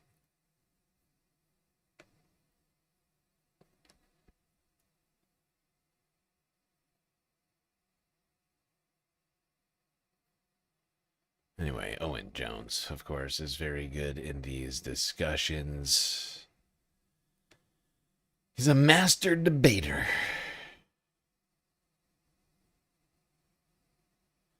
Now, here's a debate we should probably have. How is it that a completely unarmed, completely decimated Iranian military been able to damage and destroy so much U.S. military infrastructure and or bases across the Middle East? Matchstick Boy, thank you for the follow. And Slice Me Nice, thank you also for the follow. We keep growing on Twitch slowly. This is the very definition of totalitarianism. That's true. That is true, Matchstick Boy. All right, CNN. Let's talk about it. Unprecedented destruction. A CNN investigation discovering Iran has caused extensive damage to a majority of the U.S. military sites in the region. Precise Iranian missile and drone strikes, aided by sophisticated Chinese technology, hitting some of America's most crucial military assets in the Middle East. The extent of the damage unknown until now. Our Tamara Kablawi is out front. Camp Buring, Kuwait. American soldiers enjoying a karaoke night at one of the biggest U.S. military hubs in the Gulf. That was then. This is now. A once bustling American microcity in the desert, nearly empty and heavily damaged after a weeks-long barrage of Iranian missiles and drones. One of many U.S. military facilities in the oil-rich Arabian Peninsula, targeted by Iran even as the U.S. and Israel pummeled the Islamic Republic's large arsenal.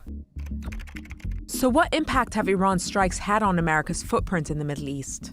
A CNN investigation found evidence of unprecedented destruction. We can reveal that strikes damaged at least 16 U.S. installations across 8 countries. According to our analysis and sourcing, that's the majority of American military positions in the region, and some of them are virtually unusable now.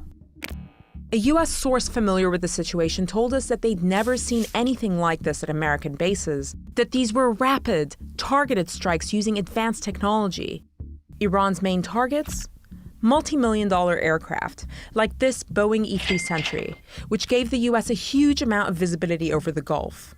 It's out of production, and in today's money, it's worth nearly $500 million. Critical communications equipment. Look at these giant golf balls. They're known as radomes, and they protect satellite dishes vital for data transmission. A $500 million airplane just gone. Wow, wow, wow, wow, wow. Dollars. Critical communications equipment. Look at these giant golf balls. They're known as radomes, and they protect satellite dishes vital for data transmission. In this base alone, Iran destroyed all but one of the radomes less than a month into the war. And crucially, radar systems. Highly sophisticated, expensive, difficult to replace, and critical to air defense. A second U.S. source, this one a congressional aide familiar with damage assessments, described these as the most cost-effective of the targets. Our radar systems, they said, are our most expensive and our most limited resource in the region. For U.S. allies in the region, there's a dilemma. In some ways, Iran's show of force makes the U.S.'s presence in the region even more necessary to Gulf security. But there's a new reality here, which is that U.S. military... That's not what the Gulf seems to think. A lot of them are turning away from the United States and looking to make... We've seen it. We've seen Gulf states looking to make partnerships with other countries. And with themselves, because the United States is not been protecting the Gulf, and not well at all, in fact. And as a result of U.S.'s actions and or inaction in some of these cases, because the United States pulled out of a lot of these locations, they left the Gulf countries that we've parked all these bases in, undefended.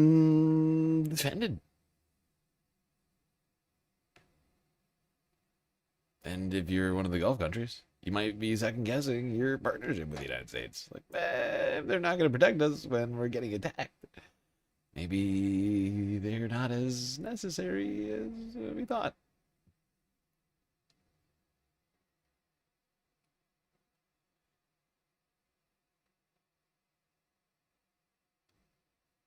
Apartments in the Arabian Peninsula. What stands out to you about all this?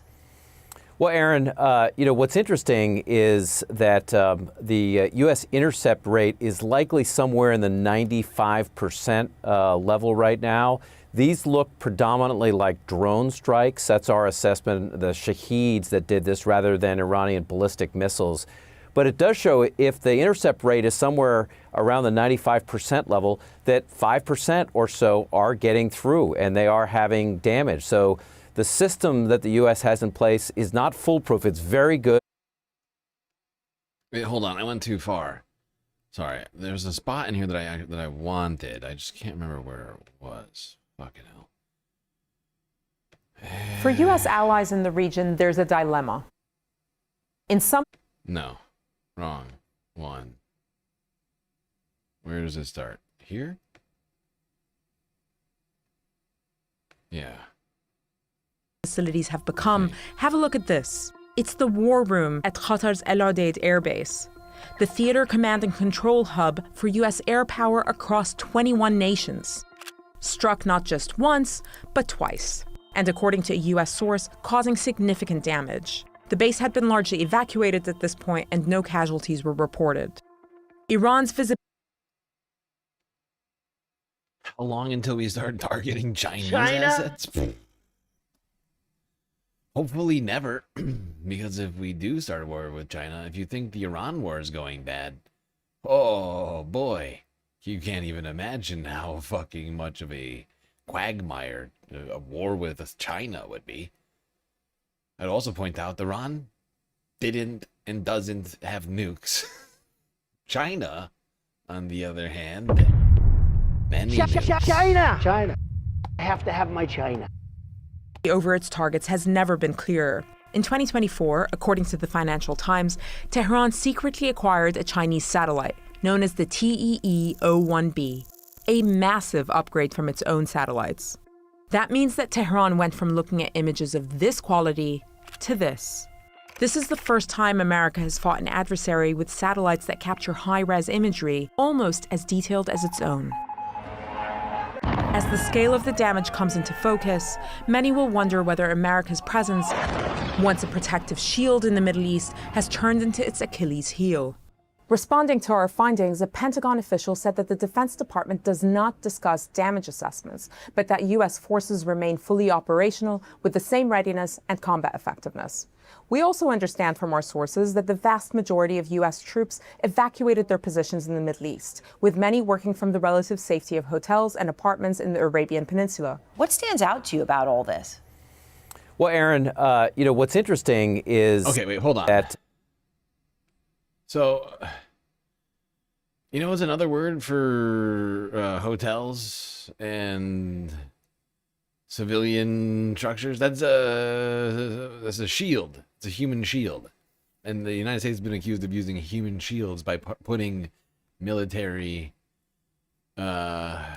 personnel, troops during a war that it started, in civilian structures. Like they retreated from the bases into civilian structures.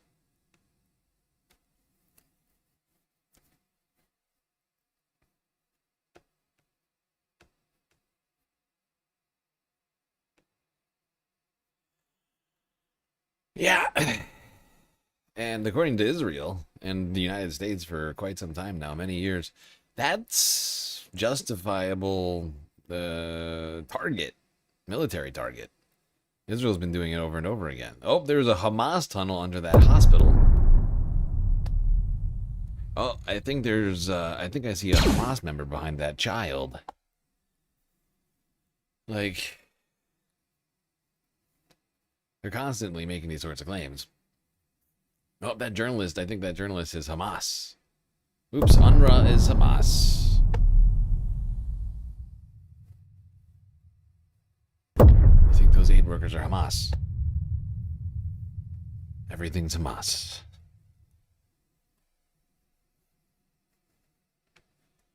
And so Iran can basically make that same claim now, since we've ignored those clear violations of, humanitarian law over and over again with Israel, who's now involved in this war. So it was really tough to make those claims when you're fighting alongside Israel. Like, maybe, it's easier in Ukraine, right? Like, in Ukraine, we feel justified. But in this particular case, it's very difficult to justify it when you know for a fact you've been giving the bombs to the guys that you're fighting alongside for the last 2.5 years to do exactly the thing that Iran turned around and did, which was to strike those civilian targets.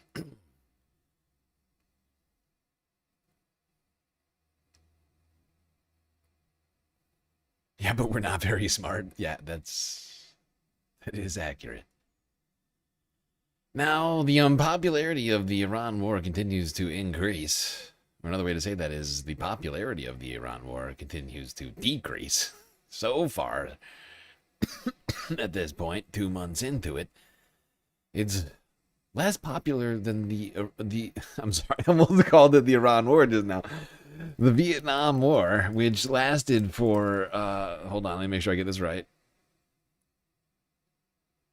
20 years. Although, wait, how long was the U.S. involved? That wasn't, we weren't there for 20 years, right? We were there less, right? Slightly less, 18 years. So we're now more unpopular. The Iran war is now more unpopular than the Vietnam War, a war that lasted 18 years. Only took 60 days. Immediately, if not sooner. This is a murderous regime. And if you want to sit here and get mad at Donald Trump because you hate him, that's fine.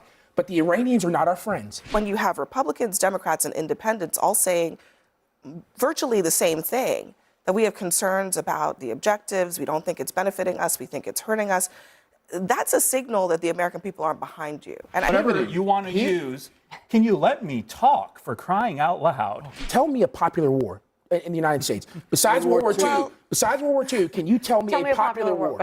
Tell me a war that is polled well in this country. Gulf War I. No war in, well, first of all, we can laugh at the table. War is not popular. The only reason they have that enriched uranium is I don't know, the Revolutionary War, the Civil War. I mean, I think, at least for most people, would say those are popular wars. Like, we're glad we did that one. Like those ones, you know? Like the good guys won. At least that's what we're supposed to say in America. And actually, yeah, I think that's right. I'm just trying to think. Yep. King George, slavery. Yeah, those are bad things. Yep, those are bad things. And in fact, the good guys did win. because Trump bailed on the Obama But that deal also and didn't replace sunset it and with was anything. going to allow them to In continue. 2030. In 2030, it was going to sunset. Okay, it was well, not going it to was going to sunset sunset today. at some point. It wasn't this panacea. Wow, that was fun. Good evening, I'm Abby Phillip in New York. An inflection point tonight in Donald Trump's presidency and his war. Thousands across America on this May Day protesting the president's policies and calling for better working conditions as costs skyrocket due to his tariffs and his war with Iran. Fewer than half of Republicans say that the country and its cost of living is heading in the right direction. This is a letter from the Trump administration. That's quite a dramatic shift, by the way. Look at that. 25 points pre-war. Wrong direction. 70% of Republicans thought they were heading in the right direction. Now, 39%. 10% shift. Is heading in the right direction. This is a letter from the Trump administration to Congress. I mean, it should says, be bigger, on but it's still big. Especially for Republicans who have been so, it's like even the red wall of Trump over 2026, I ordered a 2-week ceasefire. The ceasefire has been extended. There's been no exchange of fire between the United States forces and Iran since April 7th, 2026. The hostilities that began in February have terminated. Essentially, they're saying the war is over. The war is over, but gas prices are still going up. So, Yep. The war is over. It's over, and it's also not over. The war is both over and not over. Simultaneously. It's Schrodinger's war. Okay? You don't know whether or not it's a war until you're literally inside of it. You have to open the war box to know. And you're not allowed to do that. Can't open the box. Unless you're in Iran. And then you'll know.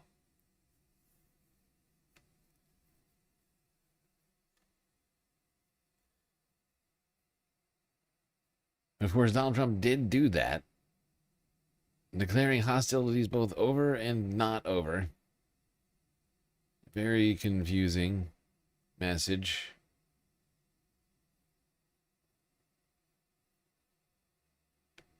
A new proposal from the Iranians, the US president says it's not good enough. So they want to make a deal, but I'm not satisfied with it, so we'll see what happens. Iran wants to make a deal because they have no military left. Donald Trump says negotiations are continuing by phone. No return to Islamabad for the moment. That's only likely to happen if a deal is imminent. But the president says one problem is it's not clear who's in charge on the other side. There's tremendous discord. They're having a tremendous problem getting along with each other in Iran. The leadership is very disjointed. It's got 2 to 3 groups, maybe 4. And it's a very disjointed leadership. And With that being said, they all want to make a deal, but they're all messed up. One proposal that's been reported is that the United States will end the blockade of Iranian ports. The Strait of Hormuz will be reopened. There will be then concrete discussions on extending the ceasefire indefinitely, and then and only then would Iran talk about its nuclear weapon program. That is going to be a major obstacle for Donald Trump. He has made it clear Iran must commit to not having a nuclear weapon. Not now, not gonna ever. do it. Wouldn't be prudent at this juncture. Yeah. War is over and also not over. You don't even, it's over because Donald Trump, the reason Donald Trump declared it over because we hit the 60-day threshold, tonight, President Trump the saying he congressional does- approval. And so he just said it's over. Look, it's over. The war is over. Okay? And then he's gonna try and restart it and be like, look, this is a new war. Timer is restarted. And this is how endless wars begin. You just keep doing 60 days and you're like, oh, quick break, everybody. 48 hours. I'll be right back. Speaking of which, oil's back up over $100 a barrel right now. Ezra, thank you for the follow on Twitch.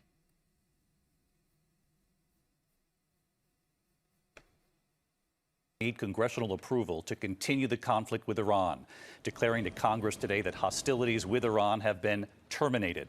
But the Strait of Hormuz remains closed tonight, global energy prices surging. And this afternoon at the White House, the president himself suggesting there are only two options. Iran makes a deal or will, quote, blast the hell out of them. And tonight, the new report just in involving 5,000 U.S. troops. Jonathan Karl leading us off. President Trump, facing a legal deadline, said today he does not need congressional approval for the Iran war because hostilities have been, quote, terminated. His declaration in a letter to the Speaker of the House comes as the Strait of Hormuz remains closed, triggering a global energy crisis and the highest prices for gasoline. No, but that's what I'm saying, Etch. Like, that's literally what I'm saying. That's what he's doing. You don't believe me? Just wait. Just wait. He's gonna restart this war and then say, new war. New war started.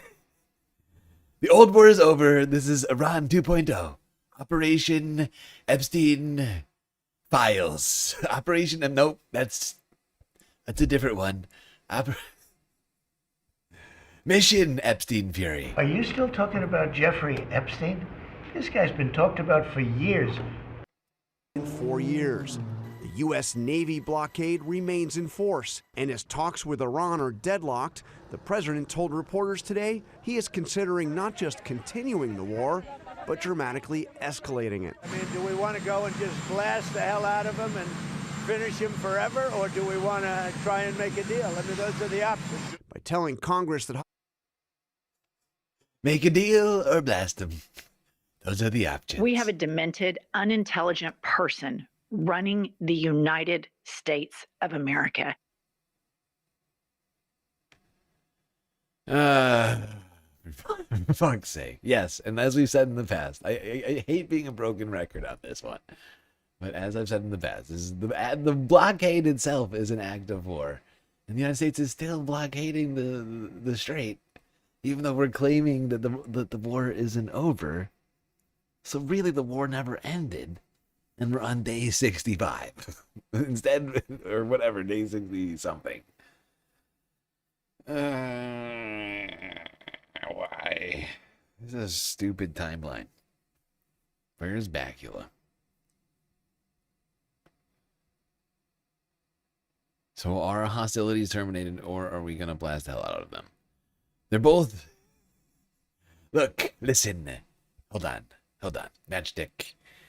Matchstick boy, I need you to listen right now. Okay, pal? All right? Hostilities are both terminated and not terminated. Okay? The war is over. The hostilities... I'm sorry. Terminated... The war never started, and it's also over. And hostilities are terminated and also continuing. The blockade is and isn't simultaneously. It's all in a quantum state. Are you familiar with Schrodinger's cat? This is Schrodinger's war. Do we need to talk about Schrodinger's cat again? Do we need to do this? All right, hold on. Wait, we've done this before. We'll do it one more time. Just for good measure for everybody here. who's confused about what we're talking about. Okay, let's talk about Schrödinger, a German physicist, and his weird plan for his cat. Don't be creepy.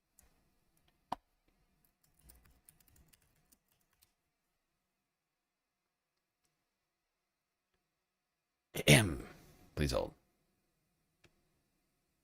All right, for any physicists in here, this is a simplification, so you need to settle down preemptively.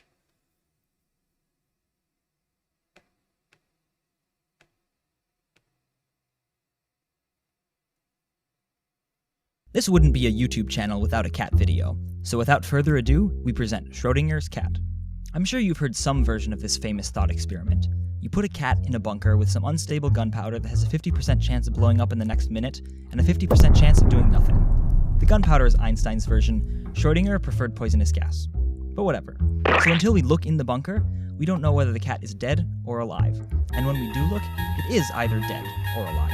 So if we repeat the experiment enough times with enough cats and bunkers and gunpowder, we'll see that half the time, Kitty survives, and half the time, Kitty goes bye-bye. The quantum mechanical interpretation is that before we look, the cat is in a superposition. It's both dead and alive. And our act of looking forces nature's decision. So our... Okay, so this is a thought experiment of a physicist, essentially an attempt to explain where electrons and other particles exist at any given period of time. Because they're so small and moving so fast, it's impossible to measure until you actually, like, there's no way to know for sure whether, like where they are specifically in a state of when they're in a state of superposition. But you can, oh God, how do I explain all, like, now I'm going too deep on this. But the point is like, it's the same, okay? Like, we're in a ceasefire and then we're not, and it's all happening so fast. How can we know until we're observing it? Like, is the strait open? Is it closed? You know, you can't know until you're in the strait trying to cross through. Is Iran, are we blasting Iran right now? Well, I guess we'll have to be on the ground in Iran, physically measuring it to know for sure. Because the state of play is changing so rapidly at all given times that we couldn't possibly know with any given level of certainty. Especially with the man who's in charge of messaging. Cyclone Cheeto. Cyclone Cheeto. Mr. Supreme Leader Cheeto. Cyclone Cheeto.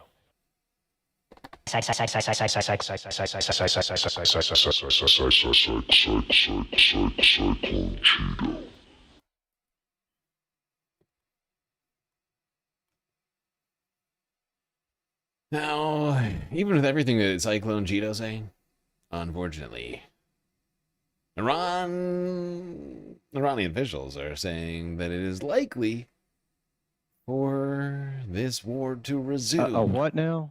Next tonight, President Trump issuing a new warning to Iran as officials from that country say the war is likely to resume and the rift between the U.S. and its allies appears to be growing. Here's ABC's senior White House correspondent, Selena Wang. Tonight, more than 24 hours after President Trump told Congress that hostilities. If we put in twice the dynamite, is the cat double dead? Good question.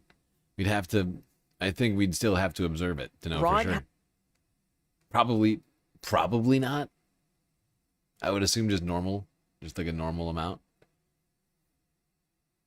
But the cabin would probably be extra exploded though, so. Terminated, Iran warning renewed conflict with the United States is likely.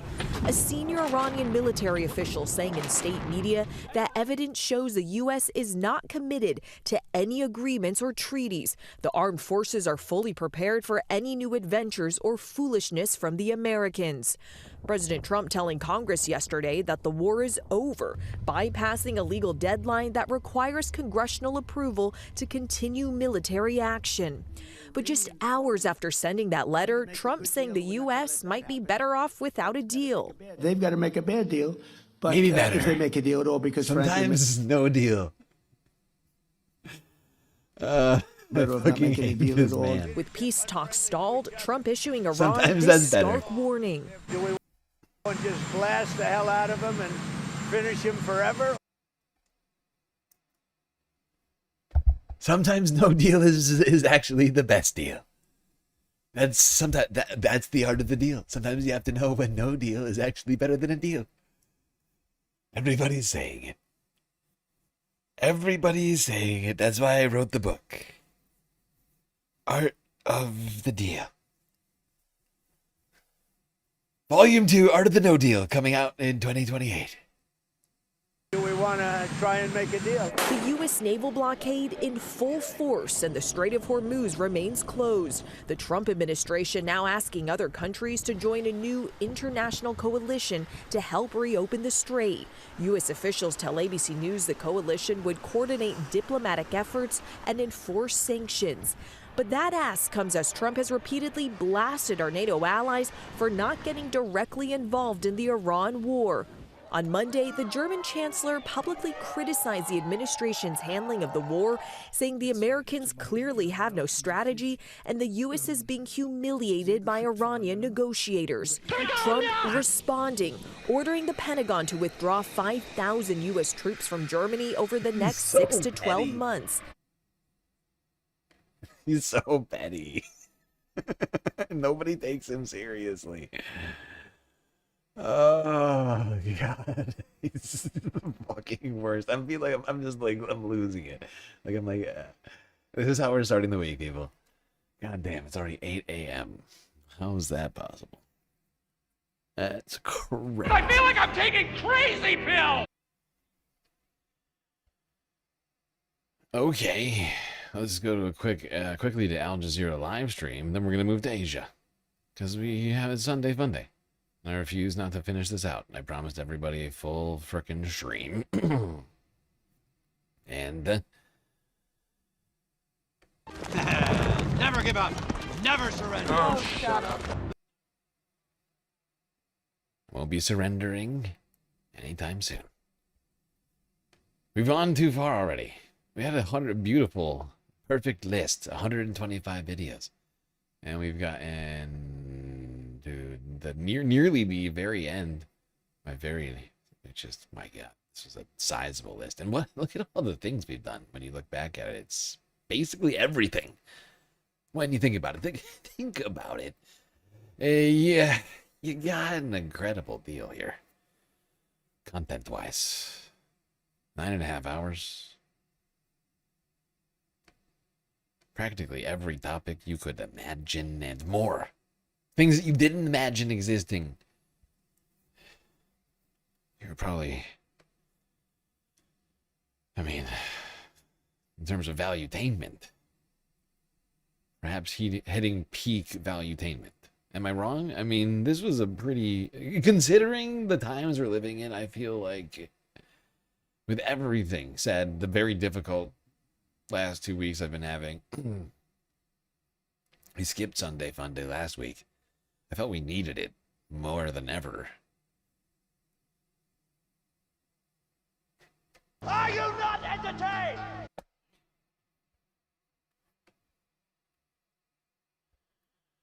Are you not yet valuetained, Space Fams? If not, you're about to be. You're about to be valuetained.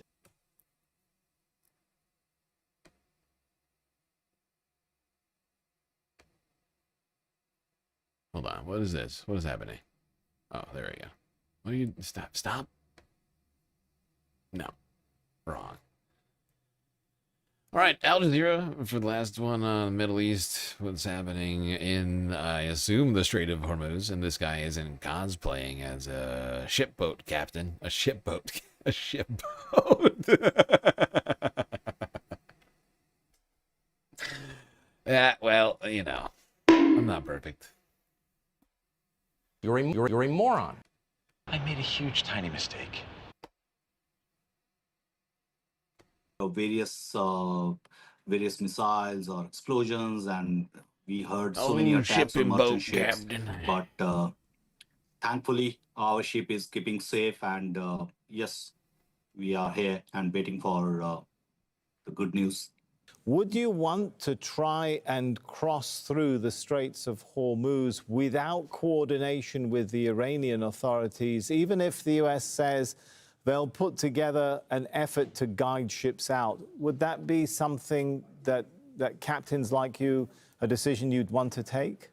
We have a clear written instruction from our company office: do not pass the Strait of Hormuz.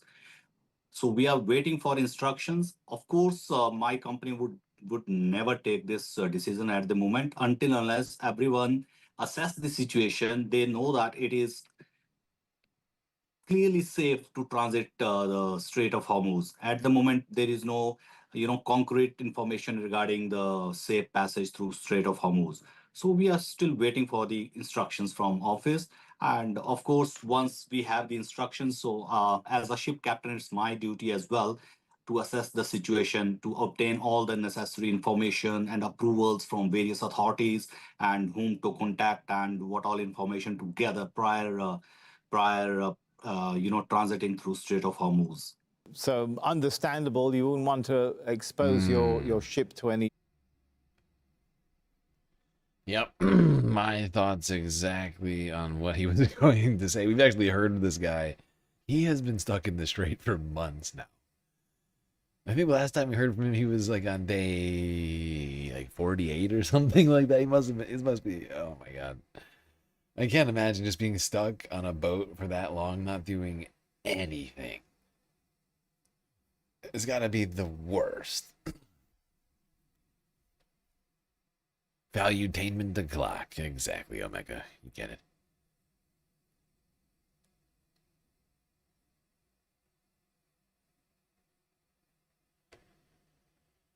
Okay, on to Asia. First stop, Everest. It is Sunday fun day after all.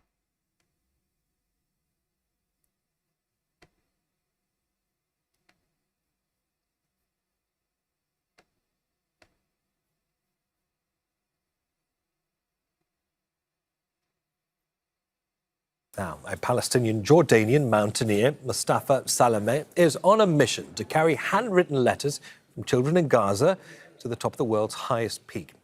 Salameh is making his way up Mount Everest with messages of hope from some of Gaza's youngest residents. He says the journey aims to raise global awareness of the hardships they face. Salameh is one of only 20 people in the world that have completed an adventurous challenge that includes reaching both the North and South Poles and climbing the highest peaks on all 7 continents. And here he is, Mustafa Salameh, joins us live from Everest Base Camp in Nepal. Mustafa, probably one of the most dramatic backgrounds we've ever had on Al Jazeera. You have stood on many of the world's highest peaks before. What's driving you to do this for Gaza? Well, my visit to Rafah about 2 months ago has given me the inspiration and the motivation to be here. But 9 months ago, I met Dr. Arafat Mahdi, and we got this idea as a mountaineer what I can do to bring the suffering and the story of every Palestinian child. And that what I do best is climb mountain. I did promise lots of people in my life not to go back to Everest, but Hey, Omega Star, thank you for the gifted sub. Enjoy the emotes and the lack of ads, shower chat. That's gonna make things easier in the shower. I'm just realizing what your name is, shower chat. Is that safe? Yeah, I just don't want to see anybody get hurt while watching the stream. Make sure that you have, your wits about you. Something to hold on to, I guess, or that I don't know how you're positioned right now. Just this is worth it. So I'm here. I've been here for about a month now, 2 weeks in Everest Base Camp. We're just waiting for this ice fall to open so we can start climbing up all the way to the top of the world. And Mustafa, you are carrying with you the dreams and the drawings of children to the roof of the world. How heavy is that pack feeling both emotionally and physically today? You know, meeting most of the kids online or when I met them personally, the story they have, it will break your heart. Time, I can tell you that they so much energy and give us so much dignity and show the world that they are standing in their land and writing all the dreams here in this kite, because this kite is going to go to the top of the world. It is light, but as you said, it's very heavy. But mentally, I'm carrying all these dreams to the top of the world because I do have dreams as well. And my dreams is to visit Palestine. I'm 56 years old and I'm still cannot enter my granddad and my ancestor place. So maybe I carry their dream and maybe one day I'll be able to visit Gaza and to visit Palestine when Palestine is free, inshallah. 56 years young, I think, Mustafa, would be more appropriate. The goal is $10 million for medical aid. I mean, when the wind is howling there at 2 a.m., I mean, how do those children's stories, how do they keep you moving? You know, the children's story is of their dream. So, you know, lots of their dream is a very simple dream that it's not the dreams of my kids or any of our kids. Parents in heaven is to have a proper meal, and also now talking to more and more. There is Ahmed, he wants to be a doctor because he said there is so many doctors being killed in Gaza. Rafah wanted to be a journalist because she said there is so many journalists. And one of her uncles actually worked for Al Jazeera. She wanted journalists. Somebody want to be an arsonist. Somebody want to be a policeman. So all these dreams give you this, give you this beautiful bush to be able to go up and make it. I mean, to be honest, yes, we are at 17,500 feet. We're going to go up and cross this ice fall to come 1 and 2 and 3 and 4, go to 8,000 meters where oxygen 13%. But trust me, it's absolutely nothing compared to what these kids and the Palestinians go through now in Palestine and especially in Gaza. Mustafa, you are a man who has reached both the North and the South Poles. Is there anything about Mount Everest that still manages to scare you? Well, listen, what scared me now in this ice fall, which we've been waiting now for 2 weeks to be able to cross it, because there is a big serac is hanging and we cannot move until the ice doctor given us okay. And we are having a little bit of go through, but we have to wait. So we have to be patient. Still scary, still dangerous. So that's why tomorrow I'm gonna fly to go to this mountain called Wobegon to fly this kite, and climb it is 22,400 feet, just to keep my body going, because we've been a little bit lazy staying here for 2 weeks. I think your definition of lazy is probably different to my definition of lazy, Mustafa. Yeah. Agreed. But, I mean, this was, in my opinion, a perfect FUNDAY story. Which is why I held on to it until today. That was from 5 days ago. Mustafa Salame. Working with the Rising Dreams charity, trying to raise $10 million for aid for Palestinians. Carrying letters of children, written by children from Gaza, to the summit of Mount Everest, even flying a kite with their names on it. truly beautiful message.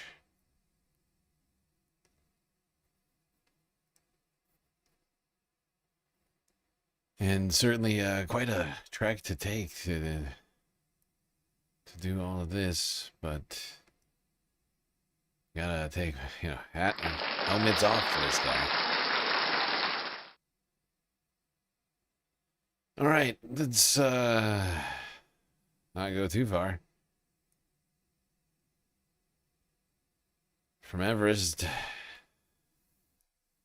all the way down to India, where Muslims say that they are being targeted. Millions of voters have been deleted from the rolls. Yeah, we can't forget the ethno-nationalist, the theo-nationalist, I guess you'd really call it,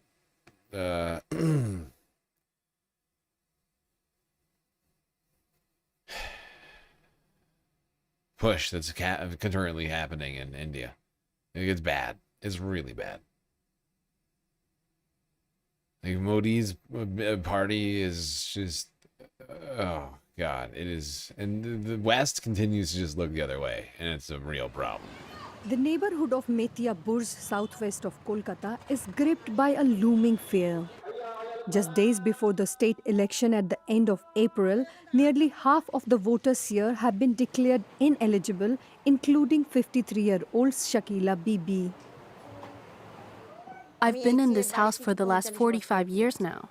Shakila is among the 9 million voters in West Bengal whose names have been struck off as part of a sweeping revision of voter rolls known as the Special Intensive Revision, or the SIR, led by the Election Commission of India. Muslims, who make up nearly 30% of the state's 105 million people, allege they are being intentionally targeted by the Hindu nationalist government of the BJP. I can say with certainty our names were removed from the voter list because my family and I are Muslim. What other reason is there? 3 generations of my family have been living here now. How were our names removed? This is a grave injustice.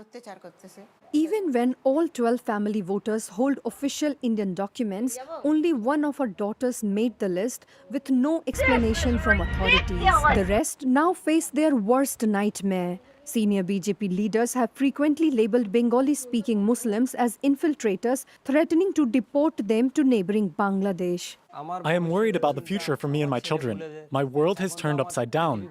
My country is suspicious of me, seeing me as an enemy. I am a citizen of India, so is my father. They label us as Rohingyas and Bangladeshis. I do not even speak their language. How could I be Bangladeshi? Last year, the Election Commission launched a revision of rolls covering over 950 million voters across the country. An exercise, officials said, was aimed at removing deceased or absentee voters.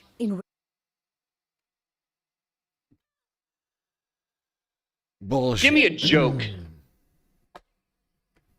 This is clearly an ethno-theocratic nationalist project that has been ongoing for some time, that they want to pretend like it's not happening.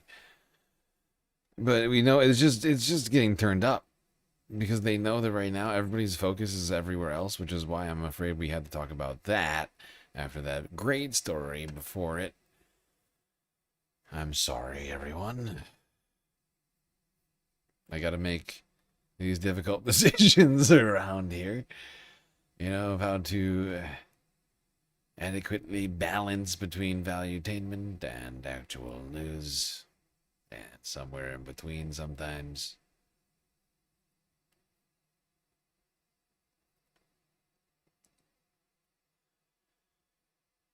Now, from India to China. I have to have my China. BBC News 5 days ago. Let's talk about how Operation Epstein Fury has been affecting China! Is China the real winner from the war in Iran? As the war in Iran grinds on, one big idea that we keep hearing is that in some sense, the real winner here is a country that technically isn't even involved in the fight, China. There's been a growing sense that the US's main rival appears to be boosting its diplomatic and military standing, while America is bogged down in yet another Middle East war. But is that really the full story? Or is China also paying a price in this war? From the BBC, I'm Asma Khalid, and welcome to The Global Story on YouTube.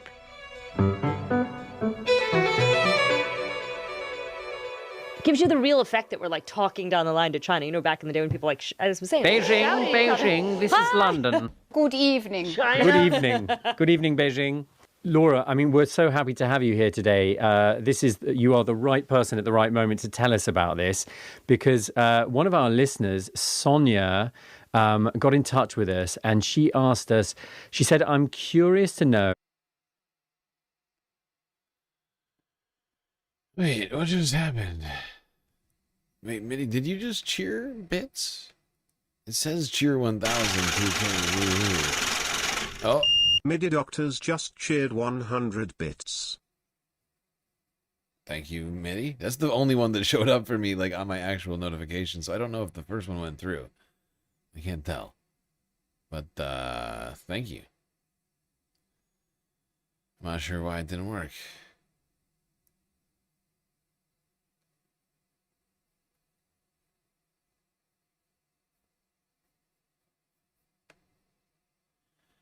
Yeah, 2K woohoo? Oh, 2K on YouTube, yeah. Yeah, I would be a little more excited if we weren't demonetized right now, you know? Poggers, yes, thank you, Poggers. We're making big progress on YouTube, on Twitch, though. I mean, look, we have the same number of viewers as we do on YouTube right now. And it continues to be that way. Lately. 1,250 followers.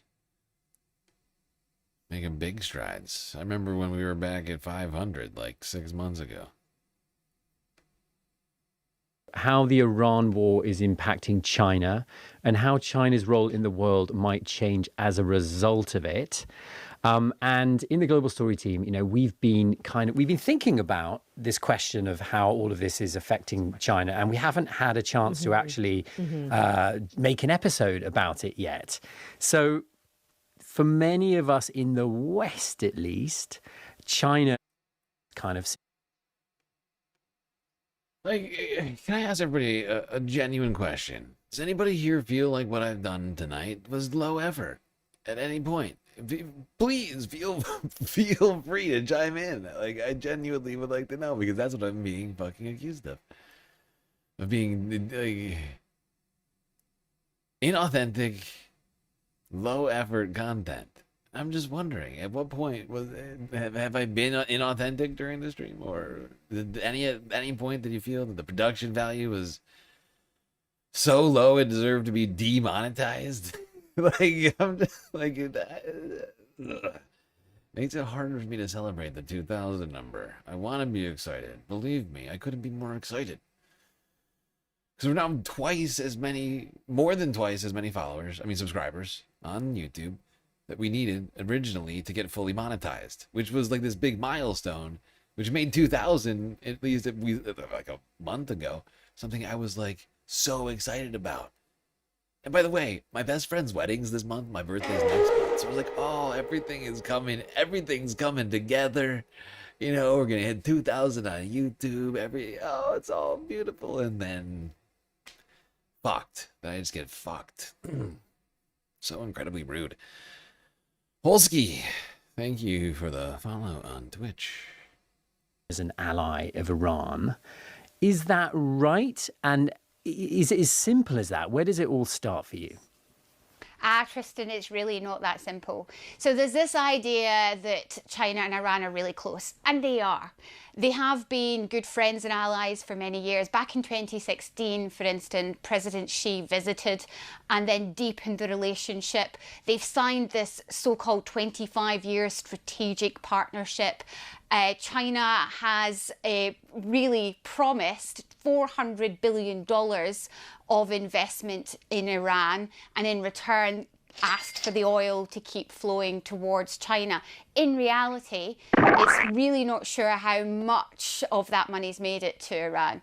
However, the oil has obviously kept flowing. And that's the relationship China has with Iran. It does need Iranian oil. So it gets about 13 to 14% of its oil from Iran. Now that's about 80 to 90% of Iran's total oil exports. So really it does need Iran in that way, but it gets much more from other areas of the Gulf. For instance, 14 to 15% from Saudi Arabia. In total, it gets about 40% from the Middle East region. And most of that goes through, as we all know now, the Strait of Hormuz. So, Laura, I remember back in September, there was this grand military parade in Beijing, and there was this family photo of Xi Jinping in the center. I think on his right was the Russian leader Vladimir Putin. To his left, you saw the North Korean leader Kim Jong-un. And behind him, looking over his shoulder, which I will confess at the time didn't really register to me as a big deal, is Iran's president. And notably, you didn't have people like my American president, Donald Trump, was not there. You didn't see many other Western leaders were not there. I would love to understand what that parade tells us about the Chinese-Iran relationship pre-war. But in that moment, it looked like China was displaying its military power, its military strength, and Iran was there. China! So I think they're called frenemies, or the axis of upheaval, or there are so many names for this grouping of Iran, North Korea, Russia and China. Now the truth is, the one thing that they really all have in common is that they don't want the US to be the centre of a world order. And what you were seeing on display there with those huge missiles being paraded through the centre of Beijing, you're seeing a display from President Xi to say, look, I do have... Yes. Well, fact is China is a massive power. They do need Iranian oil. Iran needs to sell its oil to China. And unfortunately for China and Iran, I don't think there's a, if I'm not mistaken, I don't think there's a pipeline from China to Iran. It needs to be shipped there somehow, or otherwise taken in some other fashion. I guess perhaps by train. I think there is trains between there, though. Is there a pipe? Actually, hold on.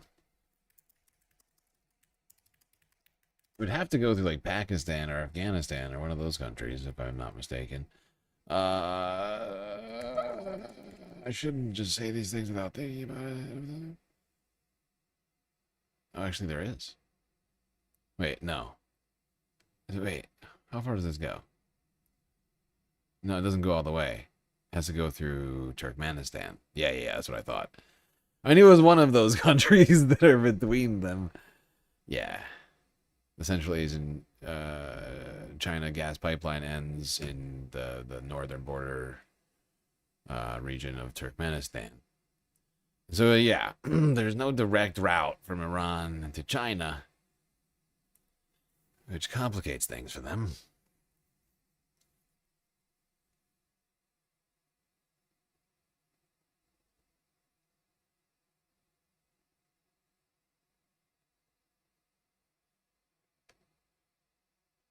You think my laid-back persona makes it seem low effort? Not that what I'm doing is low effort? I see. Yeah. I'll take that. As if it comes to me without any effort. I'll take that. Although I will point out it's very high effort. At least ahead of time. And also during. I mean, the production of this stream is quite difficult. Like, there are so many things I'm, like, doing to try and make it as good as I can. Although it never is as perfect as I might want it. I do shoot for the very best possible stream experience for everybody. Even if it goes 10 hours. I don't want people to be bored for a single second. The second they tune in, I want them to feel fully valued. You're about to be value-tained.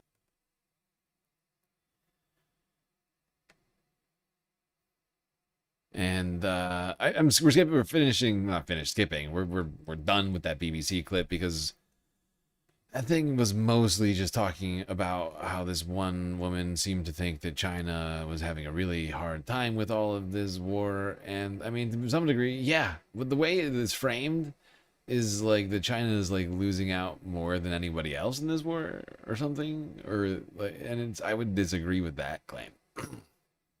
That's kind of the framing of that piece. And sure, they are losing out big time. Economically right now, it's no good. People are pissed.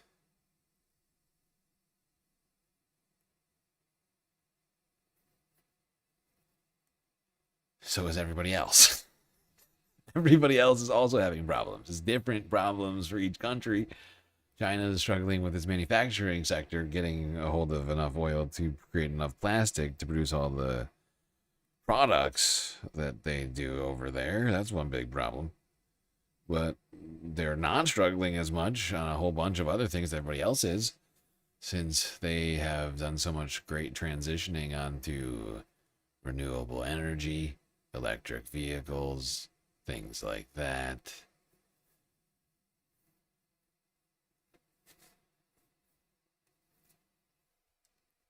So we're all experiencing these things differently.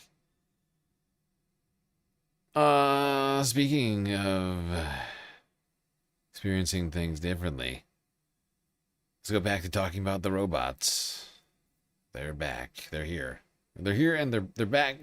They're back on the stream, and they're still here, and they're in China. Exclusive video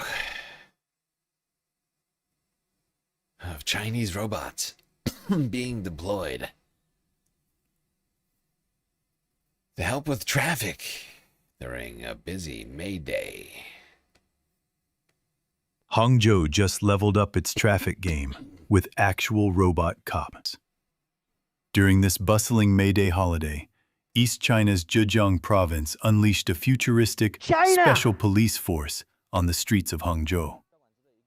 15 sleek, intelligent traffic management robots officially hit the beat, proudly becoming the country's first robot traffic police squad in action.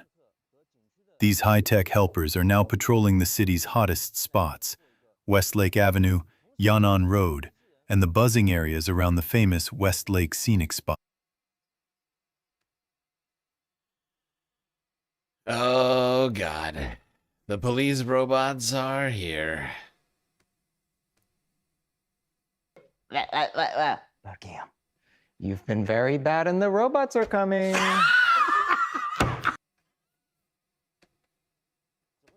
You'll find them in the main urban districts, commercial hubs like Hubin and Wulin, and anywhere crowds and cars collide in cheerful holiday chaos. Picture this: a shiny robot standing tall at a busy intersection, confidently directing. RCAB robot cops are bastards. That's a good one. That's a good one, Matchstick Boy. I'll give you that one. Traffic like a pro, while another one is happily planning the perfect route for tourists heading to Wulin Square. No more getting lost or stuck asking strangers for directions. Well, there you go. Robot cops. Hitting the beat. You've been bad.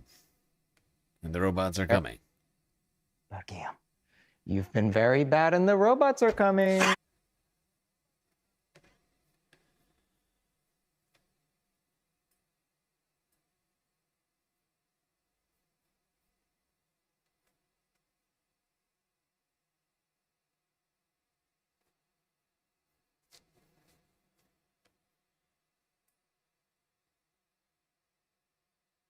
All right, from China to North Korea, where at this time last week, Kim Jong-un met with the Speaker of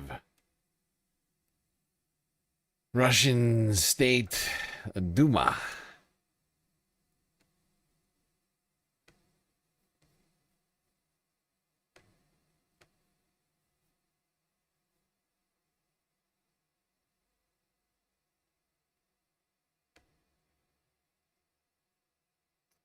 Для нас большая честь находиться в эти дни в Пхеньяне, участвовать в открытии мемориального комплекса и музея. It is a great honor for us to be here in Pyongyang to participate in the inauguration of the memorial complex of the Museum of the Combat Exploits of the Heroes of the Overseas Military Operation.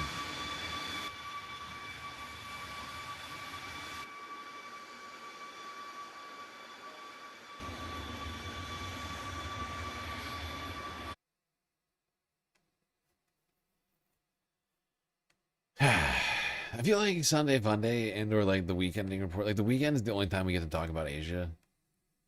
We usually completely gloss over it. Like we get as far as West Asia, we get to the Middle East, and then we basically just run out of time. And I'm just like exhausted. I'm like, I can't do this. I end up saving a lot of these stories for the end of the week. Times like this. All right, now for some more Sunday Funday content. To Taiwan. Now you might be thinking to yourself, these days, I don't know how old you might be, but maybe you're thinking you're getting older. And you don't think you can get in and or stay in shape like you once were. I disagree. Or perhaps get in better shape than ever. I vehemently disagree. I think that you can be a champion, okay? You can take things far and beyond like never before possible. Never give up. Never surrender. Oh, shut up. Just like this old Japanese lady. I'm sorry, Taiwanese lady. Excuse me. That's the next place we're going. Japan. I'm reading the wrong title. Taiwan. Just like this Taiwanese grandma. I made a huge, tiny mistake.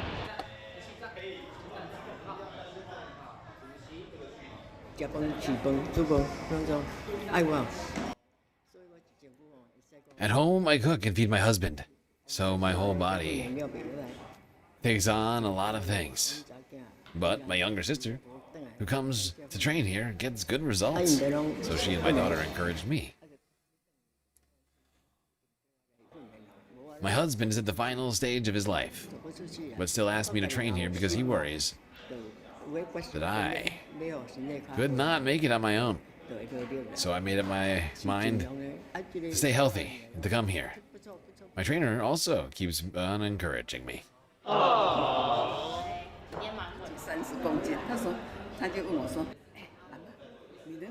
I can lift 30 kilograms.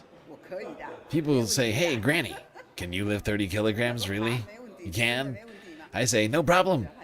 People would doubt, really? You can? And I say, don't worry, I really can. So I lift up to 30 kilograms. I mean, this woman is dangerous, ladies and gentlemen. In a medical situation, we would remind patients that gym training prevents sarcopenia and helps with osteoporosis, while increasing the density of bones. In general, I have observed an increasing trend of elderly people accepting such concepts. They give up the idea of remaining sat or lying down because they became elderlies, and instead, they would pick up sports or training. That's right, old people. Get out there and get working out. If not sooner. You can do it. I believe you. Never give up. Never surrender. No. Never give up. Never surrender.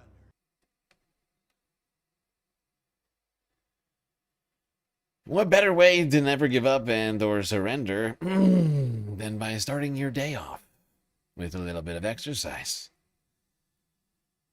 That's certainly what some people do in Japan.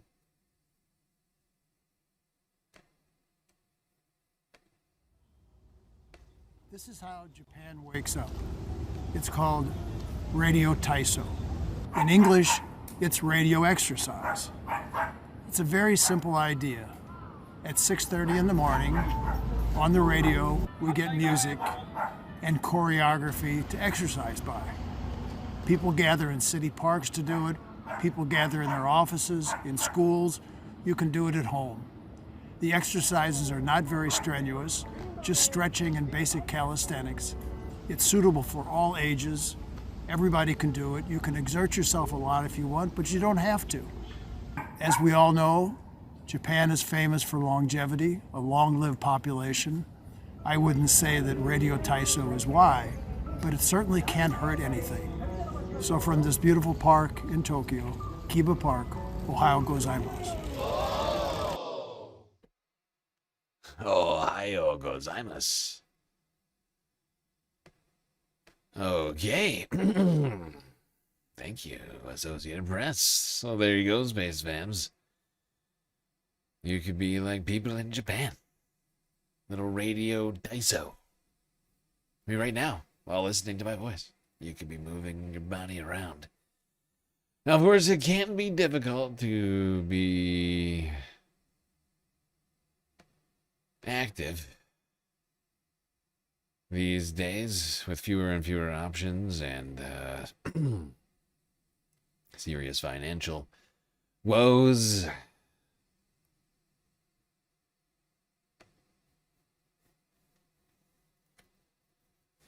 Times are tough.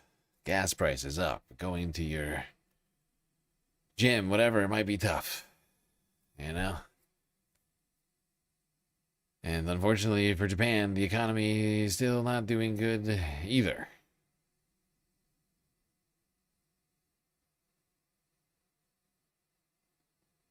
However, Japan's government is prepared to intervene once again if things get out of hand. Reuters 2 days ago. Japan's yen jumped in a sharp move on Friday. It comes after the country's top foreign exchange diplomat warned Tokyo was ready to step back into markets. Atsushi Mimura's words came only hours after official buying lifted the currency. The price move and comments led to speculation among currency traders of another round of intervention by Japan. The US dollar dropped in the London morning, falling by as much as 0.66% to a session low. It wasn't immediately clear what was behind Friday's move, but analysts said after Thursday the market was on edge. Tokyo's ramped up rhetoric came as the yen stays under pressure from wide US-Japan interest rate gaps. And it's also ahead of a holiday stretch officials fear could bring speculative attacks. I almost forgot, people. This is our second to last video. You deserve one of these.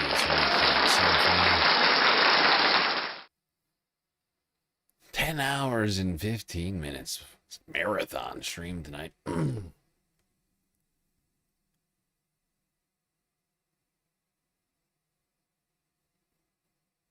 Wait. Somebody just posted something. Who said it? Who said it? I'm trying to remember. Stop letting them fuck with my head. See 21st Century Suffragettes episode. Can you post that in the Discord, Vicky? Are you in the Discord? Can you post it? I'd love to see the video that you're talking about. I see what you're talking about. That might be very helpful to me, but I'll probably forget. Oh, God. I just have so many things in my mind right now. The Discord is where I keep so much stuff. And I need to make so much progress today. The second the stream ends, I have to do so much shit. I can't sleep today. I have to stay awake all day somehow and all night, and then go to sleep at like a reasonable time so that I can reset my schedule. Because that's part of the thing. Is like, first off, I'm super far behind in everything. And I got timing wise, everything got fucked up this weekend because I started the weekend late.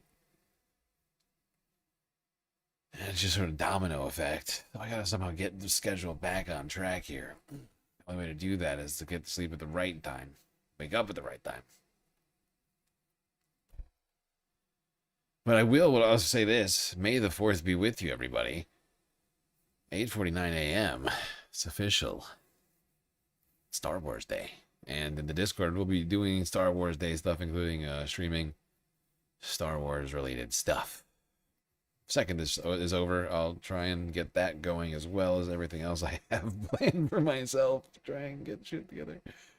Oh my god, I have such a long list. I need to write it all down in my planner. I didn't do that. I should have. It's crazy how much pressure I put on myself. I have expectations.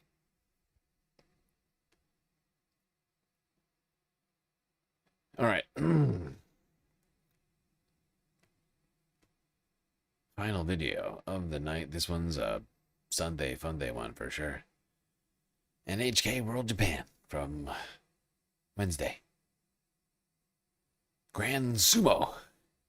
Thrills and spills. On the Jungyo tours.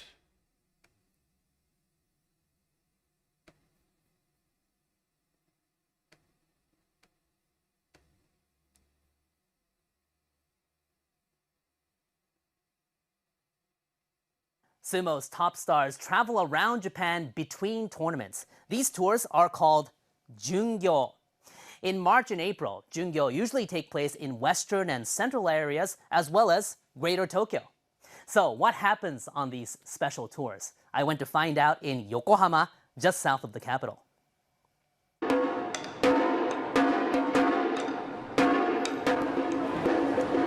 The doors have just opened and you can see all these people swarming into the venue to get a sneak peek of the Rikishi up close. This really is a treat. I couldn't get tickets for the May tournament, so I came here instead. I think it's lovely that this is a way for people to stay connected to this who can't go to the national tournaments, who aren't in the right areas to do that. So I think this is a beautiful way to do it. About 8,000 fans packed the venue. This really is the perfect opportunity to get really close to the Rikishi. The event begins with a practice session. Some of the wrestlers warmed up right in front of the spectators. This woman got an autograph from her favorite, Sadanomi. He was cool and very gentle. Kobizaru always draws a crowd. He even translated his name for us into English. Jungyo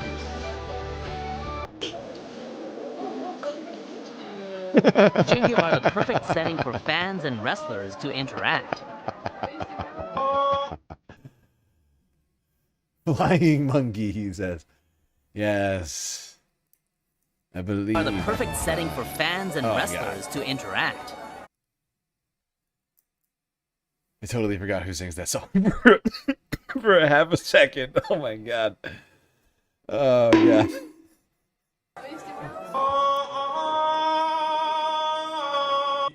They also offer the wrestlers a chance to stretch their vocal cords. Why? What's she doing?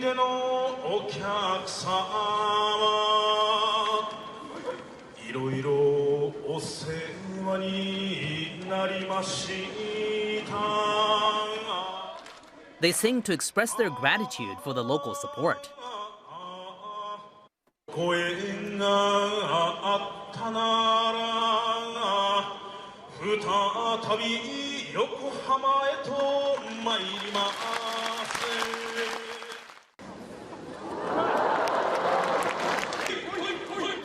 And the wrestlers even get to flex their comic muscles. This performance is called shokiri. It's a show of what not to do in the ring, such as kicking or grabbing the top knot. Illegal.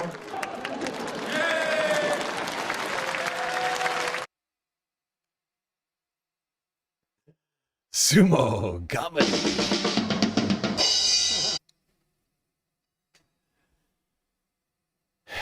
It's like educational sumo comedy. The audience seems to love it though. Look at this guy over here. He's dying. He is dying. He loves it.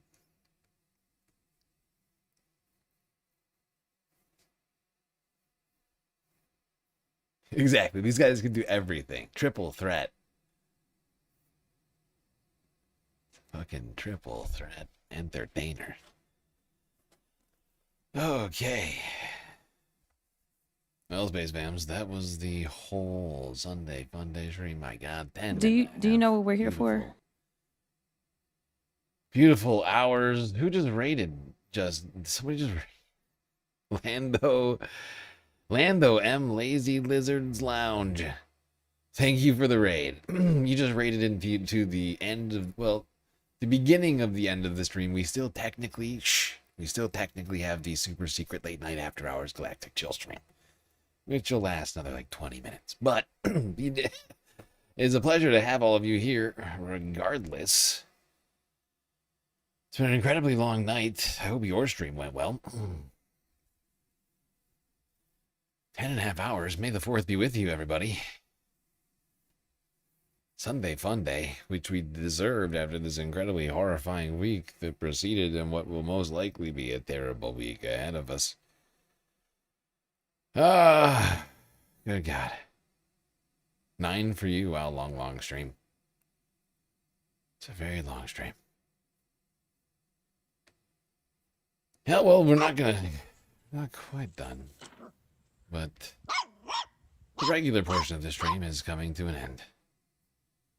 What a crazy week. Thankfully, we had a Sunday FUNDAY here to prepare us for and or recover from last week's stream. Boy, oh boy, did we talk about a lot of stuff tonight. I won't go over it once again.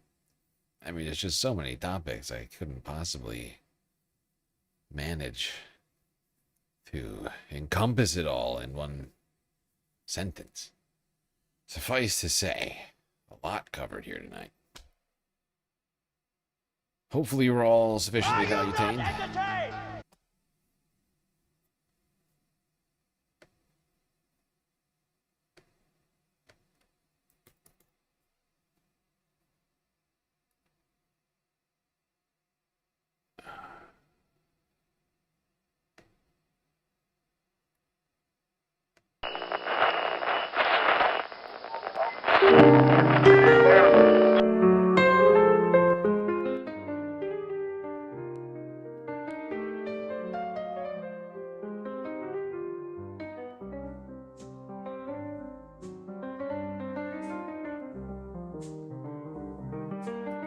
Well, we got through another stream.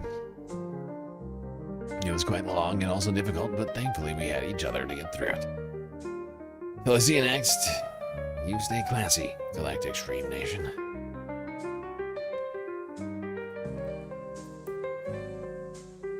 Can't forget this. These are your Galactic patrons. Gabby, Goth Dogs, Aaron W, Schmegley, PB, Midi, Afroponics, Narwhal by Nature, Interplanet Janet, Godcat, Robot Cat, Disco Wolf, Callie Brady, Sammy, Geodragon, The Anti-Corporatist, Obsessive Audio, Owen Oap, Nadia, Choki, Scouts. Hold on, I'm doing this by memory right now. I'm trying to upload this fucking file if I want to do it. You bastard. I forgot to do this. Oh, motherfucker. Go back.